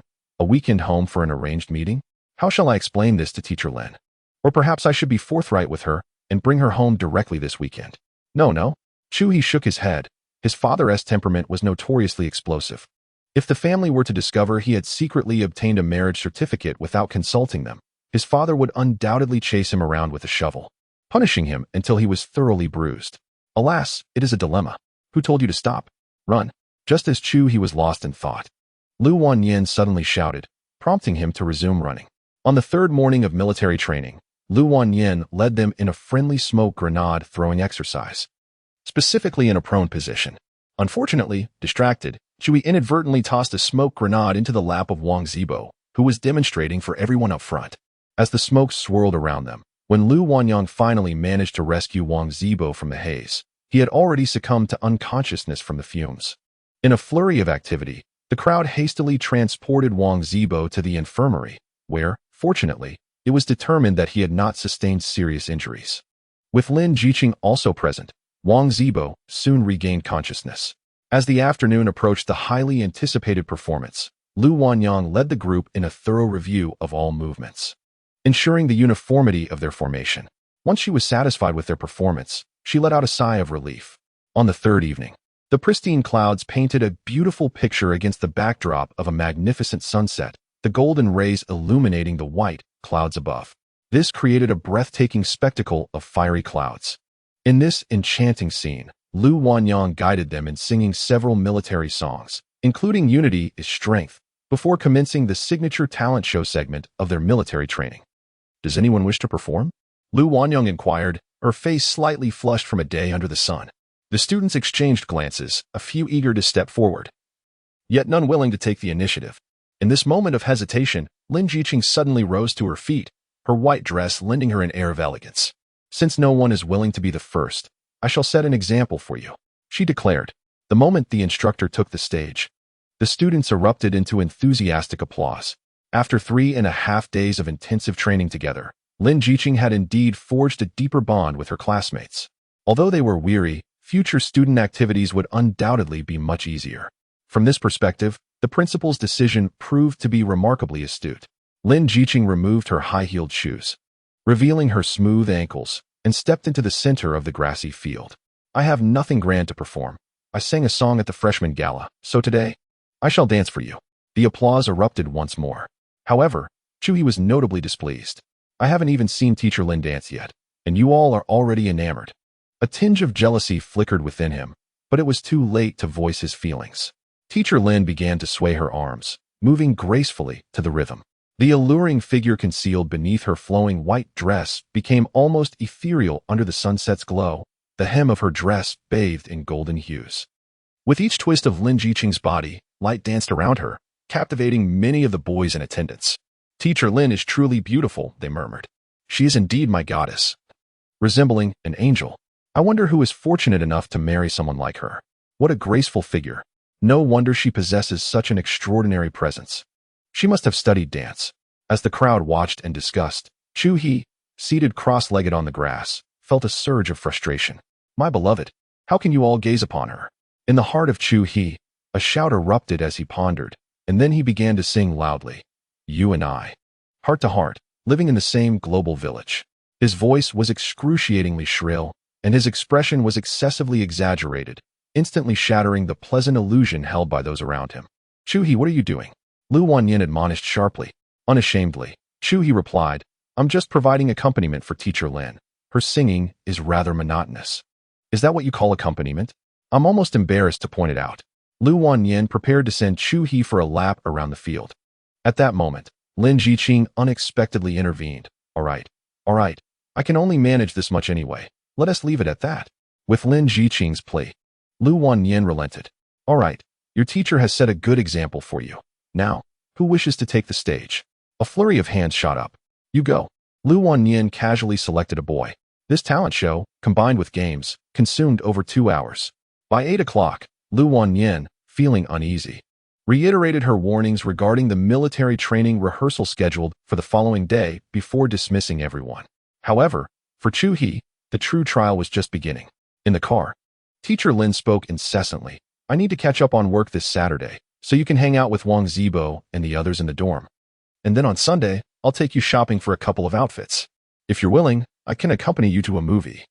But whether I watch or not is secondary. The main thing is to be with you. Finally, we can have a meal together. The car sped along the highway. The time already past 8. With few vehicles around, she was able to converse freely with Chu He. Yet, Chu He seemed rather downcast. After much contemplation, he felt it was time to be honest with Teacher Lin. As she continued her chatter, he interrupted her. Teacher, do you have other thoughts? I'd like to hear them. Lin Jiqing assumed Chu He wanted to discuss their weekend plans. He shook his head. I might need to go home this weekend. Home? Why? Lin Jiqing frowned, realizing that her weekend plans were about to be derailed. Because my mother has arranged a blind date for me. What? Upon hearing this, Lin Jiqing abruptly slowed the car, and thankfully, Chu He was wearing his seatbelt. Otherwise, he might have collided with the dashboard. Chapter 42. Is Teacher Lin a rich woman? I've struck gold. Oh dear, you nearly choked me. Chu He rubbed the area where the seatbelt had pressed against him. While Lin Jiqing found a roadside parking spot and brought the car to a stop. Why aren't we moving, teacher? Chu He asked knowingly. Lin Jiqing turned to glare at him. What did you just say? A blind date at home? Yes, Chu He replied, feeling somewhat guilty. Is that a problem? What am I then? Lin Jiqing inquired. You're my wife. Finding a girlfriend through a blind date sounds delightful. What did you say? Lin Jiqing pinched a bit of flesh at Chu He's waist and twisted it fiercely, causing his face to flush with pain. Ouch, ouch, ouch. Teacher, please let go. Chu He was aware that his words would undoubtedly displease Teacher Lin, yet he was still willing to indulge in a bit of mischief. Lin Jiqing's eyes were slightly reddened. After several days of persistent pursuit from Chu He, she had developed profound feelings for him. After contemplating for a moment, Lin Jiqing turned the car around and headed towards a nearby supermarket. This weekend, I will accompany you home, and I shall purchase some gifts for your parents. Just tell them we are getting married, and that will suffice, won't it? That is quite out of the question. Chu He stammered in alarm. Teacher Lin, you have no idea of my father's temperament. If he finds out, you might not see a complete me again. What if you end up a widow? Chu He cracked a joke in an attempt to lighten the mood, but to his surprise, Lin Jiqing remained serious. What do you propose we do then? You go home for a blind date and commit bigamy? Not at all. I am merely going on a blind date. I haven't even met the person yet. Where would I speak of marriage? Besides, I already have you, Teacher Lin. How could I possibly accommodate anyone else? Then I shall return with you, Lin Jiqing declared. What for? To supervise you. You little rogue, who knows what might happen if I take my eyes off you? What if you end up liking someone else? Indeed, if I were to develop feelings for someone else, you would be in quite the predicament, teacher. After all, I am merely 18, while you are soon to be 30. Chu He. Lin Jiqing was genuinely angered by his remark and immediately pressed the accelerator, causing the car to speed up. Wait, teacher, I was just joking. Please slow down. I am feeling dizzy. I truly apologize. Chu He pleaded desperately, but Lin Jiqing showed no signs of reducing her speed. As the vehicle continued to accelerate, the engine roared in protest. In a moment of panic, Chu He turned his head and kissed Teacher Lin's cheek. Please, calm down. I only love you. With the unexpected kiss on her cheek, Lin Jiqing's emotions slowly began to stabilize, and the car's speed decreased. Chu He sighed in relief. After spending so many days with Teacher Lin, witnessing her emotional volatility was a first for him. The two continued to the supermarket, where Lin Jiqing insisted on purchasing items for Chu He's parents. Chu He pushed a small cart behind her, but soon found it increasingly difficult to move. Observing the numerous boxes of fruit, milk, and health supplements, he promptly interjected, Teacher, this is quite enough. We don't need so much. After spending this much money, do you still have a salary left? You little brat, is this something you should concern yourself with? Lin Jiqing retorted, picking out 2 large durians. You cannot fathom my savings. I cannot fathom. Chu He was taken aback. Could it be that Teacher Lin was actually wealthy? Was he truly so fortunate? Eagerly, he pushed the cart closer to Lin Jiqing and proposed, Teacher, how about you lend me some? What do you intend to do with it? To be frank, I possess a mind brimming with business secrets, yet I lack the initial capital. Teacher, could you assist me? You, a business prodigy? Lin Jiqing placed another box of anmuxi into the small cart. I don't see you that way. Besides, what are you fussing about? My money is certainly enough for both of us. I can spend your money now, but I can't keep doing that after graduation. So what? If you're unwilling to indulge in a life of ease, I'm sure many other young men would be more than happy to do so. Chu He remained silent. Despite his seemingly carefree demeanor, he truly had no inclination to live off someone else's fortune. In his previous life, he was the owner of a company. And while he may not have been a top-tier magnate, his annual income of several million was nothing to scoff at. The notion of being dependent on someone else for a lifetime was simply untenable for the current Chu He. However, this matter required a gradual approach. If Teacher Lin truly had an abundance of money to spare, it might become unavoidable. In that case, he might as well pursue something he genuinely enjoyed. Let us go. Time to check out, Lin Jiqing exclaimed, patting the cart filled to the brim with gifts, leading Chu He toward the cashier.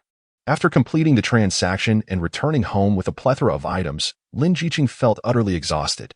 She instructed Chu He to prepare a simple meal. Reluctantly, he replied, "Understood.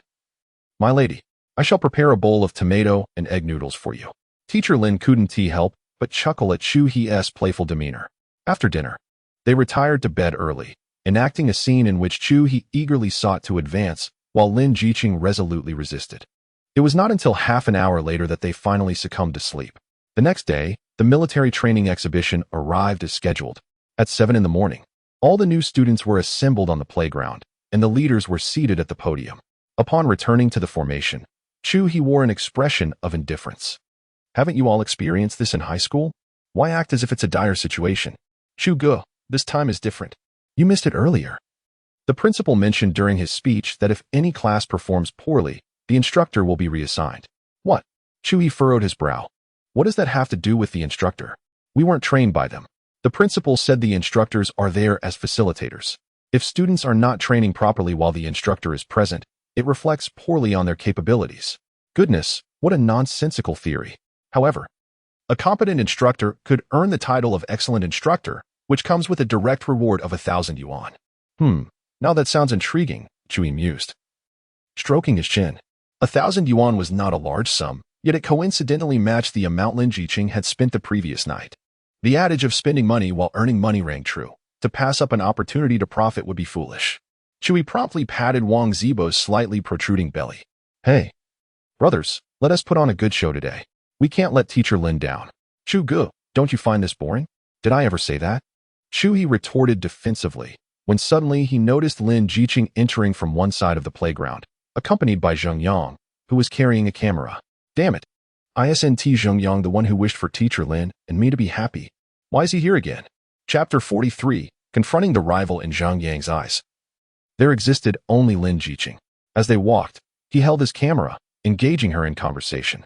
"Qing, how would you like to be photographed when the performance begins? I can take plenty of shots for you." "No need, just take them normally." Lin Jiqing, fully aware of her childhood friend's intentions, had never granted Zheng Yang an opportunity. "Then after it concludes, shall I treat you to a meal? It's been ages since we last dined together." "Is that so? I'm afraid I can't. I need to go to lunch with Chu He to meet his parents," Lin Jiqing replied, half seriously.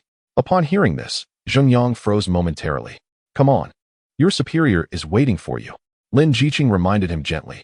Zheng Yang sighed and retrieved a silver necklace from his pocket. "Qing, this is a gift for you." "Oh, is this from you, Brother Yang? What is this for?" Lin Jiqing asked as they moved to the formation's rear, where Chu He quickly interjected.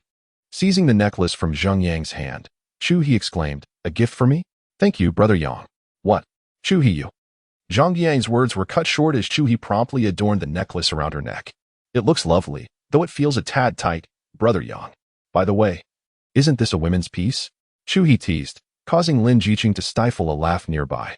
Even the perceptive Lu Wanyin couldn't suppress a smile. "Give it back to me. Otherwise, I shall reveal your secrets." "What secrets?" Chu He replied, unfazed. Just as Zheng Yang was about to divulge something, Lin Jiqing's expression shifted, prompting him to halt mid-sentence. "What secrets? Brother Yang, do tell." Chu He persisted, darting about in front of Zheng Yang, who felt his face flush with indignation. At that moment, the loudspeaker on the playground blared. "Photographer, where are you? We are about to start." "Leader, I'm right here." Zheng Yang hurriedly excused himself, leaving the necklace behind. "This thing is so flimsy. Did you buy it at a 2 yuan store?" Chu He remarked disdainfully as she removed the necklace. Lin Jiqing snatched it back. "Give it here. I need to return it to him later." Hey. The loudspeaker blared again. "Photographer, take your position. Time is of the essence. Many students are looking forward to a 3-day weekend, so let us not waste any more time."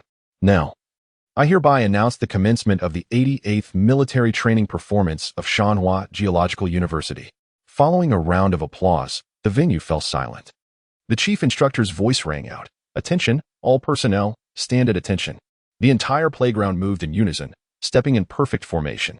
First squad, step forward. At the command of the chief instructor, students from the Environmental Engineering Department entered the arena slowly, led by a male instructor, commencing the military training performance. The presentation was quite traditional, as most of these university students had undergone similar experiences multiple times.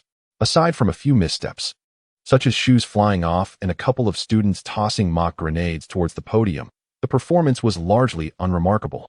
Fortunately, the geology class led by Lu Wanyin encountered no unexpected issues and successfully completed their performance task. However, during the presentation, the foolish Zheng Yang persistently focused his camera on teacher Lin, inciting Chu He's ire.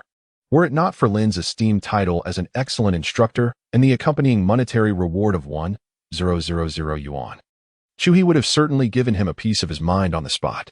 Once the performance concluded and the formations dispersed, students gathered in small groups on the grass, eagerly awaiting the results from the podium. The title of excellent instructor not only signified the honor of the instructor, but also represented the pride of the diligent students who had trained hard. Yet, at this moment of glory, Zhang Yang neglected to photograph the esteemed leaders, instead descending to fawn over Lin Ziking. Chu He could no longer tolerate this behavior. If he did not teach Zheng Yang a lesson, he would never learn the gravity of his actions. Chu He summoned Wang Zibo and the others, instructing them to procure a bottle of cola, while he feigned a stomach ache to visit the infirmary for laxatives. The four then mixed the laxatives into the cola, ensuring it was thoroughly stirred. Subsequently, Wang Zibo and the others approached Zhang Yang, requesting a photograph to commemorate their military training. Given that Zhang Yang was invited by the school for this task, he could not refuse. After capturing their photo, Wang Zibo, under the guise of gratitude, handed the cola to Zheng Yang. Zheng Yang thought to himself how gracious these college students were, even offering him a bottle of cola after taking their picture. Having long been parched, he did not even notice the seal on the bottle as he eagerly twisted it open and gulped down nearly half. From a distance, Chu He watched this unfold, unable to suppress his laughter. Wang Zibo and the others quickly returned to Chu He's side, proclaiming, "Brother Chu, the mission has been successfully accomplished. Don't worry, once the results are announced, I'll treat everyone to barbecue." Such generosity, Brother Chu. But why the vendetta against him? They inquired. Chu He, without hesitation, replied, "His sycophancy towards teacher Lin irritates me. Indeed, it annoys me too," echoed Sunda. "Where has the cameraman gone? Does he still wish to receive his pay?" Hearing this, Zheng Yang, who was adjusting his camera, hastily finished the remaining cola, discarded the bottle, and rushed back while shouting, "Leaders, I'm here."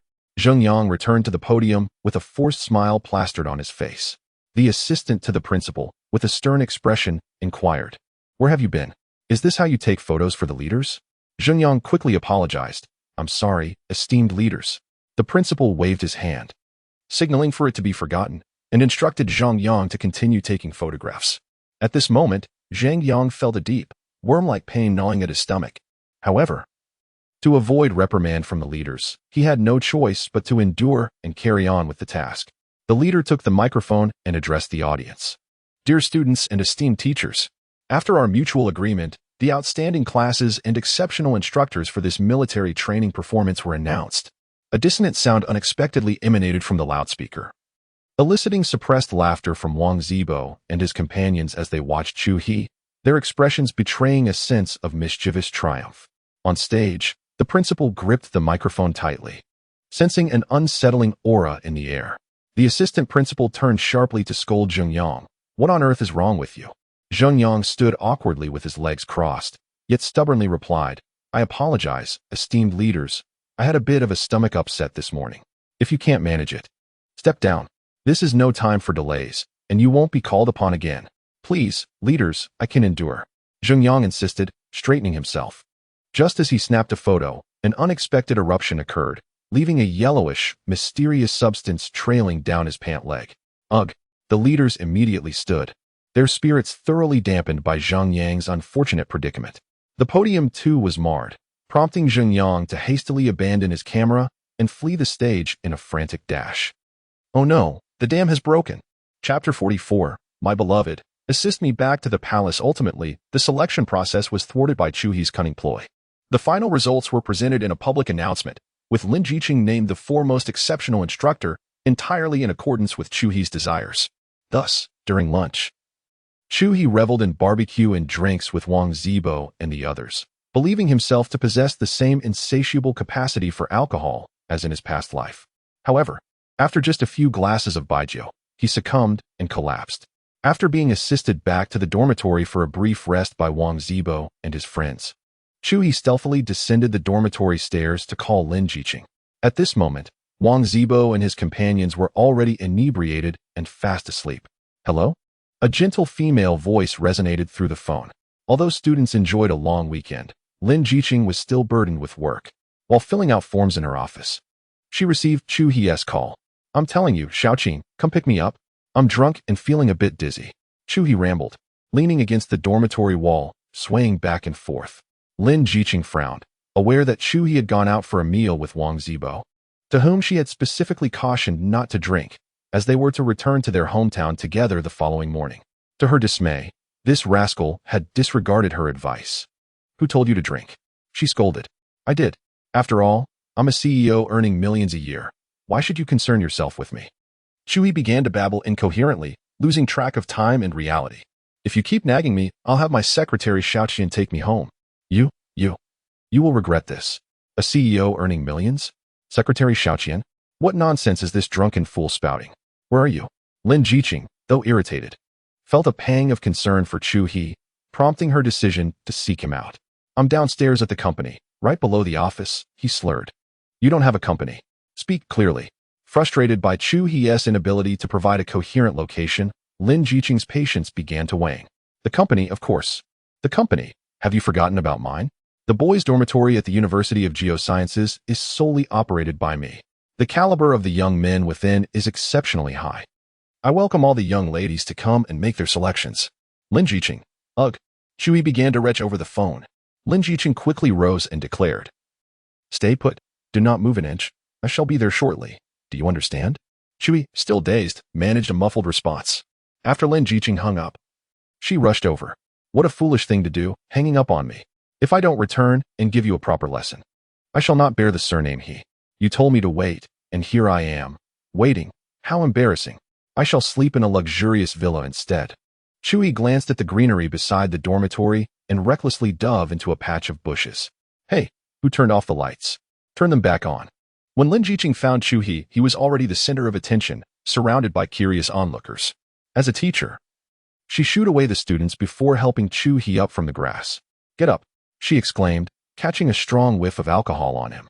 She brushed off the dirt from his clothes, and as the sleepy Chu He suddenly came to, he wrapped his arms around Lin Jiqing's waist.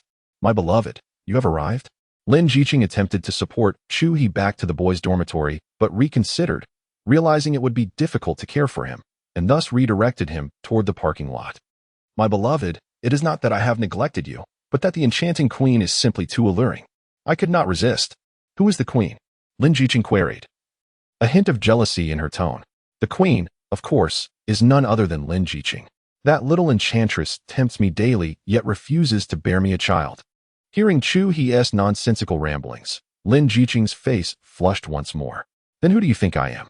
Who are you? Chu He squinted at her. Oh, Zibo, you've changed. Your chest has grown, and your figure has become quite alluring.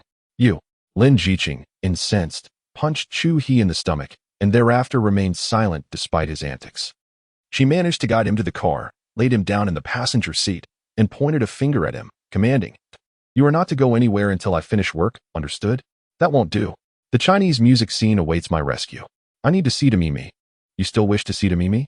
Lin Jiqing delivered another punch to Chu He, and in her frustration, pinched him as well. As Chu He attempted to rise, Lin Jiqing swiftly fastened the seatbelt around him. You are not to go anywhere. After reiterating her instructions, she finally closed the car door, bound by the seatbelt. Chu He struggled for a while but ultimately succumbed to slumber. Lin Jiqing gazed through the window for a moment, observing Chu He had quieted down, which allowed her to feel at ease as she left for work. Meanwhile, a disoriented Chu He remained unaware of how long he had slept before finally opening his eyes. Upon awakening, he was greeted by the sight of Lin Jiqing, resting her head on her hand, intently watching him. Teacher. Chu He, still disoriented from the alcohol, could not distinguish the situation before him. Upon awakening, Chu He was momentarily disoriented, pondering the absurdity of his circumstances. He soon recognized that he was in Teacher Lin's residence, which brought him a sense of relief. Teacher, I hope I didn't utter anything peculiar last night, he inquired. Lin Jiqing, donning her slippers, replied, You didn't say much that was strange, but your behavior was rather unruly. I truly wonder what else occupies your mind aside from frivolous thoughts.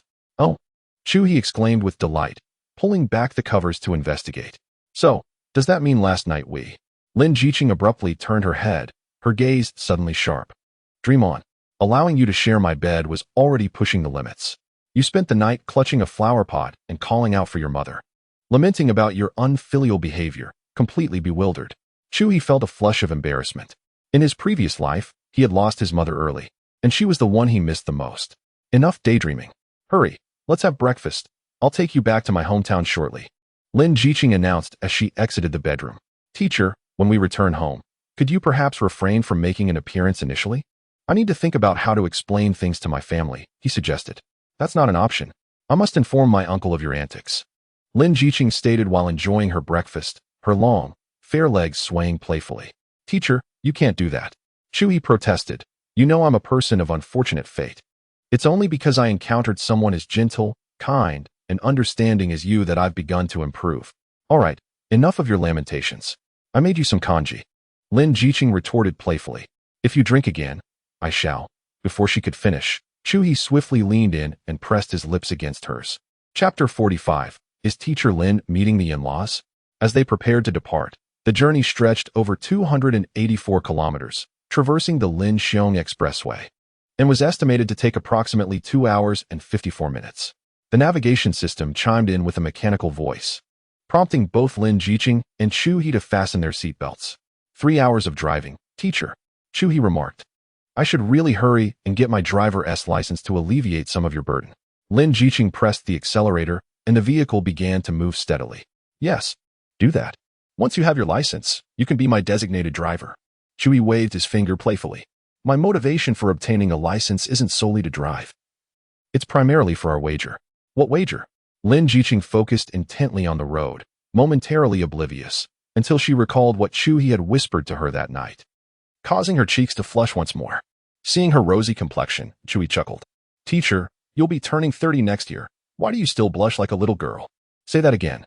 Lin Jiqing, with one hand still on the gear shift, pinched a bit of flesh on Chu He's arm. Ow, ow, ow. That hurts. Chu He quickly grasped her hand, holding it tenderly. What beautiful hands you have, teacher. You must refrain from using them to pinch others. Humph. Lin Jiqing huffed, retrieving a pair of sunglasses from the visor and focusing intently on driving. Chu He remained silent during the 3-hour journey. Just as he was about to take out his phone to listen to some music, he discovered that his mother had sent him a plethora of photographs. Upon opening the images, he was greeted by the sight of a pure-looking girl, slightly tilting her head and smiling at the camera. Her beauty could be considered above average, though it paled in comparison to Lu Wanyang. However, her innocent demeanor likely made her quite appealing to young men. Given that Chu He resided in a small county in Xiong City, where charming girls were scarce, it was likely that this girl ranked quite favorably. What are you looking at? Teacher Lin turned her head to glance at Chu He's phone, and was taken aback to find him secretly admiring photographs of another girl. Oh, this must be your high school crush. Still pining after her, are we? Tell me, do you still keep in touch? With her sunglasses on, Teacher Lin's sultry lips fired off several remarks like a machine gun, eliciting laughter from Chu He. Teacher, who said this is my crush? This is my matchmaker's recommendation. A matchmaker's recommendation? Teacher Lin turned her head again to scrutinize the girl's photo, even leaning down to let her sunglasses slide to the tip of her nose for a better look. She is quite pretty. Have you developed feelings for her? Teacher Lin's brows knitted together in mock seriousness. Had she not been driving, she might have playfully interrogated Chu He further. She is indeed lovely, Chu He replied, teasingly adding, but mainly because she is younger, unlike you, who are approaching your 30s. Say that again. Lin Jiqing, focused on driving, could not retaliate immediately, so she threatened. You might as well stay at the dormitory and not return home. Teacher, do you admit that my home now? Lin Jiqing paused, then retorted, Get lost, you rascal. Oh, rest assured, teacher, you are far more beautiful than she is. Besides, I, Chu-hee, have never been one to judge solely by appearances. You don't judge by looks? Teacher Lin laughed as if she had just heard the funniest joke. Are you mocking me? Chu-hee draped his jacket over his head, burying his face, and mumbled, I'm not talking to you anymore. I'm going to sleep. You just focus on driving, Driver Lin. Is that how easily you get upset? Come on, we have several hours left. Shouldn't you keep me company to alleviate the boredom? With that, Chu-hee's breathing grew steady as slumber began to take over. Little lazy pig. Teacher Lin chuckled, shaking her head as she continued driving towards their hometown. The journey was surrounded by picturesque mountains and rivers, with the sun shining just right. They departed from Lin City at 7:30, and by 10:30, Teacher Lin had steered the car into the county where Chu-hee's family resided. She gently tapped Chu-hee, who was still cocooned in his jacket, fast asleep.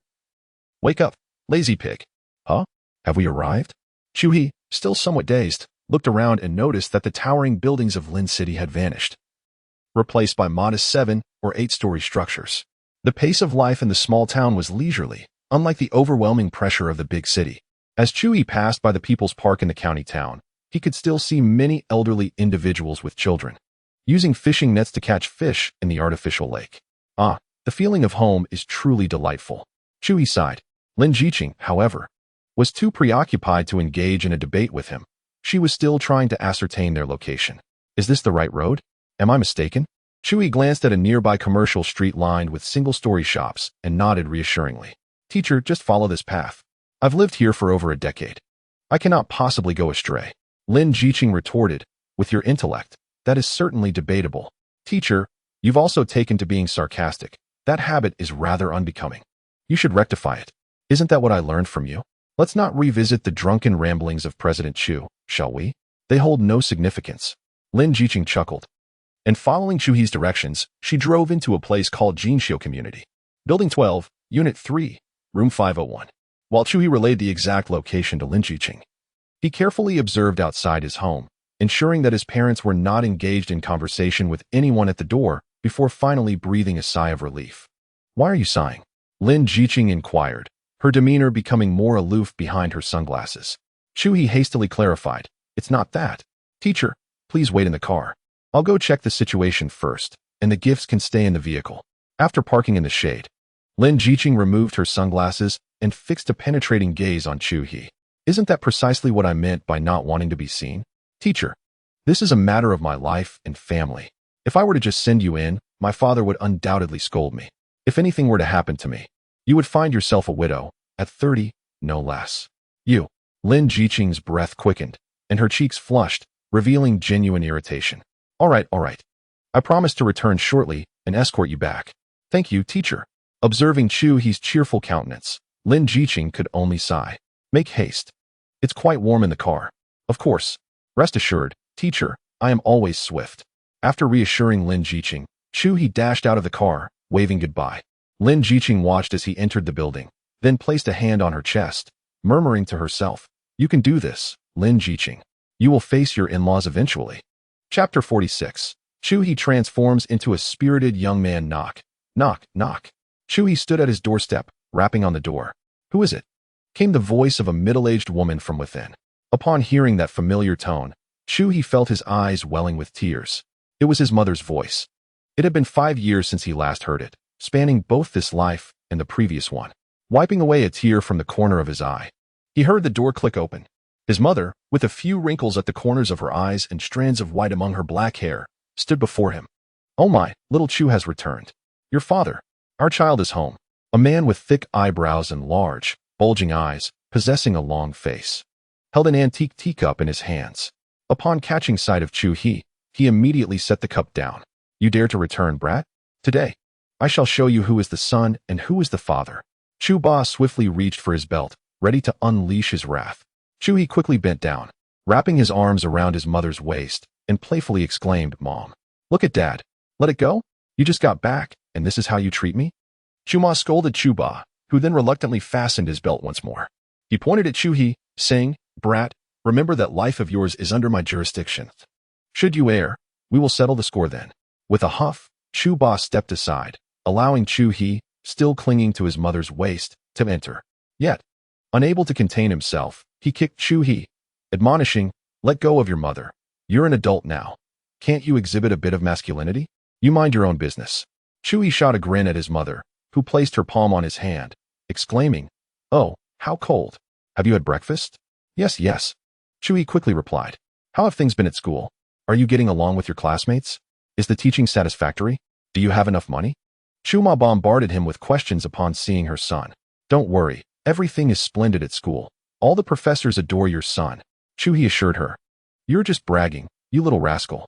Chuba, seated at the dining table sipping tea, interjected occasionally, interrupting their conversation. "What am I bragging about?" Chewie asked. "If I may say, Dad, it's like our ancestral grave is smoking. Though your generation is somewhat lackluster, you have a fine son." "Who is lackluster?" Upon hearing his son's teasing, Chuba again reached for his belt, but a stern glance from his wife made him reconsider. "All right, son.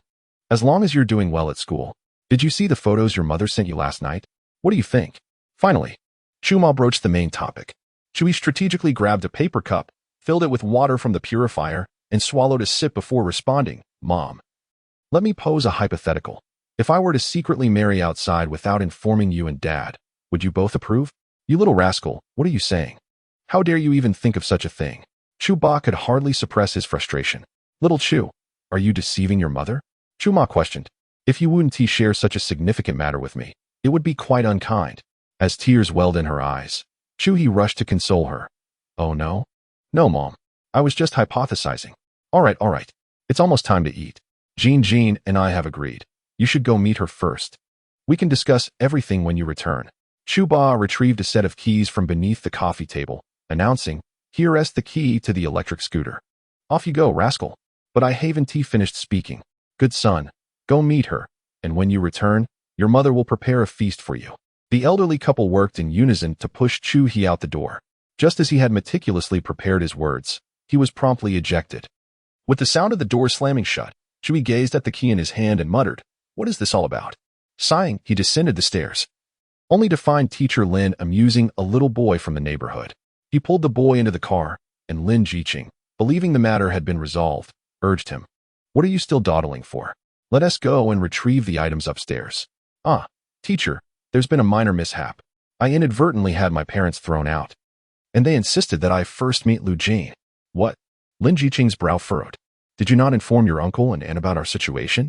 "To be precise, I hadn't even gotten the chance to speak before I was shown the door." Upon hearing this, Lin Jiqing fell silent. She crossed her arms, staring ahead without uttering a word. After a moment, as if coming to a realization, she finally said, "Then let us meet him first."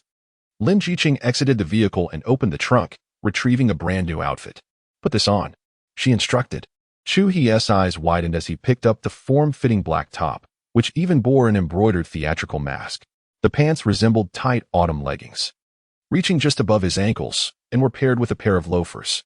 "This is the quintessential look for a spirited young man," he exclaimed. "Where on earth did you acquire these, teacher?" With a playful smile, Lin Jiqing replied, "I had anticipated your unreliability, which is why I devised this plan. Surely, I don't need to dress like this to meet someone." "What? Do you wish to leave a good impression?"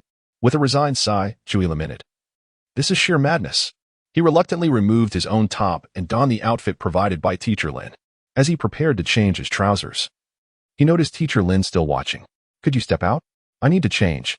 Teacher Lin, holding the steering wheel, chuckled. "Go ahead, I must supervise you. Since when did you become so brazen? You're not even shy about me changing pants? Yet you prance around the house in just your underwear without a hint of modesty." "I never pranced around in just my underwear. That is slander. Remember yesterday when you had a bit too much to drink?" "Oh, why must you bring that up again?" Chewie decided to drop the pretense and swiftly changed into the trousers Lin had provided. Indeed, the pants not only constricted his legs but also restricted his movement, barely covering his ankles. "What kind of pants are these?" Chewie complained, feeling quite uncomfortable. Teacher Lin couldn't help but burst into laughter. "All right, endure it a bit longer. Once you put on the shoes, we shall set off. This is truly torturous," Chewie grumbled while slipping on the loafers. Now, he certainly embodied the image of a spirited young man. He dramatically lifted his top, patted his stomach, and declared to Teacher Lin, "Hey, beautiful, care for a date? Are you out of your mind?" Teacher Lin could not suppress her laughter upon seeing Chu He's attire. Chapter 47. The Marriage Conditions of the Blind Date. Teacher Lin, having transformed Chu He, brought him to the Fuminlu Hotel, occasionally glancing back at him during their journey. Each time she looked at Chui, a smile inevitably graced her lips. What are you laughing at? Isn't this appearance entirely your doing? Chui retorted, gazing at Teacher Lin. All right. I'll refrain from laughing, shall I? Teacher Lin gently patted Chui's head. We've arrived. Let us get out. You must wait for me here. And you mustn't wander off. Before disembarking, Chui earnestly cautioned Teacher Lin, who nodded in agreement, allowing him to finally step out of the car. As Chui entered the Fuminlu, Teacher Lin applied some lipstick and donned sunglasses before following suit. That rascal. I can't help but worry without keeping an eye on you. Meanwhile, Chui, oblivious to Teacher Lin's presence behind him, was engrossed in his phone, searching for his table 108, first floor. While scanning the table numbers, he shielded his face with his hand. Damn it, haven't you ever seen a handsome guy? Why is everyone staring at me? Chui quickened his pace, hastily maneuvering through the crowd. As onlookers presumed, he was merely a middle school student who had strayed from school. After all, only a middle schooler would dress like this and think of themselves as stylish. Rushing past numerous tables, Chui finally arrived at table 108. Upon catching sight of the girl seated there, he instinctively took a step back towards table 109. This was no innocent young lady at table 108. She was nothing short of a monstrous presence.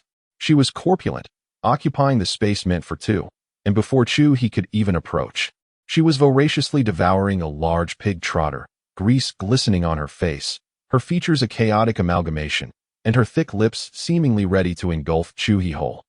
This must be a mistake. Chui messaged Lu Jin on WeChat, inquiring if she had arrived. A notification chimed, and the girl at table 108, Bo Gangs, opened her phone and replied, I'm here, brother. I'm sitting at table 108. Hurry over. I'm waiting for you. After sending the message, she returned to her feast. Chui's mouth fell agape, his heart sinking. Had there been deceptive photos as early as 2014? Moreover, this was no mere deception. It was outright fraud. Chui scrutinized Lu Jin at table 108, who finally noticed him. What are you staring at? Can I afford a meal dressed like this? Lu Jin's voice was coarse, sending a shiver down Chui's spine. After preparing himself mentally, he finally sat across from Lu Jin. I am Chui. Lu Jin furrowed her brow, setting down her half-eaten pig trotter, wiping her hands haphazardly with a napkin, and then glanced at her phone before eyeing Chui again. Your face resembles the photos, but what a dreadful sense of fashion you possess, Lu Jin remarked, her words flying with spittle. At this moment, Chui suddenly noticed a familiar woman passing by him and sitting at the adjacent table, number 112.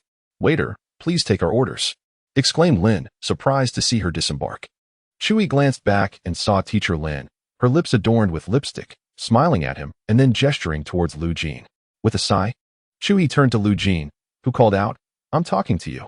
Why are you ignoring me? Oh, what did you say? Chui, entranced by Lin Jiqing. Hadn't he heard Lu Jin's words? All right. Lu Jin nodded and continued, since you're here for a blind date, I shall lay out my conditions. After all, it is quite rare to find someone of my caliber in both looks and figure these days. Hearing this, Chui, who was pouring tea, nearly spilled his cup. Am I wrong? Lu Jin challenged. Chui steadied his cup and replied with a smile, finding a gem like you is indeed a challenge. Lu Jin, oblivious to the underlying meaning, took it as a compliment and began to enumerate her demands with her chubby fingers. First, let us discuss the bride price. Marrying me will surely bring joy to your family, as I can bring them honor, based on what my friends have agreed upon. They unanimously believe I am the most beautiful, hence I should command the highest price. Chui interjected, excuse me, are you sure those friends of yours are genuine? What do you mean? Don't interrupt me. Lu Jin pressed on, my friend got married, and her husband gave her a bride price of 5.88 million. They all suggested I should ask for 1.08 million. However, being the kind person I am, I asked for 1.08 million. 888 million for good fortune will suffice. At this point, Chui regarded Lu Jin as a source of amusement, lifting his teacup and grinning as he encouraged, please, go on. Believing she had captured his interest due to his lack of opposition, Lu Jin continued, secondly, your family must own at least one house in the county, with a minimum area of 120 square meters. Furthermore, your parents cannot live with us, as I dislike interacting with my in-laws. Additionally, a room must be reserved for my brother, who works at the flour mill and cannot afford his own place. Ah, a true sibling supporter, Chui remarked, adding, I suppose the property deed should bear your name as well? How did you know? Lu Jin, sensing his lack of dissent, assumed his family was affluent and hastily mentioned. Thirdly, you must have a car worth over 200,000, as I cannot afford to lose face in front of my circle if the price is too low. Also, I am afraid of pain and do not wish to bear children. We could consider adoption instead. After our marriage, you'll be responsible for laundry and cooking, as I intend to binge-watch shows. Lu Jin continued to rattle off her demands without pause, while Chuhi observed her like one might watch a fool, offering no interruptions. Meanwhile, Teacher Lin at table 112 kept her head down, giggling behind her hand, even seizing the opportunity to snap a couple of photos of Chuhi. It seemed that suggesting he change his attire was an unnecessary endeavor. Are you done? Lu Jin spoke fervently for over 10 minutes, listing conditions that could easily fill 5 or 6 sheets of paper. Chuhi found himself wondering if Lu Jin's home lacked mirrors. How could she set such criteria without first reflecting on her own appearance? Even beautiful women might find their suitors turning away at such demands, let alone her.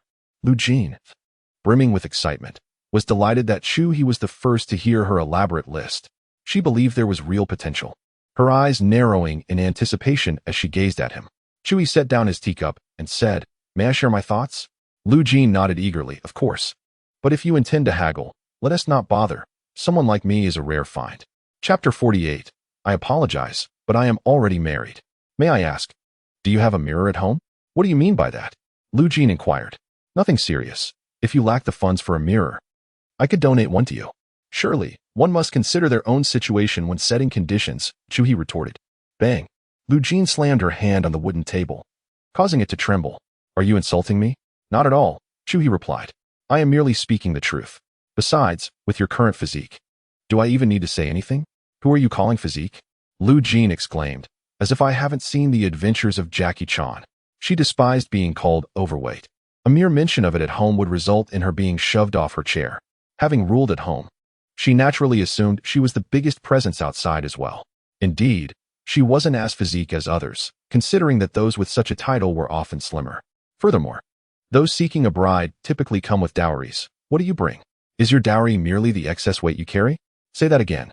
Lu Jin, having been provoked, plopped down on the leather seat and kicked the table in frustration. Look at this. This is a matter of upbringing. This is a restaurant, not your family's pigsty. What chaos are you causing here? Do you not fear being taken to the slaughterhouse? Moreover, do you even understand what marriage means? A husband and wife should support each other, not one who expects to do nothing but binge-watch shows after the wedding. I am seeking a wife, not a pet pig. Lu Jin's eyes turned red. After a moment of throwing a tantrum and realizing no one was paying her any mind, merely watching her spectacle, she abruptly stood and declared, "You are no prize either. With that appearance, you may never find a wife." Oh, is that so? Chuhi chuckled. Seeing the two quarrel, Lin Jiqing, wearing sunglasses, hurried over to mediate. All right, Chuhi, let us go. This is my wife, Chuhi said, grasping Lin Jiqing's hand. Lu Jin's eyes widened. In her view, Lin Jiqing was undeniably beautiful, her figure impeccable. She felt utterly defeated. Why did everyone else enjoy sweet romances while she did not? Moreover, this woman possessed both grace and beauty, making Lu Jin feel like a clown that had stumbled out of a circus. Ah, you all are bullying me. Just wait. Your name is Chuhi, right? Just wait. We're from the same county. I'll have my mother confront you. Lu Jin declared defiantly, preparing to leave. However, the waitress intercepted her. Madam, you haven't settled the bill yet. Lu Jin was momentarily taken aback. She had initially intended to enjoy a complimentary meal courtesy of her male companion, but not only had she failed to secure that, she was now subjected to ridicule. I have no money. Lack of funds is not an option, the waitress replied. Perhaps you could consider alternative solutions? I'll head home and have my mother come to pay. That won't suffice. You cannot leave without payment. The other waitstaff, noticing Lu Jin's physique and her inability to settle the bill, swiftly encircled her. Witnessing Lu Jin's predicament, Chuhi let out a cold laugh before taking Lin Laosher's hand and departing. Once outside, Lin Jiqing burst into laughter. Lin Laosher, what are you laughing about? Oh, it's nothing, just a fond memory, she replied. Chuhi sighed. Now you can rest easy. I wonder how my parents chose such a little fairy.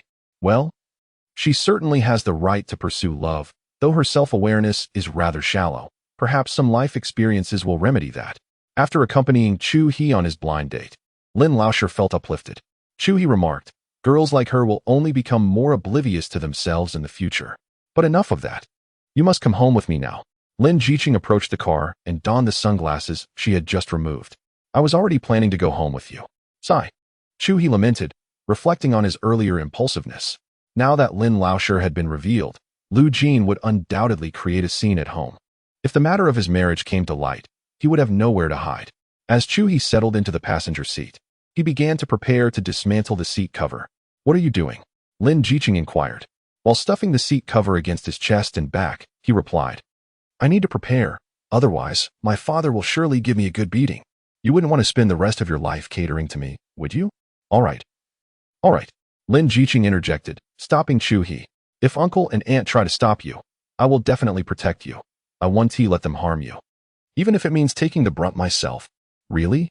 Chu He feigned tears as he gazed at Lin Jiqing. "Lin Laoshi, come here. Let us embrace." "Hurry home." Lin Jiqing dismissed him, pressing the accelerator and starting the car. Chu He's yearning for an embrace was nearly thwarted as the car jolted, almost causing him to topple over. This is so dull. Chu He reclined back in his seat, contemplating how to address his parents.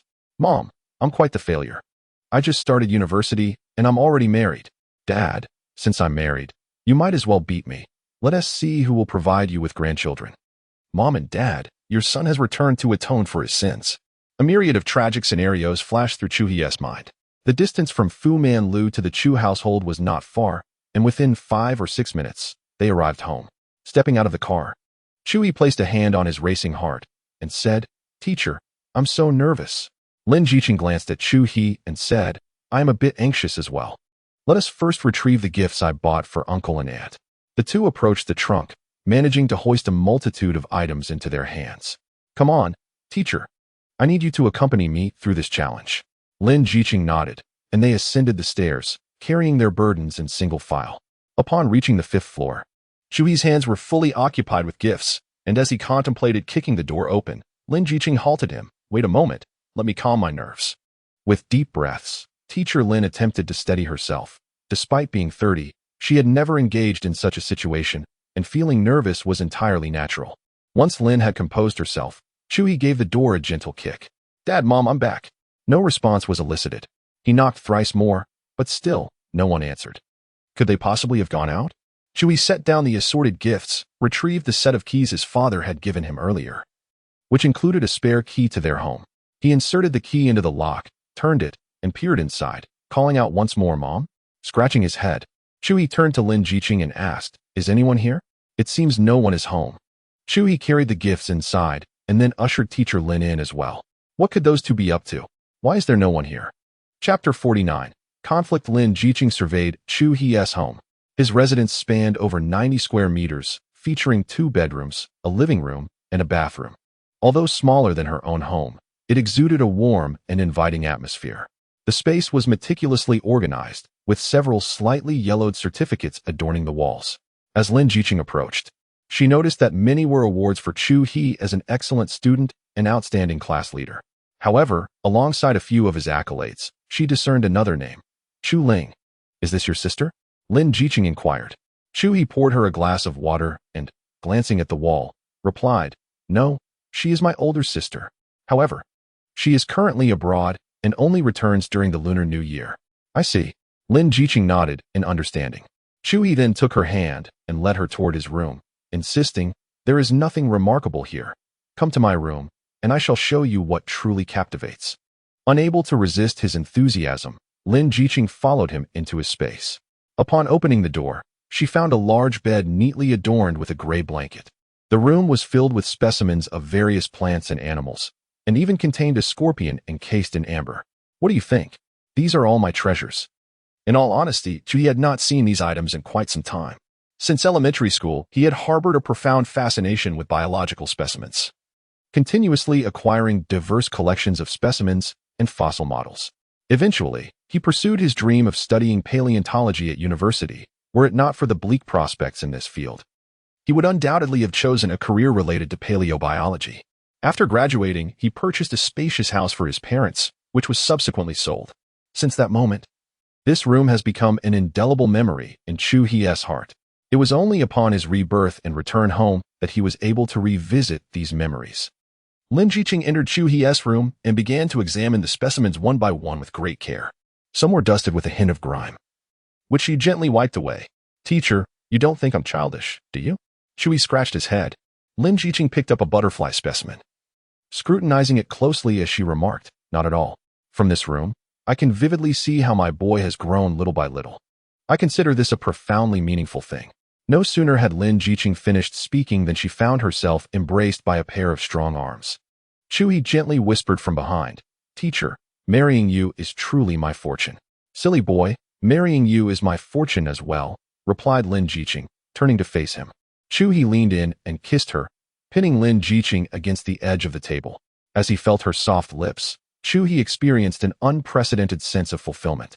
It was a resonance of the soul, a satisfaction unmatched by any material possession.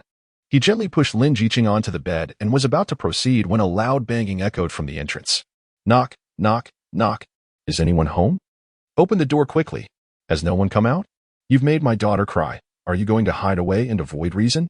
The raucous voice of a woman was unmistakable, accompanied by the sound of another woman weeping. Chui quickly rose, and Lin Jiqing adjusted her clothing. "They've come knocking already?" Chui knew full well who it was. It had to be Lu Jin, accompanied by her mother and brother, seeking trouble. Just as he prepared to open the door, Lin Jiqing grasped his arm. "What are you doing?" "I'm going to open the door. I want to give them a taste of their own medicine." "No, going out now will only escalate the conflict." Lin Jiqing, ever the rational one, understood the right course of action in a situation like this. She held Chu He's hand and gently stroked his head, saying, "You absolutely cannot go out to fight. It would worry me." Chu He smiled. "Teacher, do you really see me as a child? How could I possibly go out to fight?" After all, Chu He had lived 2 lives and possessed experience in dealing with such trivial matters. At that moment, loud complaints erupted from outside. "Oh dear, everyone come and see. My daughter was on a blind date with their family's son, and he bullied her terribly. They're taking advantage of us. A mother and her daughter without a man to protect us. Neighbors, come and see." Chu He couldn't help but laugh. Indeed, Lu Jin's mother and Lu Jin are cut from the same cloth. It's no surprise she raised such a daughter. He stepped out of the bedroom, and Lin Jiqing hurriedly followed, anxious for Chu He's well-being. Unexpectedly, Chu He displayed remarkable composure amidst the chaos, refraining from immediately opening the door to hurl insults. Instead, he first peered through the peephole to assess the number of individuals outside. His restraint in the face of anger brought a sense of relief to Lin Jiqing, who then grasped his hand. Upon seeing only Lu Jin, her mother, and her brother, who was working at the flower factory, Chu He opened the door without hesitation. Lu Jin's mother, who was wailing on the ground, sprang to her feet as soon as the door swung open and pointed an accusing finger at Chu He, exclaiming, "You little brat, you think you can bully us, a family of orphans? Look at how you've tormented my Lu Jin. She's still crying." She forcefully pulled Lu Jin, who weighed over 200 pounds, from behind her, while Lu Jin's brother remained squatting on the stairs, engrossed in his game. "Come on, charge." Chu He addressed the gathering neighbors, who had come to witness the commotion. "Auntie, perhaps you should first listen to what your daughter has to say." Upon hearing Chu He's challenge, Lu Jin, with tears and snot streaming down her face, protested, "What have I said? I merely expressed my demands." "And you called me a fat pig?" Chu He shook his head, articulating her requests. "Indeed, you demanded an exorbitant bride price of 88 million, a house in your name, a car worth over 200,000, and insisted on not doing housework or having children after marriage." As he enumerated her conditions, the neighbors, who had initially sided with him, began to voice their dissent. After all, they were neighbors with Chu He's parents, not with Lu Jin and her mother. Moreover, Lu Jin's demands were excessively unreasonable. Even if she were a beauty, such conditions would be unacceptable. To top it off, Lu Jin was indeed somewhat overweight. The onlookers found themselves in agreement with Chu He. Zhang Ma from upstairs was the first to speak up, stating, "It was your daughter who made unreasonable demands first. I know this boy, Chu He. He is quite decent. He wouldn't insult you unless provoked." "Exactly," chimed in Grandma's son from downstairs. "Every holiday, he wishes me well. And his mother brings me dishes. Their family is good, not as you describe." "Indeed, your demands are far too harsh." The neighbors chimed in unison. Realizing the tide had turned against her, Lu Jin's mother began to wail once more. "Oh dear, this is utterly unjust. They are all targeting us, a family of orphans. At that moment, Lu Jin's brother, having just finished his game, shed his jacket with a fierce determination and approached Chu He. Observing the escalating tension, Lin Jiqing swiftly positioned herself in front of Chu He. What do you intend to do? Are you looking to fight? You foolish college student, a coward indeed. Do you not realize how hard my fists are? Lu Jin's brother, Lu Chuang, hurled an insult at Chu He before swinging his arm in an attempt to shove Lin Jiqing aside. In this critical moment, Chu He swiftly pulled Lin Jiqing behind him and blocked Lu Chuang's strike with a decisive left guard. With a swift kick, he sent Lu Chuang tumbling to the foot of the stairs. Though he was a university student in this lifetime, in his previous life, he had at least trained in Sanzhou, and his youthful physique allowed him to exert 80% of his strength. Chu He, teacher Lin cautioned, pulling him back by the arm. Her instinctive act of shielding him had been motivated by a desire to protect him from harm. Now, witnessing Chu He's ferocity, her concern shifted to the potential consequences of his anger. It was not merely out of consideration for Lu Chuang, but rather fear that Chu He might face legal repercussions for his actions. Oh dear, my son. Lu Jin's mother, upon seeing her son assaulted, rushed to help him up, tears and snot streaming down her face as she glared menacingly at Chu He, accusing, "Is there no law left? How dare you strike someone in broad daylight?" Chu He dismissed her with disdain. He had held back enough to ensure Lu Chuang would not sustain any serious injury. Moreover, with so many neighbors as witnesses, it was evident that he was merely acting in self-defense. Besides, such trivial matters would likely lead to mediation if the police were involved. Lu Chuang, undeterred by the humiliation, dusted himself off and, with his mother's assistance, rose to his feet, growling, "You wait." He intended to leave, but his mother thought they had yet to seek justice, glancing back at Lu Jin. At that moment, Lu Jin was equally startled. She had brought her brother along to vent her frustrations but found Chu He to be even more formidable. With no one among the onlookers to speak on her behalf, she felt like a fool and resigned herself to follow her brother downstairs. Just then, Chu He called out, "Stop. You think you can throw a tantrum and just walk away? Do you take me for a pushover?" Hearing this, Lu Chuang hissed through clenched teeth, tilting his head as he approached Chu He, fixing him with a steely gaze and snarling, "What do you want from me?" "An apology," Chu He replied. "Did you not just attempt to strike my wife? Bow and apologize, or face the consequences." At this, Lin Jiqing behind him gently shook his hand. The current Chu He was a stark contrast to the submissive version she had known. She feared he might suffer from this confrontation and repeatedly warned him. "Apologize? In your dreams," Lu Chuang retorted defiantly. "You bully my sister, and I haven't even made you kneel and call me grandfather yet." "Very well, then, let us make you call me grandfather." "What?" Chu He's words prompted Lu Chuang to laugh derisively. "You want to challenge me, do you? You look like a typical, clueless university student." Chu He remained silent, recalling his own days in middle school when he had once been part of a rough crowd. However, after receiving a stern reprimand from his father and having his long bangs trimmed to a buzz cut, he gradually came to his senses. Though he no longer embodied that reckless youth, Chu He possessed a clear understanding of such individuals. They appeared formidable, but were often hollow, bullying the weak out of ignorance. He had his own methods for dealing with such characters. In the flour mill, the worker asked, "You must know Zhao Jun, right?" Chu He remarked coldly, "Zhao Jun." Lu Chuang's pupils flickered momentarily, but he quickly regained his composure. "I don't know him. What of it?"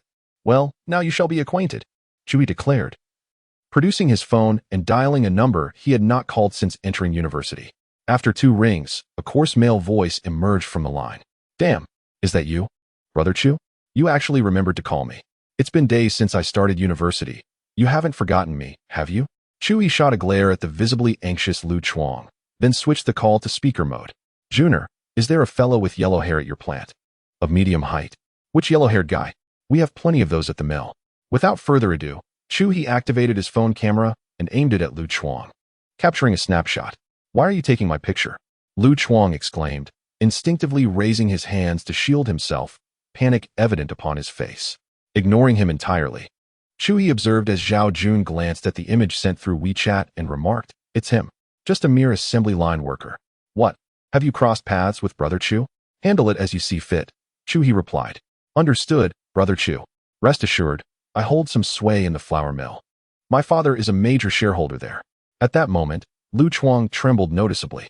As the spirited youths say, Zhao Jun is the boss of the flour mill. His father a significant stakeholder, surrounded by young delinquents who do his bidding. Offending others could jeopardize one's job. But incurring Zhao Jun's wrath might lead to an invitation to dinner at an undesirable venue. Chu concluded politely before ending the call. Zhao Jun was his classmate from middle school. Together they had engaged in mischief, forging a deep bond of brotherhood. Even after Chu abandoned his rowdy ways to focus on studies, their friendship flourished, as Zhao Jun recognized that Chu, despite his academic pursuits, retained his streetwise edge and newfound intellect. It was this very acumen that enabled the university graduate, in his previous life, to navigate the treacherous waters of business, establishing his own enterprise. However, in this life, he chose to downplay his former bravado to fit the persona of a university student. What do you intend to do? Lu Chuang was now thoroughly terrified. In the realm of the spirited youth, the hierarchy of factions was paramount. In their county, Zhao Jun was an untouchable figure. I mean no harm. Simply kneel and call me grandfather, then apologize to my wife. Chu spoke devoid of emotion. Lu Chuang pondered for a moment. He could afford to lose his job at the flour mill, but provoking Zhao Jun was out of the question. He contemplated kneeling. His mother grasped Lu Chuang's arm. Son, what are you doing? A man's knees are worth their weight in gold. Why bow to him? Step aside. Lu Chuang forcefully shrugged off his mother's hand, then knelt with a thud, yet hesitated to utter the words grandfather. Chu, enough? Teacher Lin interjected from the side. The frigid Chu turned to glance at the furrowed brow of Teacher Lin, then smiled softly, placing his other hand gently atop hers. He averted his gaze and said, Leave. Lu Chuang, feeling a wave of relief, rose in silence, daring not to exchange a single glance, and promptly descended the stairs. Lu Jin's mother, witnessing Chu's demeanor, remained silent, her face a mask of despair as she followed Lu Chuang down. At that moment, before Chu had a chance to disperse the onlookers, a voice echoed from below. Oh, why are there so many people in the corridor? Alarmed, he thought. My parents are back. Chapter 51. Is the daughter-in-law beautiful? Upon hearing this, Teacher Lin's eyes sparked with excitement. She tightened her grip on Chu's hand, her heart racing in fervent beats. At that instant, a middle-aged woman appeared below, carrying a basket of vegetables, followed by a stern-looking middle-aged man whose belt hung loosely, laden with various meats. Hey, Lao Wang, what are you doing here? Chu Dad, remarked curiously upon seeing such a gathering at his doorstep. However, soon after, Chu Mom, Luo Pingping, nudged her husband with the basket, indicating he should look at their son. Following her gesture, Chu beheld his son's fierce expression, coupled with a woman by his side. He was momentarily taken aback, pondering the unusual situation. Lao Chu, our nephew is getting married, and you didn't even inform me? That's rather inconsiderate, isn't it? Lao Wang interjected. Married? Chu exchanged a glance with Luo Pingping, both their minds swirling with questions. Yet, this was not the time for discussion, as it would only amuse the neighbors. Never mind. When the time comes, you will be called. Now, go home and take care of your little dog. With a wave, Chu dismissed the curious neighbor. Then, feigning nonchalance, he ushered Chu and Teacher Lin into the house.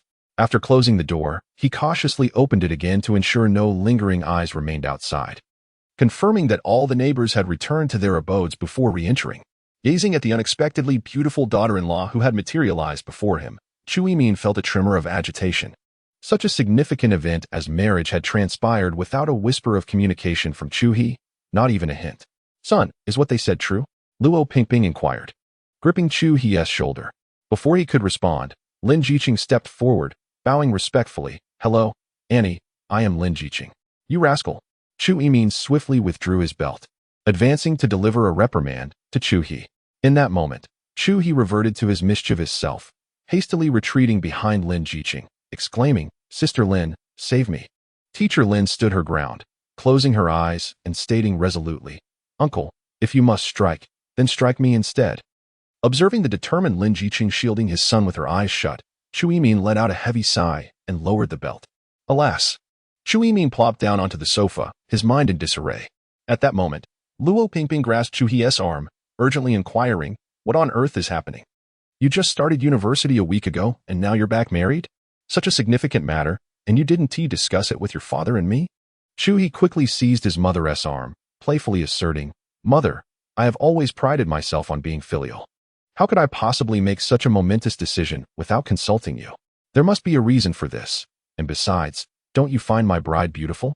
I haven't brought disgrace upon our family, have I? Upon hearing this, Luo Piping glanced at Lin Jiqing once more. To be fair, her son's choice of bride was indeed strikingly lovely. However, this was all rather abrupt. What on earth was going on? Clear this up. No more riddles. Chu Yimin exclaimed, slamming his cup onto the table. Noticing that his parents were not buying his charm, Chu Yi scratched his head. Well, I think she is beautiful. I was afraid someone else might whisk her away, so I acted swiftly. Chu Yi hesitated to mention that it was actually teacher Lin who had insisted he go to the Civil Affairs Bureau to obtain the marriage certificate. After all, this was in their home, and he did not wish to put Lin in a difficult position. Yet, Lin Jiqing did not follow Chu Yi's line of thought. Instead, she boldly declared, Uncle, Annie, I was the one who took Chu Yi to the Civil Affairs Bureau to get the certificate. He is not to blame. What? Chu Yimin and Luo Pingping exchanged bewildered glances, unsure of what to make of the situation.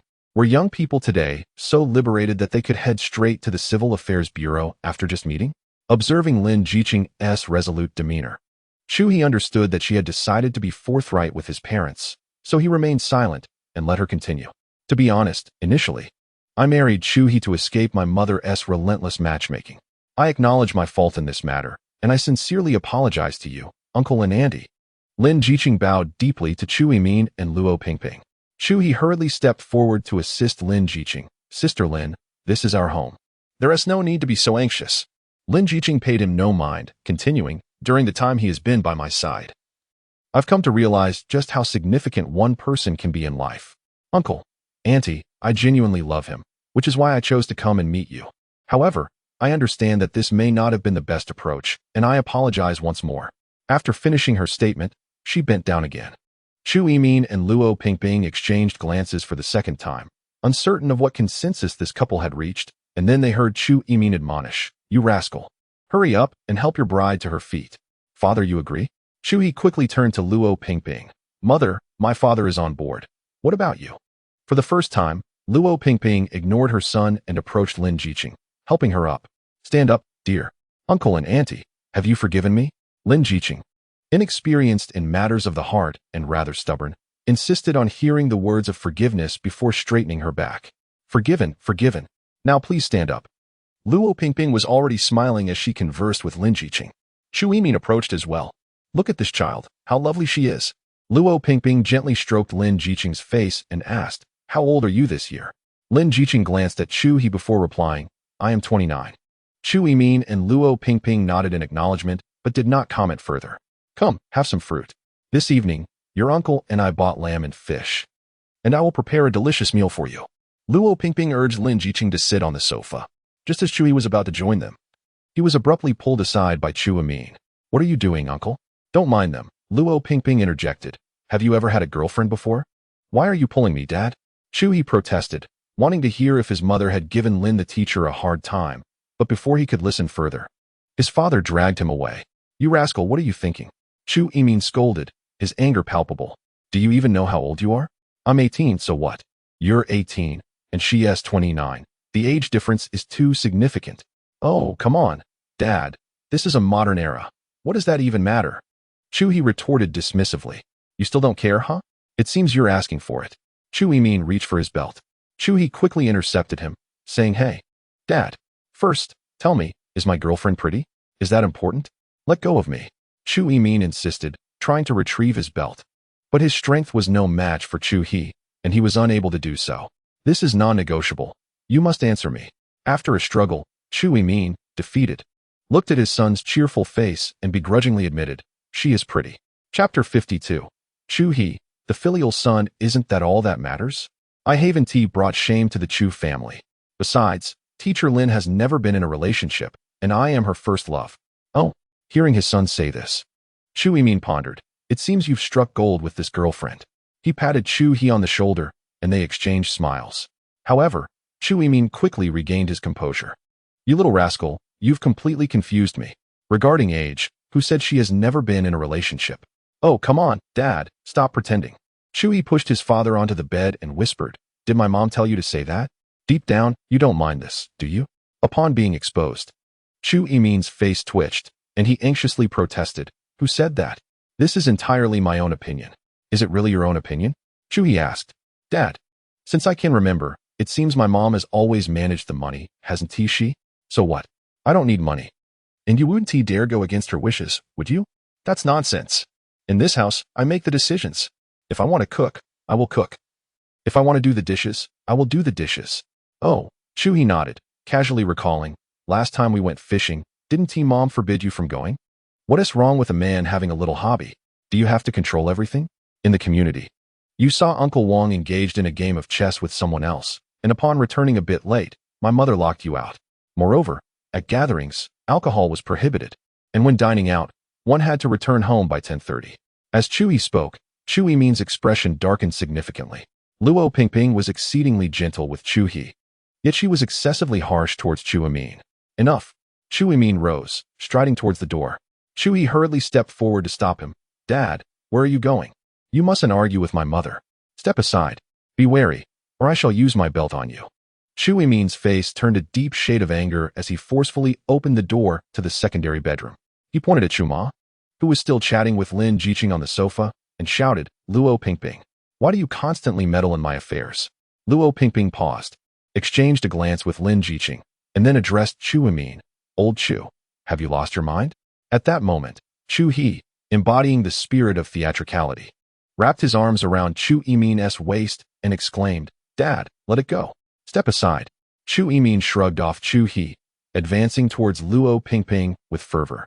Let me tell you, Luo Pingping, if I wish to fish, I shall fish. If I wish to play chess, I shall play chess. You, a mere woman, meddling in my affairs, I shall. Chuhee Min's stern face expressed his frustration as he uttered these words. Luo Pingping stood upright with hands on her hips, declaring, So what? Are you going to hit me? Chuhee Min, you've grown bold enough to strike your wife. Uncle, please discuss this with Annie calmly. Lin Jiqing, sensing the escalating tension, rushed to position herself between them in an attempt to mediate. However, before she could utter more than a couple of words, Chuhee swiftly pulled her into the secondary bedroom. What are you doing? Uncle and Auntie are arguing, and you remain unfazed? Of course, I am unfazed. For it is my doing. Chuhee wore a cunning expression. You did this? Lin Jiqing gazed at the mischievous grin on Chuhee's face and inquired, Why? This way, my mother won't have the time to ask you any embarrassing questions. Rest assured, Teacher Lin, my parents' relationship strengthens with every quarrel. Back in the day, when my exam results were less than stellar and I feared being scolded, I would always divert the blame to my father. You are quite the devoted son. Lin Jiqing had no intention of heeding Chuhee's advice. Allowing Uncle and Auntie to argue upon her arrival was decidedly inappropriate. She opened the door, intending to resume her mediation, but Chuhee grasped her hand once more. Chuhee, what are you planning to do? Teacher, if you go out to mediate now, you will only get embroiled in it. If you refrain from intervening, they shall cease their quarrel in no more than half an hour. So we are to simply watch? Who said you must merely observe? Chuhee smirked as he playfully pushed Lin Jiqing onto the bed. He then closed the bedroom door. As Lin Jiqing attempted to rise, she was firmly held down by Chuhee. Teacher, it has been far too long since I have kissed you. Come here for a peck. Chuhee pouted. Lin Jiqing struggled vigorously. Uncle and Auntie are still outside. What are you doing? Alas, our affection must flourish, allowing my parents to embrace their beloved grandson sooner. That is the essence of filial piety. With that, Chuhee leaned in for a kiss. As Lin Laosher felt the warmth of his lips, her breath quickened and her heart began to race. Her long legs squirmed restlessly, seeking to extricate herself from Chuhee's grasp. In such a setting, the thought of being seen by her elders was utterly mortifying.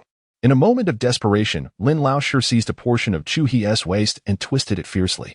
The deeply enamored Chuhee abruptly opened his eyes, releasing Lin Laosher's lips with a yelp. As he recoiled, Lin Laosher seized the opportunity to push him away. Poor Chuhee, clutching his waist and yelping in pain. Outside, the cacophony of arguments had ceased, and silence enveloped the room. Lin Jiqing patted the writhing Chuhee on the bed and inquired, Why the silence? How would I know? Lin Laosher, your grip was too fierce. Please check if it's swollen. Chuhee replied, lifting his shirt and lying on the bed to reveal his back. Lin Jiqing peered closely and noted a conspicuous redness where she had pinched him. Unable to stifle a laugh, Lin Laosher playfully slapped his back, saying, It's not swollen.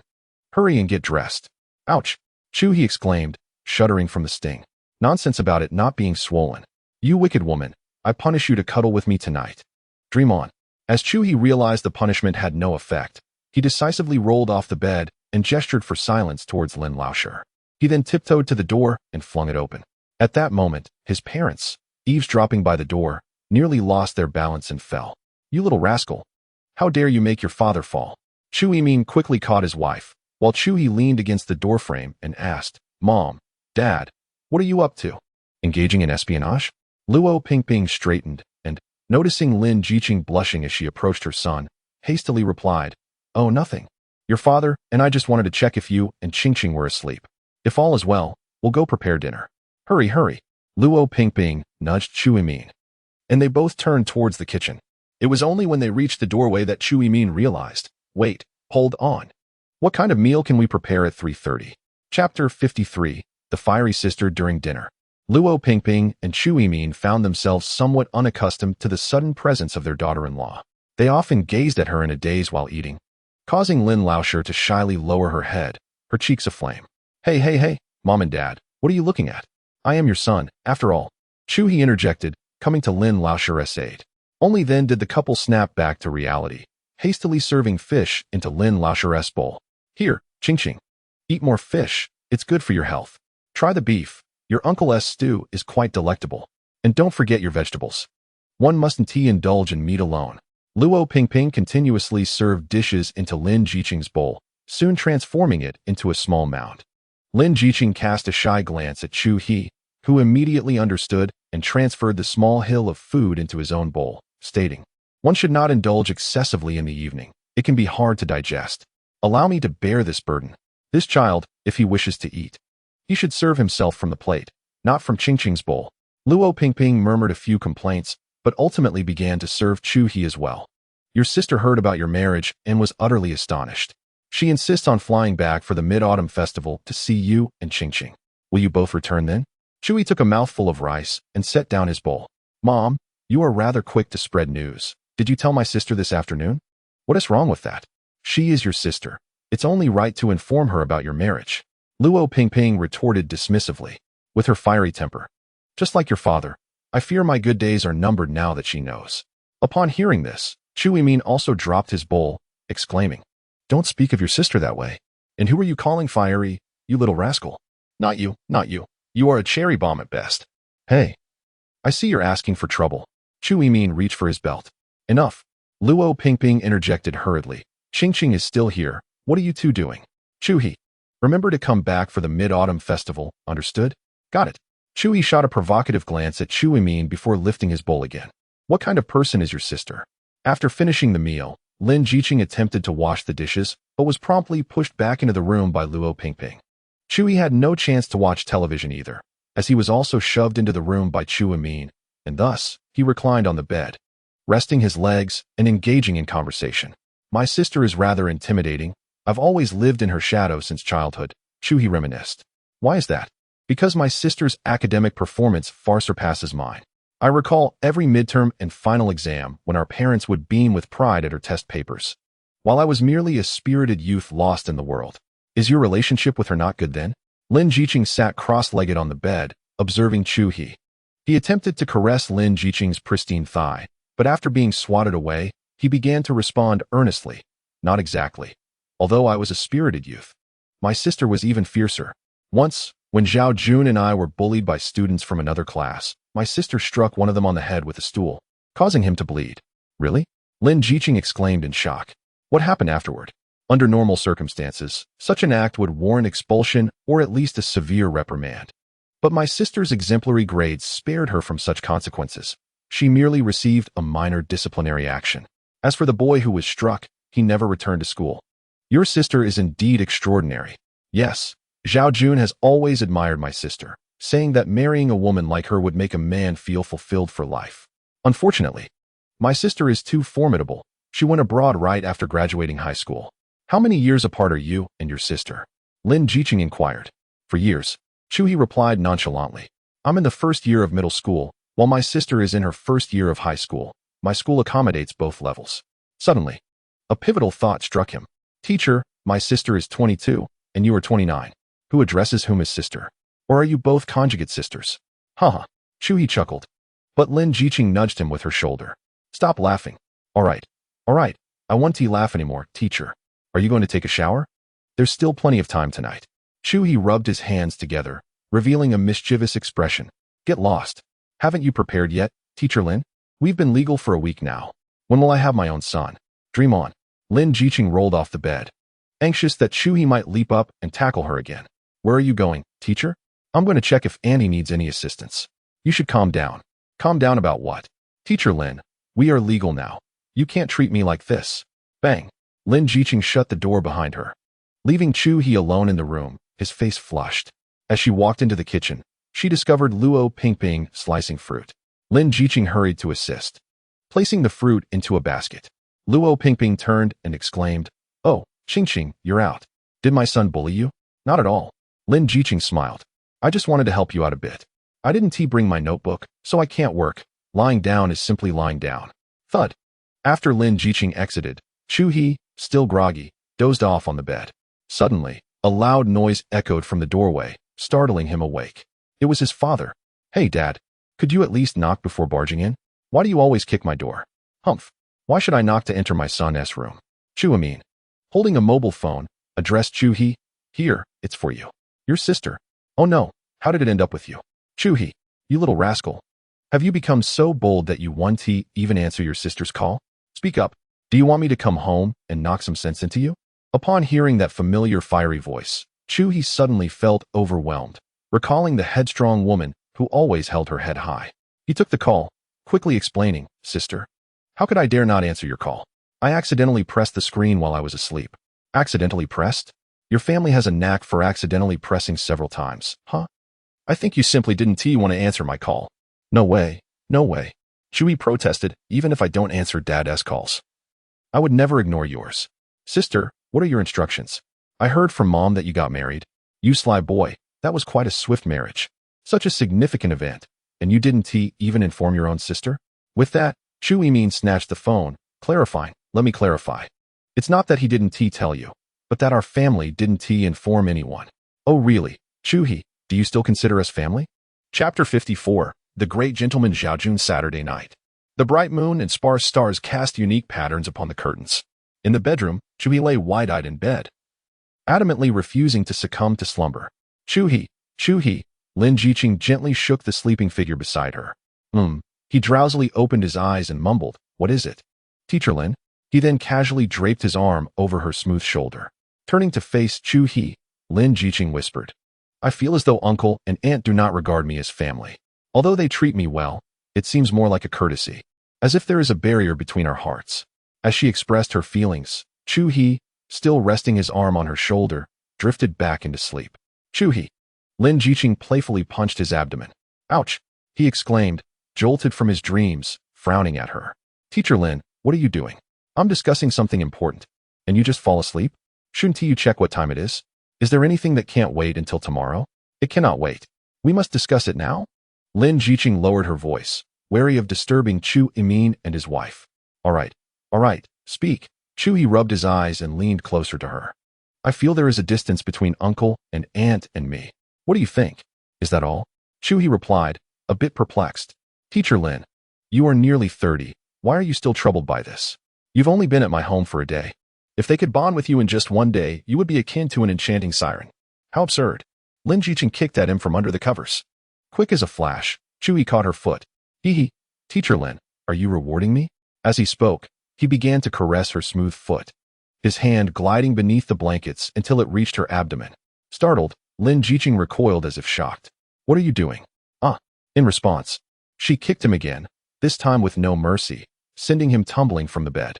Ouch, he yelped.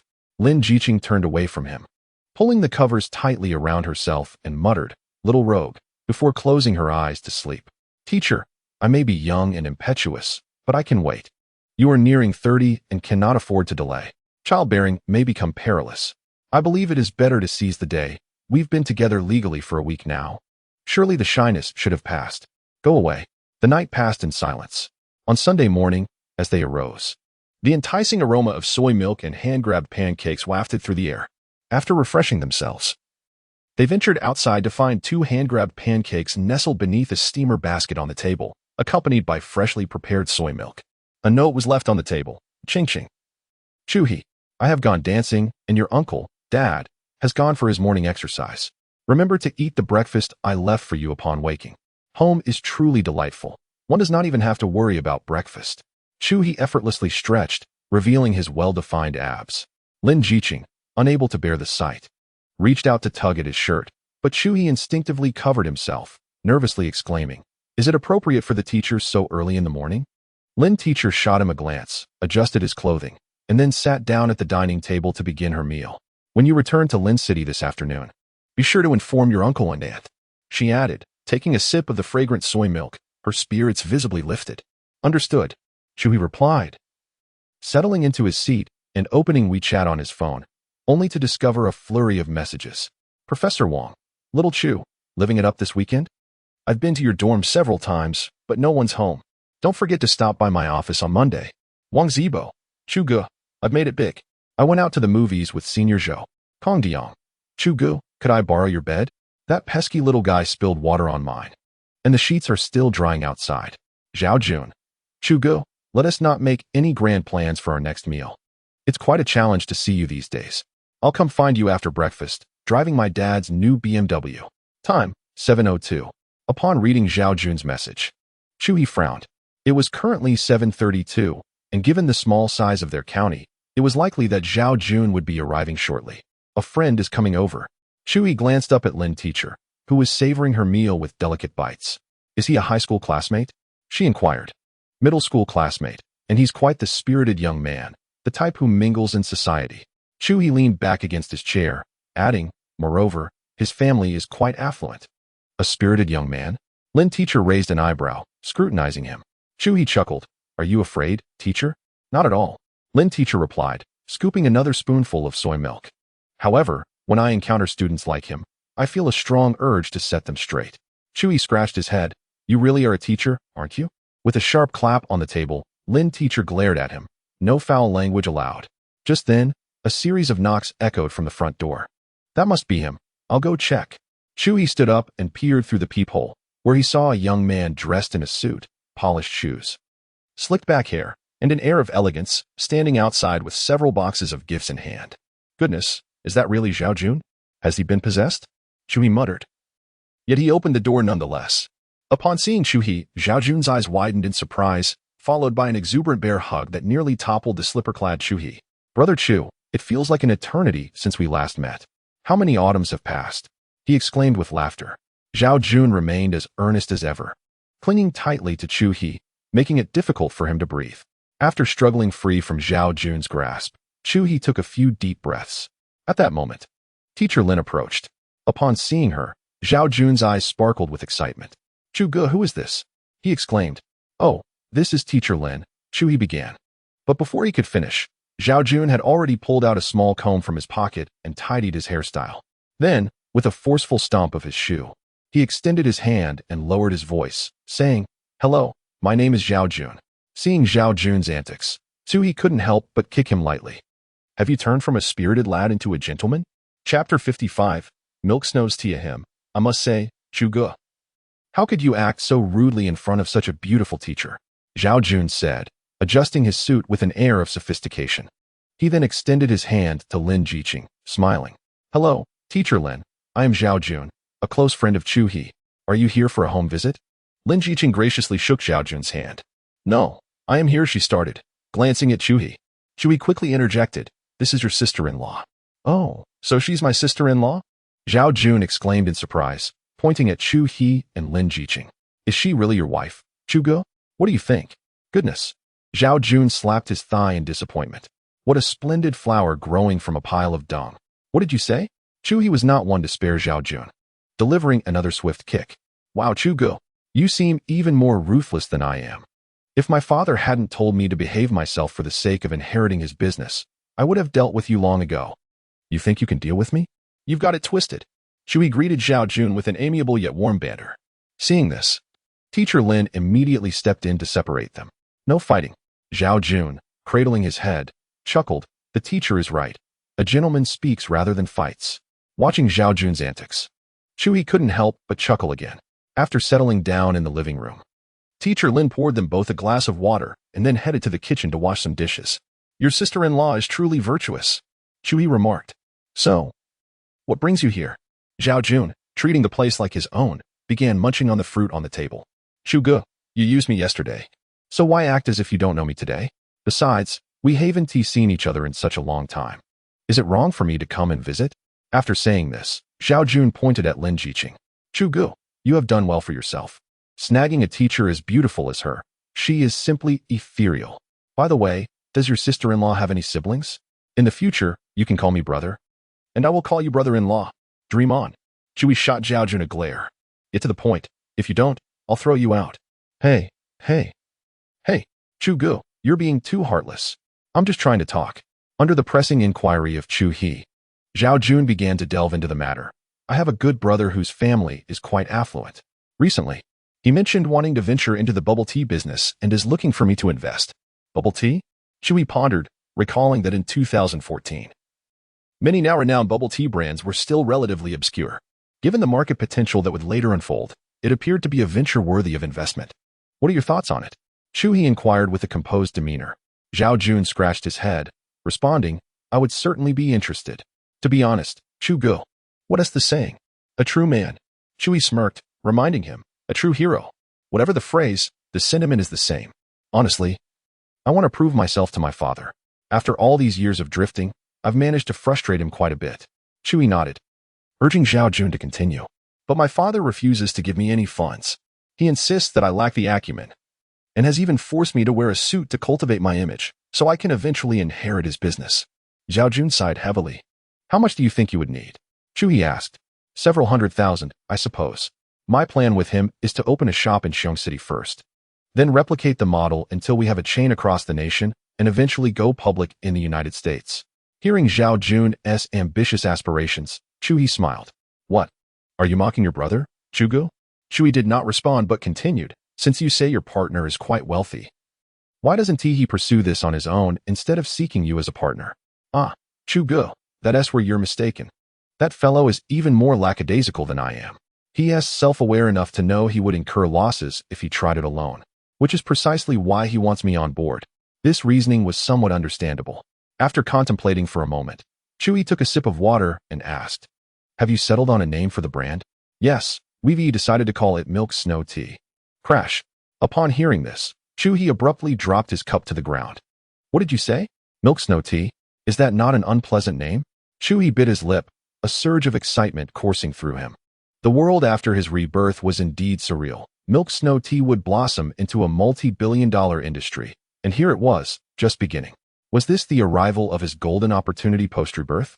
Rubbing his chin, he realized the chance was right before him, and stepping back now would be a disservice to himself.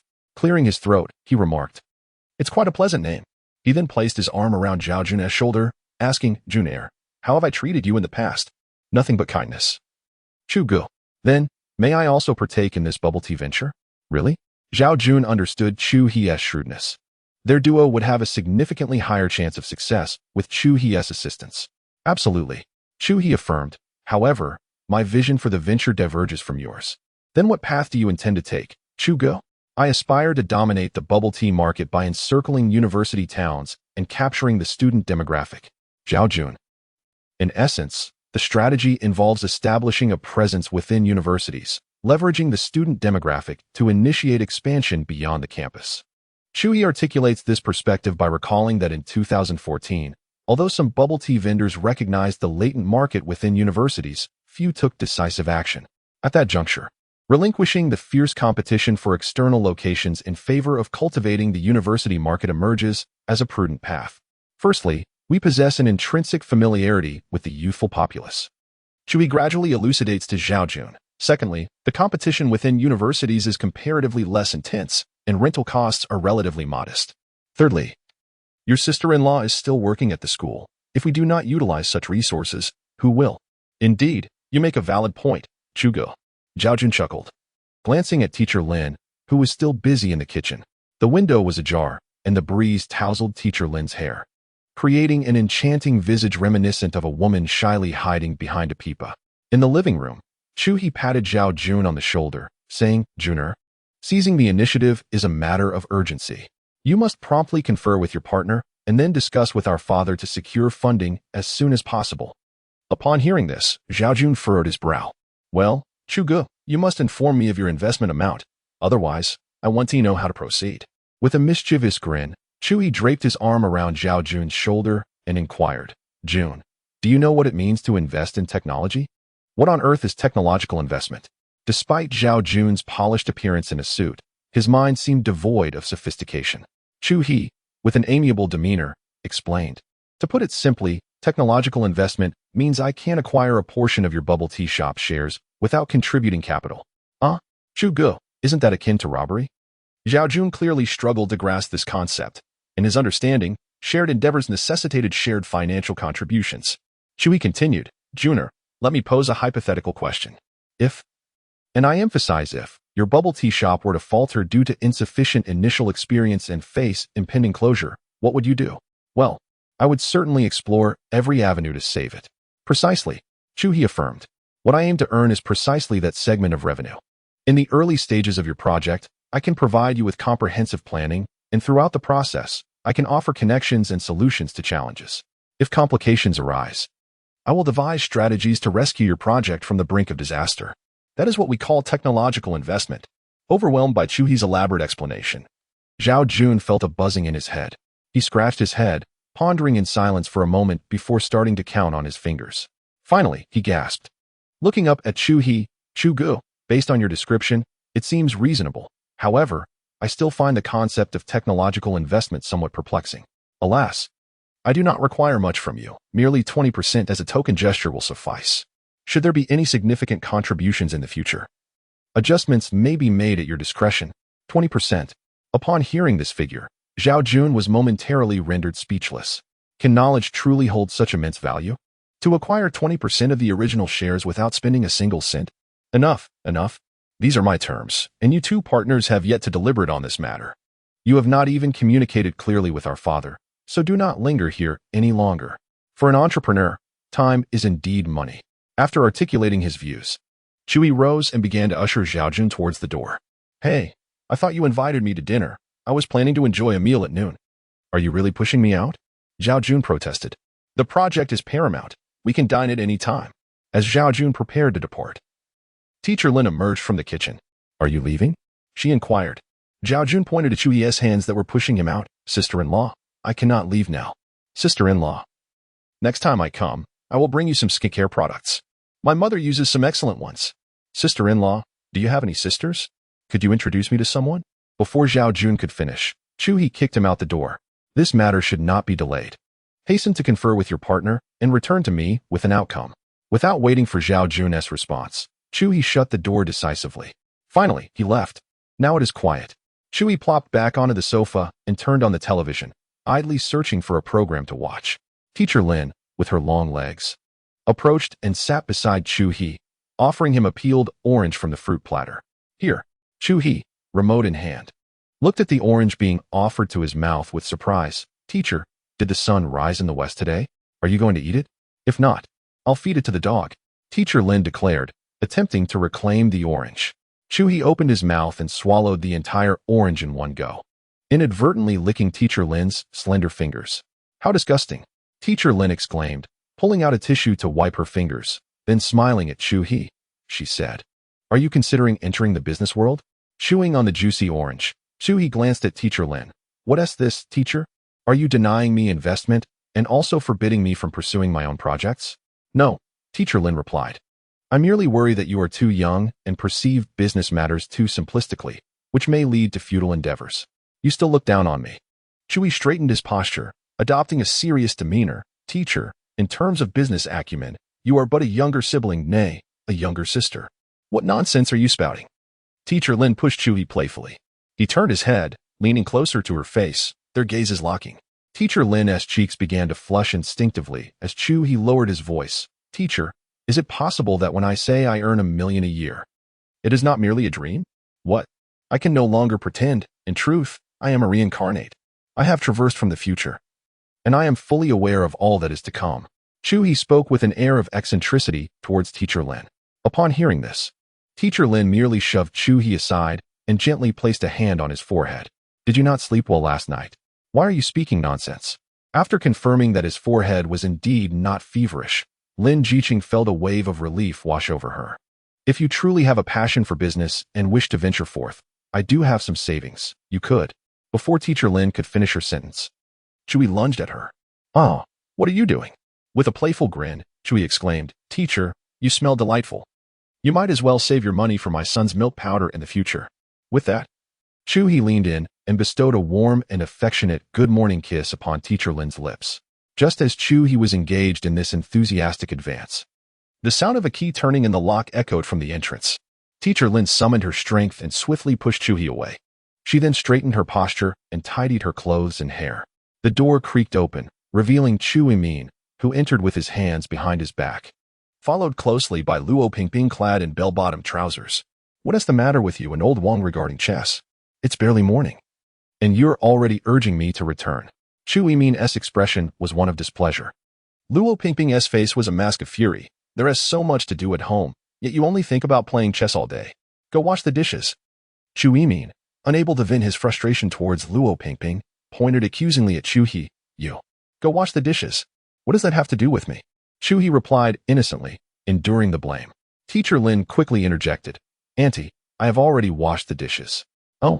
Luo Pingping hurried to the kitchen, only to find it spotless, indicating that Lin Jiqing had not only washed the dishes, but had also tidied the kitchen. Oh dear, these tasks need not trouble you, Qingqing, Chui Min exclaimed, eyes wide with indignation. You little rascal, why aren't you helping Qingqing? All you do is watch television, right? No, I was just chatting with a friend, Chui replied. Chapter 57. A cool and alluring bet who was here just now? Chui Min inquired. Chui muttered. Zhao Jun, who else? Look, he brought something for both of you. Following Chui's gaze, Chui Min caught a glimpse and murmured, this lad truly has some sense. However, he then seemed to recall something and added, I just heard old Wang mention that after your blind date yesterday, the girl came with her mother and brother to find you?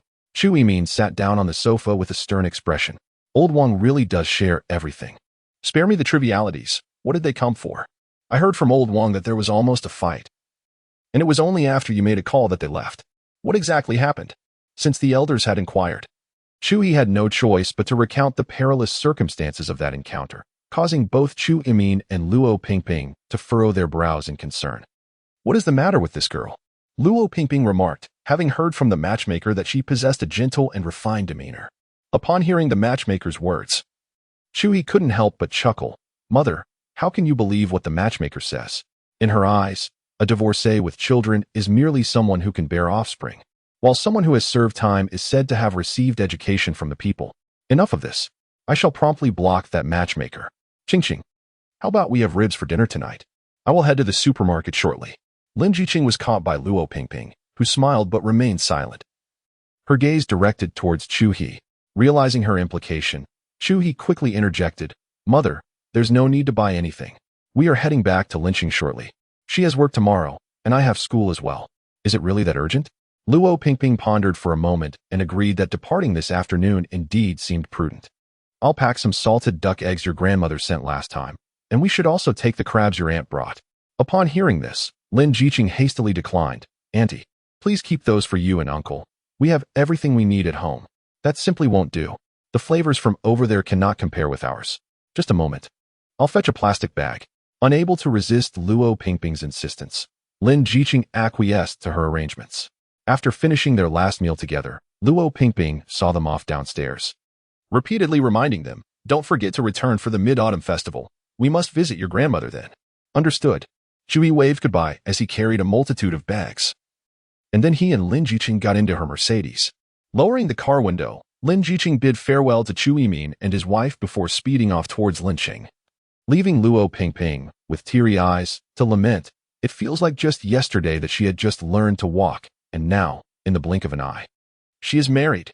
Chui Min wrapped his arm around Luo Pingping's shoulders. Come now, while others must prepare wedding homes and cars for their sons, look at our daughter-in-law. She has everything. How convenient. Is that really convenient? Luo Pingping nudged Chui Min playfully. We shall need to visit Linqing to buy something for the family, so our son doesn't feel embarrassed at home. Is it really necessary? I don't think our daughter-in-law is the type to be petty. How can it not be necessary? Oh dear, I forgot to mention to Chui and Qingqing when we should meet our in-laws. We should discuss how to arrange a proper wedding for them. All right. Let us head upstairs first. There will be plenty of opportunities in the future. Your son will return again. On the highway, Chu-hee was busy imparting his knowledge of romance to Wang Zibo through his phone, while Lin Jiqing occasionally glanced at him from the driver's seat. Chu-hee, could you possibly devote some time to your studies? I haven't seen you read any professional books, let alone the materials from my class. Tomorrow's first class is mine, and I will be the first to pose a question to you.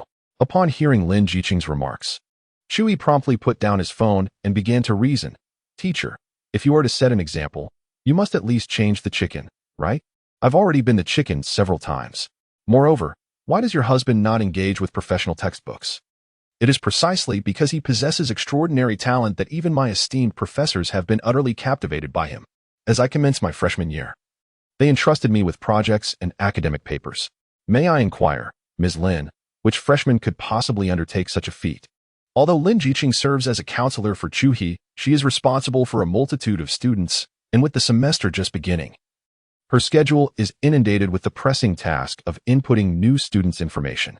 She truly lacks the time to divert her attention to Chu-hee's academic performance. Yet, upon observing his nonchalant demeanor, one would hardly conclude he is studious. Rather, he seems to embody the essence of a professional charlatan. Humph, go on and boast. I, for one, do not believe your words. Do you doubt me, Ms. Lin? Care to wager? Chu-hee lifted his foot and remarked. Lin Jiqing frowned and shot him a disapproving glance. Put your foot down. Reluctantly, Chu-hee complied, then inquired, Teacher, are you afraid to wager? You always evade the question. Clearly intimidated, you have a knack for provoking others. Lin Jiqing, having successfully navigated the parental check, was in a reasonably good mood and responded, What do you wish to wager? How shall we proceed? Chu-hee shook his phone and declared, I shall call the professor right now to verify whether my earlier claims were mere bravado. If I am indeed boasting, I shall massage your feet for a month. Lin Jiqing considered the stakes and added, And you must wash the dishes for a month as well. Agreed. Chu-hee nodded, confident in his impending victory, convinced that adding further stakes was unnecessary. And what if I lose? Asked Ms. Lin. If you lose, you must don a certain outfit for my amusement. What sort of outfit? The astute Lin Jiqing immediately sensed the underlying implications in Chu-hee's words and hesitated to acquiesce. Hee, rest assured, it will be a completely appropriate outfit. I would never deceive you, teacher. So, shall we wager? Observing Chu-hee's mischievous grin, Lin Jiqing felt somewhat apprehensive. After all, this young man was capable of anything. Oh, never mind. Teacher, you are too timid. This is becoming dull. Very well. A wager it shall be. Lin Jiqing, bored during the drive, decided to treat it as a trifling game. But you must not back out. Chu-hee opened his phone gallery, revealing a rather alluring and breezy ensemble of lingerie. Merely imagining Lin Jiqing donning such attire sent his heart racing. No regrets. Go ahead, make your call. Lin Jiqing, focused solely on driving, did not observe Chu-hee. He located Professor Wang's number and dialed it in front of her. After 2 rings, a middle-aged man's voice answered. Hello. Is this Xiaochu? What can I assist you with? Chapter 58. The Coercion in the Parking Lot. Oh, Professor Wang. I merely wanted to inquire if we are to conduct experiments in the lab tomorrow. Chu-hee switched to speakerphone. Professor Wang reiterated. Weren't you instructed to come to the office first tomorrow? There is no need to visit the lab just yet. Cast a fleeting glance at Professor Lin's expression before inquiring. Professor, is my idea truly viable for a paper? In light of the consensus among several professors, it is undoubtedly feasible to produce a paper, Professor Wang earnestly elucidated to Chu-hee. The next step is to ascertain whether old Zhao is willing to be listed as the second author. Should he decline, we shall select another to take that position. Thank you, Professor Wang. I will visit your office tomorrow, Chu-hee replied, ready to end the call. At that moment, a voice bellowed from the other end of the line. You rascal. Your teacher's wife has made mooncakes by hand. Be sure to bring a bag to carry them back tomorrow. Professor, it's only September 8th. Chu-hee exclaimed. Your teacher's wife delights in making mooncakes well in advance each year. Be sure to take some home for a taste, Professor Wang added. All right, thank you, Professor. With that, Professor Wang concluded the call, and the line then buzzed with a busy signal. Well, what do you think, Professor Lin? Are you convinced? Chu-hee beamed at Lin Jiqing. At that moment, she remained silent, contemplating what sort of academic prodigy could produce a paper in their freshman year. When she was a freshman, she was still oblivious to the very concept of a research paper. Yet here was Chu-hee, already poised to collaborate with esteemed scholars on a paper. Moreover, There was the possibility of old Zhao being listed as the second author. It is worth noting that in such specialized papers, it is customary for professors to be the first authors, while students take the second slot. Yet, in this instance, the student was the first author, with the teacher as the second. Old Zhao is one of the few invited experts at the university, a veritable academician of the Huaca Institute. Lin Jiqing furrowed her brow, regarding Chu He with an unusual gaze. What is the matter? Are you trying to back out, teacher? It's too late for that. Lin Jiqing suddenly realized how little she knew about this young man. With a sigh, she spoke, "A deal is a deal. What do you wish for me to wear?" Chu He grinned mischievously, pulling out his phone. Upon seeing the image, Lin Jiqing was momentarily speechless. The photograph depicted a female model adorned in a set of black lingerie. Her décolletage barely concealed, accentuated by slender straps that highlighted her shoulders alluringly. The connection between her waist and chest was merely a delicate strap, while the abdomen and back were largely exposed. The interplay of form and sensuality was tantalizingly veiled. The lower half featured lace edging along the thighs, revealing the model's fair legs and smooth ankles. "This is what you should wear." Chu He pointed excitedly at the image on his phone.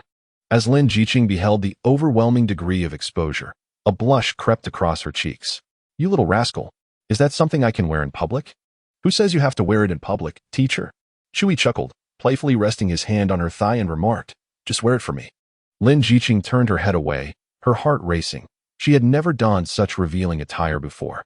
"What is this? Are you having second thoughts, teacher?" As a proud educator, one must remain true to their word and never betray the trust of their students. Observing teacher Lin's hesitation, Chu He quickly embellished his words, fearing she would decline. Lin Jiqing focused intently on the road ahead, attempting to divert her attention solely to driving. She countered, however, "I am unsure where to procure such revealing attire. Let me find it first." Chu He shook his head and replied with a smile, "Teacher, you need not worry about that. Once we return to Lin City, we shall head straight to the Wanxiang Comprehensive Shopping Center. I know of a specialty store."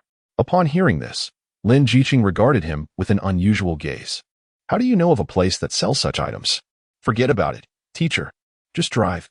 Chu He insisted, unwilling to elaborate, and covered his head with his jacket, attempting to sleep again. Teacher Lin, however, would not indulge him and swiftly lifted his jacket. "Speak. Have you been shopping with other girls?" "Not at all, teacher." Chu He explained, "I only spend time at school or with you. I have no time to stroll through malls with other girls." "Then how do you know about this?" "I dreamt of it. Is that satisfactory?" "Not acceptable." Their banter continued during the journey, and soon Chu He fell into a deep slumber once more. After a 3.5-hour drive from Xiong City, teacher Lin finally returned to Lin City. At 4:30, the sun still hung low in the sky, and the surroundings transformed into a bustling scene of traffic. The heat lingered, and upon closer inspection, one could see shimmering waves of warmth in the air. The buildings flashed by as teacher Lin skillfully navigated into the underground parking lot of the shopping center. The blinding light suddenly vanished, causing the drowsy Chu He to jolt upright.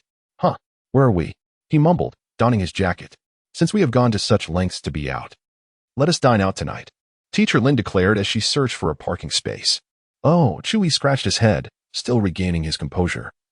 A red mark from the seatbelt evident on his neck. "After dinner, we can watch a movie. Tonight, Transformers 4 is showing," teacher Lin continued. At that moment, Chu He sensed something amiss. He turned to face teacher Lin directly and asked, "Teacher, are you being deliberate? You don't want to return home early to show me the outfit, do you?" His astute observation caught teacher Lin off guard, yet she refused to admit it. "Nonsense. It is only 4:30. After shopping for clothes, it would only be 5 or 6. Dining takes merely half an hour, and the movie won't take long. But Transformers 4 is 2 hours and 46 minutes long. If we start at 7, it will be nearly 10 by the time we get home. What if you say you're too tired to change when we return?" You. Lin Jiqing suddenly realized how perceptive Chu He was. She parked the car, turned to him, and said, "I personally believe it would be fine to change tomorrow. Since we have finally gone out, we should enjoy ourselves tonight." "Very well."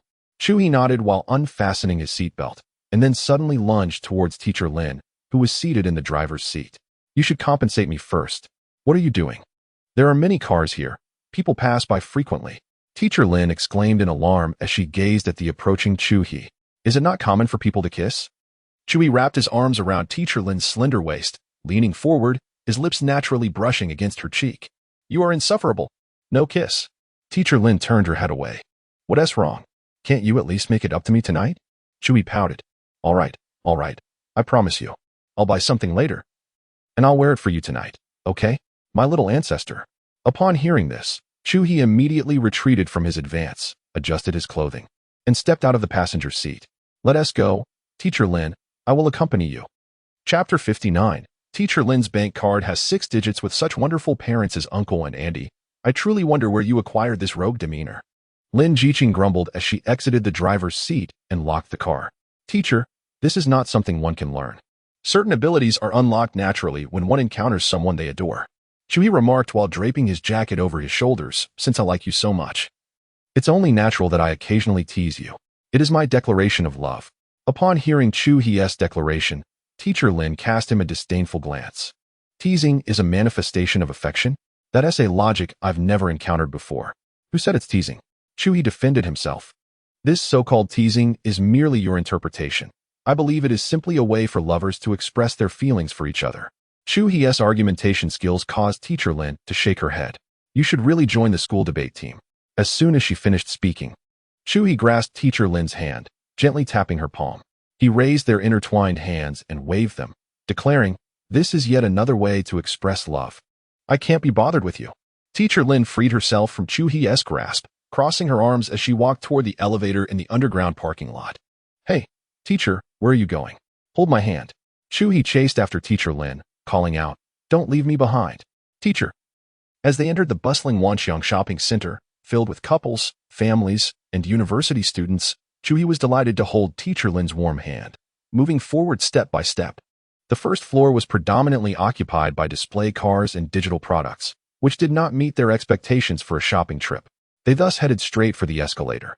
As they ascended, Lin Jiqing glanced at the directory. The second and third floors featured women's clothing, while the fourth floor housed men's attire. And the fifth and sixth floors were dedicated to casual dining. Let us go to the fourth floor.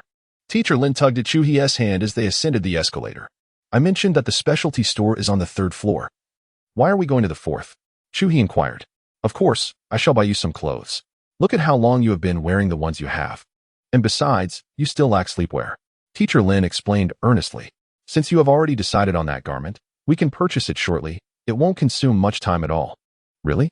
Teacher, I am quite young, so please don't deceive me. Chu He turned to gaze at Teacher Lin's exquisite face. Indeed, the soft lighting of the shopping center cast a gentle glow upon Teacher Lin's visage, enhancing her already unparalleled beauty. Even several older students couldn't help but glance in her direction. This made Chu He cling tightly to Teacher Lin's hand to assert his claim. The two ascended to the fourth floor via 3 direct elevators. Teacher Lin led Chu He into a specialty store, its logo depicting a bird skeleton. Welcome. The attendant's eyes lingered on Teacher Lin, unable to break away. Teacher Lin appeared accustomed to such attention, guiding Chu He to a black windbreaker, which she took down and handed to him. Try this on. Chu He felt the smooth fabric of the high-end garment, only to notice the price tag reading, $2,499. He furrowed his brow. In his past life, his clothes were always purchased by his secretary, who chose whatever without regard for cost. Now that it was Teacher Lin's turn to spend, he found himself concerned about the price. Yet, in an effort to maintain his composure, he still donned the jacket. The windbreaker was indeed lightweight, and even the zipper felt incredibly smooth. Do you like it? If you do, we shall buy it. Teacher Lin remarked. The weather is set to turn cooler in a couple of days. It is a necessity for both morning and evening. The figure 2,499 swirled in Chu He's mind as he took off the jacket and said, I'm not particularly fond of this style. Taking the garment from Chu He, Lin Jiqing frowned slightly. It's quite attractive. Perhaps your taste is somewhat questionable. Please wrap this up, the attendant exclaimed. Of course, ma'am. The attendant appeared exhilarated, having sold a garment before even pitching it, clearly recognizing that this beautiful woman was indeed affluent. Teacher, 2,499. Seizing the opportunity while the attendant was preoccupied, Chu He discreetly displayed a finger indicating to. Ah, so that is your concern. Lin Jiqing retrieved a card from her bag and approached the counter, requesting the attendant to process it. She then showed Chu He the displayed balance on the machine. 1, 10, 100, 1,000, 10,000, 100,000. To Chu He's astonishment, Teacher Lin's card boasted a staggering sum of 620,000. He was momentarily taken aback. having assumed that when Teacher Lin mentioned wealth, she merely referred to a few thousand in savings, especially considering she had only recently begun her career. Are you no longer worried? Teacher Lin gently patted the still-dazed Chu He on the shoulder, then took the windbreaker that the attendant had packaged and walked directly into the next store, following Teacher Lin as she gradually made purchases. Chu He transitioned from having empty hands to being burdened with an array of new clothes, all intended for him. By the end of the day, the amount Teacher Lin had spent had already surpassed 3,000. Even though Lin Jiqing had just stepped into the restroom, Chu He remained utterly bewildered. Goodness, how on earth is this woman so affluent? How could a political science professor and counselor possibly earn such a substantial income in a year?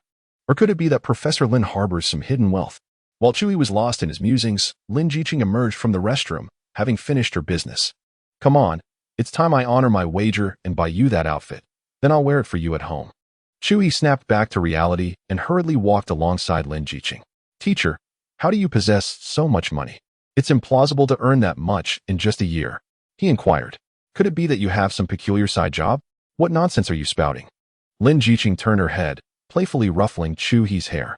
Part of this money was given to me by my father before he passed away. It had been saved up by my mother. Once I started working, he handed it over to me. Another portion comes from my salary. Lin Jiqing lowered her gaze momentarily before raising it again. Of course, a significant amount is actually from my brother. Your brother? Aren't you an only child? He's my stepfather's son. He runs a company and I've heard he's recently been involved in some venture called Pinduoduo. He's determined to create a new generation of e-commerce. I can't say how reliable that is. Pinduoduo. Chu He's heart raced anew, and he quickly asked, Teacher, will I have the chance to meet my brother-in-law? Why would you want to meet him? Lin Jiqing replied as they descended the escalator together. Of course, to learn about business. You know I have a keen interest in entrepreneurship. All right, let me ask him. The two stepped off the escalator and were greeted by a boutique showcasing an array of women's lingerie, spotting a particularly revealing outfit on a mannequin deeper inside the store. Chu He gulped and said dreamily, Teacher, that's the one. Chapter 60. The blushing face though Lin Jiqing had mentally prepared herself. Her face flushed upon seeing such an exposed garment. Perhaps we should choose a different one, she whispered to Chu He beside her. She felt a pang of guilt merely standing in front of the store. We agreed on this, teacher. Chu He refused to grant Lin Jiqing any opportunity to back out, taking her hand and leading her into the store. A sales associate followed closely behind them, greeting them with, Welcome. Are you here to look at lingerie, ma'am? Lin Jiqing's face turned crimson, her head bowed deeply. The sales associate could only see her head nodding slightly beneath her long hair. May I recommend this one? It offers good breathability and support, the associate said, gesturing to a white lingerie piece displayed on the wall. Chu He waved his hand dismissively. No need for introductions. Just bring that one down for my wife to see. We came specifically to purchase that. Upon hearing the term wife once again, Lin Jiqing tightened her grip on Chu He's hand. That one, the sales associate confirmed with Chu He. Due to the infrequent purchase of such lingerie, the sales assistant repeatedly sought confirmation. At that moment, Teacher Lin had already obscured her face beneath her hair with one hand. Her complexion and the area around her ears flushed and heated as if steamed. Yes, please take it off. All right. The sales assistant, seemingly unfazed, had encountered all manners of expressions during her extensive tenure. I will take the packaged one directly, I stated. The sales assistant scrutinized Teacher Lin. Madam, may I inquire about your measurements? Waist 60, hip. Teacher Lin's voice dwindled to a whisper, barely audible, akin to the buzzing of a mosquito. Yet she grasped Chu He's hand ever tighter. What is your hip measurement, ma'am? The sales assistant, unable to catch her words, asked again. 100. Teacher Lin quietly added. Your body proportions are truly enviable, the sales assistant remarked after hearing her measurements, subsequently revealing a concealed door on the display wall. After a brief search, she produced a brand new item in its packaging. This one may be a bit smaller, but it will look more alluring when worn, the sales assistant suggested. We have a private fitting room inside. Would you like to try it on here first? Chu He accepted the bag from the sales assistant and glanced back at Teacher Lin. Trying it on here was impossible. Any fitting would have to be done at home. Chu He shook Teacher Lin's arm. Teacher, let us go. Huh? Wouldn't it be better to try it at home?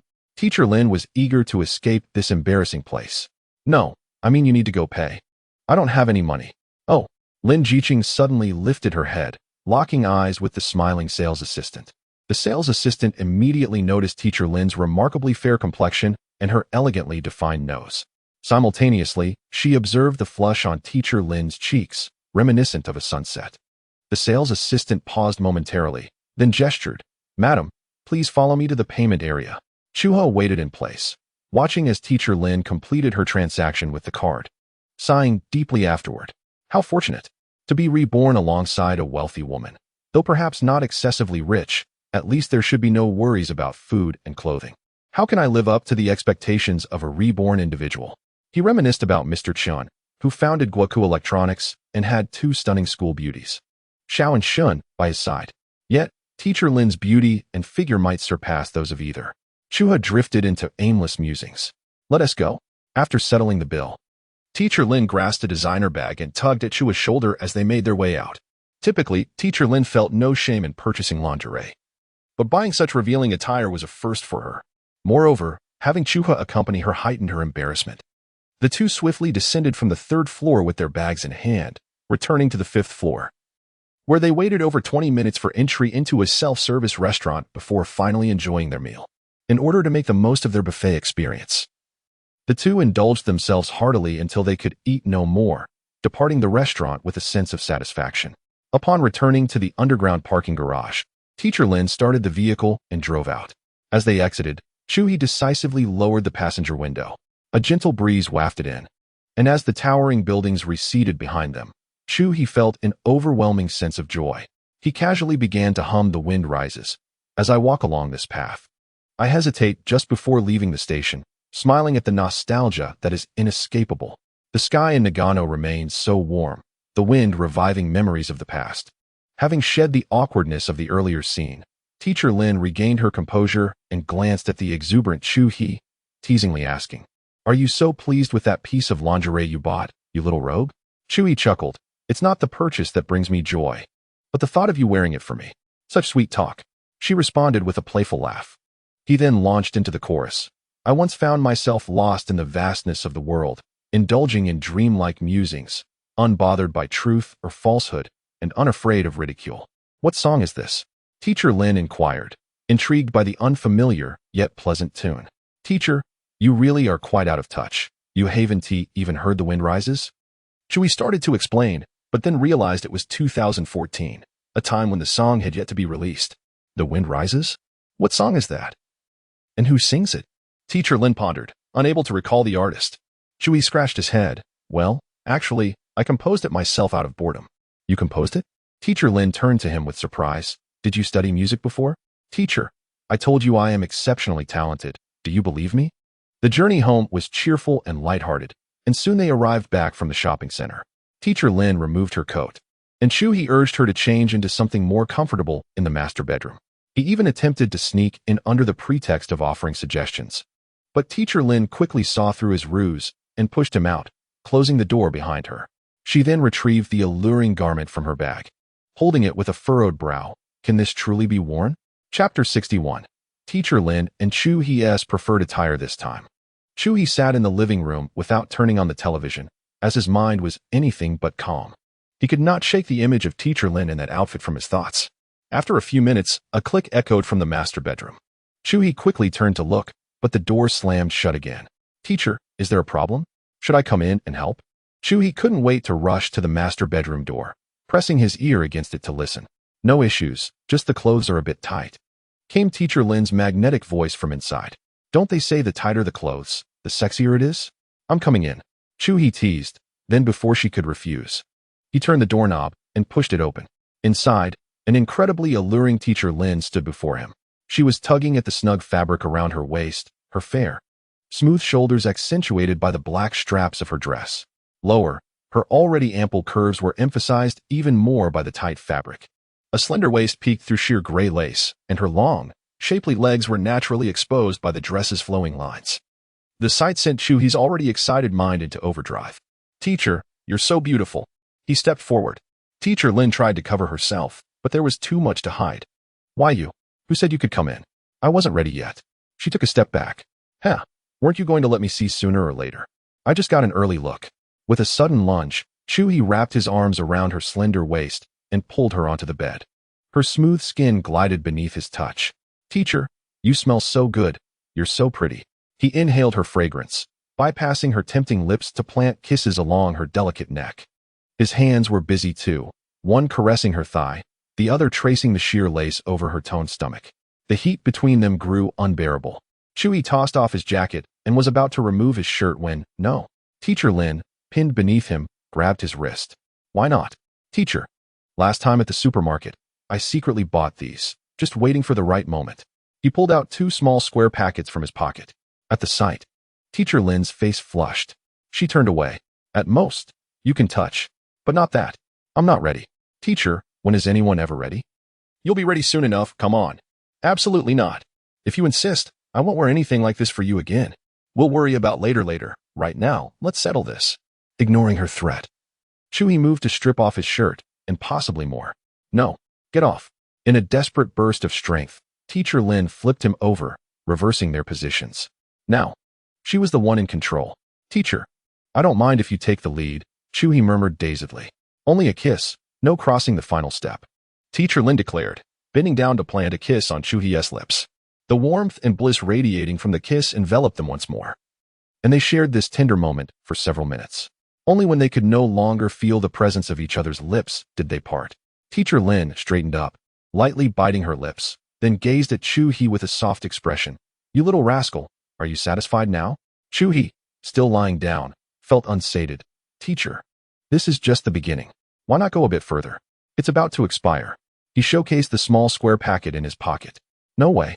If you wish for a clever or beautiful daughter, you must heed my words. Teacher Lin retorted, raising her chin with a hint of pride.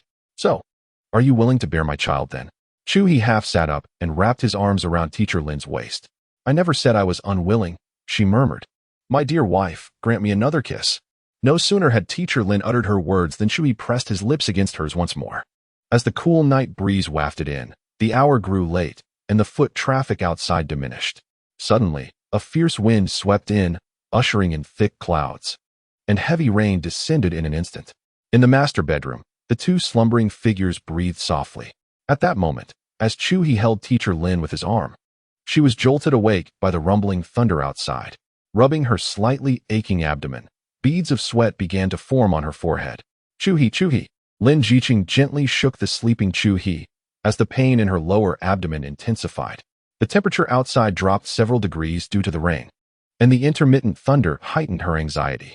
Her lips turned pale, and her complexion became alarming. Not every girl endures the ordeal of menstrual cramps. But Teacher Lin was one of the unfortunate few. Ugh, Chu He was stirred awake by her nudges, slowly rising. Is it time to go to school, teacher? Why is it still so dark outside? Before Lin Jiqing could respond, he noticed her body trembling. At that moment, a thunderclap echoed, prompting Chu He to spring into action. He turned on the bedside lamp and was startled to see Teacher Lin's face ashen, her body curled up tightly. Teacher, what's wrong? My stomach really hurts. Due to the pain, her hair was disheveled across the pillow. Is it your period? Chu He rubbed his palms together, then moved to help her ease the discomfort in her abdomen. Teacher Lin nodded and pointed with trembling fingers toward the bedside cabinet. There are painkillers in there. Please fetch me one. Okay. Chu He, filled with concern, hurried to her side, rummaging through the drawer for a capsule of ibuprofen. He retrieved one and rushed outside to pour a glass of warm water. Propping her pillow upright, he gently helped her into a semi-sitting position, and she took the ibuprofen with the water. Teacher, please lie down for a moment. I shall prepare some ginger tea with brown sugar for you. Lin nodded, allowing Chu He to assist her back onto the bed. After ensuring she was comfortably tucked in, Chu He hurried to the kitchen, opened the refrigerator, and retrieved a bag of brown sugar. He then sliced fresh ginger and simmered it in water until it reached a rolling boil. With great urgency, he brought the steaming concoction to Lin's bedside. Teacher, the ginger tea is ready. As he gently massaged Lin's abdomen, he brought the bowl to her lips, encouraging her to sip. After Chu He had personally fed her the warm ginger tea, Lin's pallor began to improve slightly. Grasping a hot water bottle he had discovered beneath the coffee table, he warmed his hands before resuming the gentle massage of her belly. After several minutes of tender care, Lin's complexion began to regain its color. Do you feel a bit better now? Chu He inquired. One hand nestled within Lin's nightgown while the other alternated with the hot water bottle, continuing his soothing motions. Lin nodded appreciatively, her heart swelling with gratitude and an overwhelming sense of security as she observed Chu He, who had been kneeling by her bedside for over 10 minutes. diligently attending to her. Gently stroking Chu-hee's head, Lin softly murmured, "Come up and lie down. I feel much improved now, and it's quite late." "That won't do," Chu-hee replied. "You rest first. I shall sleep once you have drifted off." "No, please come up first," Lin insisted gently. At that moment, a thunderclap resounded outside, causing Lin to flinch. Instinctively, she grasped Chu-hee's hand that had been massaging her abdomen. "Do not fear, I am here with you," Chu-hee reassured her, removing his other hand from the hot water bottle to gently caress her forehead, attempting to ease her tension. "Sleep well. I will remain by your side, teacher," he whispered soothingly. Gradually, Lin's taut nerves began to relax, and the pain relief medication began to take effect, diminishing her discomfort significantly. Her eyelids grew heavy, and she soon succumbed to slumber. At that moment, Chu-hee, who had been crouched beside her, finally heard Lin's soft, rhythmic breathing. He quietly called, "Teacher?" Receiving no response. He noticed the rain outside had transformed into a gentle patter. Inside, he leaned closer to Lin's face, planting a tender kiss upon her cheek before quietly gathering his belongings and lying down beside her, surrendering to a deep sleep. In his dreams, they held a grand wedding celebration. Lin adorned in a traditional Chinese wedding gown, her flowing crimson train trailing behind her, approached Chu-hee amidst the envious gazes of the gathered guests. The officiant, microphone in hand, delivered a customary introductory speech before prompting the couple to exchange vows. "Groom, do you take this woman to be your wife?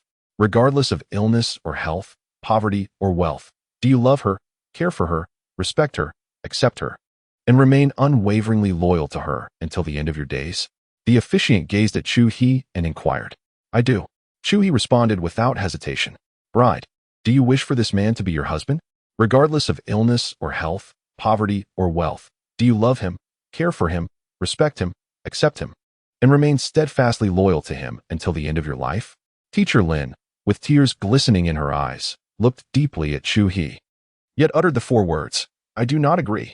In a dream, Chu-hee's eyes widened in shock as a rotund figure in the crowd surged towards the stage. Kneeling on one knee, presenting a ring, and proclaiming to Teacher Lin, "Shao-ching, I love you. Forsake him and come with me." In a state of utter disarray, Chu-hee caught a glimpse of the man turning to him with a mocking smile. It was none other than Wang Zibo. "Zibo, are you trying to steal Teacher Lin from me? Get away," Chu-hee shouted, drenched in sweat as he jolted awake in bed, breathing heavily. The morning sun streamed through the partially drawn curtains, illuminating the surroundings as they gradually came into focus. Wiping the cold sweat from his forehead, he murmured, "It was merely a dream." Reaching out to the space beside him, he discovered Teacher Lin was absent. Slipping into his slippers, he made his way to the living room, only to find Teacher Lin in the kitchen preparing breakfast for him. "You're up?" She turned and said, "I intended to let you sleep a little longer." With that, she flashed him a sweet smile. Seeing Teacher Lin still by his side, Chu-hee stepped forward and wrapped his arms around her waist. "Teacher, I had a nightmare. I dreamt that at our wedding, Wang Zibo tried to steal you away, and you said you did not wish to marry me. It terrified me. Oh dear." Teacher Lin gently patted Chu-hee's head. "It was just a dream. It doesn't signify anything. Besides, we are already legally bound, so why worry?" Before she could finish her thought, Chu-hee swiftly turned her around, gazing into her bright eyes, one hand tightly encircling her slender waist, leaning in closer. Teacher Lin's back met the cool surface of the countertop, her hands gripping the edge as she observed Chu-hee's eagerness. Her eyes flickered, and she softly called him a fool before closing her eyes, tilting her head slightly, bringing her lips to meet his cheek. The morning sun poured through the half-open kitchen window, casting a warm glow onto the wooden floor, creating a dappled pattern of light and shadow. The kitchen was filled with the delicate aroma of congee mingled with the scent of pancakes. The two stood closely together, Chu-hee embracing Teacher Lin's waist as if to merge her into his very being. He then kissed her fervently, the intensity of their love igniting in their touch. Despite repeated kisses, Teacher Lin's body yielded, surrendering to the moment. They savored the kiss for several minutes until the congee behind Teacher Lin began to bubble, prompting Chu-hee to reluctantly release her. Teacher Lin extinguished the flame, and Chu-hee swiftly returned to the master bedroom. He picked up his phone, opened WeChat, and located their dormitory group, quickly typing a message and sending it. "Wang Zibo, you scoundrel." Within moments, Wang Zibo replied, "Chu-gu, why are you cursing at me? I haven't done anything." Kong DeYoung also chimed in. "I can attest that Chu-gu, you weren't in the dorm over the weekend. Zibo did nothing but shake your bed at night." Subsequently, a silence enveloped the group for a few seconds. Wang Zibo must have gone to confront Kong Diyang. After a while, Wang Zibo responded, Chu Gu, if I must die, let it be swift. What have I done to deserve your ire?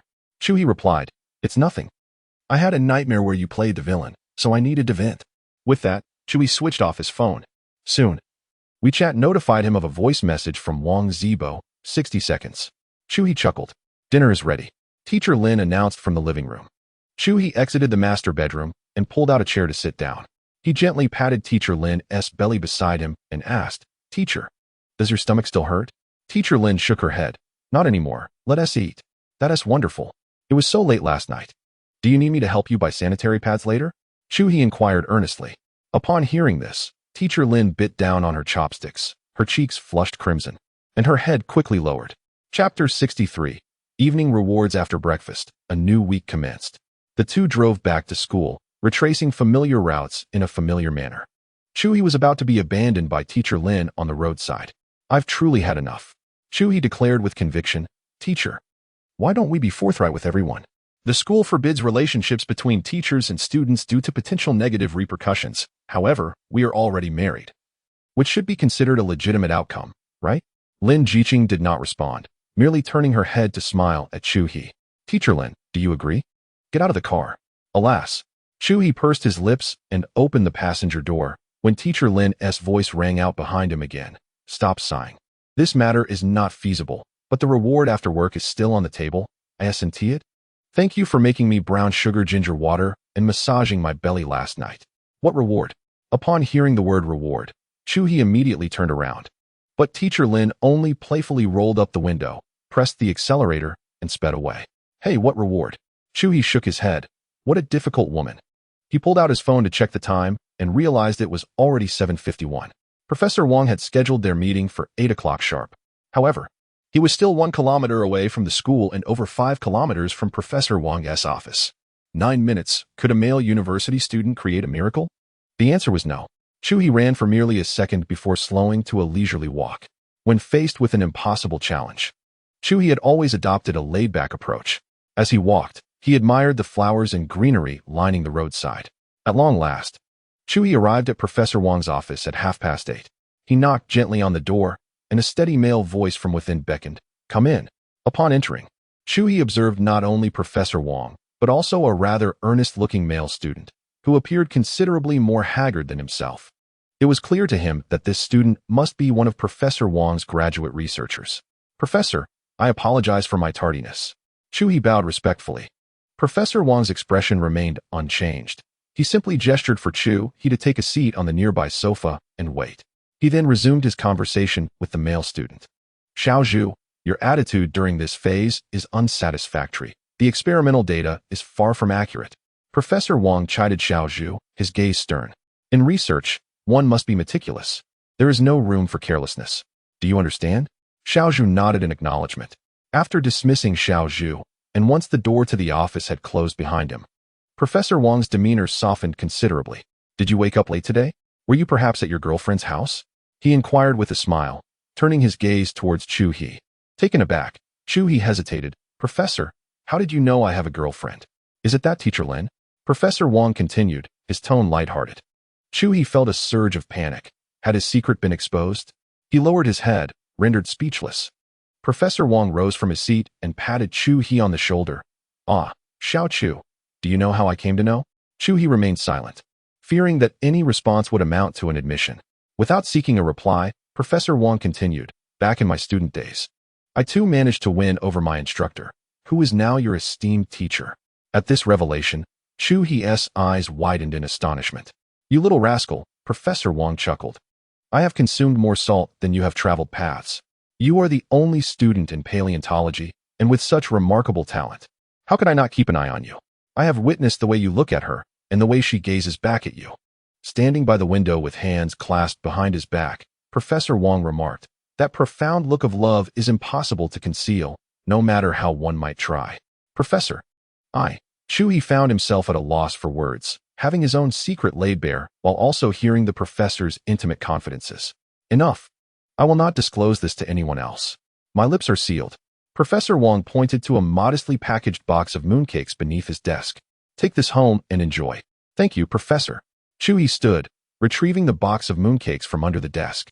Professor Wong added, do not be late to the lab this afternoon. Director Du and Dean Liu wish to see you. Director Du, Dean Liu? Chu murmured, suddenly breaking out into a cold sweat. Director Du, wasn't that the formidable Du Feng? Just last week, she had cast a glance in his direction while dining with Teacher Lin. Surely, wouldn't he remember him? What's the matter? Professor Wong noted the change in Chu He's expression and asked, are you planning to return home with that Teacher Lin for lunch as well? The midday break is fleeting. I understand the exuberance of youth, but one must not allow it to interfere with serious matters. Professor, you are overthinking. Thank you, madam. For the mooncakes, I must take my leave now. Chu bid farewell to Professor Wong and promptly exited the office. Yet, his mind remained preoccupied with the events of the afternoon. Director Du and Principal L wish to meet with me? Will Du Feng truly recognize me? After a moment's contemplation, Chu uttered a curse. Blast it. Whether she recognizes me or not is inconsequential. I have committed no wrongdoing, so why should I be concerned? Having resolved these thoughts, he strode confidently towards the dormitory. Meanwhile, in the student union, Teacher Zhang, I'm here. Teacher Lin announced as she entered an office. Zhang Yi, one of the heads of the student union, immediately smiled. Teacher Lin, welcome. Please, take a seat. After inviting Lin Jiqing to sit, Zhang Yi poured her a cup of water and retrieved a tightly packaged box from the side. The latest model from Sony. Let's take a look, Zhang Yi said, patting the camera box. Lin Jiqing set down her water, thanked her, and proceeded to unwrap the camera. A brand new black Sony camera materialized before them. This camera costs over 8,000. The school places great importance on the freshman gala each year. Zhang Yi remarked, of course. It's your talent that earned you the crown effortlessly. Oh, no. Lin Jiqing replied modestly. Before turning on the camera and capturing a shot of the slightly yellowing leaves outside the window, the image appeared on the camera's display. Zhang Yi leaned in to take a look. Oh, Teacher Lin, you possess this skill as well. What a splendid shot. This camera has certainly found its rightful owner. By the way, regarding the 7-day trip to Sioux City, you should discuss it with the student who won the award alongside you. It might feel a bit awkward for a teacher-student outing, but the school has decided not to cash it in for the time being, Zhang Yi added with a slight, awkward smile. Teacher Lin promptly responded, no worries. I have a good rapport with that student. That's good to hear. Zhang Yi continued. The school has allocated a budget of 10,000 yuan for the Sioux City trip. You may go first and submit the receipts to me upon your return. I will reimburse you in full. Thank you, Teacher Zhang. Teacher Lin expressed her gratitude, and after exchanging a few more pleasantries, she exited the office. Just then, Chu happened to pass by on his way back to the dormitory. Each of them held an item, one with a camera and the other with mooncakes, and they encountered one another in the hallway. Chapter 64. Have you been dating behind my back? What are you doing here, and what do you have in your hands? They both asked simultaneously, exchanging glances. You go first. Why are you mimicking my speech? They spoke in unison again, and Lin Jiqing promptly pulled Chu into the stairwell. Weren't you supposed to have a professional class this morning? Why do I see you so leisurely? Lin Jiqing inquired, her brow furrowed. Don't tell me it was the professional teacher who sent you back. Teacher, you guessed correctly. It indeed was. With a playful smile, Chu glanced at the packaging box in Teacher Lin's hand. Has the camera from the last freshman gala arrived? What about the 7-day trip to Sioux City? When shall we set off for our little adventure? One hand clutching a mooncake, he playfully caressed Teacher Lin's back. This is school. You ought to exhibit some restraint. Teacher Lin scolded, we cannot publicly reveal our relationship at this moment. It's all right, teacher. Professor Wong once told me that he won over his teacher and turned her into my esteemed mentor. Chu retorted confidently, there's a precedent. What do you fear? Hearing his audacious words, Teacher Lin shot him a disapproving glare. That is not the same. Professor Wong and his wife only went public long after his graduation. And soon after, that teacher resigned. Do you wish for me to resign as well? If I do, will you support me? Fear not. Chu puffed out his chest, his hand sliding down to firmly embrace Teacher Lin's waist. If the school discovers this, you shall resign too. My dear, I shall provide for you, and we shall have a beautiful daughter together. His imagination soared, his eyes glimmering with dreams. Teacher Lin swiftly swatted away his hand and retorted, dream on. If you were to support me, we would both be left to fend for ourselves. Unabashed, Chu wrapped his arms around her once more, teasingly stating, but we have my brother-in-law. His business acumen is quite promising. I say we await his financial assistance. After finishing his jest, he turned his face towards her, pouting. Teacher Lin, give me a kiss. This is the school staircase. Teacher Lin protested, her face filled with resistance. It's all right. No one will come. No. The students will be out of class soon. Just a quick peck, nothing more. Moments later, Teacher Lin emerged from the staircase, her heart racing. Chu-hee, on the other hand, descended to his dormitory. Biting her lip, Teacher Lin murmured, that scoundrel grows bolder by the day. Today, he dares to kiss me in the stairwell. Tomorrow, he will risk it in the office. Her cheeks flushed, she dared not ponder further. Hurriedly returning to her office with the camera, she pushed the door open to find a familiar figure seated at her desk. Xiaomin, what are you doing in my office? Lin Jiqing placed the camera on her desk. Wang Xiaomin squinted, clearly uninterested in the camera Lin had just retrieved.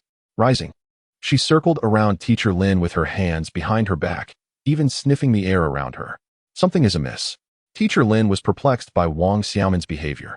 What's wrong? Is my outfit peculiar today? It's not the outfit.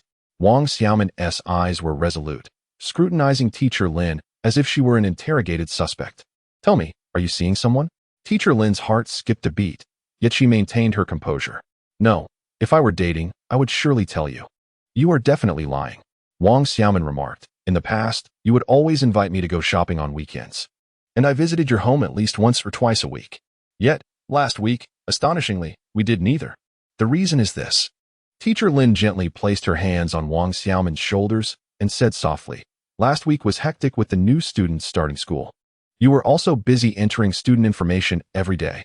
If you wish to go shopping, I can accompany you anytime, and you have a key to my home. It's not my fault that you didn't come over. Ah, so it's my fault then. Wang Xiaomin turned around and playfully pinched the flesh at Teacher Lin's waist, causing her to quickly dodge away. Teacher Lin laughed heartily. What are you doing? That tickles.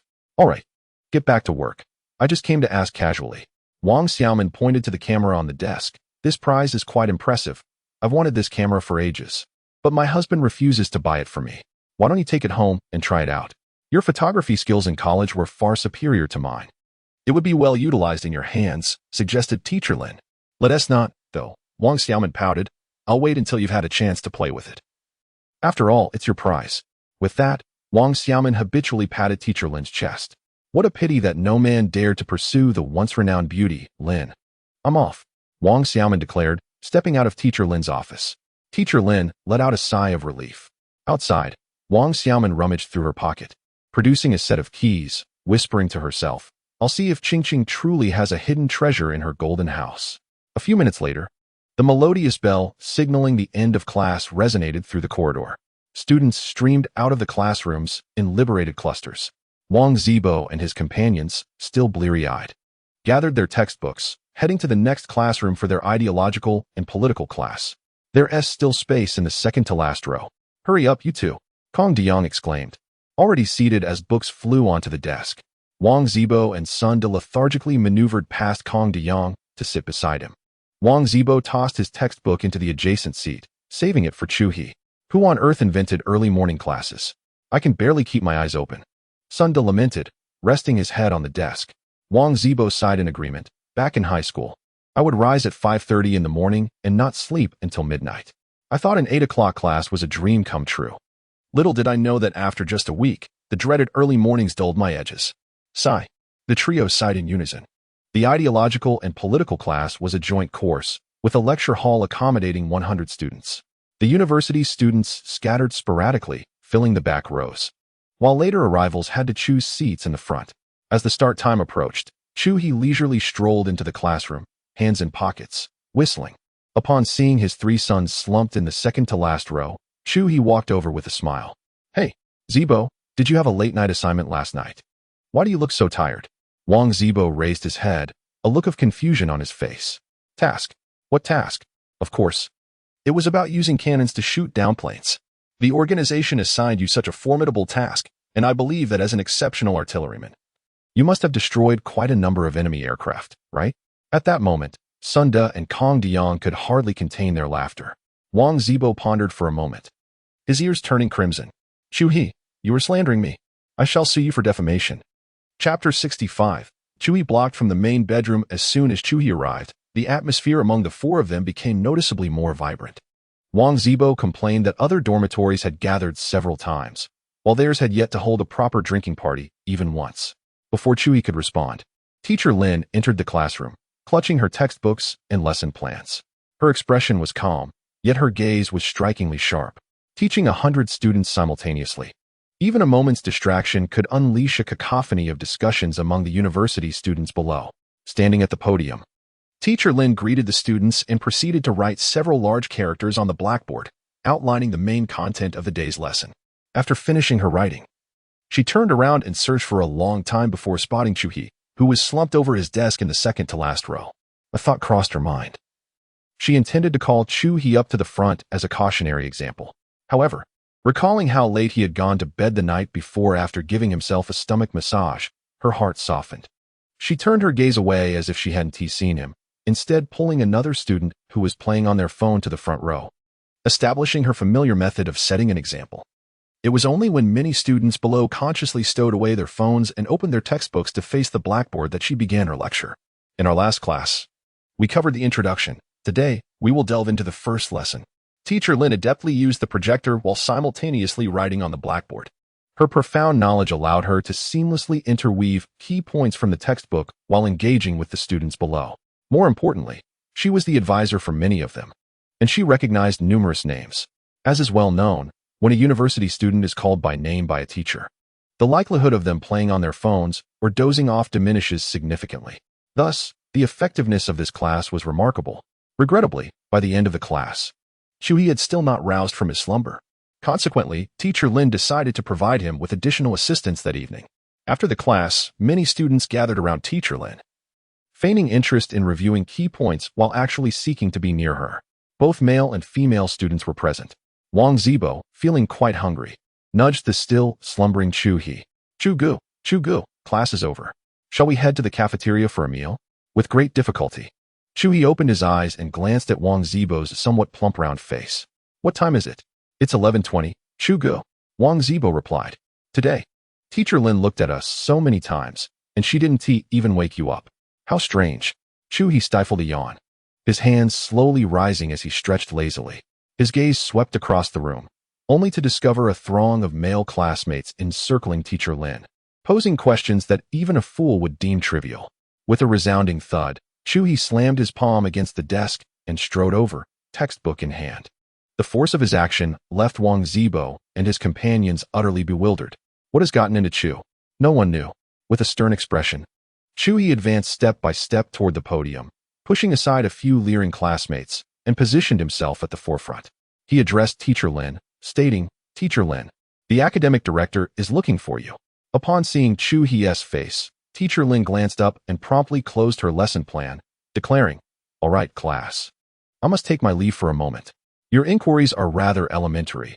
You may consult Xiao Li, my teaching assistant, as she is well versed in these matters. With that, Teacher Lin exited the crowd. Xiao Li then stepped onto the podium, encouraging, classmates, feel free to ask me any questions. Many students waved their hands dismissively, as if struck by a sudden epiphany, and departed.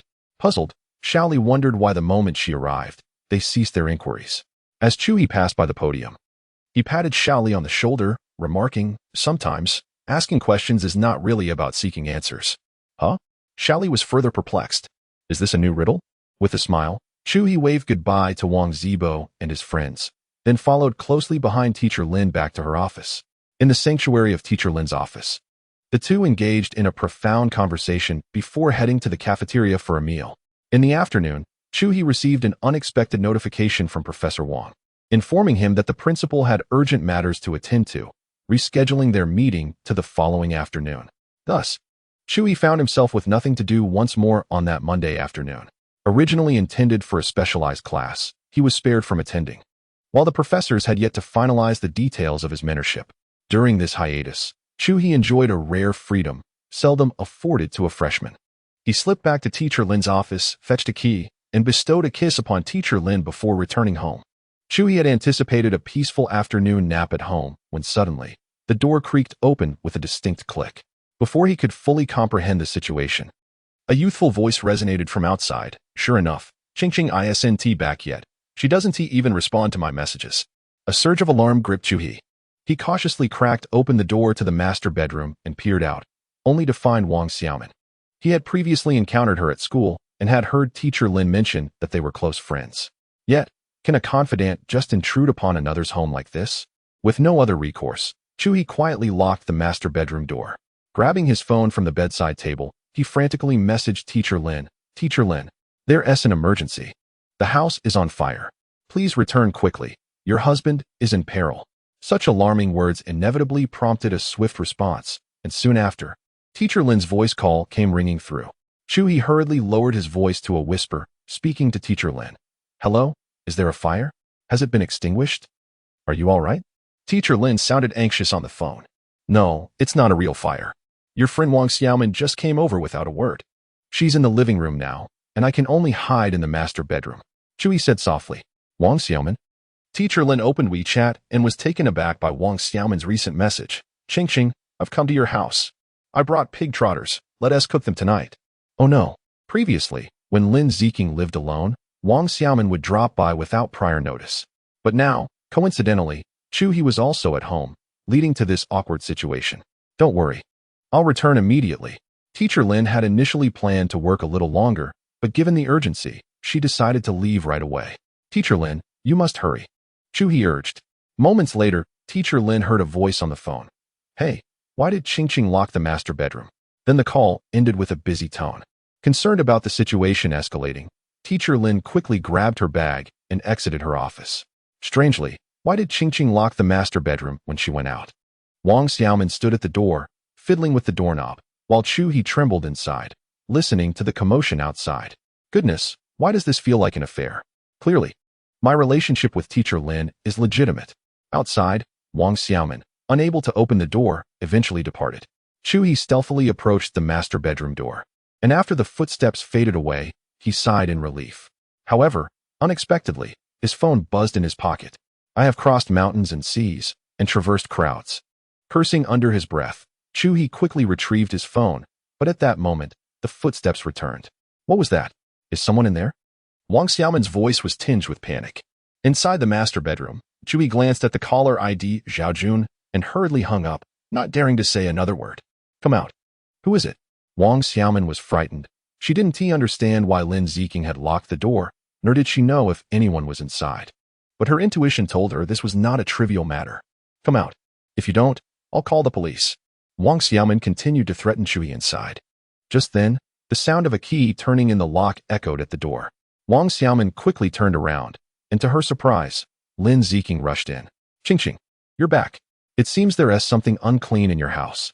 Wang Xiaomin suddenly threw herself into Lin Ziqing's embrace, her eyes reflecting sheer terror. What was that? Lin Ziqing glanced at the locked master bedroom and comforted Wang Xiaomin. You must have misheard.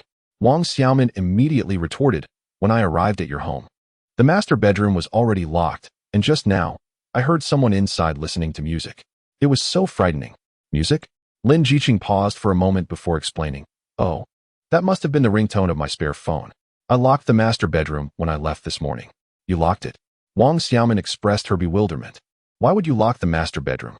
Are you hiding a secret lover in there? Afraid I might catch you? Of course not. I've recently gotten a puppy, and it tends to make quite a mess, so I keep it locked in the master bedroom. What? You bought a puppy without telling me? I adore little animals. Wang Xiaomin exclaimed. Besides, why not just get a cage? Keeping the puppy locked in the master bedroom. Aren't you worried it will turn your room upside down? Wang Xiaomin seized Lin Ziqing's arm, rummaging through her belongings. What are you doing? Hand me the key. I want to see this puppy and find out if it's adorable. No way. Lin Ziqing instinctively replied. Why not?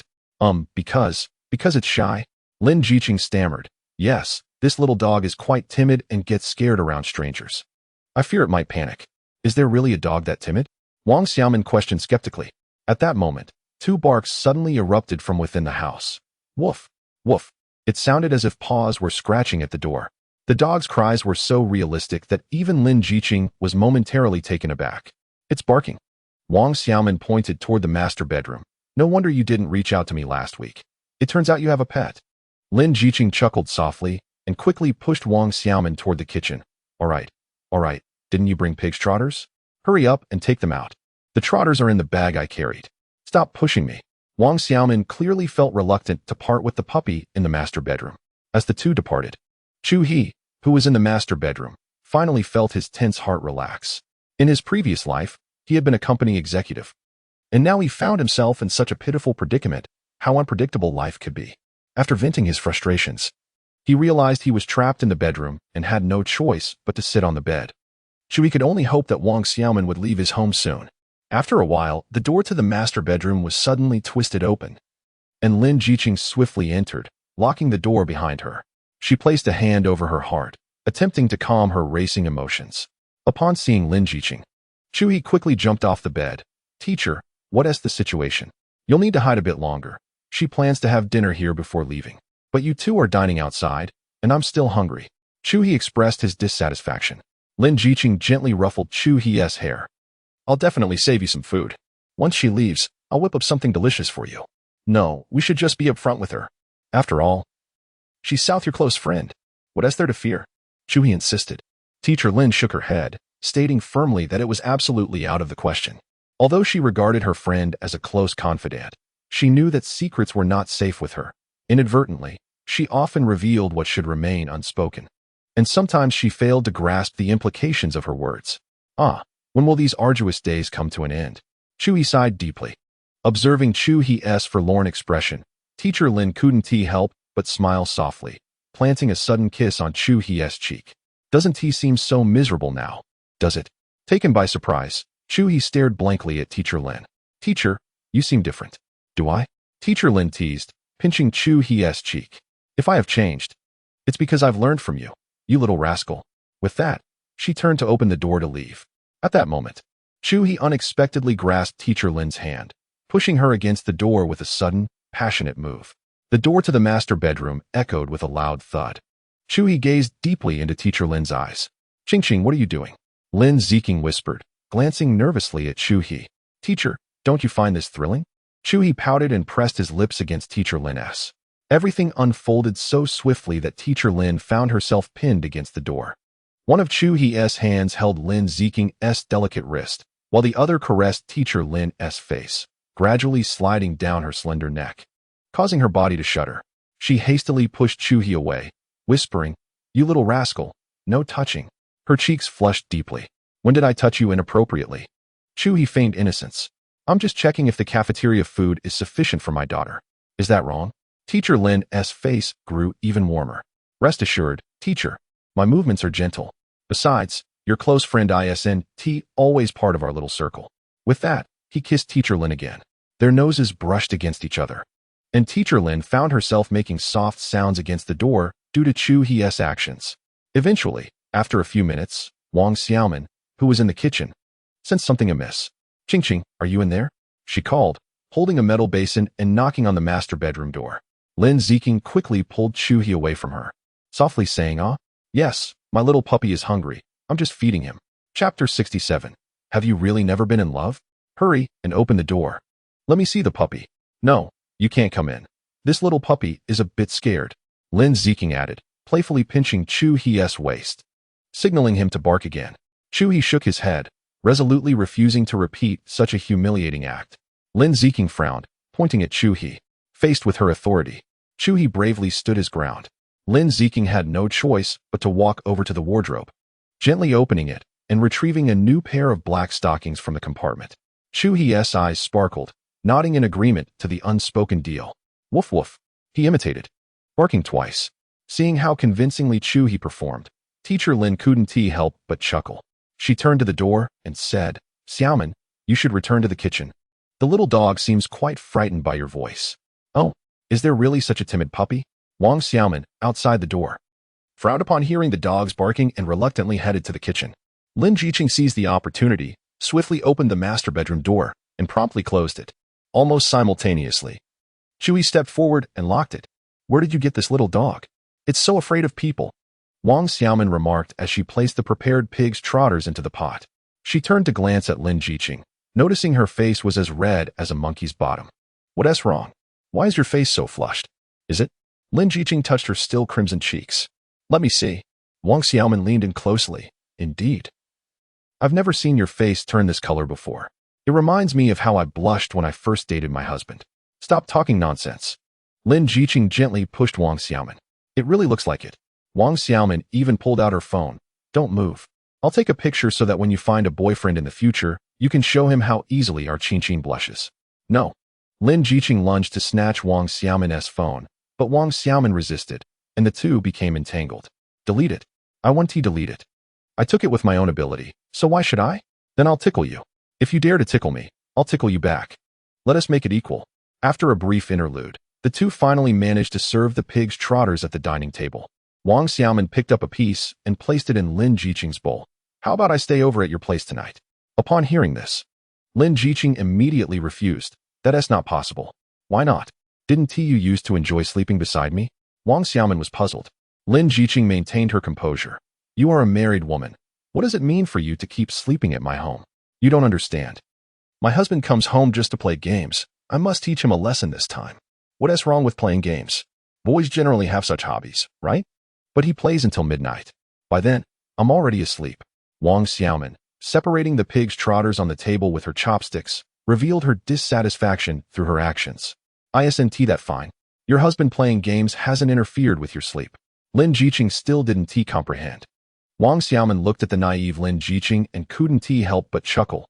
Qingqing, you should find a man quickly. You really seem quite innocent. What do you mean? Lin Jiqing suddenly seemed to grasp something. Wang Xiaoman smiled, pursing her lips and widening her eyes at Lin Jiqing. Yes, that's exactly what I mean. Ah. These men truly do not cherish what they have once they obtain it. I remember when he was pursuing me, how eagerly he chased after me. Now, he seems utterly indifferent. Therefore, I plan to teach him a lesson, to let him know just how difficult it is to endure nights without me. Wang Xiaoman pointed at her bag and said, Qingqing, you will certainly help me, right? I've even brought you some facial cream. You can't just abandon me in my time of need. I must stay with you. After all, we are the best of friends. Lin Jiqing hesitated for a moment. At that moment, two barks echoed from the master bedroom. It was Chu He, expressing his discontent. You see, I still have to look after the puppy tonight. I fear it might be frightened with you here. Just move the puppy to the guest room, Wang Xiaoman suggested. I want to sleep next to you. Woof, woof, woof. Woof, woof, woof. Chu He erupted in vehement protest, seemingly intent on breaking down the door. Lin Jiqing hurried to calm him. No, the puppy cannot change its environment. It is quite timid. What am I to do then? I've already told my husband some harsh words, insisting he reflect on his behavior tonight. I can't just return home in defeat. That would be utterly humiliating. What's the big deal between spouses? Just wear something a bit more alluring tonight, and you'll surely win him over. Will that really work? Wang Xiaoman questioned, her skepticism evident. Of course it will. Lin Jiqing suddenly realized she had almost let something slip, quickly biting down on her chopsticks and halting her speech. What did you almost say? Wang Xiaoman leaned in, sensing the gossip brewing. But wait, Qingqing, you've never even been in a relationship. How would you know? Smack. Wang Xiaoman slapped the table. Come clean. It's nothing. Lin Jiqing thought to herself how she regretted speaking too quickly, while casually placing food into Wang Xiaoman's bowl. Is it really nothing? Wang Xiaoman scrutinized Lin Jiqing's face with suspicion.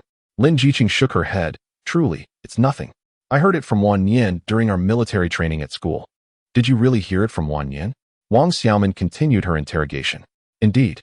Lin Jiqing, unable to look Wang Xiaoman in the eye, shoved a piece of pig trotters into her bowl. Why ask so many questions? Just eat. Humph. Then I shall go home and give it a try. Wang Xiaoman finished her meal quickly, then walked into the living room, placing a small box of facial cream on the coffee table. This works wonders. Try it out. You'll see whitening results in just 7 days. Wang Xiaoman glanced at Lin Jiqing's fair complexion and couldn't help but pinch her cheek. It's infuriating. Even this cream might not make the beautiful Lin any whiter. All right, go back and entice your husband. Lin Jiqing swatted Wang Xiaoman's hand away. Very well. I wish you the best in becoming my child's aunt soon. Wang Xiaoman exclaimed as she exited through the door. Goodbye, Qingqing. Goodbye. As the door slammed shut, the master bedroom door slowly opened. Chu He emerged, repeatedly lamenting. I'm starving. Teacher Lin. I'm famished. Lin Jiqing chuckled softly, then hurried to the table and eat. Lest my little pet starve. Just as Chu He was briskly walking towards the dining table, the sound of a key turning in the front door echoed once more. Qingqing. I forgot my car keys. Oh no. Chapter 68. Running comes with rewards in my haste. I left my car keys at your house. Wang Xiaoman entered with a smile, but was taken aback to see Lin Ziking sitting tensely at the dining table. "What's wrong? You seem quite anxious," Wang Xiaoman remarked, staring at Lin Ziking's face with surprise. Lin Ziking forced a smile, responding, "Oh, nothing. Why would I be anxious? There's nothing to be anxious about." As she retrieved the keys from the coffee table, Wang Xiaoman furrowed her brow, slowly approaching Lin Ziking at the table. "Are you really not anxious?" "No. Why would I be? You're being quite strange," Lin Ziking replied, subtly kicking her foot under the table. "Is that so? Perhaps I am just overly sensitive?" Wang Xiaoman returned to the doorway. "Shall I take my leave then?" Teacher Lin smiled and waved. Wang Xiaoman, still frowning, slowly stepped outside. At that moment, Chu He, who was hiding under the table, attempted to crawl out, but was swiftly kicked back in by Lin Ziking. "She isn't left yet."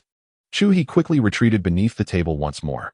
After a while, the sound of the door slamming echoed, clearly indicating that it had been shut.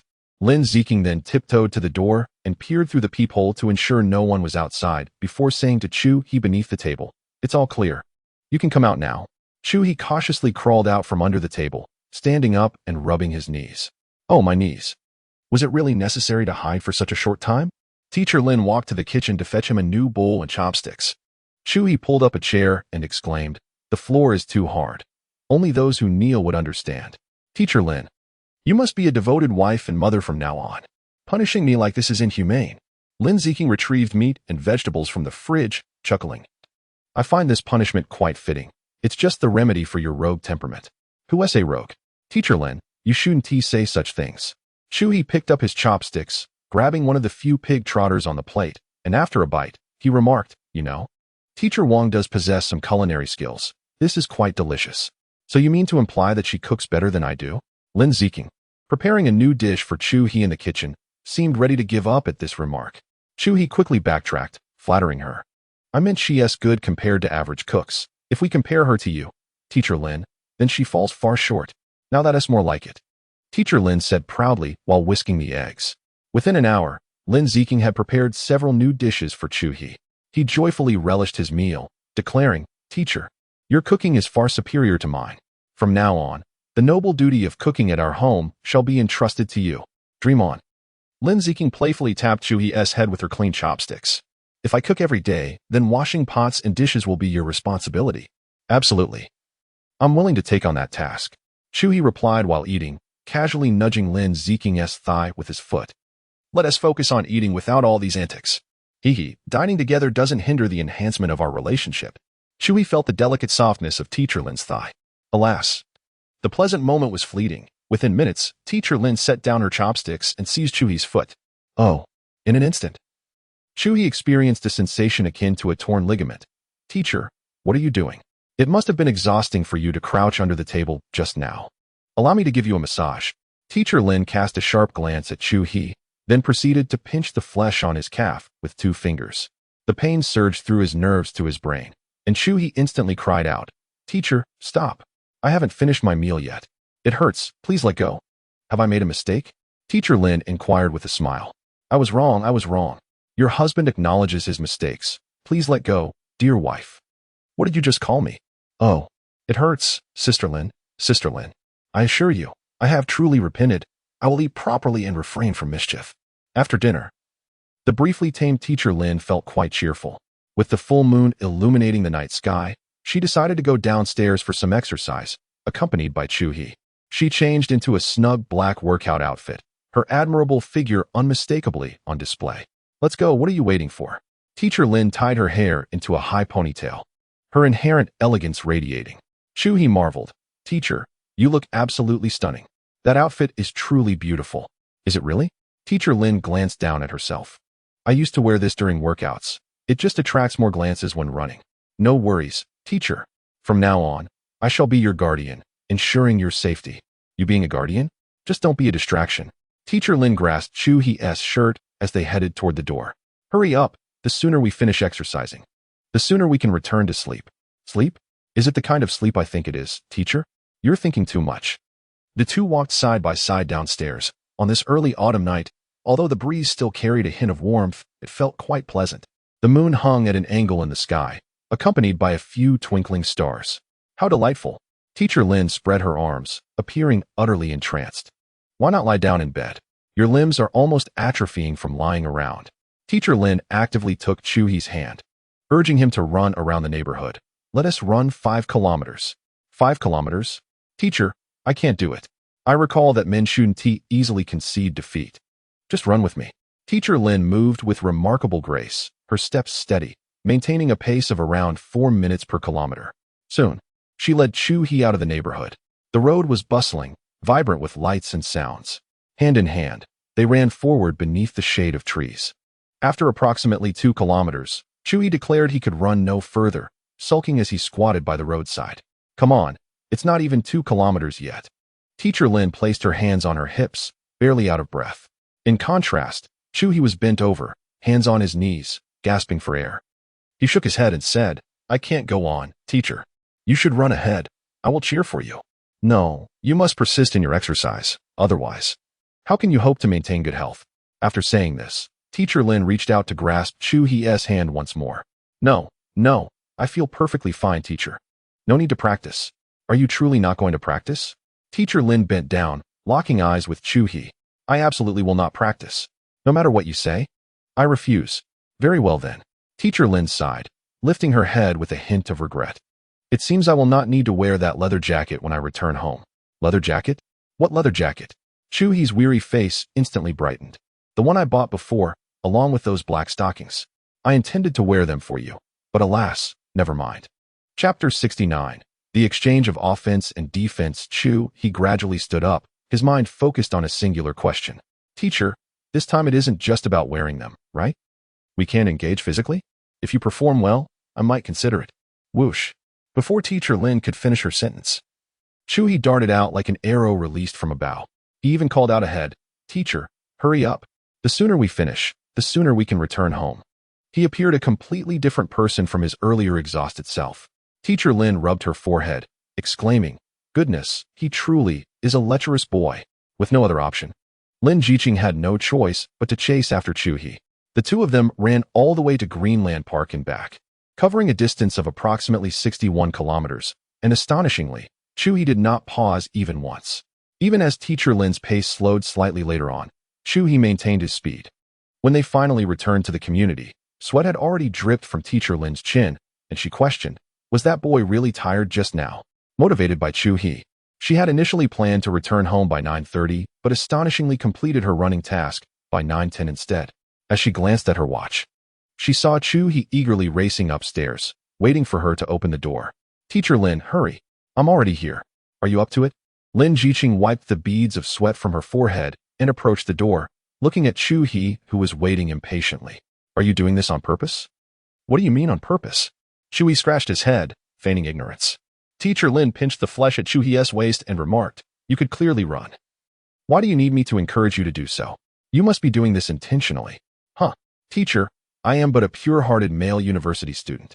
How could I possibly harbor such devious intentions? You must be overthinking it. Is that so?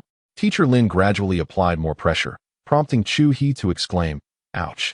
Teacher, you are coercing a confession.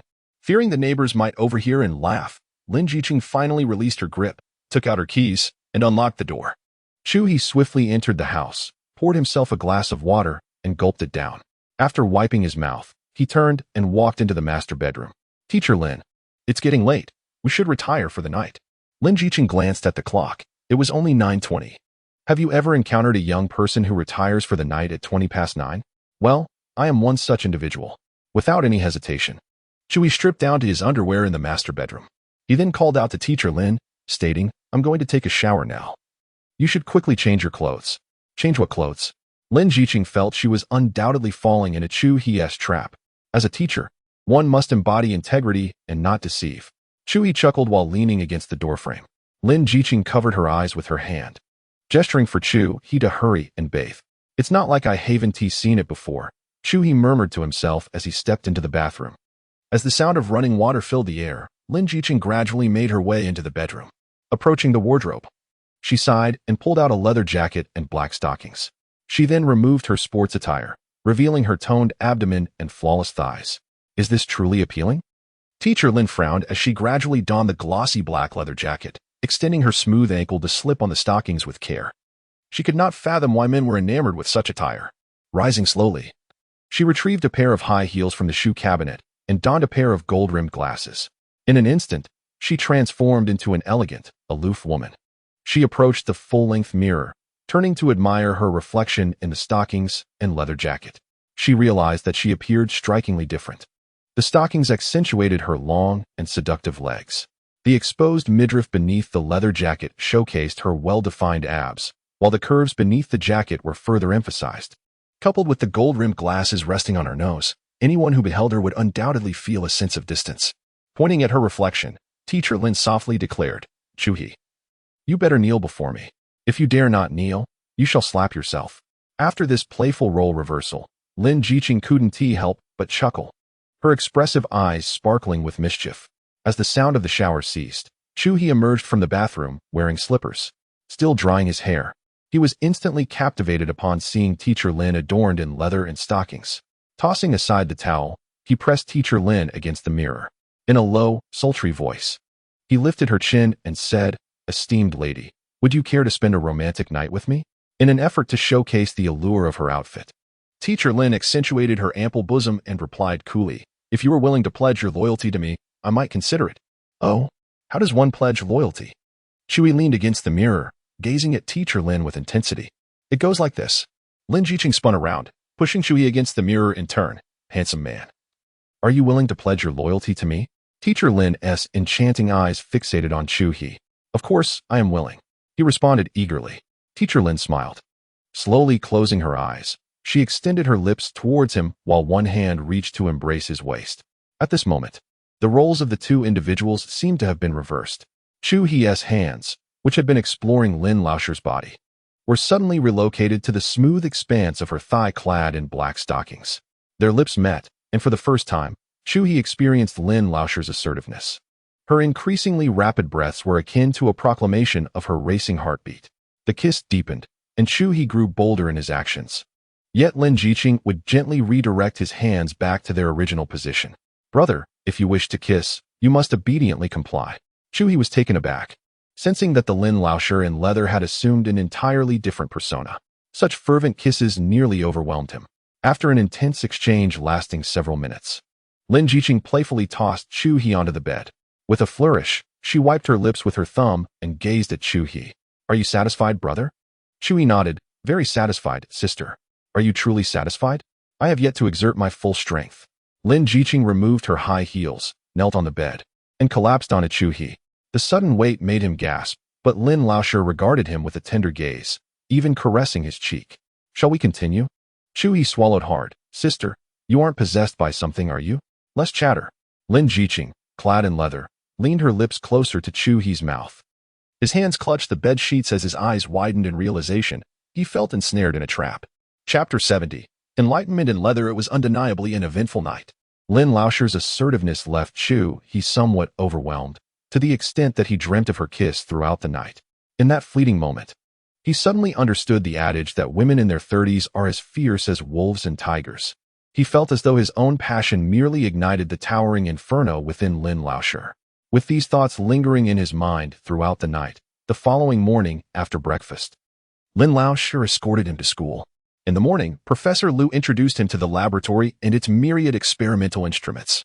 Chu-hee grasped the procedures with remarkable ease, not due to any extraordinary talent, but rather because the memories from his past life were indelibly etched in his mind. With a mere recollection, he could recall the operational steps. Even so, Professor Liu had grown accustomed to such phenomena.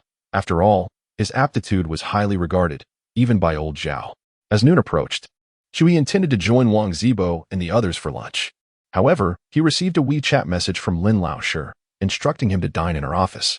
Recalling Lin Laoshir's bold demeanor from the previous night, he instinctively wished to decline. Yet, when informed that refusal would result in a lack of a return home that evening and beyond, he reluctantly knocked on Lin Laoshir's office door. "Knock, knock, knock. Come in." In the office, a melodious female voice resonated. Chu-hee swiftly entered to find Teacher Lin sitting upright at her computer, diligently entering some information. Upon noticing Chu-hee's arrival, she gestured towards the nearby sofa, indicating he should take a seat. "Sit down. We'll have lunch together shortly." Chu-hee nodded and sat down, scanning the surroundings, but failing to locate any lunch boxes. "Teacher, where's the food?" he inquired. Lin Ziqing remained engrossed in her work, paying no heed to Chuhi. It was not until 10 minutes had elapsed that she finally completed her data entry and retrieved a thermos from beneath her desk. We have shredded pork and garlic sauce, scrambled eggs with tomatoes, and spicy diced chicken, she announced as she settled beside Chuhi, placing the various compartments of the thermos on the table, with rice nestled at the bottom. Teacher, when did you make this? Chuhi asked. This morning, while you were still sleeping, Lin Ziqing replied, handing him a pair of chopsticks. Go ahead and eat. Chuhi held the chopsticks but hesitated, sensing something amiss, though he could not articulate what it was. The cafeteria serves these dishes too. Why did you go through the trouble of making them yourself? Is the cafeteria's food comparable to mine? Lin Ziqing frowned, challenging him. Chuhi quickly grabbed a helping of the scrambled eggs and replied, certainly not. Exactly, Lin Ziqing said, as she began to eat, serving Chuhi more dishes. The two quickly devoured their lunch, sated and feeling an overwhelming wave of drowsiness wash over him. Chuhi contemplated returning to his dormitory for a nap. However, Teacher Lin grasped his hand, halting him. Wait, what is wrong, teacher? He asked. You finish your meal and intend to leave without offering any reward? Reward? What reward? Chuhi scratched his head, wondering if it implied a kiss. Yet, wasn't Teacher Lin the one who despised such intimate gestures in her office? Had the leather jacket she wore last night somehow lifted her restrictions? What do you mean? Reward? She teased, standing up and wrapping her arms around his neck, planting a strawberry kiss on him. This was the second time Chuhi experienced the passivity within a close relationship. He stared blankly at Teacher Lin's beaming face, akin to a blooming peach blossom, and slowly asked, Teacher, why have you undergone such a dramatic change overnight? Could you enlighten me? Curious, are we? Teacher Lin replied. Chuhi nodded. To know. You must exchange a kiss. Are you willing to make that trade? Chuhi shook his head. It wasn't that he was unwilling to kiss her, but rather the frequency felt overwhelming, as if his lips were no longer his own. Yet, before he could finish shaking his head, Lin Ziqing's soft lips had already found his. She even took his hand to wrap around her waist. In no time, he found himself cornered against the wall. Pushing Lin Ziqing away, he seized a moment to catch his breath and looked at her, asking, Teacher, can we talk now? Lin Ziqing released her hold around Chuhi's neck, walked to the chair, crossed her legs, and seated herself gracefully. After taking a sip of water, she remarked, In truth, there is little to articulate. It was merely that I came to a realization after donning that leather jacket yesterday. What did you realize? He inquired. I realized that I love you, she confessed. Previously, I always felt embarrassed to express my affection, but upon wearing that jacket, I suddenly felt an outpouring of courage. Love, after all, must be expressed. Ms. Lin extended her finger, enumerating her thoughts. Dining with you is love, sharing a bed is love, missing you when apart is love, and drawing closer together is love. If love is too shy to be voiced, how does it differ from indifference? How can one's beloved truly feel your love? Upon hearing Ms. Lin's unexpected declarations, Chuhi was momentarily touched. Ms. Lin, the esteemed Wang Yangming, endured countless hardships and tribulations before achieving enlightenment at Longchong. Your epiphany, however, seems to stem from a mere leather jacket. What? Ms. Lin shot him a glare at his absurd analogy. Wang Yangming is revered as a spiritual leader by many. Do not jest about such matters. Chuhi stepped closer, gently squeezing Lin Ziqing's shoulder. I understand, Ms. Lin. My knowledge is limited. It was merely an inappropriate metaphor. Enough, you may leave. Lin Ziqing waved her hand, signaling for him to depart. At that moment, Chuhi felt a sense of imbalance. But, teacher, I come when you beckon and leave when you wish. Am I merely a vessel for your expressions of love? What shall you do then? Should I let you kiss me once more? No. The kiss at noon sufficed, Chuhi hastily dismissed. Then proposed a new suggestion. How about you join me for drinks tonight? Drinks? Ms. Lin looked at him with curiosity. What prompted this sudden desire? Are you unhappy? Chuhi shook his head. It's not that. My 3 dorm mates keep lamenting that I am never around for meals, claiming that the other dorms gather frequently. Are you implying that you want me to join your dorm for dinner? Lin Ziqing was taken aback. Aren't you concerned they might see me feeling awkward? Or do you intend to announce our relationship in front of them? Well, that is indeed part of it. He admitted. I rarely return to the dorm, and my 3 mates have started to suspect me. Whenever the student council checks the dorms, I have to ask someone next door to cover for me. Lin Ziqing furrowed her brow at his words. If we disclose this, won't it become common knowledge among the students? Without hesitation, Chuhi shook his head. Teacher, I believe they might gossip about drinking escapades, and I would trust that, but the notion that they would delve into this rumor is beyond belief. Then you may organize it. Lin Jiqing pondered briefly before acquiescing to Chu He's request. Chapter 71. Could Chu He's partner be Ms. Lin? Bang. Just as Wang Zibo and the others were napping in their dormitory, the door was suddenly kicked open. Believing that the student council had come to disrupt, the irritable Kong DeYoung seized a stool, ready to confront them. However, after taking only a few steps, he noticed Chu He holding several bottles of Coca-Cola. Brother Chu, what brings you back? What do you need the stool for? Chu He entered the dormitory and found a spot to sit. Kong DeYoung joined him, saying, "Those rascals from the student council always check on us during nap time. I intended to give them a taste of their own medicine. But who would have thought it was you?" Chu He tossed a bottle of Coke to him, and then flung the remaining two onto the beds of Wang Zibo and Sun Dajing. Ouch! An ambush! Is there no code of conduct? Someone is trying to sleep here. Don't you council members have any decency? The two struck by the Coke sat up, frowning. Upon realizing it was Chu He, their fierce expressions softened a bit. Brother Chu, you actually returned to the dormitory. You're quite the rarity here, Wang Zibo remarked. Enough with the sarcasm. Let's find a place for barbecue tonight. It's on me. Chu He declared with a grand gesture. Upon hearing this, the three exchanged curious glances. While Sun Dajing leaned out the window to look. What are you looking at, Xiaozheng? Chu He inquired. I was checking if the sun has risen from the west. Sun Dajing replied cheekily. You brat. Chu He stepped forward and playfully swatted Sun Dajing's backside. At that moment, Wang Zibo suddenly noticed the strawberry mark on Chu He's neck, as if he had made a significant discovery. He grabbed Chu He's hand and exclaimed, Hey, look at this. What is it on Brother Chu's neck? The other two hurried over, and the three scrutinized Chu He's neck closely. I think it's a bug bite. Sun Dajing speculated. Upon hearing this, Kong DeYoung slapped the back of Sun Dajing's neck. You fool, that is obviously a kiss mark. Wang Zibo's expression turned ferocious. Brother Chu, we finally caught you. No wonder you haven't been in the dorm every day. It seems there's something going on. Rubbing his neck, Sun Dajing chimed in. Exactly. Brother Chu, you're not being fair. We don't even know what your girlfriend looks like. The trio began to bombard Chu He with questions. Feeling exasperated, he waved his hand dismissively and retorted, All right, didn't I just come back to tell you? Tonight, you'll get to meet your sister-in-law. Really? Wang Zibo asked eagerly. Is she beautiful? Do we know her? Can I bring Zhou Xueji along? Chu He shot Wang Zibo a glance. Are you in a relationship with Zhou Xinyue? Not yet. Wang Zibo replied, looking down. Then you can't bring her. Wang Zibo appeared somewhat disheartened. But your sister-in-law is indeed quite stunning, outshining 99% of everyone at our school. And most importantly, you all know her. Who is it? The curiosity of the three was piqued at Chu He's revelation. Considering someone who surpassed 99% in beauty and whom all three were familiar with. It can't be our counselor, right? Sun Dajing boldly speculated. This time, Wang Zibo and Kong DeYoung simultaneously admonished Sun Dajing.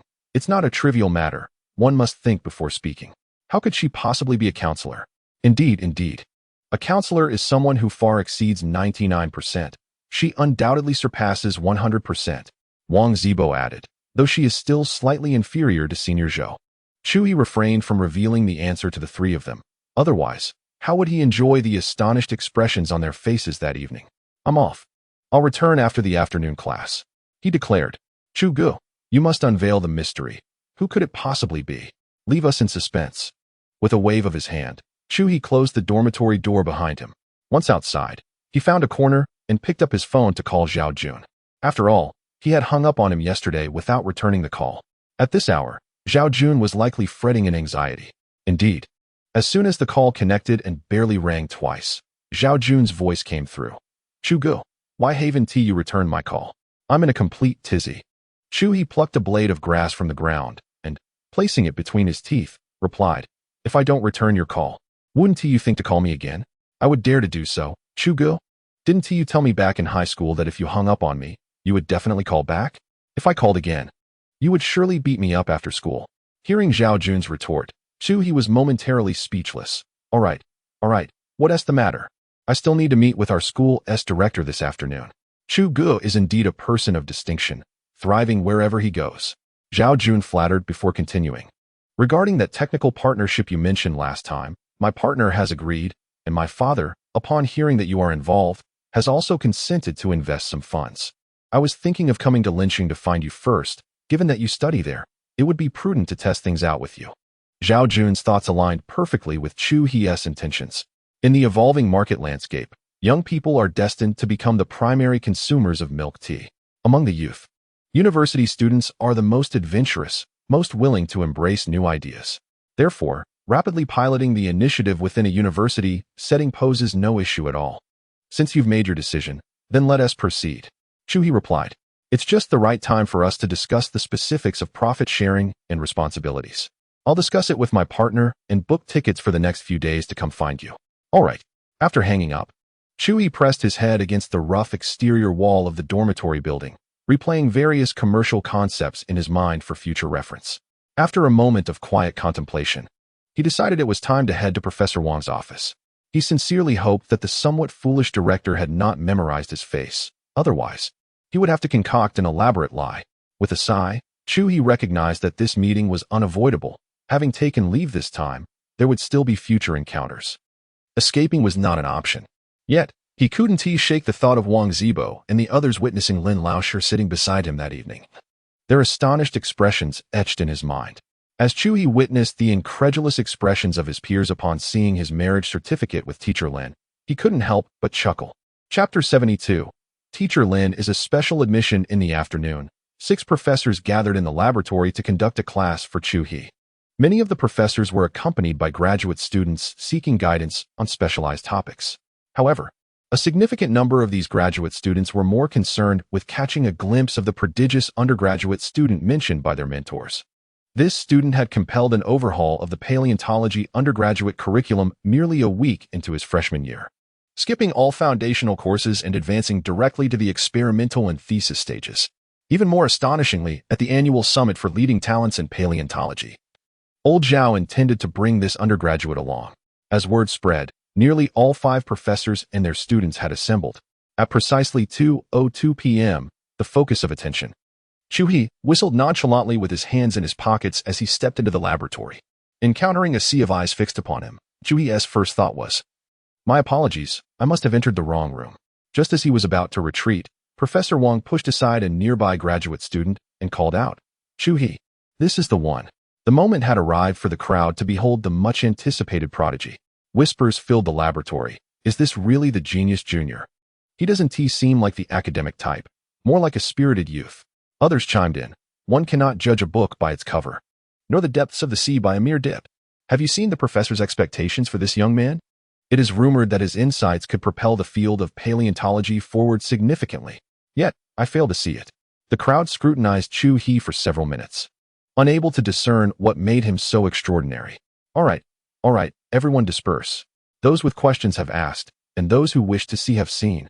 Soon, Director Du and Principal Lu will arrive, and they will not hesitate to reprimand you. Upon hearing Director Du's name, the crowd scattered. For this formidable woman was known for her harsh penalties for minor infractions, instilling fear in many students. Professor Ma Xiaofeng assisted Old Zhao in approaching Chu He. With a warm smile, Old Zhao inquired, "How have you been lately?" Chu He assumed Old Zhao was referring to his academic progress, but regrettably, he had yet to embark on any experiments. He scratched his head and replied, "Not much, Old Zhao. I haven't started my experiments yet." Old Zhao chuckled and affectionately ruffled Chu He's hair, saying, no rush. You have plenty of time ahead of you. For now, savor life. When I am gone, the field of paleontology will rely on your shoulders." Upon hearing this, Chu He quickly shook his head. "Old Zhao, your constitution can surely last another 50 years. As for my rudimentary theories, I am hardly qualified to bear such a weight, let alone lift it." After Chu He spoke, Old Zhao offered only a gentle smile in response. At that moment, a voice echoed from the laboratory. "Old Zhao, what are you researching with your students?" Chu He turned to see a burly middle-aged man, his pronounced beer belly accentuated, striding into the lab, clad in square-framed glasses. Following closely behind him was a familiar face, Director Du Feng. In fact, Chu He had seen Principal LV once before, during the freshman gala, where he sat in the front row alongside other dignitaries. Principal LV shook hands with Professor Zhao and the other professors, and upon spotting Chu He, he broke into a hearty laugh and patted him on the shoulder, exclaiming, "What a talented young man you are. The song you sang last time is still fresh in my memory. It was so heartfelt.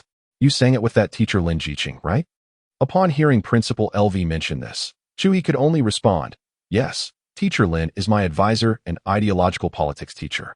Principal LV nodded approvingly. Teacher Lin is indeed an excellent educator. She was specially recruited to join our institution. Make sure to learn well. Special recruitment? Chu He nodded, albeit somewhat confused. He then glanced behind Principal LV, noticing Director Du observing him with a peculiar gaze, as if reminiscing about something. Principal LV assisted old Zhao to the side for a discreet conversation, filled with reverence. Director Du then approached Chu He directly, tilting her head as she scrutinized him, suddenly exclaiming, "It's you. The person who had hot pot that night." "What? Director, what are you talking about?" Though panic surged within him, Chu He maintained an impassive facade. Director Du examined him more closely and even leaned in to sniff his clothing, declaring, "No doubt about it. It's you. Now, what were you doing that night? And who was the woman you were with?" "Director, you must have mistaken me for someone else. I didn't go for hot pot that evening." Chu He adamantly denied it.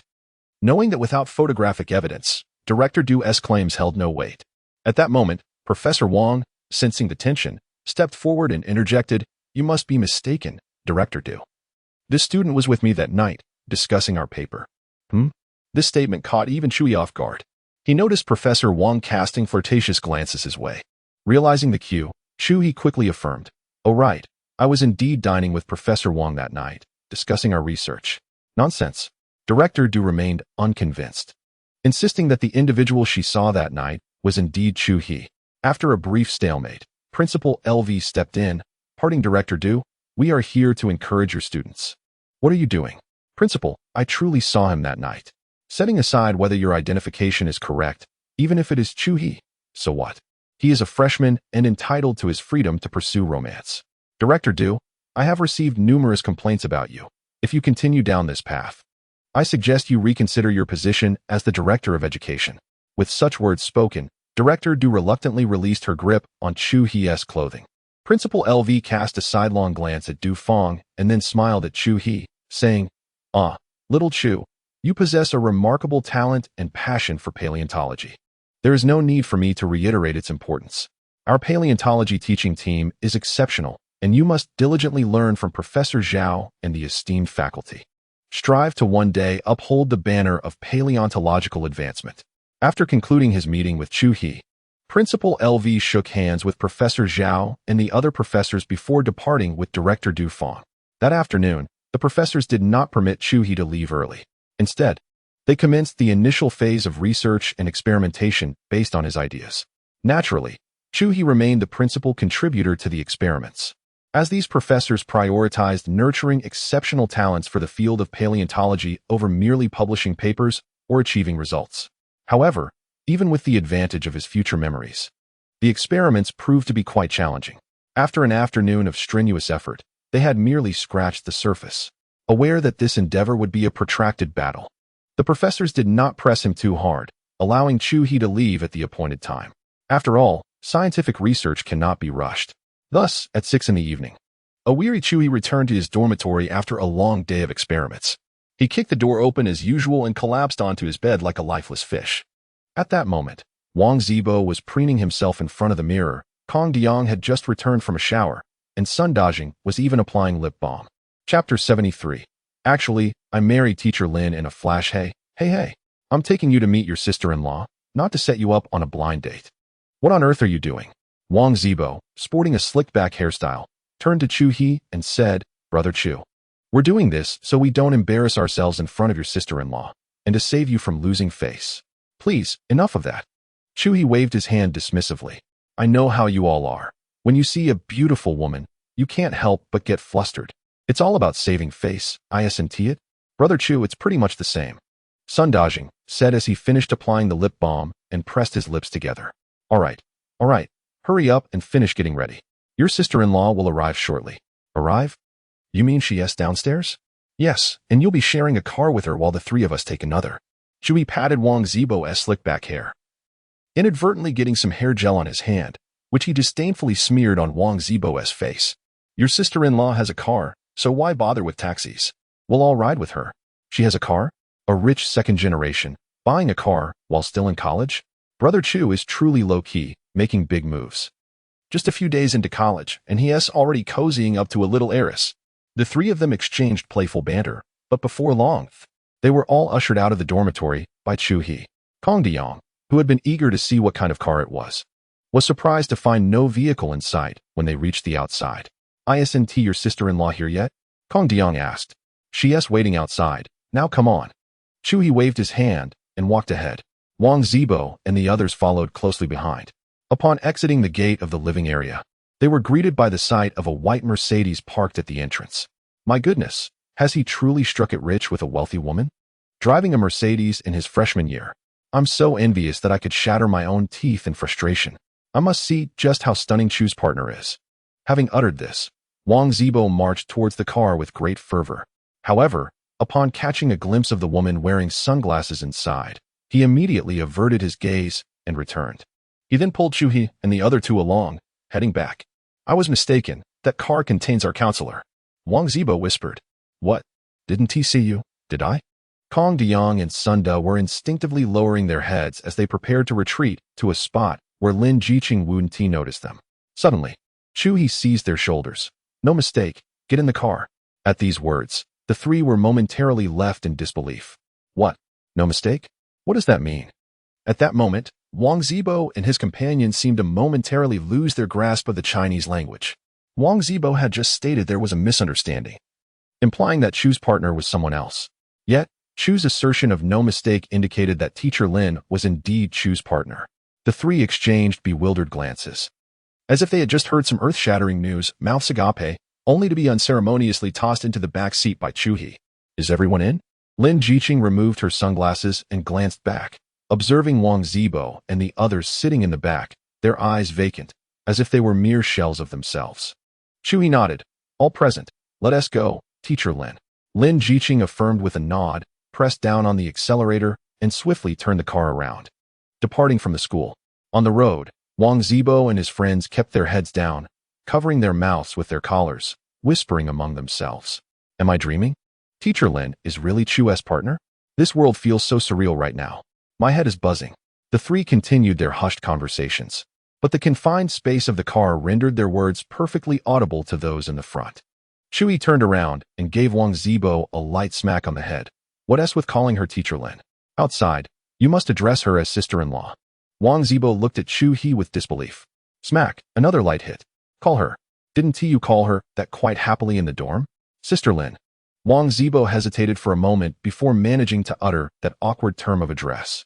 Lin Jiqing chuckled softly, freeing her hand from shifting gears to pull Chu He back into the passenger seat. All right. It's normal for them to be unaccustomed to this. If I were in their shoes, my reaction might not be much better." After saying this, Lin Jiqing glanced at the three who were huddled in their seats through the rearview mirror. Upon hearing Teacher Lin's words, Chu He returned to his seat, his hand instinctively reaching for Teacher Lin's hand on the gear shift. "What are you doing? There are others in the back," Teacher Lin admonished, giving Chu He a gentle pat on the hand. Yet, Chu He grew even more audacious. "It's fine. We're all family, so what is to fear?" As he spoke, he attempted to intertwine his fingers with hers. The three individuals in the back seat exchanged silent glances, then lowered their heads, pretending not to have witnessed the scene. A peculiar atmosphere of tranquility enveloped the vehicle until they arrived at the entrance of the barbecue restaurant. Lin Jiqing went off to park the car, instructing Chu He to lead the three of them to find a place to sit. Wang Zibo and his companions remained motionless, their gazes fixed on Chu He with an odd intensity. "Brother Chu, don't you think a lamentable chasm has formed between us? Has it?" Chu He chuckled lightly. "Our counselor is undoubtedly the most beautiful woman in the school. We all agreed to admire her from afar, yet you have gone and pursued a relationship? That was your suggestion, not mine." Chu He retorted as he strode into the barbecue restaurant, requesting the proprietor to secure an outdoor table before settling onto a stool. "Sit down, don't just stand there," he urged. Wang Zibo shook his head and sighed. "Come on, Brother Chu, how did you win over Teacher Lin?" With this, Kong DeYoung and Sun Dajing leaned in closer, eager to hear Chu He's tale. Chu He smiled. "Curious, are we?" The three nodded vigorously. "Do tell, Brother Chu." "No need for suspense," they urged in unison, with one adding, "I'm ready to take notes." Honestly, there is not much to say. It wasn't me pursuing Teacher Lin, Chu He admitted candidly. "Then it was Teacher Lin pursuing you?" The trio expressed disbelief. Not exactly. Well, you two didn't just suddenly start dating, did you? Chu shook his head. To be frank, it's not a romance. It's better described as a whirlwind marriage. Teacher Lin and I are already married. What? Upon hearing this revelation, the trio's eyes widened in astonishment. You mean you're married to Teacher Lin? Brother Chu, you can't be serious. Xiaozhong, did I suffer mushroom poisoning in the cafeteria last night? How come I can't comprehend Chinese anymore? Me too. This world feels increasingly surreal. Their heads buzzed, filled with shock and confusion. After a moment of silence, the trio begrudgingly accepted this seemingly impossible reality. Wang Zibo was the first to break the silence. Brother Chu, assuming what you've just said is true, how did you come to know Teacher Lin? Did you know her before university?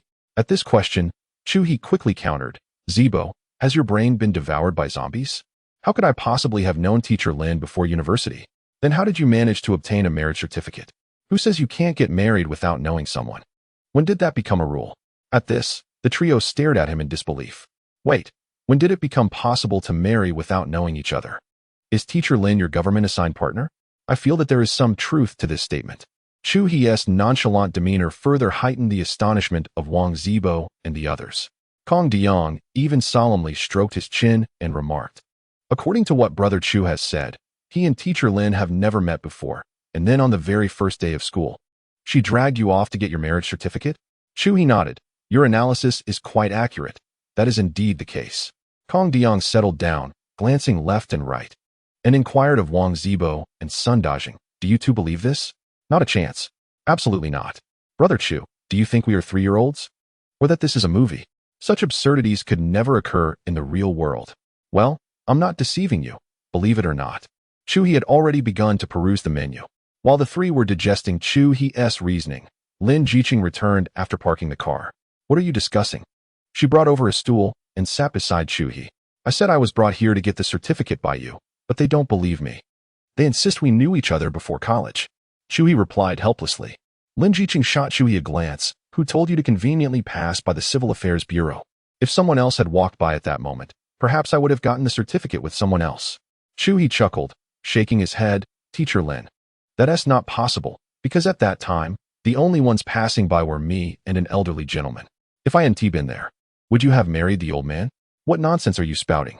Lin Jiqing initially intended to twist Chu He's ear, but reconsidered, wanting to spare him in front of his roommates, so she merely gave him a light tap. Chu He, gazing at the blushing Teacher Lin, completely disregarded the feelings of the three young men, casually resting his hand on Lin Jiqing's fair thigh. Witnessing this scene, the three across the table were instantly rendered speechless. Kong Diyang quickly alleviated the awkward silence. Boss, we're ready to order. Coming right up. A middle-aged man approached with a sheet of white paper and a pencil, smiling broadly as he asked, what would you like to order? Kong Diyang pointed to Lin Jiqing. Our teacher is here. Let her order first. The boss promptly turned to Lin Jiqing. Beautiful lady, what would you like? Lin Jiqing glanced at Wang Zibo and the others, then looked at Chu He, picking up the menu to say 100 skewers of lamb, 100 skewers of beef, 10 skewers of chicken hearts, 20 skewers of tripe, and 2 cases of beer. All right. The boss noted down the items and promptly brought over 2 cases of beer. Teacher Lin opened the boxes and placed a bottle in front of each person. Teacher Lin, you're drinking too? Wang Zibo asked. Lin Jiqing popped open a beer bottle. Why not? Wang Zibo hurriedly helped to open all the beers on the table and began pouring them into glasses. Well then, let us toast to Teacher Lin first. Or should we toast to Brother Chu and Sister Chu? Wang Zibo glanced at Kong Diyang and Sun Dajing, who both raised their beer glasses in unison, wishing Brother Chu and Sister Chu a harmonious union for 100 years. May you bear children soon. Sun Dajing added. Teacher Lin's face immediately flushed with embarrassment. Chu He, chuckling, raised his beer glass and playfully admonished Sun Dajing. Little Zheng, some things should not be said carelessly. This matter is beyond my authority.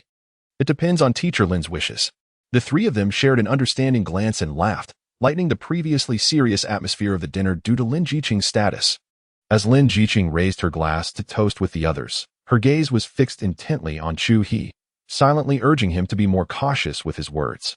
Although Chu He sensed her disapproval, he feigned ignorance, allowing his hand to wander across Teacher Lin's thigh. She silently removed his hand. Across the table, Wang Zibo and Kong Diyang exchanged glances before Wang spoke up. Drinking like this is rather dull. Let us engage in a game. What game? Chu He discerned the intent in Wang Zibo's eyes. Wang Zibo placed the bottle opener flat on the table and began to spin it, declaring, "Whoever the opener points to must undertake a truth or dare task, or face the consequence of 3 drinks. What do you say?" He looked at Kong DeYoung and Sun Dajing, both of whom nodded, aware that Wang Zibo's intentions extended beyond mere drinking. Teacher Lin playfully tossed her hair and smiled. "I have no objections." "Excellent," Chu He exclaimed, seizing the bottle opener. "Let us commence without delay. I shall spin first." He vigorously twisted the opener, which whirled rapidly on the uneven tabletop before gradually coming to a halt, pointing directly at Lin Jiqing. "Wow, how precise." Wang Zibo and the others were taken aback. Chu He grinned with satisfaction. He had played such simple drinking games frequently in his previous life, and some muscle memory lingered in his mind. Noting Chu He's mischievous smile, Teacher Lin turned her head and said, "I choose truth. You may pose your question." "Truth, you say?" Chu He's bright eyes dimmed slightly. "How boring." "Zibo, you pose a question." "Boring, is it? Then what dare would you choose if I opted for that?" Lin Jiqing could easily discern that Chu He harbored no innocent thoughts beneath his playful demeanor. "Would you truly select a dare, Teacher Lin? If you do, I have something to say." "Say it," she responded emphatically. The 3 across the table, noticing Chu He's expression, suddenly felt that whatever he was about to say was not suitable for young ears, and they all stared at him wide-eyed.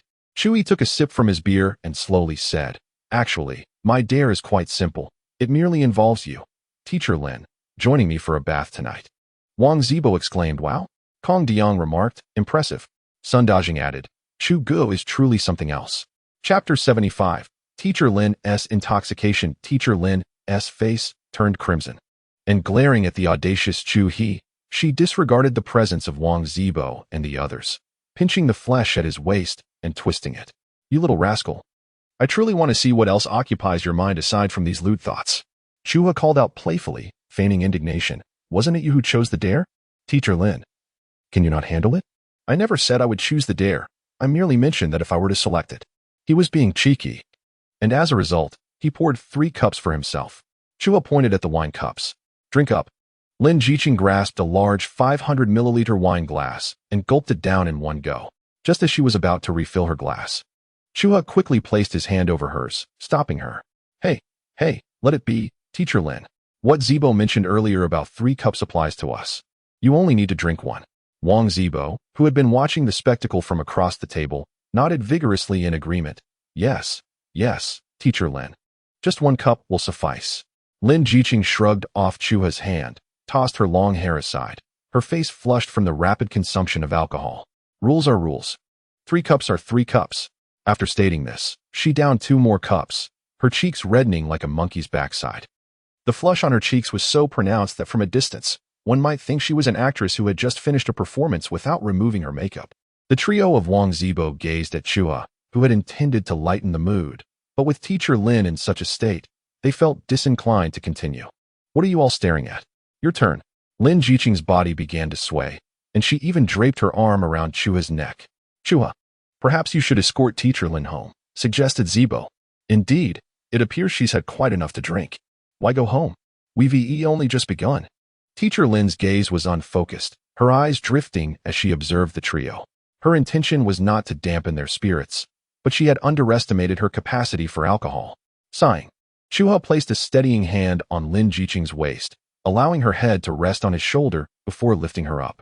"I shall take my leave now," he declared. "I'll settle the bill. If you can't finish your food, take it back and share with the other dorms. Don't worry about it, just go." The 3 of them chorused. Chu He nodded. "What good children you are. I am truly fortunate to have 3 such sons. At this moment, you're still taking advantage of us.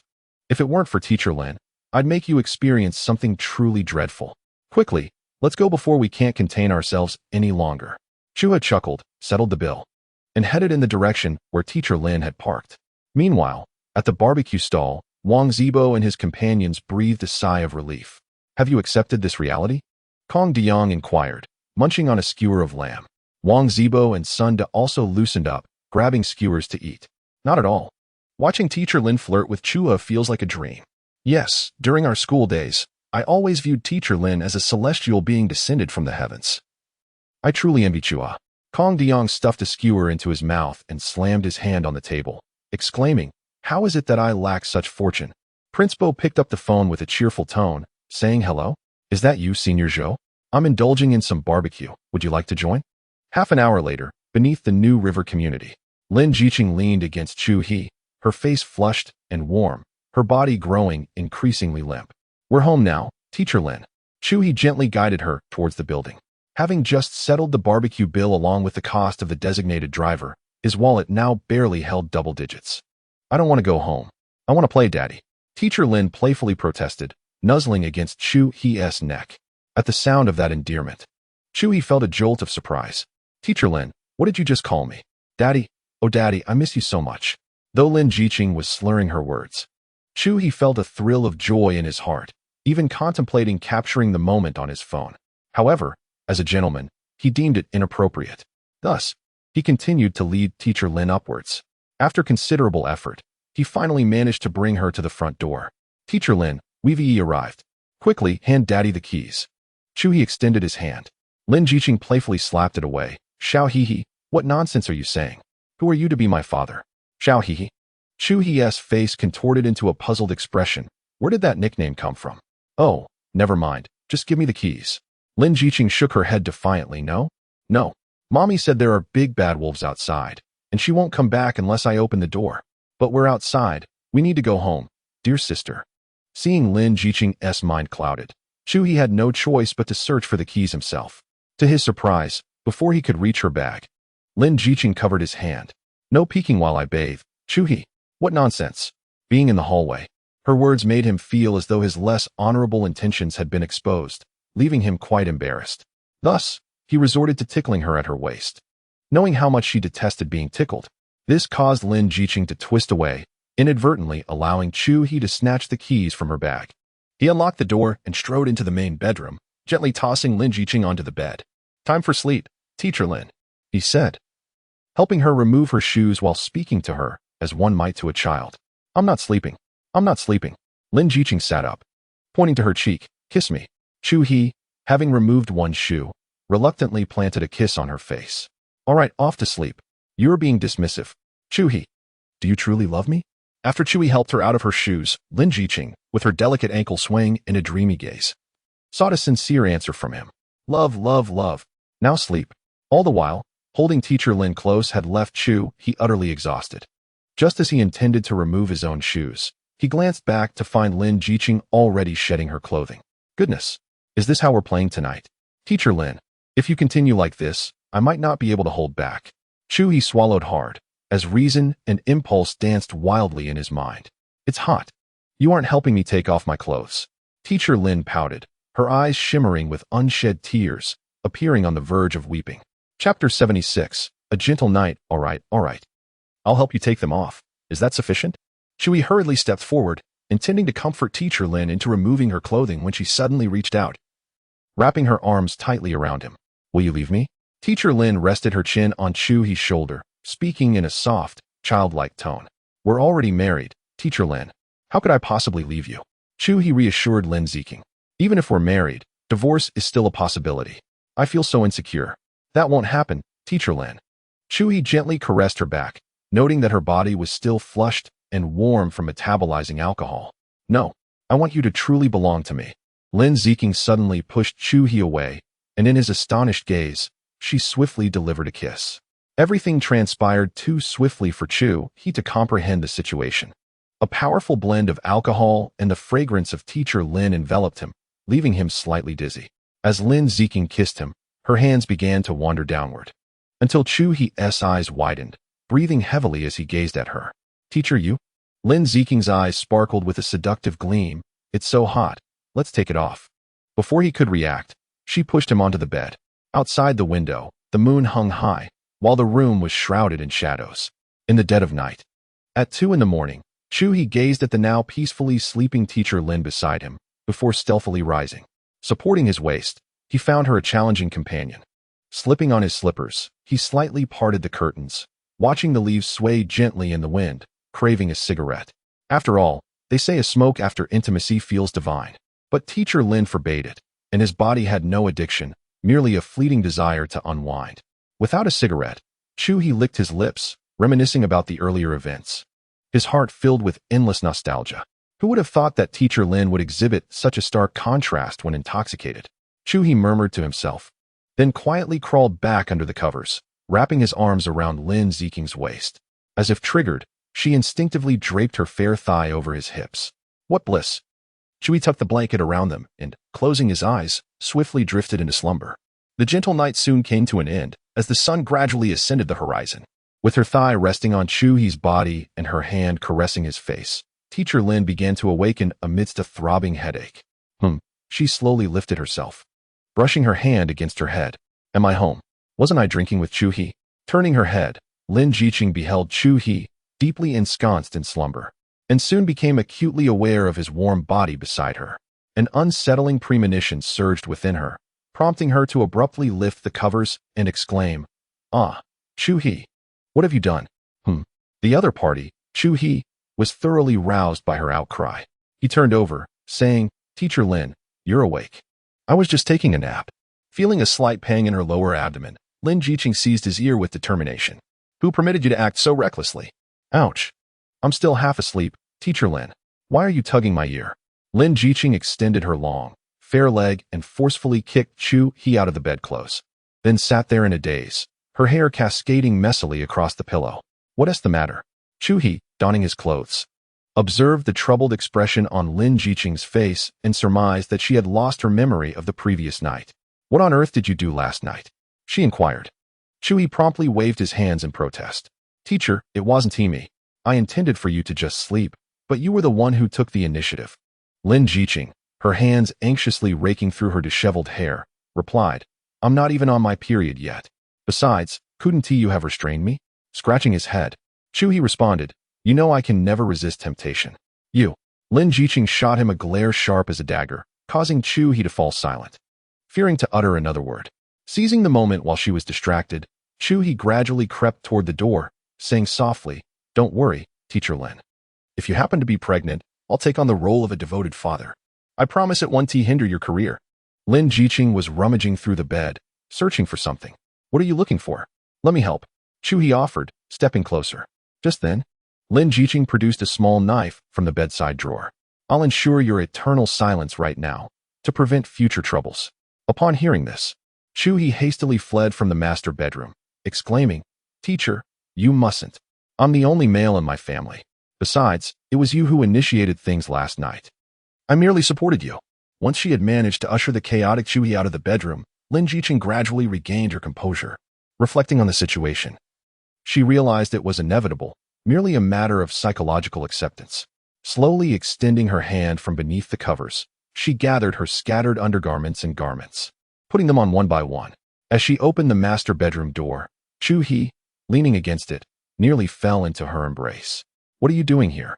Chu He grinned sheepishly. "I was just worried you might do something drastic." "Do something drastic?" Lin Jiqing secured her hair into a high ponytail with a scrunchie and strode towards the kitchen.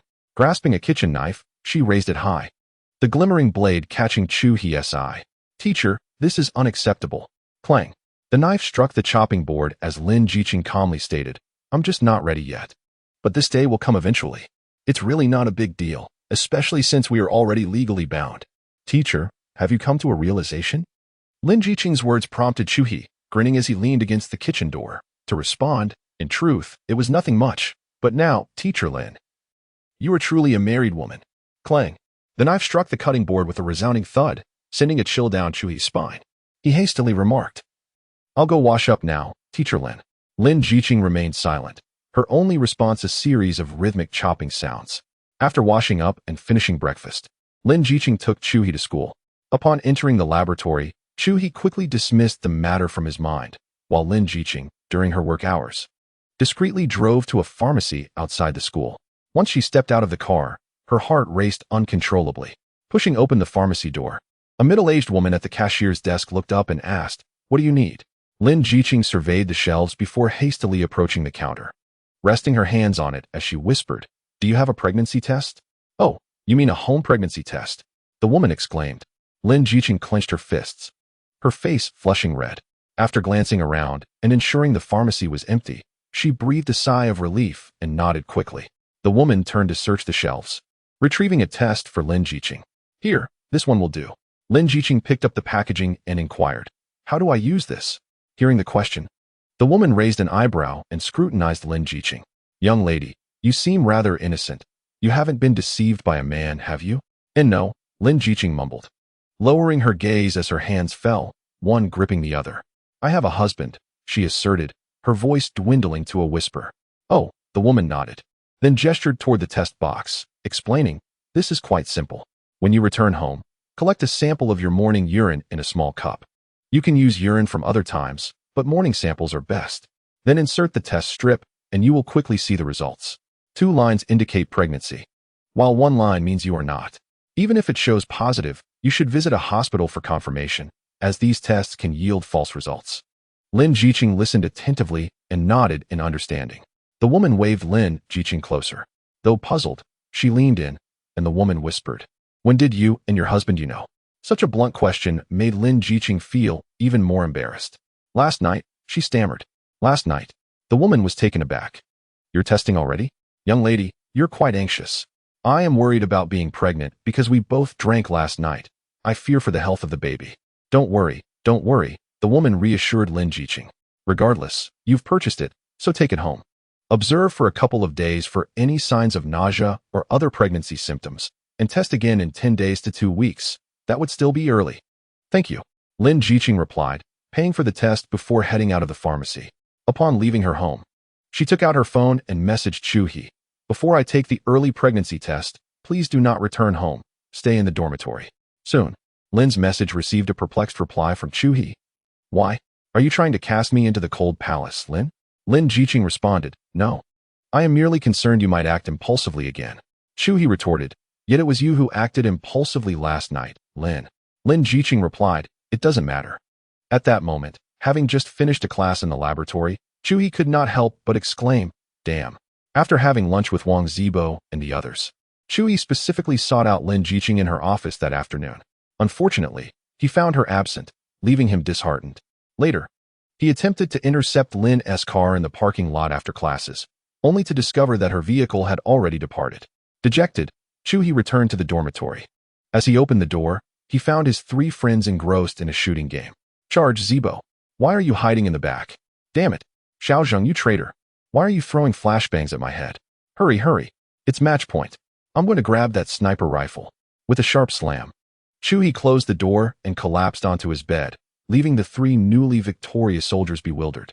"Brother Chu, why are you back?" one asked. "Yeah. Shouldn't you be heading home with Lin at this hour? Did she kick you out?" Wang Zibo quipped, hitting a sore spot. Chu He tossed his jacket at Wang Zibo and defiantly retorted, "Lin didn't wash my feet properly last night, so I told her to reflect at home." "Really?" The 3 of them removed their headphones and gathered around Chu He's bed. "Brother Chu, you married Lin? I still can't wrap my head around it." Kong Diong remarked. Sun Dajing chimed in. "Indeed, it feels surreal." Wang Zibo shook Chu He's arm and inquired, "Brother Chu, how is Lin?" "Wow, Zibo. You're so bold with your sister-in-law." Upon hearing this, Chu He immediately got up and tugged at Wang Zibo's ear. No, I was just asking casually." Zibo quickly surrendered. "By the way, Brother Chu, why exactly were you kicked out by Lin? Share it with us so we can all have a laugh." Kong Diong added mischievously. Chu He, treating Kong Diong the same way, delivered a swift kick in response. "And you, do you have anything to ask?" Chu He glared at Sun Dajing. Sensing the tension, Sun Dajing wisely shook his head. "No, Brother Chu, I have no questions. That is more like it. Don't ask what you shouldn't. I finally have a night of freedom. I have 3 kingdoms kill. Go fetch the guys from the neighboring dormitory so we can play a couple of rounds." "All right." Wang Zibo obediently darted out of the dormitory. While under Chu He's instructions, Sun Dajing retrieved the long-coveted collector's edition of 3 Kingdoms Kill. Meanwhile, Lin Jiqing, alone at home, was absent-mindedly nibbling on a cucumber, staring at the white wall. Without Chu He, the home felt suddenly desolate. Lowering her gaze to her abdomen, she silently prayed she was not pregnant. Otherwise, having consumed alcohol the previous night, she feared for the baby's development. More importantly, she was truly unprepared to embrace the role of a mother. As she leaned her head in contemplation, Teacher Lin suddenly sensed that Chu He was likely worrying at this very moment, prompting her to pick up her phone and send him a message. "I am currently well, do not worry." Setting her phone down, she waited for a considerable time. Yet no reply came from Chu-hee. What could he be doing? Did he perhaps go out without his phone? Thinking of calling him, she dialed, and after several rings, Chu-hee finally answered.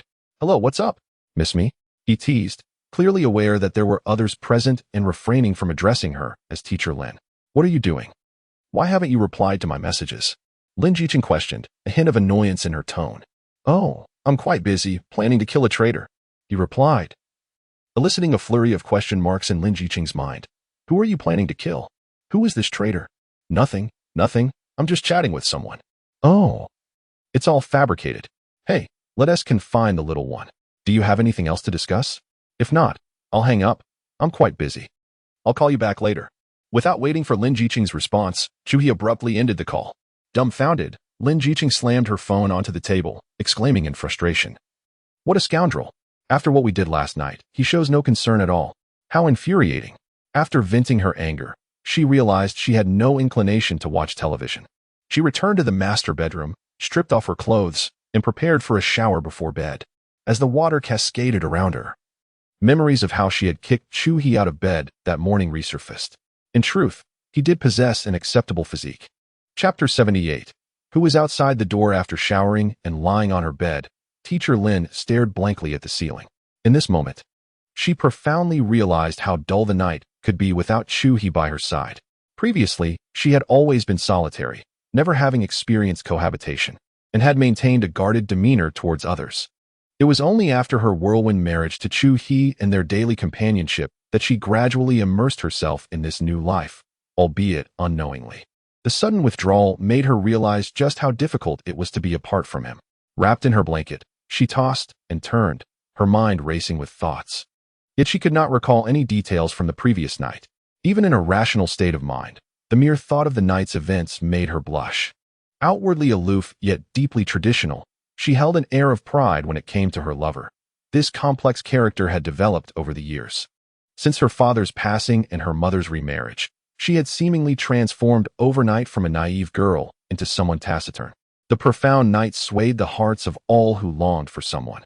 At this moment, in the boys' dormitory of the Geoscience University, engrossed in the game of Three Kingdoms Kill, Chu-hee had long since relegated Teacher Lin to the farthest recesses of his mind. He flipped over his identity card, revealing the unmistakable red card that signified the role of the Lord. With a hearty slap on the foldable table beneath him, he exclaimed, "At last. It is my turn to be the Lord.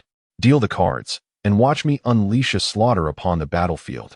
Prince Bo, in a moment of trepidation, stealthily lifted his identity card, the two characters denoting rebellion casting a shadow of panic across his visage. It was no mere coincidence. Chu-hee possessed an uncanny ability to discern the identities of his opponents with remarkable accuracy. One could only wonder how he deduced their roles so precisely. After drawing his hand, Chu-hee extracted a toothpick from the table, placing it between his lips with a mischievous grin directed at Prince Bo. "Prepare to meet your demise. Whom do you intend to kill?" Prince Bo was momentarily taken aback. "You, of course." Chu-hee tossed the kill card into the pile. "Come on, Chu, this is only the first round. Why would you target me?" With a sly chuckle, Chu-hee replied, "I can predict with certainty that you are a rebel in this round." "Really?" Prince Bo furrowed his brow, hastily denying the accusation. Yet, the flicker of fear that had crossed his face when he revealed his identity had not escaped Chu-hee's keen observation. Ordinary university students would lack such perceptiveness, and those unfamiliar with Prince Bo would never discern his secret. However, Chu-hee, a reincarnated soul with a wealth of experience from his previous life in commerce, had an innate understanding of human nature, particularly Prince Bo's temperament. Thus, no matter how well he attempted to conceal his identity, he could not evade Chu-hee's scrutiny. Armed with the insights gained from 2 lifetimes, Chu-hee rarely faltered in his victories. It wasn't until Prince Bo and his companions from the neighboring dormitory had squandered all their supplies, tissues, cigarettes, and cola, that Chu-hee declared, "Enough of this.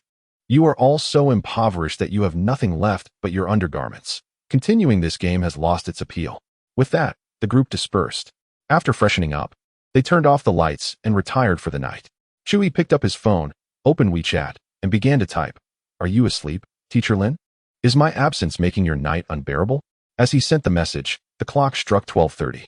Even if Teacher Lin missed him, The relentless assault of her biological clock had already ushered her into the realm of dreams. After waiting in vain for a response, Chuhi sighed and dimmed his phone screen. Alas, the fickle-hearted. She was the one who made the first move, and yet I am denied entry into her home simply for refraining from dissent. How pitiful I am.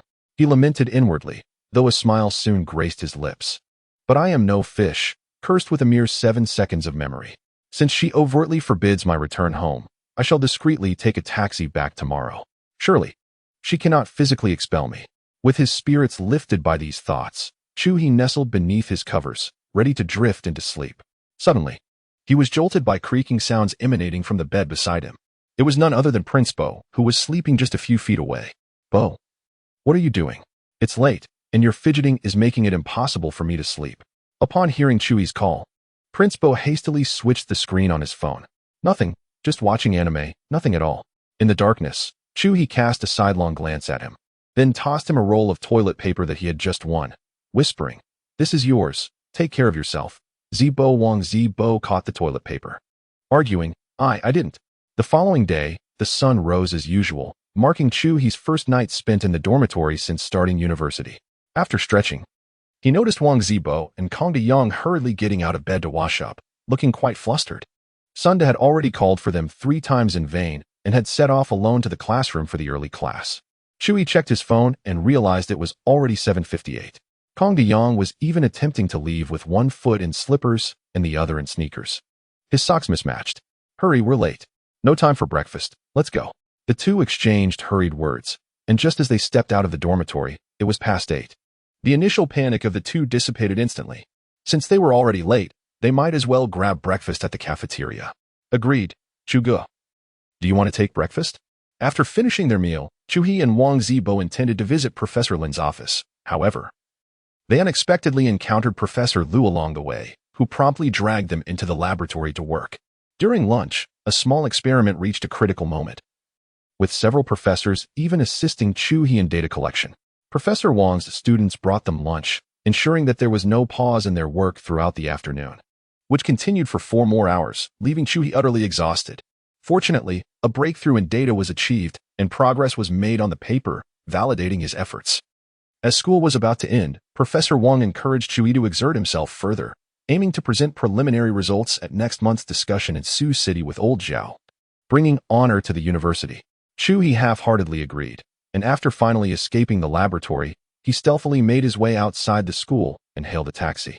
New River Community. All right. The driver pressed down on the accelerator, and the car sped away. Meanwhile, at Professor Lin's home, Lin Jiqing had changed into slippers and loungewear. Seated on the sofa engrossed in a book, she felt a sense of relief that there had been no strange reactions today, perhaps indicating a low probability of an unexpected outcome. Perhaps the time was simply too short. She searched online for information and discovered that emergency contraceptive pills could be taken to prevent pregnancy. For the sake of the child's health, she resolved to purchase some tomorrow. After all, given the circumstances, even if she were to conceive, she wouldn't dare to keep it. As she gently touched her abdomen, Lin Jiqing shifted her thoughts back to her book, yearning for a moment of peace through literature when suddenly, there was a knock at the door. Knock, knock, knock. Who is it? Lin Jiqing put down her book and walked in her slippers toward the door, wondering if it might be a neighbor. Peering through the peephole, she realized it had been deliberately obstructed. Chapter 79, A Little Girl Found. Who was outside? Lin Jiqing, feeling cautious, refused to open the door. Knock, knock, knock. A soft knock reverberated from the door, yet no words accompanied it. Lin Jiqing hesitated, fearful of opening the door. She instinctively grabbed her phone from the coffee table and dialed Chuhi. However, just as the call connected, he abruptly ended it. Knock, knock, knock. An urgent series of knocks echoed from the entrance, causing Lin Jiqing's heart to race. Silence lingered outside, and she resolutely refused to open the door. For heaven's sake. Teacher Lin, please open the door. I'm dying here. Chuhi's voice floated in from outside, alleviating much of the tension in Lin Jiqing's chest. Did I not instruct you to return to the dormitory? What brings you back? She retorted. What of it? How could I bear to leave such a beautiful wife at home while I stay in the dormitory? Don't you agree, Teacher Lin? A smile crept onto Lin Jiqing's face as she wavered, contemplating whether to grant him entry. Teacher, please open the door quickly. I urgently need to use the restroom. He implored, feigning desperation outside. Lin Jiqing called through the door, Let us make this clear. If I let you in, you must not get handsy. Rest assured, teacher. With a click, she opened the door, and Chuhi rushed in. Teacher Lin, I've missed you so much in just one day. A kiss. Lin Jiqing quickly pressed his head down, exclaiming, You just promised me. I hadn't finished my sentence. I meant to say, rest assured, teacher. I certainly will not agree to that. You let me in before I could complete my words. You rascal. After a brief embrace and kiss, surprisingly, Chuhi refrained from any further advances. He gently touched Lin Jiqing's abdomen, inquiring, So, teacher Lin, may I become a father? Lin Jiqing swatted his hand away, feigning anger. With what you've consumed, even if you were to conceive, could it be carried to term? Besides, it's only been a few days. How could we ascertain anything? Chuhi nodded in agreement. Indeed, the health of our future children is of utmost importance. He then playfully patted her abdomen again. Children, be patient. Your father needs to train hard first. I must ensure your health. Go away. Lin Jiqing laughed as she moved to the sofa, placing the book she had just read in order. She then asked Chuhi, Do you know when the Mid-Autumn Festival is? Isn't it in October? There is still plenty of time.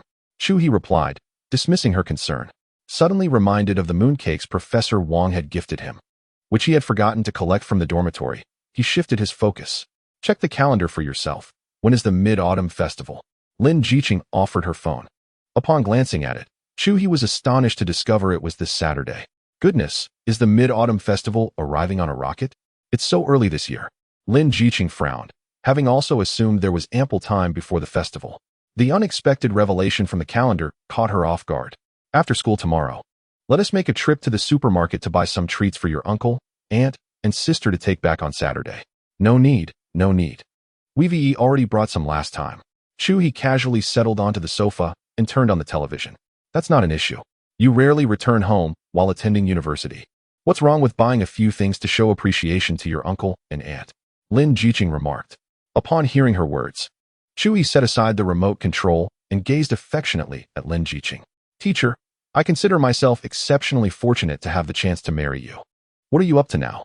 My dear husband is currently short on funds, so I'll have to repay you with kisses. Weren't we just kissing a moment ago? Enough.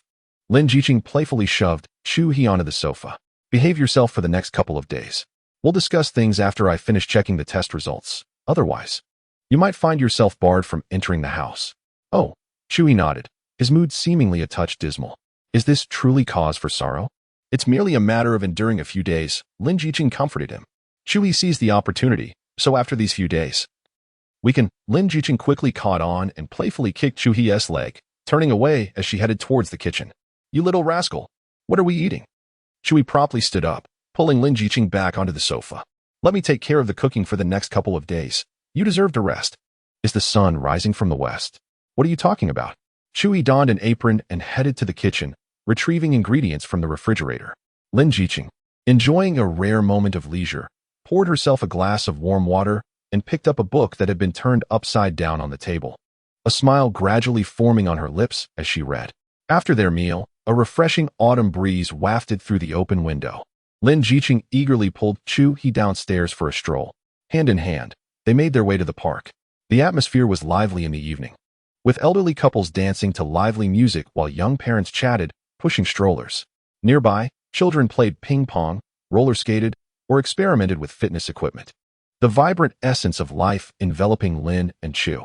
As they walked, they caught sight of an adorable little girl, approximately 6 or 7 years old, with chubby cheeks and large eyes, staring at them intently. Surprisingly, there were no adults nearby. What are you looking at? Chuhi teased the little girl. What? What about you? She boldly retorted without a hint of shyness. Well. Chuhi took Lin Jiqing's hand and approached the girl, pinching her cheek gently. How can a child speak like that? Let go of me.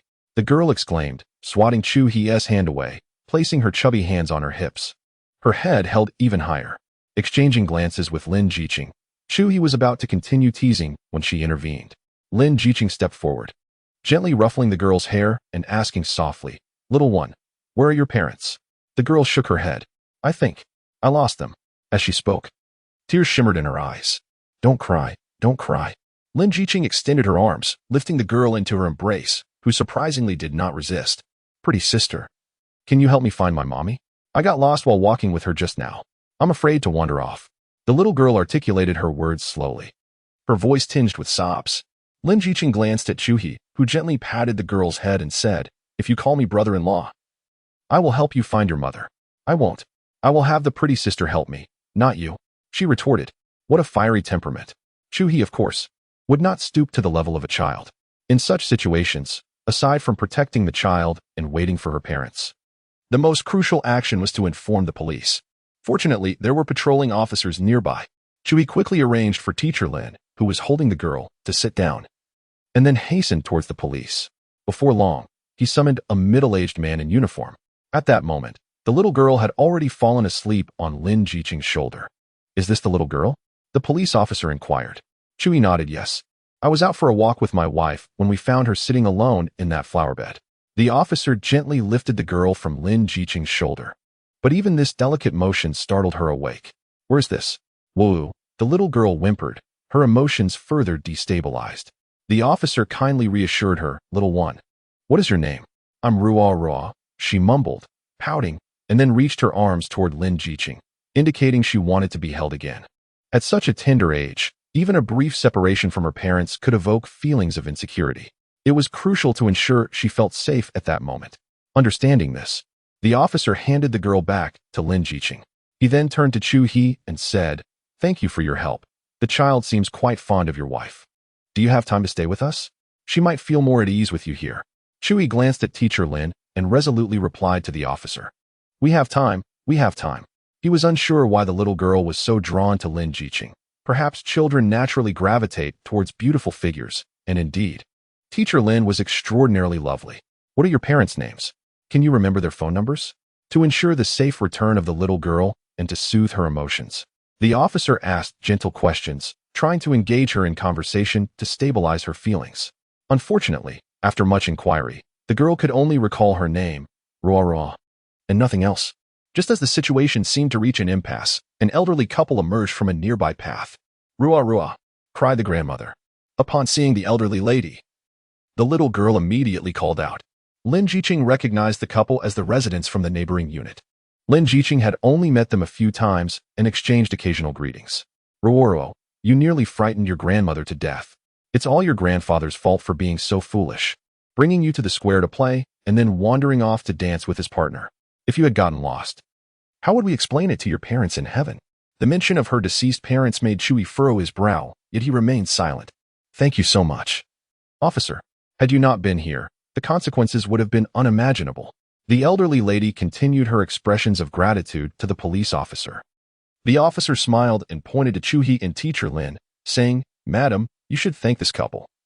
They were the first to spot the little girl and brought me here." The elderly lady followed the officer's gaze to Chu-hee and Lin Jiqing, and she instantly recognized Lin Jiqing. "Oh, it's you. We live in the same community. I often see you with Ruo, who frequently praises your beauty. I truly appreciate your help." Lin Jiqing quickly waved her hand. "It was nothing, really. Ruo is adorable. If she likes it, she can come to our home to play anytime." "Really?" the little girl immediately inquired. "Of course not, dear. I was just teasing you." Chu-hee interjected. He found it challenging enough to manage Teacher Lin, and adding another little girl into the mix would only complicate matters further. "I don't care what you say, I'm going." The little girl pouted. "No, you can't go. I want to go." "You cannot." After bidding farewell to the police officer, the two families returned home together. On the way, Chu-hee playfully amused Ruo, who transitioned from being cradled by her grandmother to chasing after him on foot. Chu-hee, not minding the exertion, deliberately slowed his pace, waiting for her to catch up before running again. Before long, Ruo was panting heavily, but she hadn't laughed so joyfully in a long time. Her grandparents, following closely behind, felt their spirits lift upon witnessing her happiness. After the passing of their daughter and son-in-law, little Ruo had been in low spirits, so seeing her play so joyfully today brought them immense relief. Chu-hee and Teacher Lin accompanied Ruo to the entrance of her apartment building, where she was already too sleepy to keep her eyes open in her grandmother's embrace. "Ruo, you're not allowed to come to my house to play anymore." Chu-hee playfully teased her one last time. "No, I want to," Ruo softly protested, her eyelids slowly drooping as she succumbed to sleep. Once Ruo was fast asleep, her grandparents expressed their gratitude once more to Lin Jiqing and Chu-hee. The couple graciously reciprocated before returning to their own home.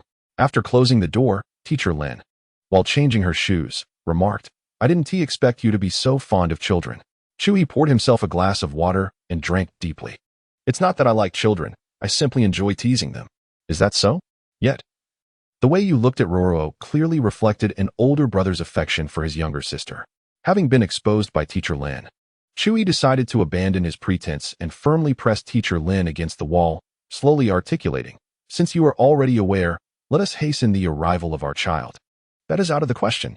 We agreed that this period would be off limits. Teacher Lin swiftly pecked Chewy on the cheek and then squatted down to escape from his embrace. Just that one kiss? Chewy touched his cheek, muttering, "I refuse to acknowledge that. Let's wash up and sleep. We shall discuss this further another time," Teacher Lin remarked before retreating into the master bedroom. With a sigh, Chewy turned off the lights in the living room and followed Lin Jiqing into the master bedroom. The night deepened, and dawn tore through the thick darkness, allowing the morning sun's rays to gently filter through the drawn curtains. In the morning, while Chewy was still slumbering with his arm around Teacher Lin, his phone rang. Who could be calling so early? He grumbled, turning away without checking the caller ID, and answered the call directly. "Get up, you lazy boy. It's 6 o'clock. Time for your morning exercise." The irritable voice of Chu Yimin echoed from the other end. "Dad, if I get up to exercise and wake your daughter-in-law, are you going to scold me again? It's acceptable for your daughter-in-law to sleep, but not for you. Such blatant double standards." Chu slowly sat up, one hand caressing Lin Jiqing's tender face while holding the phone with the other. "What was that? Double standards? Are you cursing your father?" "No curses here. Just get to the point. I'd like to return to my slumber." "The point is, you need not return for the Mid-Autumn Festival," Chu Yimin stated. "Why not?" Chu He inquired. "Is it that my sister couldn't secure a plane ticket?" "Not at all. It's because your mother and I wish to visit Lin City to see you and your daughter-in-law. We have a train scheduled for the day after tomorrow, and your sister will be home by tomorrow." You intend to come to Lin City?" Chu He was taken aback, and upon hearing this, Teacher Lin awakened, her eyes wide as she observed Chu He on the phone. "You seem reluctant. If that's the case, your mother and I will cancel." Hearing his father's irritation, Chu He quickly replied, "No, I'm more than willing. It's just a bit of a surprise." "That's good to hear. Be sure to meet your mother and me at the train station at 9 o'clock the day after tomorrow." With that, Chu Yimin hung up abruptly. "Couldn't he have given me a heads up?" Chu He placed the phone on the table, only to find Lin Jiqing gazing intently at him. "Are uncle and aunt coming?" she asked, propping her pillow up and sitting up slowly. "Yes, they'll arrive this Friday. Then let us head to the supermarket tonight to buy some things. We must host uncle and aunt well." Hearing Lin Jiqing's suggestion, Chu He turned to look at her, lost in thought. "What are you staring at? Is there something on my face?" "Teacher, you are truly beautiful. Let us sleep a little longer." Chu He wrapped his arm around Teacher Lin's shoulders and lay back under the covers. Sleep is for sleeping, no funny business. Upon finishing breakfast at home, Chu He returned to school and resumed his laboratory work for the morning. 6 professors took turns guiding him, yet none were inclined to lend a hand. Crucial tasks, even when requested to be repeated, were never undertaken by them. Nevertheless, Chu He's pace astonished the professors. Tasks that were originally intended for an entire semester had already seen 30% completion under his diligent efforts. If he maintained such momentum, there was a genuine possibility of presenting preliminary results during the upcoming visit to Sioux City next month.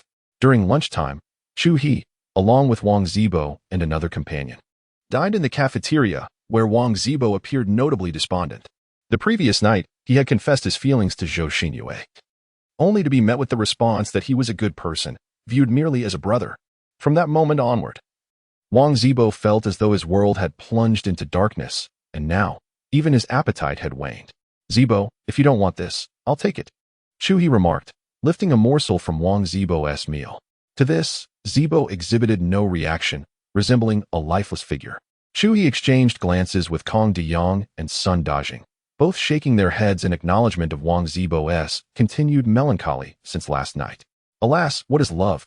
That it compels one to offer life and death. Wang Zibo silently recited this line, prompting Chu He to retort sharply, "You great sycophant, are you still going to eat? If not, I'll finish it all. I subsist on love. Yet now, having faced emotional turmoil, what is the point of eating?" Zibo lamented. "You've even turned poetic." Chu He, showing no leniency, proceeded to divide Wang Zibo's meal among Kong DeYong and Sun Dajing. "Brother Chu, I haven't eaten yet." Zibo protested. "Didn't you just say that with your heart broken? You wouldn't eat?" Chu He continued to scoop rice while saying, "I have a full schedule this afternoon." Chu Gu, after just experiencing a breakup, how can you treat me this way? I'm heartbroken. All right, stop wailing, Chewie said, retrieving his meal card from his pocket. Today, it's on me. Go get yourself a meal with a chicken leg. Really? Wang Zibo exclaimed, taking the meal card. Chu Gu, you're truly like a brother to me. Now go. Bring us 3 cans of cola. Got it. Wang Zibo's spirits noticeably lifted, and both Kong DeYoung and Sun Dajing gave Chu He a thumbs up. Chu Gu, you're amazing. Last night, I tried to cheer him up for ages, but he couldn't recover. Today, you do it effortlessly. Chewie separated the rice with his chopsticks and said slowly, it's not me cheering him up. This fellow has a strong self-healing ability and managed to comfort himself. Really? Just then, Lin Jiqing, who had just finished getting her meal, approached and sat down beside Chu He, drawing the attention of many due to her status as a goddess to numerous admirers. Wife, what brings you here? Chu He whispered. As Lin Jiqing sat beside him, she discreetly began to eat while sliding her left hand beneath the table, pinching the flesh on Chu He's leg. Ouch, that hurts. Chu He promptly took Lin Jiqing's hand, who warned him, do not shout in school. After receiving the admonition, Chu He noticeably subdued, bowing his head and focusing solely on his meal. To outsiders, this scene merely appeared as a counselor dining with a favored student. Here comes the chicken leg rice. Amidst a moment of silence among the four, Wang Zibo approached with a plate of rice. Upon placing the dish down, he noticed Teacher Lin beside Chu He. Teacher Lin, what brings you here? I merely came to have a meal. No need to be nervous, Lin Jiqing replied while shoveling rice into her mouth, simultaneously adding some meat to Chu He's plate. Oh, Wang Zibo responded, distributing the cola he had bought among the 3 of them, then sat down and began to eat voraciously. Lin Jiqing soon finished her meal, stood up, and patted Chu He on the shoulder, saying, come to my office after school.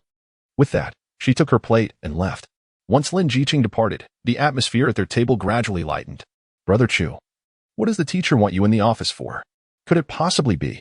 Smack. Before Wang Zibo could finish his sentence, Chu He delivered a swift slap to the back of his neck. What business is it of yours, you single dog, regarding our affairs? Ugh. Wang Zibo felt the impact of the words and lowered his head, resuming his frantic eating. Lunch soon concluded. Afterward, Chu He spent the entire afternoon conducting experiments in the lab. As the Mid-Autumn Festival approached, many professors collected numerous gifts from the school. Some of which they could not finish were taken directly to the lab, specifically directed for Chu He to take home. Notably, Old Zhao's gifts were particularly abundant, comprising not only those from the school but also from local sources, requiring 3 graduate students merely to transport them. As the end of the school day approached, Chu He gazed at the mountain of gifts, feeling somewhat overwhelmed. Professor Wang, why don't you take some back with you? Chu He suggested earnestly. Professor Wang shook his head. You little rascal, there are some gifts here that I intend for you. Why would I take them back? Besides, we professors do not have many family members. If we cannot finish them, they would just go to waste. You can share with little Lin. And if there is still too much, give some to other relatives. But, Professor, I cannot possibly finish all of this. Teacher Lin has an even smaller appetite. Moreover, with this many items, it would take several trips for us. That is not my concern. Professor Wang tossed the keys over to Chu He and, with his hands behind his back, slowly walked out of the lab. I'm off work now. Remember to lock the door after you finish moving everything. Chapter 81. I want to eat hot pot no. Professor, let us discuss this further. Wang Zibo waved his hand, saying nothing more, and left without looking back. Chu He was left alone with dozens of gift boxes in the lab. Before long, Teacher Lin's call came through. Hello, why haven't you arrived yet? I cannot take the items the school issued. Come help me carry some. Teacher, why not just throw them away? What nonsense are you talking? Why would we throw them away? Chu He gazed vacantly at the ground and articulated, I still have dozens of boxes of these gifts. Ultimately, he took back only a dozen boxes, while the remainder was carted away by Wang Zibo and his companions. Upon their arrival at the laboratory, as they marveled at the plethora of instruments they had only seen in textbooks, Chu He promptly reminded them that the main attraction lay before them on the floor. The trio's attention was instantly drawn to a heap of gifts, nearly filling the small laboratory. Wow, Brother Chu, are you embezzling? How can there be so many? One exclaimed. Get lost. Chu He retorted, playfully nudging Wang Zibo before addressing the 3. You 3 can take as much as you want. Carry whatever you desire. And as much as you can. Can we take the crabs too? Take them. There are 10 boxes of crabs. Just leave me 3. Never mind. This is impossible to manage. The 3 rushed forward, selecting and hauling several boxes. Observing the abundance still on the floor, Chuhi began to stuff more into their hands, insisting, "Keep going, don't hold back." "But Brother Chu, what am I supposed to do with these health supplements? I can't consume them. If you can't eat them, give them to the dorm next door. There are plenty of boys there. If there's any left over, just toss it on the floor." Through coaxing and persuasion, Chuhi finally managed to have Wang Zibo and his friends take away a significant portion. The remaining items were temporarily loaded onto a small cart borrowed from the laboratory and wheeled before Professor Lin's car. He then made his way to Lin Jiqing's office to retrieve more gifts. Upon seeing the heaps of boxes surrounding her vehicle, Lin Jiqing was momentarily taken aback. "Are these all gifts from your professors?" Chuhi wiped the sweat from his brow and replied, "Indeed, I've already managed to distribute 3/4 of it." Wang Zibo and the others insisted on taking nothing more. "Hurry, Professor Lin." Lin Jiqing murmured that she had never encountered professors so caring towards their students. Together, they exerted themselves to fill both the trunk and back seat to capacity, with Chuhi even cradling one box in his arms, before successfully loading all the gifts into the car. Due to the overwhelming quantity of gifts, they found it impractical to visit them all, necessitating a return home to drop off the items before heading to the supermarket. The sheer volume of gifts required 3 trips to completely transport everything. Gazing at the multitude of boxes in the living room, Lin Jiqing expressed her concern. "So many items. I should share some with my mother and bring a few back for my uncles and aunts. Yet there remains so much that we cannot possibly consume it all. If we can't eat it all, we should give it away." Chuhi remarked, sipping water as he organized. "Let us distribute some to our nearby neighbors. And also send a few to Roro. You've only met that little girl once." Lin Jiqing chuckled, "And yet you claim you don't like little girls. Hee. Respecting the elderly and cherishing the young is a traditional virtue of humanity. Besides, that little girl is quite unfortunate, having lost her parents at such a tender age." Lin Jiqing nodded in agreement. "Then let us give her a few boxes of crabs. Children need nourishment as they grow."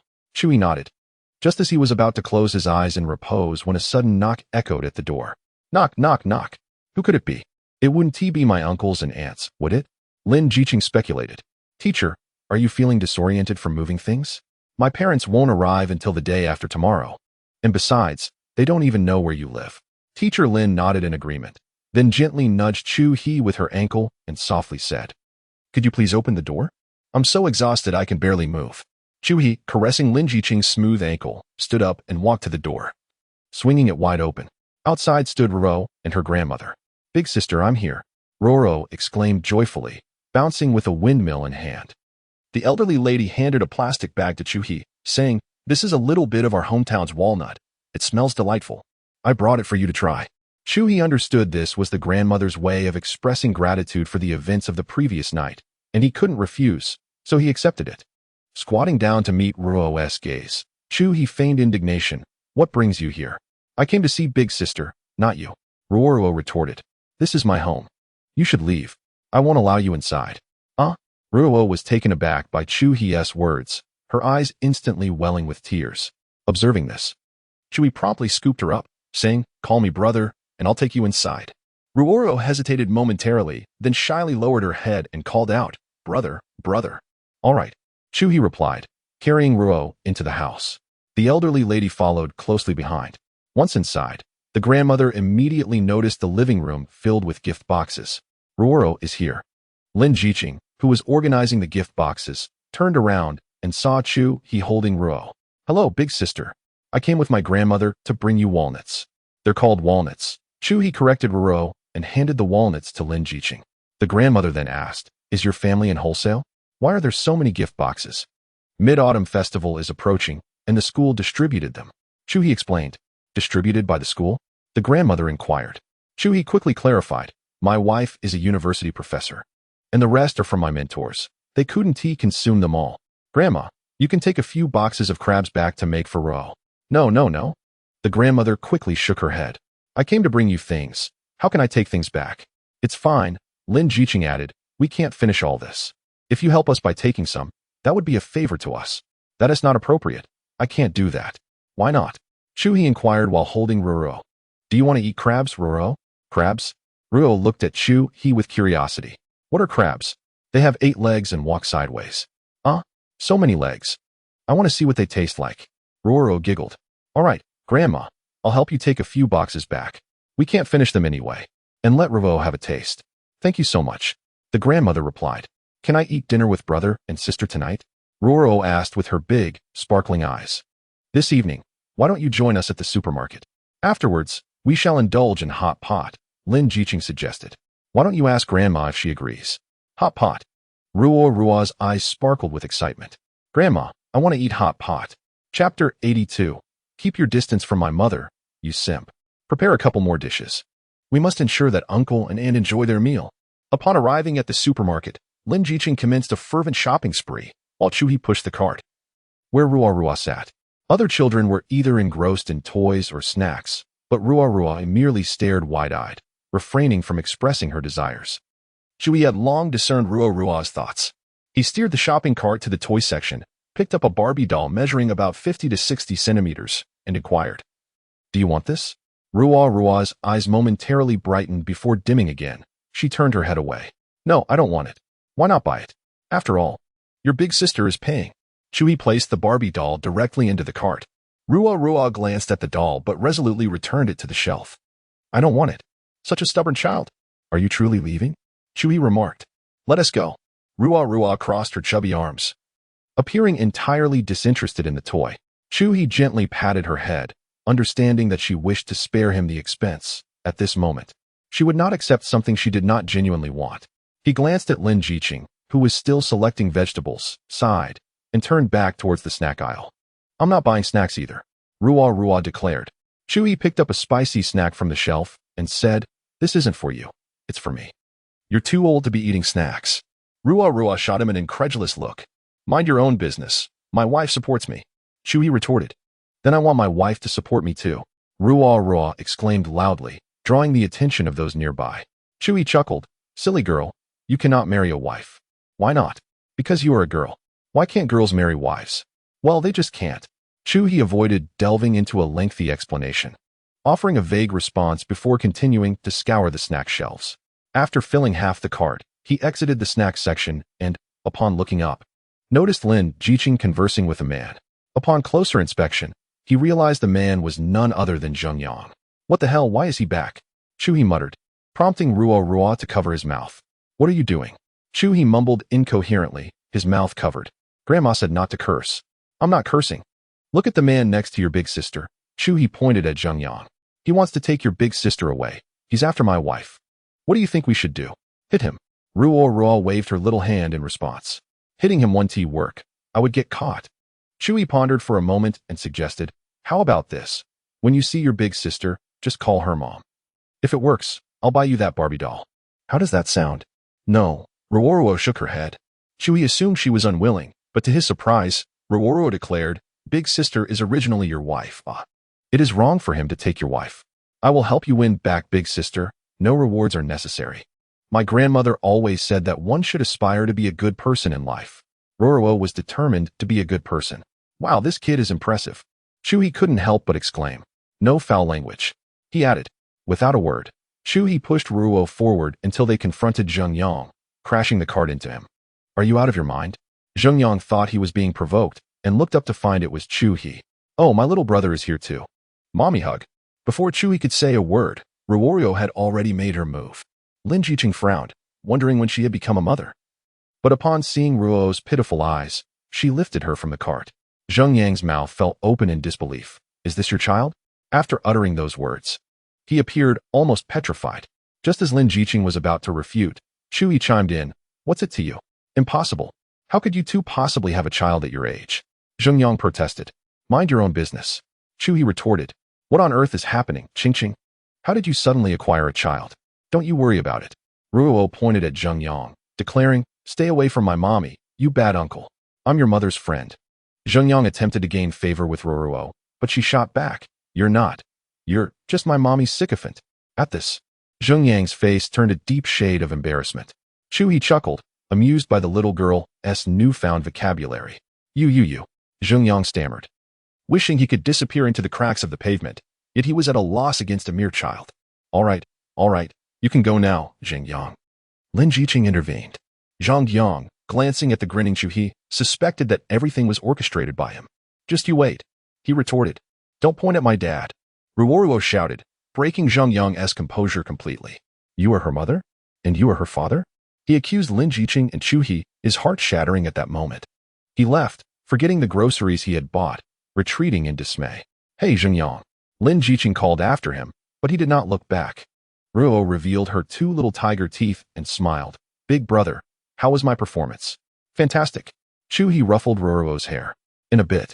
Big brother will treat you to something delicious. Yay. Lin Jiqing set Ruo down and turned to Chu He, saying, Did you really make Ruo call him a sycophant? Chu He shook his head. I'm wrong. I only told Ruo to call you mom. Her calling Zheng Yang a sycophant was entirely her own improvisation. Is that true? Lin Jiqing scrutinized him with furrowed brows. Chu He nodded innocently. This is the last time. Lin Jiqing turned to place the groceries into the cart, only then realizing it was filled to the brim with snacks. Why are you buying so many snacks? Chu He inquired. To eat, of course. Am I supposed to just look at them? Lin Jiqing retorted, as she pushed the shopping cart back towards the snack aisle. This one is too oily. This one is too spicy, and this one has too many additives.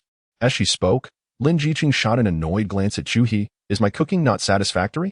Do you really need to buy so many snacks? Snacks can never compare to the meals prepared by you, Teacher Lin. He replied. These are for Ruo. But Ruo won't eat them. Ruo chimed in, tugging at Lin Jiqing's pants. With that, Lin Jiqing returned all the snacks to their shelves. Ruo is still young. She cannot have so many snacks. Yes, I don't eat. Ruo echoed. Actually, I would like to have a little, Chu He said, glancing wistfully at the snacks being returned. What is wrong with a respectable male university student enjoying some snacks? No snacks allowed, Lin Jiqing firmly stated. Chapter 83. Dancing under the moonlight after their supermarket visit. Lin Jiqing and Chu He took Ruo to dine at Hadaleo. Coincidentally, at the neighboring table sat Ruo's classmate, a boy with a buzz cut. The time spent among peers was filled with joy. So much so that their meal lasted 2 hours. Even so, when it was time to part ways with her classmate, Ruo was reluctant to say goodbye. Chu He understood that Ruo was quite different from other children. Those who had been separated from their parents at a young age often developed a deep reliance on others. Fortunately, Chu He was skilled at comforting children. And by the time they were nearing home, Ruo had fallen asleep in the car. After dropping Ruo off at her grandmother's house, they returned home laden with bags. Upon turning on the lights, Lin Jiqing noticed the living room filled with gift boxes, causing her to feel a slight headache. I've never seen such a pampered student before. Should we visit your professors during the Mid-Autumn Festival? Chu He carried the vegetables and meat into the kitchen and waved his hand dismissively. No, let's not. These professors prefer to spend the holidays with their families and do not wish to be disturbed. I'll just send them some well wishes via WeChat. That's true. Lin Jiqing conceded after contemplating Chu He's perspective. After all, professors of such stature have countless students. The number of blessings and visits they receive must be overwhelming. Then let's properly host the uncles and aunts during the Mid-Autumn Festival. Chu He remained silent, merely reaching into his pocket. What are you doing? Lin Jiqing noticed the unusual movement and frowned. Chu He shook his head. Oh, it's nothing, Teacher Lin. Just a little itch, that's all. If it itches, then go take a shower. Lin Jiqing approached him and began to remove his shirt. Teacher, what are you doing? Chu He felt a bit embarrassed by her boldness. I'm just helping you wash your clothes. It's still early, but we just finished shopping. Why wash clothes now? Chu He was perplexed. I'm too tired. Let us do it tomorrow. Feeling fatigued? Why not take a bath first? Your pajamas are on the top shelf of the wardrobe. Remember to remove your trousers for me. Sighing, Chu He expressed his exasperation. Hurry up, urged Teacher Lin. Chu He, meandering slowly, entered the master bedroom, discreetly concealing the small square box he had just touched into the space beneath his pillow before finally changing into his sleepwear. My trousers are on the floor. I'm heading to take a shower now. Teacher Lin. Understood. Lin Jiqing called from the living room. Would you like to join me? Get lost. Chu He, ever the playful one, scratched his thigh and stepped into the shower in his slippers. Lin Jiqing pushed open the door to the master bedroom, bent down to pick up Chu He's trousers from the floor, shook them out, and then reached into his pocket, finding it empty. What was he rummaging through his pockets for? She pondered, furrowing her brows and placing her hands on her hips, her alluring curves accentuated by the posture. A glance around the master bedroom led her to decide to wash Chu He's pillowcase as well, although he had only lain on it for less than 2 weeks. It was already beginning to yellow. She was puzzled as to why her pillow remained pristine, while Chuhi's became soiled so quickly. As she flopped onto the bed to retrieve his pillow, Lin Jiqing was startled to discover the small square box beneath it. Curiosity piqued, she picked up the box. Noticing the inscription, ultra-thin, Lin Jiqing frowned, shaking her head in disbelief. Was the vitality of youth truly so boundless? Moreover, he hadn't even used the previous purchase. Was he perhaps collecting such items? Determined not to give Chuhi the opportunity to explain himself, she discreetly tucked the box away before stepping outside to do the laundry. Before long, Chuhi emerged from the bathroom, humming a tune and drying his hair. Lin Jiqing was still in her oversized loungewear on the balcony, hanging the clothes. As Chuhi dried his hair, he stealthily approached from behind and suddenly wrapped his arms around her slender waist. He playfully nudged his head against Teacher Lin's face, his hands roaming across her abdomen. "What are you doing?" Teacher Lin, caught in his embrace and unable to move, protested. "I haven't finished hanging the clothes yet. Let go of me." "I won't," Chuhi replied slowly. "You can finish later. What are you planning?" he asked, gently turning Lin Jiqing around. The silver, gentle moonlight streamed down onto the balcony, enriching the atmosphere with a hint of intimacy. "Teacher, may I invite you to dance?" "Dance?" Lin Jiqing furrowed her brow and replied slowly, "But I don't know how to dance." "No worries, just follow my lead," Chuhi assured her, one arm encircling her waist while the other held her hand firmly. He began to move gracefully under the moonlight. Although Lin Jiqing lacked dancing skills, her coordination was excellent, and with Chuhi's guidance, she soon fell into rhythm. Under the gentle luminescence of the moonlight, two individuals began to dance slowly, their shadows cast gracefully upon the floor. Step by step, their eyes remained locked onto one another, the affection in their hearts soaring with each shift of their movements. Finally, with a gentle push, Chuhi guided Teacher Lin's waist into his embrace, her form bending like a crescent moon. Captivated by the near perfection of her visage, Chuhi succumbed to the impulse and kissed her. Teacher Lin offered no resistance, surrendering to the softness and warmth of his lips, while a dizzying sensation overwhelmed her due to her lowered position. In that fleeting moment, Lin Jiqing felt as if everything around her had become ethereal. They shared several minutes of passionate kisses on the balcony, until Lin Jiqing's face flushed crimson from the fervor. Chuhi gently pulled her up and whispered, "Sister Lin, I love you. I love you too, little Chu." Lin Jiqing replied with a smile, the interplay of moonlight and soft illumination enhancing her beauty at that moment.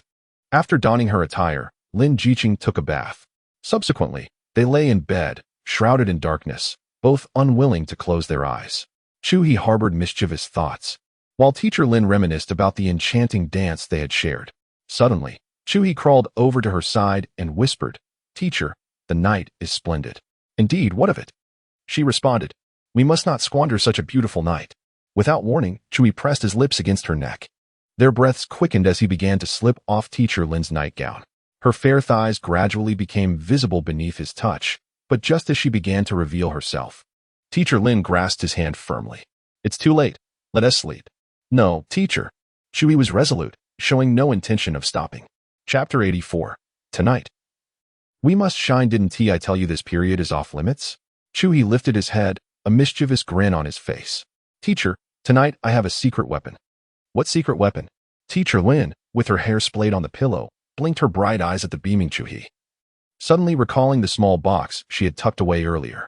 Indeed, Chuhi reached towards his pillow, searching for it. However, after a prolonged search, he found nothing, and his smile faltered. "Where's my item?"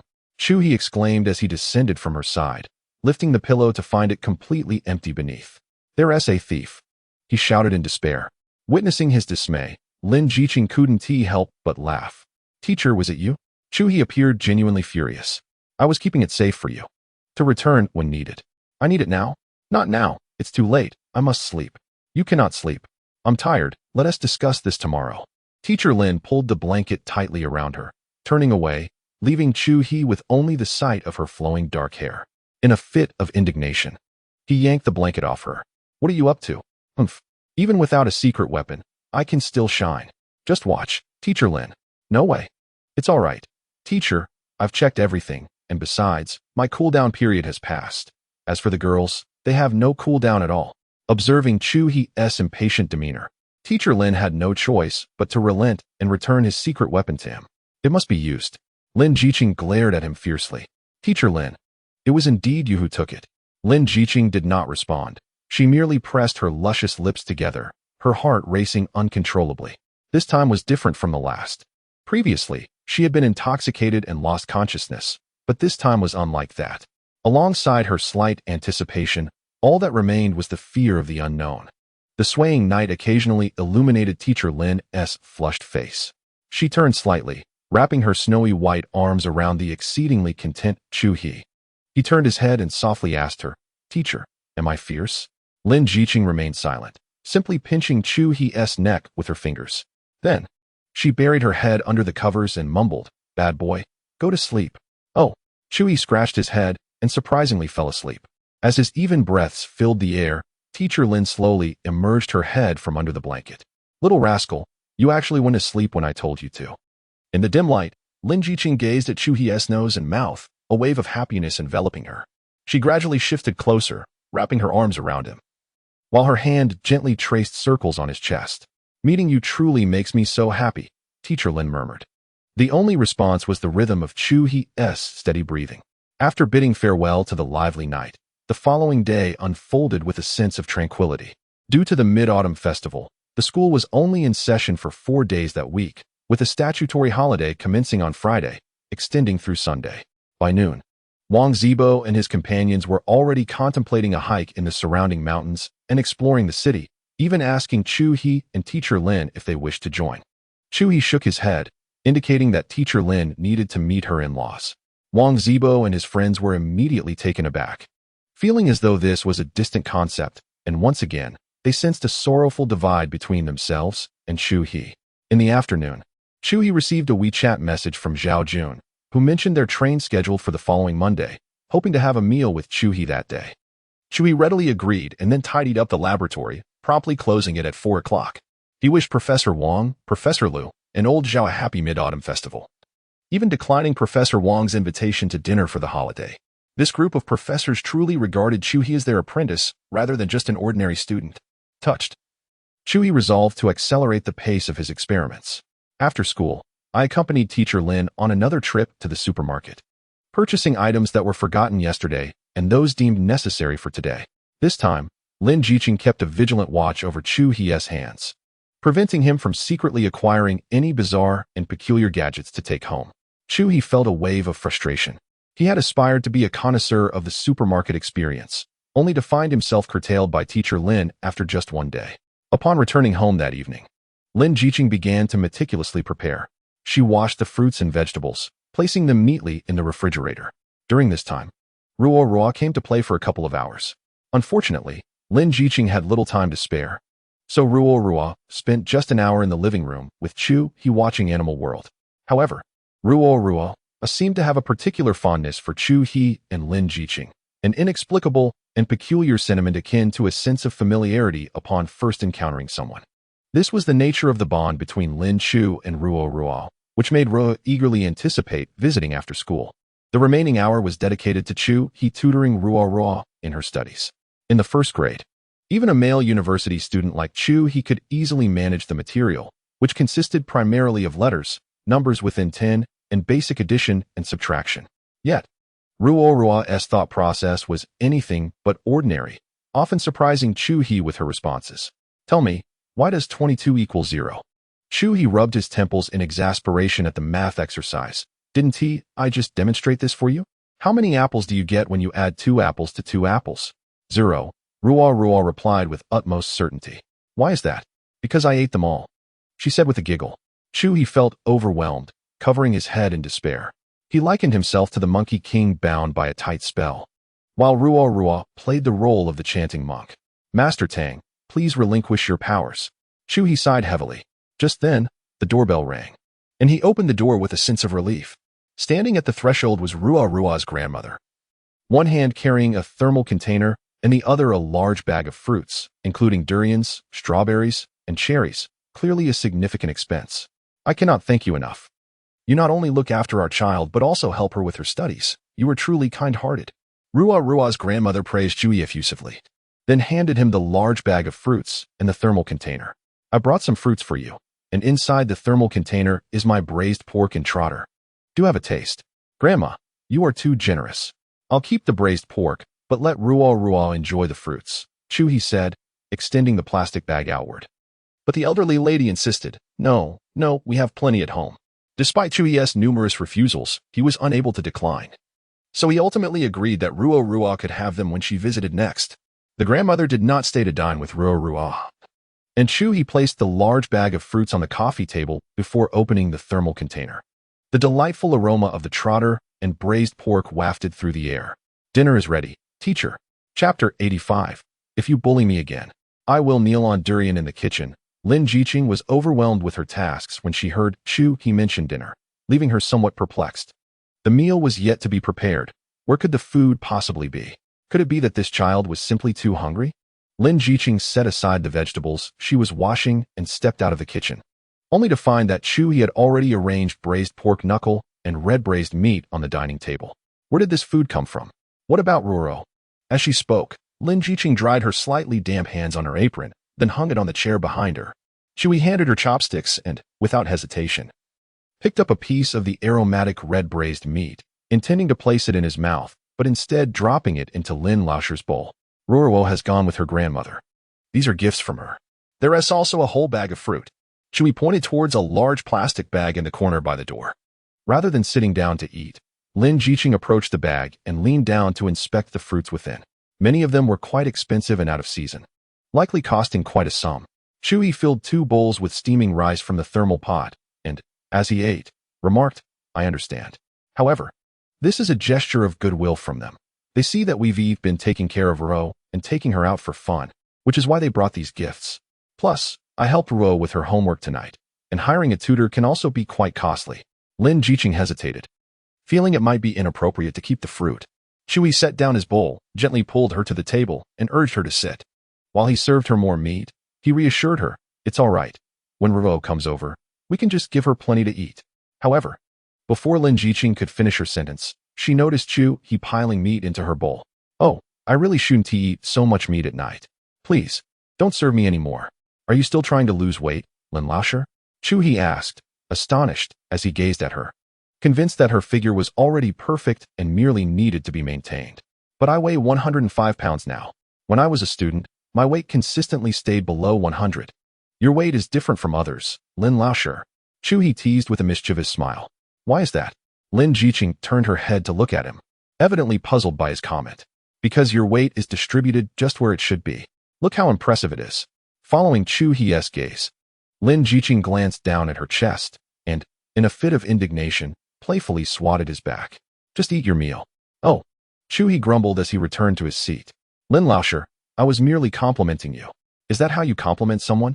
Lin Jiqing retorted, realizing the implications of her words and quickly lowering her head, a flush of embarrassment spreading across her cheeks.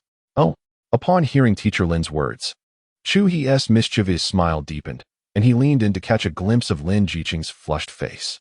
Are you implying that you were quite pleased with my performance last night? Not at all, I misspoke, Lin Jiqing hastily replied, her embarrassment intensifying as she awkwardly pushed around a few grains of rice on her plate. Then shall we continue tonight? Chu-hee pressed on. Teacher Lin immediately set her bowl down and firmly pushed him back into his seat. Absolutely not. Why not? Because. Lin Jiqing hesitated, unable to articulate her reasons. Because why? Chu-hee insisted, his demeanor pressing. Lin Jiqing fell silent, merely placing a hand on her lower abdomen, where discomfort lingered due to her limited experience. Chu-hee, a seasoned veteran, though unmarried, had encountered numerous situations and quickly grasped her unspoken thoughts. Thus, he refrained from further pressing her, opting instead to return to his own seat. Very well, I shall grant you respite tonight, my dear, but such leniency shall not be extended in the future. Chu-hee lowered his voice, attempting to assert his familial authority. However, as soon as he spoke, Teacher Lin shot him a piercing glance. What did you just say? Well, what? Chu-hee feigned calmness. Typically, women would lower their heads in acknowledgement at such a moment. Why had Teacher Lin regained her composure so swiftly? Speak not so frivolously. Teacher Lin stood, evidently prepared to reprimand him. Cough, cough, let us eat. Chu-hee lowered his head, opting for silence. It seemed that a 30-year-old woman was indeed harder to navigate than a young woman in her 20s. Only then did Lin Jiqing sit down again, pointing toward the durian and slowly stating, If you bully me again, I shall make you kneel on durians. Upon hearing such a punishment, Chu-hee nearly dropped his chopsticks in fright. Wait, Teacher Lin, where on earth did you learn that? Wang Xiaoman informed me, she replied, though in truth, she had discovered it online. Chu-hee's audacity compelled Lin Jiqing to devise a means of discipline. Goodness, your friend is no good. Chu-hee quickly attempted to sway Teacher Lin. Teacher, kneeling on durians is unacceptable. I am but 18. If my knees are ruined, you will have to serve me for life. It's simply not worth it. That is precisely what you deserve. Lin Jiqing remained steadfast. Alas, what a misfortune. Realizing the situation was beyond his control, Chu-hee resigned himself to his meal, only to find the rice in his bowl had lost much of its earlier appeal. After dinner, as Chu-hee washed the dishes, Teacher Lin continued to prepare for the next day's meals, even engaging him in conversation about the personality of his sister, her favorite fruits, and dishes. Chu-hee earnestly told her that his sister had a fiery temperament, recounting an incident from his childhood when his father, engrossed in a chess match, forgot to buy his sister a pencil sharpener, leading her to chase him around the house in a fit of rage. The scene of a father desperately pleading for mercy from his daughter is indeed a rare sight in this world. After listening to all this, Teacher Lin's heart raced even more fervently. After all, he harbored a deep-seated desire to be accepted by Chu-hee's family.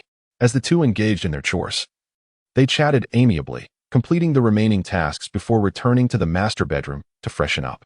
When the night grew deep and quiet, with the lights extinguished, Teacher Lin draped his arm over Chu-hee's shoulder and softly uttered, "Do you think your sister would like me?" Chu-hee feigned deep contemplation before shaking his head. "I don't think it would be like." "What would it be then?" Teacher Lin asked earnestly. "I believe it would be respect, as honoring the elderly and cherishing the young is our traditional virtue." Catching the underlying implication in Chu-hee's words, Lin Jiqing propelled Chu-hee off the bed with a swift kick, sending him sprawling onto the floor. Chapter 86, Greetings. I am Chu-hee's wife. On that Friday morning, with the rare occurrence of a school holiday, the two were afforded the luxury of a leisurely wake-up. Teacher Lin nestled against Chu-hee's neck, her head resting on his chest as she slept soundly. Chu-hee, not to be outdone, wrapped an arm around her waist and playfully lifted her nightgown, exposing her abdomen and waist. With his other hand, he unconsciously caressed her smooth thigh, a subtle smile gracing his lips, lost in the realm of delightful dreams. As time ticked away, even in slumber, Chu-hee's hands roamed restlessly. Particularly, the hand that stroked her thigh wandered until it reached Teacher Lin's sensitive area, startling her awake from her dreams. Grabbing Chu-hee's hand, she flung it away from her thigh, indignantly exclaiming, "You little rascal, your hands are not behaving while we sleep." Once awake, Teacher Lin propped herself up and gazed at Chu-hee's peaceful face. She twirled a strand of her hair and gently moved it towards his nose, teasingly brushing it against him. Suddenly, it seemed he felt a tickle. His nose twitched incessantly, nostrils flaring and contracting. Lin Jiqing stifled her laughter, and soon enough, Chu-hee opened his eyes, releasing a mighty sneeze. Fortunately, Lin Jiqing had dodged just in time, or else the sneeze would have landed on her. How ticklish! Chu-hee rubbed his nose and, still bleary-eyed, turned to see the smiling face of Teacher Lin. "Teacher, what are you doing awake so early?" "Oh, nothing much," Lin Jiqing replied, propping her chin on her hand. "I just wanted to see you." "Oh." Chu-hee tousled his tousled hair and smiled slightly at Lin Jiqing. "Am I particularly charming this morning?" "I saw no charm. Only your dandruff," she retorted. "Impossible. I washed my hair last night." Chu-hee skeptically scratched his head. "Not in bed. Don't scratch there." Lin Jiqing disdainfully pushed Chu-hee off the bed. "Hurry up and freshen up. We need to go to the train station to pick up Uncle and Aunt," Lin Jiqing added, as Chu-hee was routinely kicked off the bed. He let out a soft groan and then slipped into his slippers to brush his teeth. Once the two had completed their morning rituals, they ventured outside the community to enjoy a light breakfast and subsequently set off towards the train station in the city. Just as they parked in the train station's lot, Chu-hee received a call from his sister, Chu Xiao. "Hello, dear brother, have you come to pick us up at the train station? If we exit and don't see you, I might just have to break your legs," Chu Xiao said in a gentle yet cheerful tone, sending a shiver down Chu-hee's spine. After all, she was capable of such threats. Since childhood, not only had she excelled in her studies, but unlike other girls who adored dolls, she was particularly fond of nunchakus, idolizing Bruce Lee. Thus, Chu-hee had often borne the brunt of her strength, and he dared not defy her words. "Rest assured, sister, I am here at the entrance with Lin Jia, waiting for you, Mom and Dad. I will make sure you see me at first glance. Ah, that's my good brother. I must go now. The train is about to arrive. See you soon. See you soon. Chu He lowered the phone, but did not hang up right away. It was only moments later that Chu Xiao ended the call on her end. Why didn't you hang up first? Lin Jiqing, her hands nervously caressing the steering wheel, asked, her curiosity piqued. Because if I hang up first, my sister would definitely give me a beating. She often leaves her sentences unfinished, and if I dare to cut her off, she will surely take her vengeance when we meet. Huh. I didn't expect you to be so afraid of your sister, Lin Jiqing chuckled. I'm just being accommodating. If it were to come to blows, Chu He trailed off, as his sister had practiced taekwondo, and he knew he wouldn't stand a chance in a fight. Never mind, let's not dwell on that. Let's head to the exit and wait, Lin Jiqing nodded, unbuckling her seatbelt as they walked towards the exit together. Upon arriving at the exit, the place was bustling with people due to the upcoming Mid-Autumn Festival, making it uncertain whether Chu He would be able to spot his sister in the crowd. Remembering his promise to her and her decisive nature, he felt a trickle of cold sweat form on his brow. In a moment of desperation, he handed his phone to Lin Jiqing and scrambled up a nearby tree. What are you doing? Lin Jiqing exclaimed, taken aback by his sudden action, fearing he was losing his mind. I'm up here so my sister can see me. Chu He clung to the tree and called down to Lin Jiqing. Teacher, am I handsome? At that moment, Lin Jiqing wished for a crevice to slip into, mortified at the thought of others knowing she was acquainted with Chu He. Unfortunately, the gazes of numerous passers-by turned toward them, and whispers began to circulate. Come down quickly. This is quite conspicuous. If you don't, I'll explain for you later. Lin Jiqing shouted, covering her face as she called up to the tree. Feeling as if Chu He were merely a child who had never grown up, Chu He, disobedient as ever, rested his hand on his forehead and gazed towards the exit.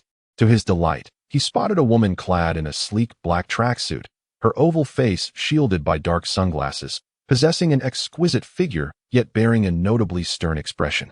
Following her was a couple, Chu Yimin and Luo Pingping. Sister, I'm here. Chu He shouted from the tree, drawing the attention of those around him. Fortunately, the era of short videos had yet to dawn. Otherwise, his antics would surely have made the trending list. Upon hearing that familiar voice, Chu Xiao looked up and immediately spotted Chu He clambering up the tree. What on earth is he doing up there? She mused. Oh dear, son, don't fall. Luo Pingping hurriedly rushed towards the base of the tree, closely followed by Chu Xiao and Chu Yimin. Gradually, Chu He descended from the trunk, with Lin Jiqing assisting him in dusting off his clothes. Luo Pingping rushed over, concern etched on her face. Son, are you all right? No, I'm fine. Chu He reassured her. Mom, I didn't fall. You clever boy. I asked you to find a visible spot, and you climbed up a tree instead. Chu Xiao crossed her arms, giving him a playful reprimand, only to be captivated by Lin Jiqing's stunning visage and flawless figure. Hello, I am Chu He's wife. Lin Jiqing gracefully introduced herself upon noticing Chu Xiao's scrutiny. Chapter 87. Are you pregnant? Seeing Lin Jiqing greet her, Chu Xiao removed her sunglasses and swiftly extended her hand. Hello, I am Chu Xiao, Chu He's sister. Dear sister, just so you know, Teacher Lin is actually older than you. Chu He interjected, standing beside them. By all means. Chu Xiao retorted, displaying her martial prowess with a swift kick to Chu He's backside.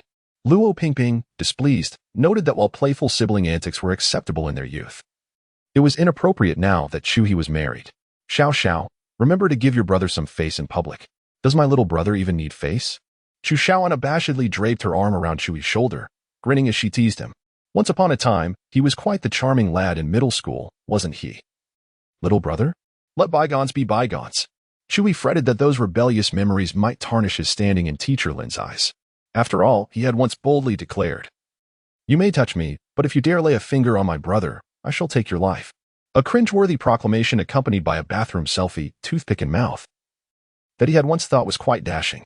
Oh, so you haven't mentioned me to your sister-in-law. Chu Xiao released her hold on Chu He and instead linked arms with Lin Jiqing, teasingly remarking, Sister-in-law, I must be honest. Your beauty is like a flower blooming in a pile of dung. Even if you marry hastily, you ought to choose a more reliable man. My younger brother is quite the carefree character, after all. Upon hearing Chu Xiao's jest at his expense, Chu He naturally felt compelled to retort, Who is unreliable? Dear sister, you have been abroad for too long to understand me. To Teacher Lin, I am undoubtedly a dependable husband. ISNT that right, teacher? Shui looked at her with eager anticipation. Under normal circumstances, he would not dare to boast so shamelessly about his reliability, as Lin Jiqing would undoubtedly challenge him. However, given the current situation, Lin Jiqing understood the importance of preserving face for her little husband. She nodded, affirming, Chu, he is very reliable. I love him dearly. At this, Chu Xiao shuddered, her skin prickling with goosebumps. Uncle and Annie, let us discuss this at home. Yes, let us go home first. What is the point of crowding at the exit? Chu Amin, having stood there for a while, was already tired, and upon hearing his daughter-in-law's words, he quickly seized the opportunity to interject. Chui helped his father with a large backpack, exclaiming in surprise, How heavy? What have you packed, Dad? Just some fresh vegetables and local specialties from home for my daughter-in-law to taste, he replied. Aren't they for your son to try? Chu He inquired. If you want to eat, go ahead, Chu Yimin retorted, hands clasped behind him as he strode ahead. Damn! Chu He hurriedly followed, clutching the hefty bag. At the front, Chu Xiao was engaged in conversation with Lin Jiqing, saying, From now on, I shall call you Sister Qing, and you may simply refer to me as Xiao Xiao. Chu Xiao altered their forms of address to alleviate any awkwardness stemming from their age difference. Xiao Xiao, Lin Jiqing called out. Chu Xiao acknowledged her and then asked, Sister Qing, I heard from my mom that you are a professor at the University of Geosciences, a professor under 30. That's quite impressive, even by international standards. Upon hearing this, Lin Jiqing smiled gently and explained, It's largely due to my advisor's support, and perhaps I have benefited from favorable policies, leading to this modest achievement. Your advisor? Chu Xiao seemed to grasp something, and Lin Jiqing cast a fleeting glance at her. She vaguely elaborated. My advisor seldom appears at the university. He is occupied with many local matters that require his direct intervention. Chu Xiao nodded, recognizing the sensitivity of the topic, and refrained from further inquiries. The five of them crossed the street and entered the parking lot. Before getting into the car, Chu Xiao seized the moment when her parents and younger brother lagged behind to mischievously touch Lin Jiqing's abdomen and quipped, Are you pregnant? Huh? Lin Jiqing was taken aback by the suddenness of the question. I mean, you and my little brother should be quite harmonious, right? Chu Xiao wore an amused smile. Huh. Lin Jiqing was even more perplexed and unsure how to respond. After all, she was still quite a traditional girl, often shy in the presence of strangers. However, Chu Xiao was different. Influenced by foreign culture, she was quite forthright about such matters. No worries, Sister Qing. I'm just being a bit nosy. Lin Jiqing merely smiled and unlocked the car door with her keys, as she found it difficult to discuss such personal topics so openly. Turning around, Chu He assisted Chu Xiao in opening the trunk, but despite their efforts, they struggled for half a day to fit the large bag inside. Brother, you're really lacking in strength, Chu Xiao remarked, as she effortlessly lifted the bag filled with local specialties and vegetables and placed it directly into the trunk. Goodness, Chu He murmured, astonished that even their father had found it quite laborious to carry that bag moments ago. His sister's generosity was indeed well-deserved of its reputation. After stowing away the items, Chu He, as usual, intended to sit in the passenger seat, but before he could enter the vehicle, Chu Xiao shooed him away. You and Dad can sit in the back. It's been a while since you've caught up. I have things to discuss with Qing Jia.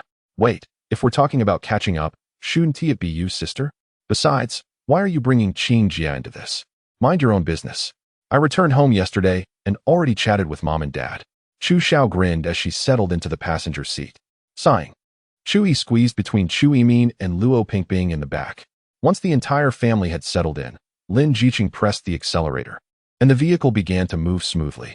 On the road, Luo Pingping incessantly bombarded Chu He with questions, whether he understood his university courses, how his relationship with Qing was faring, and if the weather had been cold these past few days.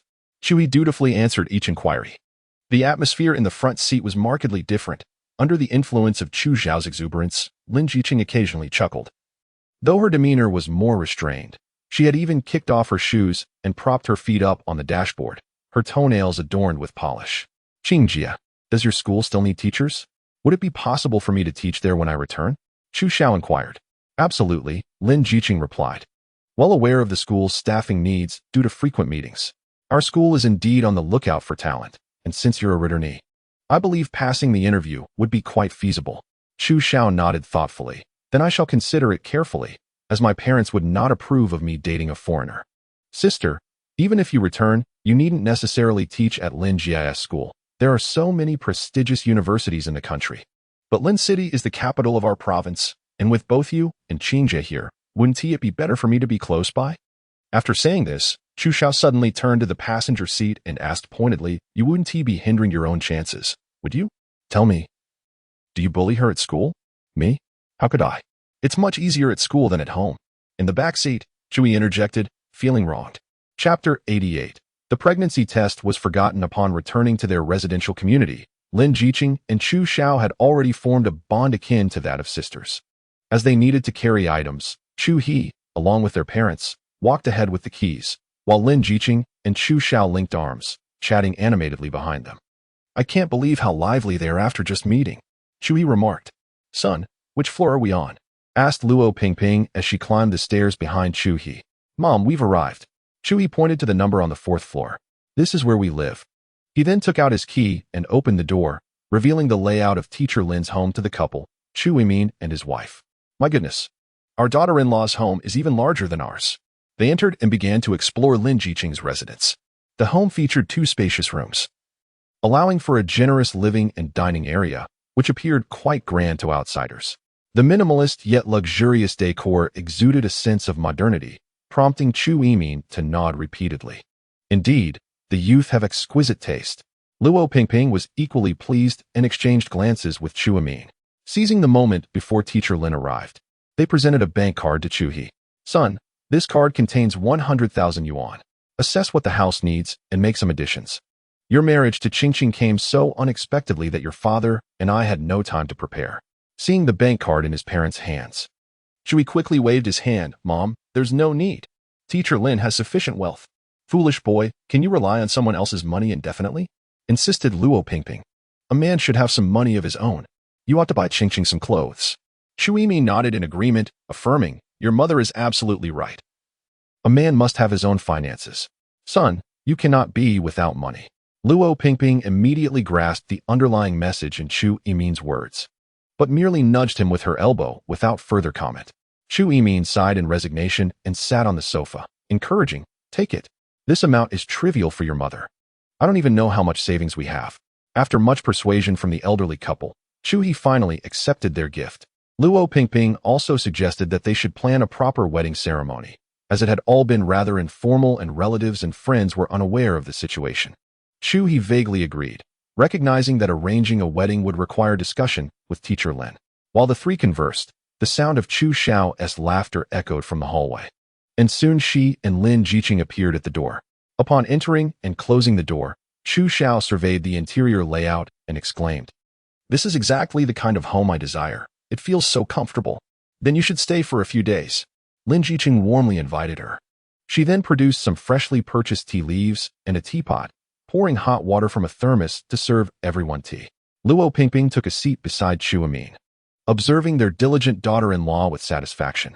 Reflecting on their son's fortune, they felt grateful that he had found such a beautiful and capable partner so soon after starting university. And without demanding a single penny in bride price, plus she came with her own home and vehicle. Such a bargain was hard to come by. Qingqing. Luo Pingping magically retrieved another bank card from her bag. Your marriage to Xiao Chu was so sudden that your uncle and I couldn't prepare anything. Here is 200,000 yuan. Take it and see what you need. You can directly make the purchases. No. Upon hearing that her parents-in-law intended to offer financial assistance, Lin Jiqing immediately declined, asserting, I still have some savings, and combined with my salary and bonuses, I can fully support both myself and Chu He. That's not the same. That is your own money. With your marriage to Xiao Chu, we must express our gratitude. Luo Pingping firmly pressed the card into Lin Jiqing's hands. Lin Jiqing glanced at Chu He and Chu Xiao. Chu Xiao also chimed in. Take it, Sister Qing. My mother is far more adept at budgeting than you are. To secure such a beautiful and affluent daughter-in-law for 200,000, my mother must be overjoyed. Oh dear. What are you saying? Witnessing her mother hand over yet another bank card, this time for 200,000, Chu He felt his own 100,000 lose its appeal. According to etiquette, this card was one she could not refuse, and thus she hurriedly expressed her gratitude to the couple. Ahem, now that you have accepted the money, it is time to address us properly, Chu Yimin reminded. Dad, Mom, Lin Jiqing called softly. The couple instantly beamed with delight, pulling Lin Jiqing to sit down. Meanwhile, Chu Xiao and Chu He stood awkwardly, resembling outsiders. Qing, our visit is not only to enjoy a reunion meal with Chu He, more importantly, we wish to meet our in-laws. Indeed, Chu Yimin echoed. The two families should dine together and discuss the arrangements for your wedding celebration. Lin Jiqing sat beside Luo Pingping. Her head bowed in silence. Sensing that her mother and stepfather were likely on good terms, she realized that the matter of the wedding celebration would require some time. After all, Lin Jiqing and Chu He had not yet publicly disclosed their relationship. Only a select few acquaintances were aware of their whirlwind marriage. Let me call my mother first. We should arrange a meal for both families tomorrow. Now that sounds right. Chu Yimin and Luo Pingping felt a sense of satisfaction in achieving their goal. The elderly couple's sole wish was to witness Chu Xiao and Chu He establish their own family. Well then, you and Dad sit tight. I shall prepare lunch in the kitchen. Lin Jiqing rose, and as Luo Pingping began to assist, Chu Xiao gently restrained her. Mom, your daughter-in-law has asked you to rest. So please do so. I will help her. Yes, let my sister handle it. Chu He promptly took a seat, but before long, Chu Xiao tugged at his ear, pulling him up once again. You cannot allow your wife to toil away in the kitchen while you sit idly by like a man. Sister, I am still a student. And what of it? Who told you to marry so young? With marriage comes the responsibility of marriage. With that declaration, she dragged Chu He into the kitchen. Inside, Lin Jiqing was busy retrieving ingredients. Chu Xiao glanced at their parents, who were enjoying tea outside, and then conspiratorially pulled Lin Jiqing and Chu He closer. Sister, what is going on? Chu Xiao whispered. Tell me honestly, is there something to share? I noticed some early pregnancy tests under the coffee table. Oh no. I completely forgot to put those away. Lin Jiqing confessed. Chapter 89. Do not hide behind your wife. Lin Jiqing recounted to Chu Xiao the circumstances surrounding her purchase of a pregnancy test. Upon hearing her tale, Chu Xiao delivered a playful punch to Chu He, exclaiming, You rascal, could you not have at least stepped back, especially after a night of indulgence? Surely, some necessary precautions should have been taken. Dear sister, you cannot possibly fathom the situation at that moment, not to mention that teacher Lin's figure was simply too alluring. Chu He faltered, his words trailing off, as even he felt a twinge of embarrassment. Lin Jiqing, the subject of their conversation, had already flushed crimson. Lowering her head in modesty, Chu Xiao cast a lingering glance over Lin Jiqing's impressive form, scratching his head, and thought to himself that perhaps he could not fully blame his younger brother. I shall retrieve the test now, Lin Jiqing declared, attempting to leave the kitchen. But both Chu He and Chu Xiao simultaneously blocked her path. Teacher, you cannot go now. If you do, it will alert them. Chu Xiao insisted. If my parents discover it, given their tempers, they will undoubtedly question us. Chu Xiao nodded in agreement. My brother is right. The test is tucked beneath the coffee table, a mere 30 centimeters from my father's legs. If they were not preoccupied with their phones, they would have likely noticed it by now. If you go over there, you will inevitably draw their attention, and you won't be able to retrieve it. Then leaving it there is akin to a ticking time bomb. Chu Xiao concurred. Indeed. If my parents find out, I shudder to think of their incessant nagging. Even if we manage to explain ourselves, it will surely take a great deal of persuasion. After saying this, Chu Xiao patted Chu He on the shoulder. Little brother, you distract Dad, while I divert Mom's attention, and let Xingjie retrieve the test. What do you say? Chu He stroked his chin and nodded. That is precisely what I was thinking. Then let us hurry, Chu Xiao exclaimed. Shoving Chu He out of the kitchen, pushed into the living room, Chu He scratched his head and composed himself, saying, Dad, the plumbing in the master bedroom is broken. Could you assist your daughter-in-law with the repairs? You little rascal, you cannot even fix a broken pipe. Chu Yimin retorted, yet despite his words, he rose from the sofa and followed Chu He to the master bedroom. At that moment, Chu Xiao emerged from the kitchen, calling out, Mom, could you come and see if this mushroom is toxic? We are too afraid to cook it. How could mushrooms from the market possibly be poisonous? As long as they are in tea those that look particularly exquisite, they are safe to eat, Luo Pingping replied, standing up from the sofa and making her way toward the kitchen. In the bathroom, Chu He opened the cabinet beneath the sink, gesturing vaguely towards a pipe. Dad, it's this one. Chu Yimin grunted in acknowledgement and squatted down, slowly saying, You little rascal. Learn from your father and prepare to take on the responsibilities of a man in the future. Chu He nodded vigorously as Chu Yimin examined the pipe. Yet after a considerable time, he could not ascertain where the issue lay. Everything seems fine. This pipe is normal. Meanwhile, in the kitchen, Chu Xiao placed ordinary mushrooms on the cutting board. while Lin Jiqing seized the opportunity to excuse herself, claiming she needed to fetch ingredients from the balcony adjacent to the living room. Upon entering the living room, I promptly tucked that small box of test strips into the pocket of my apron before heading to the balcony to fetch a large cabbage. At that moment, the voice of Luo Pingping resonated from the kitchen. "This wretched girl, is there nothing better than amusing your mother? This mushroom is just an ordinary one. You've eaten it since childhood. How can you not recognize whether it's poisonous?" Hearing her mother chastise her, Chu Xiao merely chuckled, then proceeded to help knead her shoulders. "Mom, I simply yearn for your cooking. Perhaps you and my sister-in-law should collaborate. My younger brother and I are eagerly awaiting to savor your culinary skills." Flattered by Chu Xiao's praise, Luo Pingping, who had been stern-faced, couldn't help but smile. "Longing for your mother's cooking, are you? Oh, how I miss the taste of home while abroad. Enough of that. Bring me the apron." All right. Just as Chu Xiao had successfully placated his mother, Chu He burst into the living room, clutching his head. Following him was Chu Yimin, wielding a belt. "You little rascal. Claiming the water pipe is clogged while sneaking off to play with your father, huh?" Chu He darted into the living room, spotting Lin Jiqing passing by, and immediately wrapped his arms around her waist, exclaiming loudly, "Sister Lin, help. Your father-in-law is going to hit me." Chu Yimin, brandishing the belt and fuming, retorted, "Hiding behind your wife. What kind of man is that? Come here." "I refuse. The water pipe was genuinely broken. How was I to know it would work fine as soon as you checked it? It's undoubtedly your fault." "What? How dare you? How did I raise such a son who twists the truth and hides behind his wife? Go, Dad. Show my younger brother what for." Chu Xiao even added fuel to the fire from the kitchen. "Dad, the water pipe was indeed malfunctioning last night. I can vouch for Chu He." Lin Jiqing timely interjected to rescue Chu He. "Oh, is that so?"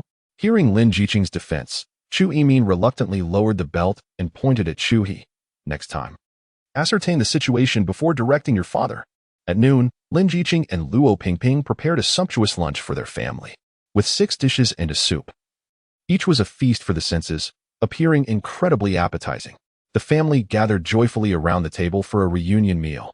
Chu even shared a couple of shots of liquor with his father, and even Chu Xiao joined in for a drink.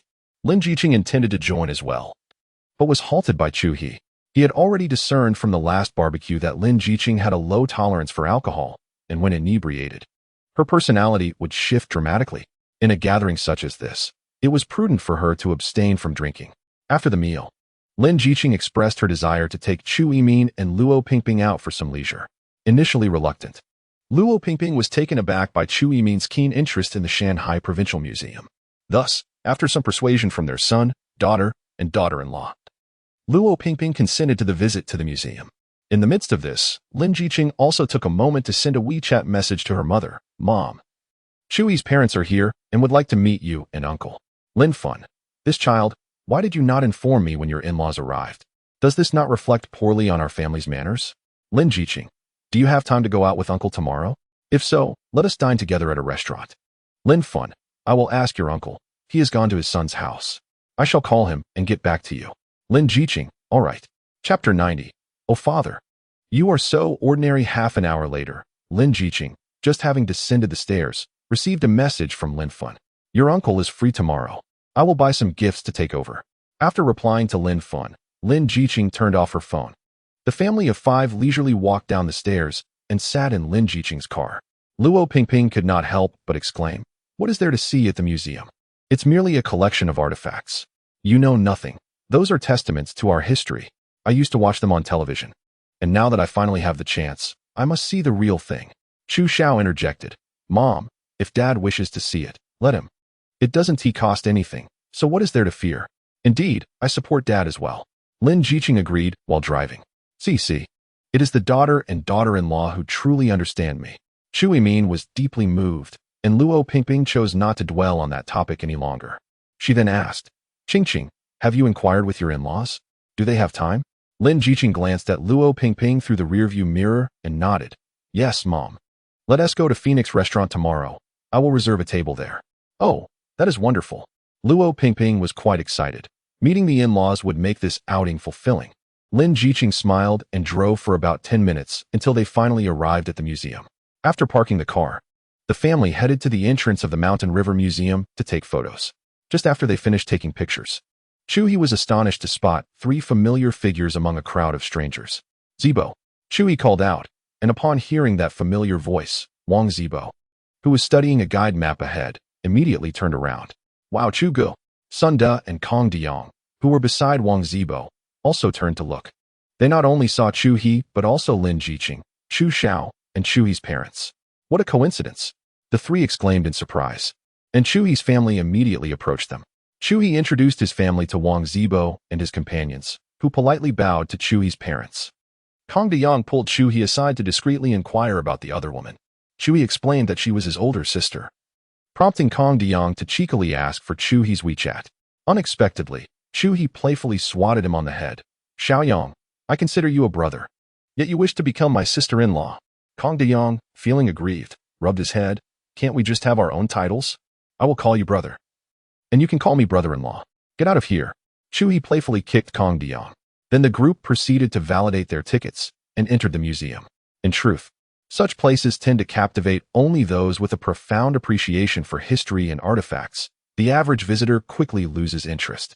The porcelain and similar items exhibit a striking uniformity, lacking in allure. Occasionally, one might spot a piece that piques their interest, prompting Chu He and teacher Lin to approach for a closer look. The pace of their group was entirely dictated by Chu Yimin, who examined each exhibit with genuine curiosity, meticulously studying the descriptions beneath each artifact and capturing numerous photographs to boast to old Wang upon their return. After more than half an hour, they finally concluded their exploration of the first floor and beheld one of the museum's treasures, the jade figurine, nestled on the second floor. Wang Zibo and the others pressed against the glass for a better view, while Chu He tugged at teacher Lin's sleeve, exclaiming, Teacher, don't you think the waist of this jade figurine is quite pronounced? Lin Jiqing followed his gaze and noticed the cylindrical protrusion at the figurine's waist. Seizing the moment while the others were distracted, she playfully pinched Chu He's waist. Don't talk nonsense. After a brief period, the enthusiasm of the young group waned considerably. Wang Zibo even remarked critically, This jade figurine pales in comparison to the ones in The Thief of Time, where the figurines can come to life after a millennium. Chu He, draping an arm around Wang Zibo's shoulders, replied slowly, Zibo, you know that's merely fiction. We are in reality here. If you keep it up, I might just stuff you into this jade figurine. Wang Zibo scratched his head and chuckled, Brother Chu, I doubt I could fit in there. After admiring the museum's prized possession, they continued onward, marveling at ancient generals' attire, an abundance of ancient jade and gold, lamenting only the inability to touch these treasures. After another hour of exploration, they finally completed their tour of the entire museum. Upon exiting, Wang Zibo and his companions prepared to return to school, while Chu He's family extended an invitation for dinner, which they politely declined, recognizing the awkwardness of the situation. The group did not press further, and that evening, teacher Lin took Chu He's family out for hot pot, with Chu Xiao expressing how long it had been since he had enjoyed such a delightful meal. At 9:30, the 5 of them returned home. With only 2 rooms available, they opted to allocate the spaces based on gender.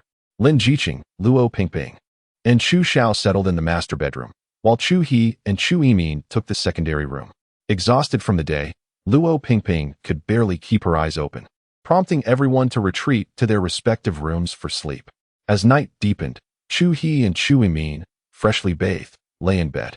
Chu Yimin broke the silence first, teasing, You rascal, I never expected you to have such good fortune, landing such a wonderful wife for free.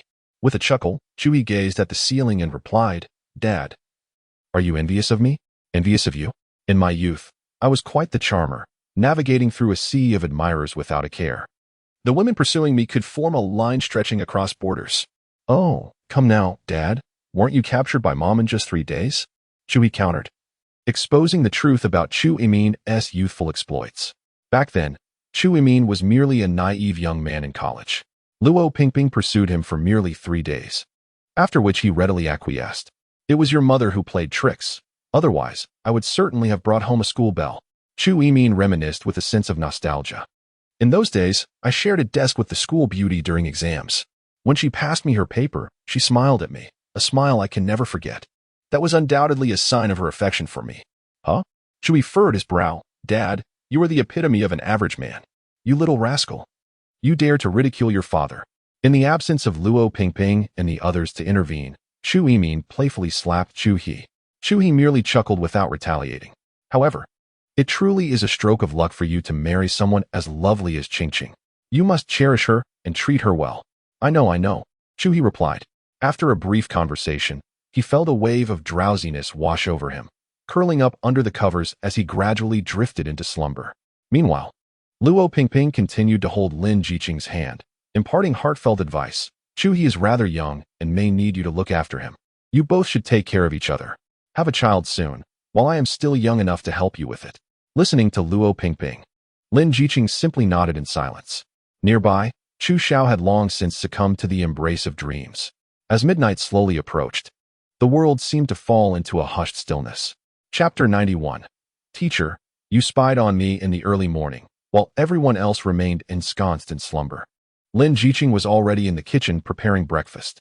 To create a favorable impression on Chuyi's parents, Teacher Lin exerted considerable effort. Unfortunately, the second bedroom lacked an en-suite bathroom, and a desperate Chu He, compelled by nature's call, had no choice but to make his way to the restroom adjacent to the living room. After relieving himself, he heard some commotion and, pulling up his trousers, ventured into the kitchen. Teacher Lin, it's only 6 o'clock. Why don't you sleep a little longer? Since my parents have come all this way, I must ensure their satisfaction. Middle-aged people tend to rise early. If I start cooking now, they will enjoy a warm meal as soon as they wake. Chu He was profoundly moved by Teacher Lin's words. Teacher, marrying you truly feels like a blessing from our ancestors.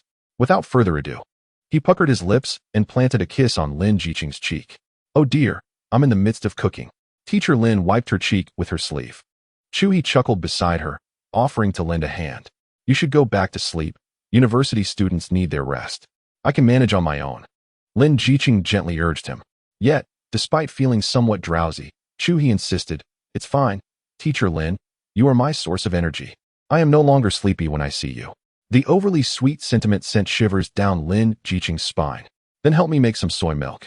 The ratio of water to beans is in that little notebook over there. All right. Chu He retrieved a small notebook from a frame on the wall, opening it to find it filled with recipes.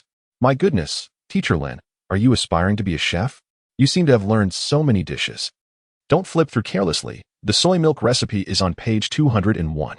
Chu He casually flipped through the cookbook when suddenly, a photograph slipped out and fell to the ground.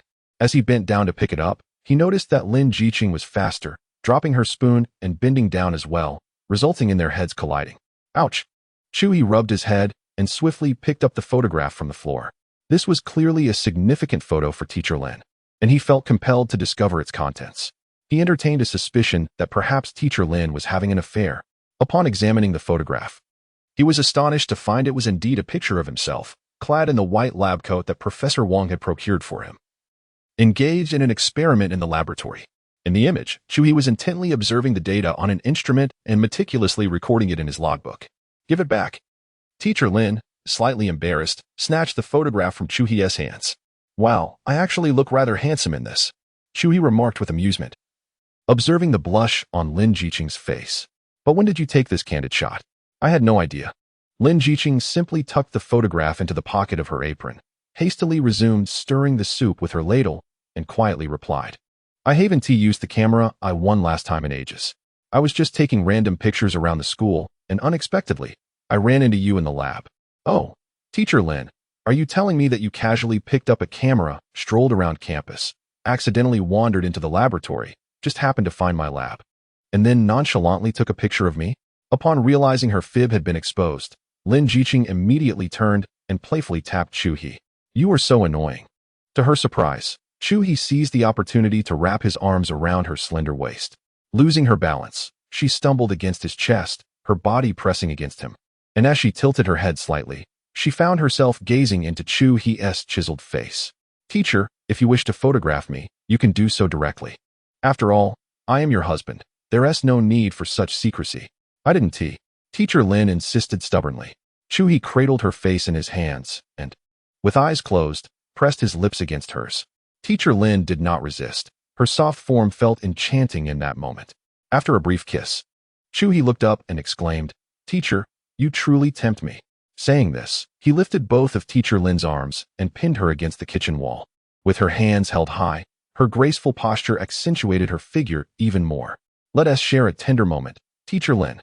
My parents are still around. Teacher Lin turned her head away, but alas, there was no place for her to escape as he closed in on her. Just then, a sudden cough echoed from the kitchen, adding to the tension of the moment. As he raised his head, he immediately spotted Chu Xiao standing at the door, her arms crossed, observing the couple with keen interest. I wondered why Jing Jie was missing this early in the morning. It turns out you two lovebirds were hiding away. At this critical moment, Teacher Lin unleashed her strength, breaking free from Chui's grasp and returning to the stove, casually tossing her hair aside. No. I was just going to prepare a meal for my parents. No need to explain. You two are legally married. What is there to fear? Chu Xiao waved her hand dismissively. Chu He, feeling disgruntled, retorted, I say, sister, if you understand, there's no need to be so lacking in tact. I was just about to kiss her when you interrupted. Are you jealous that I married before you? What nonsense are you spouting, you little rascal? Chu Xiao immediately countered. Her attire, a nightgown belonging to Teacher Lin, swaying with her movements. I want to say another word. I'll just make some soy milk. Chui turned away, saying nothing, and began fiddling with the soy milk maker. Seeing this, Chu Xiao joined in to lend a hand. Fine, since my internal clock is all out of whack. I suppose I'll begrudgingly help you both. The trio worked together to prepare breakfast, and within half an hour, Chu Yimin and his wife emerged from their slumber. Upon entering the dining room, they were greeted with the sight of their son, daughter, and daughter-in-law having prepared breakfast, much to their delight. After their meal, as per his usual routine, Chu Yimin went out for a walk, while Luo Pingping assisted Lin Jiqing with the household chores. Chu Xiao sat on the sofa, working on her laptop, while Chui claimed he hadn't had enough sleep and returned to the guest room for a deep slumber. 3 hours passed, and just after 9 in the morning, there was a sudden knock at the door. Luo Pingping, busy sweeping the floor, was about to open it when Lin Jiqing called out to her. Mom, let me open the door. It might be my mother. Is it your mother-in-law? Luo Pingping grumbled about Chu Yimin still being out on his walk while adjusting her collar. Chu Xiao closed her laptop and stood up from the sofa. Lin Jiqing opened the door to find Lin Fen beaming, holding 2 large boxes, with Lin Jiqing's stepfather, Yi Diyu, following behind. Upon entering, Lin Fen instinctively handed the boxes to Lin Jiqing, her gaze sweeping across the room until it landed on Luo Pingping. So this is my mother-in-law. Oh my. You look so youthful. Lin Fen approached and enveloped Luo Pingping in a warm embrace. Hello, hello? Luo Pingping could only smile in response. Yi Diyu set down the gift boxes, nodded at Chu Xiao on the sofa, and then took a seat without uttering a word. Meanwhile, Lin Fen praised Luo Pingping profusely, commenting on her youthful beauty, exclaiming that it was no wonder her son-in-law was so handsome, it must be inherited from his mother. Luo Pingping, flattered, could hardly contain her delight, quickly insisting, oh, not at all, continuing to shower compliments upon Chu Xiao. She reciprocated with a few gracious words for Lin Fen. Indeed, Lin Fen possessed remarkable beauty. Otherwise, how could she have given birth to a daughter as exquisite as Lin Jiqing? After a round of flattery, Lin Fen shifted her attention to her son-in-law. Luo Pingping mentioned that he was still asleep and remarked that he was lacking in consideration.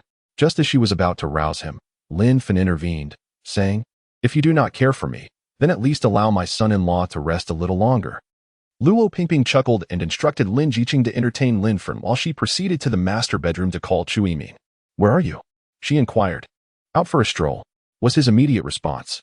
Luo Pingping frowned. You've gone off to play chess again, haven't you? I haven't. He exclaimed, hurry back. Your in-laws are here. Isn't it inappropriate for you to be absent? Glancing at his watch while still in the community, Chu Yimin realized the time and quickly replied. Oh dear, I forgot. I'm done playing. You take my place. With that, he hung up and dashed back, returning in about 5 or 6 minutes, slightly out of breath. Apologies, in-laws. I didn't mean to keep you waiting, he said, perspiring slightly on his forehead. I lost track of time while playing with the neighbors. Lin Fen hastily stood up. It's quite all right, dear in-law. Everyone has their hobbies. Chu Yimin smiled, and then greeted Yi Diyu. Hello, in-law.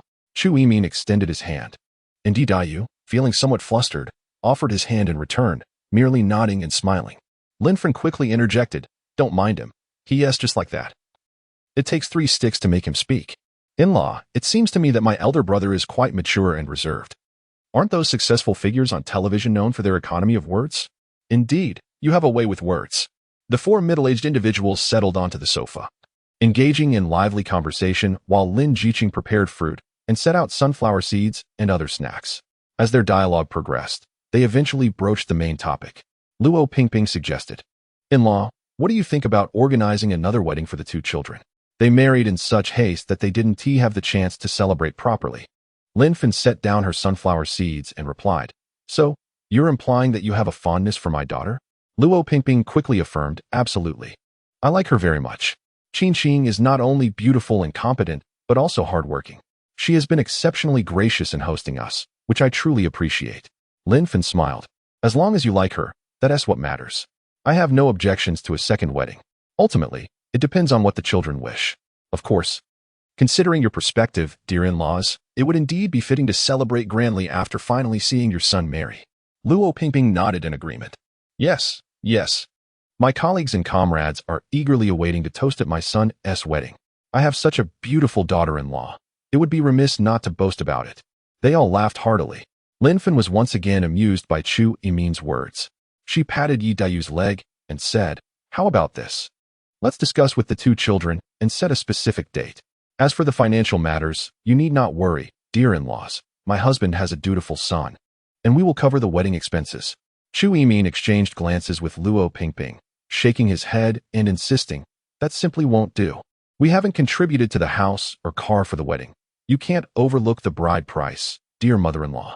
If we don't chip in for the wedding, what would that signify? It's all right. I've saved quite a bit with his mother, enough for this rascal Chu He to get married. Indeed, indeed. We even gave Qing Qing 200,000 as pocket money this time." Luo Pingping added at the right moment, "What does that matter?" Lin Fen waved her hand dismissively. "I don't place much importance on that. Just a couple of months ago, I was urging her to marry. As long as she ties the knot, everything else can be negotiated." No, that's not how it works." Chu Yimin refused to compromise, insisting that it was unacceptable for him not to contribute a single penny to his own son's wedding. The four of them continued to discuss Chu He and Lin Ziking's affairs on the sofa. Meanwhile, Lin Ziking and Chu Xiao found no place to sit, as the living room did not require their assistance, so they decided to sit on Chu He's bed and watch him sleep. Chu He ended up sleeping for several more hours before gradually waking up. Satisfied, he sprawled out on the bed, stretching lazily. Unexpectedly, his hand wandered to an inappropriate area, resulting in immediate reprimand from Chu Xiao. "You little rascal, you've grown bold enough to take liberties with your sister." Chu Xiao pinched Chu He's wrist, causing him to yelp in pain. "It's unfair. I was just stretching. I had no idea." Lin Ziking, feeling sympathetic, urged Chu Xiao to let go, and only then did she release Chu He's hand. He slowly rose, sitting between the two beauties. "By the way, why are you two sitting here? Didn't you hear the commotion in the living room?" Chu Xiao questioned Chu He. Chu He perked up his ears to listen and then asked, "Mom's here?" "She's been here for over an hour," Lin Ziking replied. Chu He checked the time. It was already 11 o'clock in the morning. Realizing he had overslept, he hurriedly leaped out of bed. "Aren't we going to the restaurant? Let us hurry." Chu He opened the door, with Lin Ziking and Chu Xiao trailing behind him. "Mom, you're here. I really overslept. Oh, my son-in-law is awake. Have an orange." Lin Fen offered him a freshly peeled orange, which he stuffed into his mouth, mumbling, "Thanks, Mom."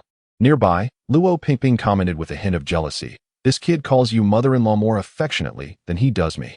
"Oh, not at all." Lin Fen quickly grasped Luo Pingping's hand, while Chu He embraced his biological mother affectionately. Lin Ziking glanced at the clock in the living room and said, "It's about time. Let us head to the restaurant." "Oh, indeed, it is time to eat." Everyone stood up, tidied themselves, and then exited the house. Upon descending the stairs, Chu Yimin was surprised to see a Land Rover parked downstairs. "Then you can take that car. Mother-in-law, please come with me in our vehicle." Yi Dayu produced the keys to a Land Rover and, with the press of a button, the imposing vehicle promptly illuminated its lights. The group swiftly boarded their respective cars and set off towards Phoenix Restaurant. En route, seated in the back, Chu Yimin turned to Chu He and inquired, "Son, Qing Qing, you two should discuss and determine an appropriate time for the wedding." Chapter 93. Declare your love at next week's confession conference. Chu Yimin's question plunged both Chu He and Lin Ziking into silence. It was not that they were unwilling to plan a wedding. Rather, their romantic relationship remained somewhat clandestine, not yet fully disclosed. Should they proceed with a wedding? It would surely draw widespread attention, which was far from ideal.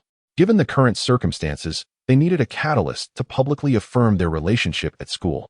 Only after achieving that milestone could they contemplate organizing a wedding. "Father, let's wait a little longer," Lin Ziqing suggested. "Is there a problem?" Noticing their prolonged hesitation, which suggested a struggle, Chu Yimin resolved to clarify the matter. "Our marriage came about rather unexpectedly. Aside from a select few at school, many of my colleagues and superiors are still unaware of our union. If we were to plan a wedding now, we would first need to make it public." Lin Ziqing candidly explained. This was not a secret matter, revealing it might even foster understanding. Indeed, after pondering her words, Chu Yimin nodded in agreement. "It would be prudent to inform your colleagues and superiors first. If we suddenly hold a wedding, how will you address it with them? If you inform them, will they resent being kept in the dark? Especially considering your superiors, might they feel inconvenienced by this revelation?" As he articulated this clear perspective, the others in the vehicle were taken aback. Chu Xiao could not help but exclaim, "Dad, when did you become so insightful? I thought that was something only a leader would say." "Dad, have you secretly been studying at home with my sister?" Chu Yi added. Chu Yimin chuckled with pride. "You two are still too young. I tried to introduce you to chess, but you dismissed it as a waste of time. I assure you, there is much wisdom hidden within chess. They say books contain treasures. I believe chess does as well." Without lingering on the topic of wedding plans, the car sped towards Phoenix Restaurant. Once the entire family had gathered, they entered a private room on the second floor. "I would like to propose a toast," Chu Yimin declared, raising his glass. "Here's to my son and daughter-in-law, wishing you a blissful marriage and peace in your lives." The others lifted their glasses, whether filled with juice or wine, and drank heartily. Lin Fan quickly followed with, "I must say, son-in-law, now that this significant matter is settled, you must hurry and start a family. Though you are still young, Qingqing, you are nearly 30. If you wait much longer, you may find yourself classified as a high-risk pregnancy." Upon hearing her mother discuss the matter again while Lin Ziqing was peeling shrimp for Chu He, she couldn't help but frown. "When the time comes, we will naturally have children," she replied. "That won't do. You keep giving your mother empty promises. Today, both our parents are here. Please provide us with a definite timeline." "When exactly will it be?" Lin Fan inquired. And the gazes of Chu Yimin and Luo Pingping turned towards her, as they too desired a grandchild. Lin Ziqing's expression darkened further, and she could only respond perfunctorily. "How can I specify a precise time for such matters?" "What do you mean you can't specify? You and your husband should just put in the effort." Lin Ziqing's countenance grew even gloomier. At this critical moment, Chu Yi placed a small bowl of pine nut corn in front of Lin Ziqing and interjected, "Mom, please don't rush my wife. She's eating right now. If you keep this up, she won't have the appetite to finish her meal, and then how can we have children? Look at what your son-in-law says. How could that be? Rest assured, we both will certainly keep this matter in mind. If you continue to press, I assure you, Lin and I won't be able to finish this meal and will have to leave." Hearing Chu He say this, and seeing his intention to rise, Lin Fan quickly reached out to stop him. All right, I won't say anything more. Just make sure you and Qingqing have some snacks. Remember, us elders are still waiting to hold our grandson." "Fine," Chu He replied vaguely, and indeed, the conversation at the table shifted. Once the discussion turned to everyday matters rather than sensitive topics, the atmosphere lightened considerably, punctuated by occasional laughter.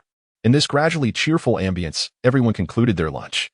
After the meal, as Yi Dayu and Lin Fan needed to join his son for dinner that evening, they quickly bid farewell to Chu Yimin and Luo Pingping and departed. Lin Ziqing returned home with the remaining guests, and before long, Chu Yimin began to pack his belongings, as he had a train to Xiang City scheduled for 4 in the afternoon. At that moment, Chu Xiao reluctantly held Lin Ziqing's hand, saying, "If it weren't for my flight, I would love to stay a few more days. What I mentioned about returning home is true. It's quite unsafe abroad. Who knows? I might just come back and work alongside you."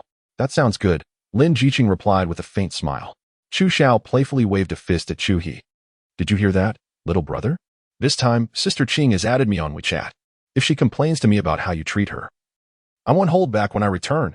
"No way, sister, we're siblings," Chu He responded, somewhat puzzled by Chu Xiao's threat. "Why do you always bully your wife?" "My fists only serve justice. What if Lin Ziqing bullies me? Then I won't help. Why? Because I don't believe it." Next, Luo Pingping briefed Lin Ziqing about the local specialties they had brought from home, advising her on what to consume quickly and what to avoid storing. Lin Ziqing committed all of these details to memory, allowing Chu Yimin and his wife, along with Chu Xiao, to board the vehicle with peace of mind. Chu He and Lin Ziqing escorted them to the train station. Chu Yimin, with his hands behind his back, admonished Chu He, "You rascal, treat your daughter-in-law well, or I won't spare you when you return for the new year." Got it? Chu He waved his hand, indicating his weariness of hearing the same sentiment repeatedly. The trio entered the train station, and Chu He, along with teacher Lin, turned to board the train. Finally, they were leaving. Chu He stretched languidly in his seat. In the driver's seat, Lin Jiqing remained silent, seemingly engrossed in her thoughts. "Teacher Lin, why so quiet? Are you reluctant to part with my sister and my parents?" Lin Jiqing turned her head to look at Chu He and, with a serious demeanor, asked, "Do you wish to hold a wedding ceremony?" Chu He scratched his head. "If possible, of course I would like to, as a wedding holds some significance in life. Then, next Thursday, there will be a confession event organized by a club at school. You should confess to me there, and we can announce our relationship at the event." Huh. Chu He was taken aback by teacher Lin's suggestion. Is it really possible to do it this way?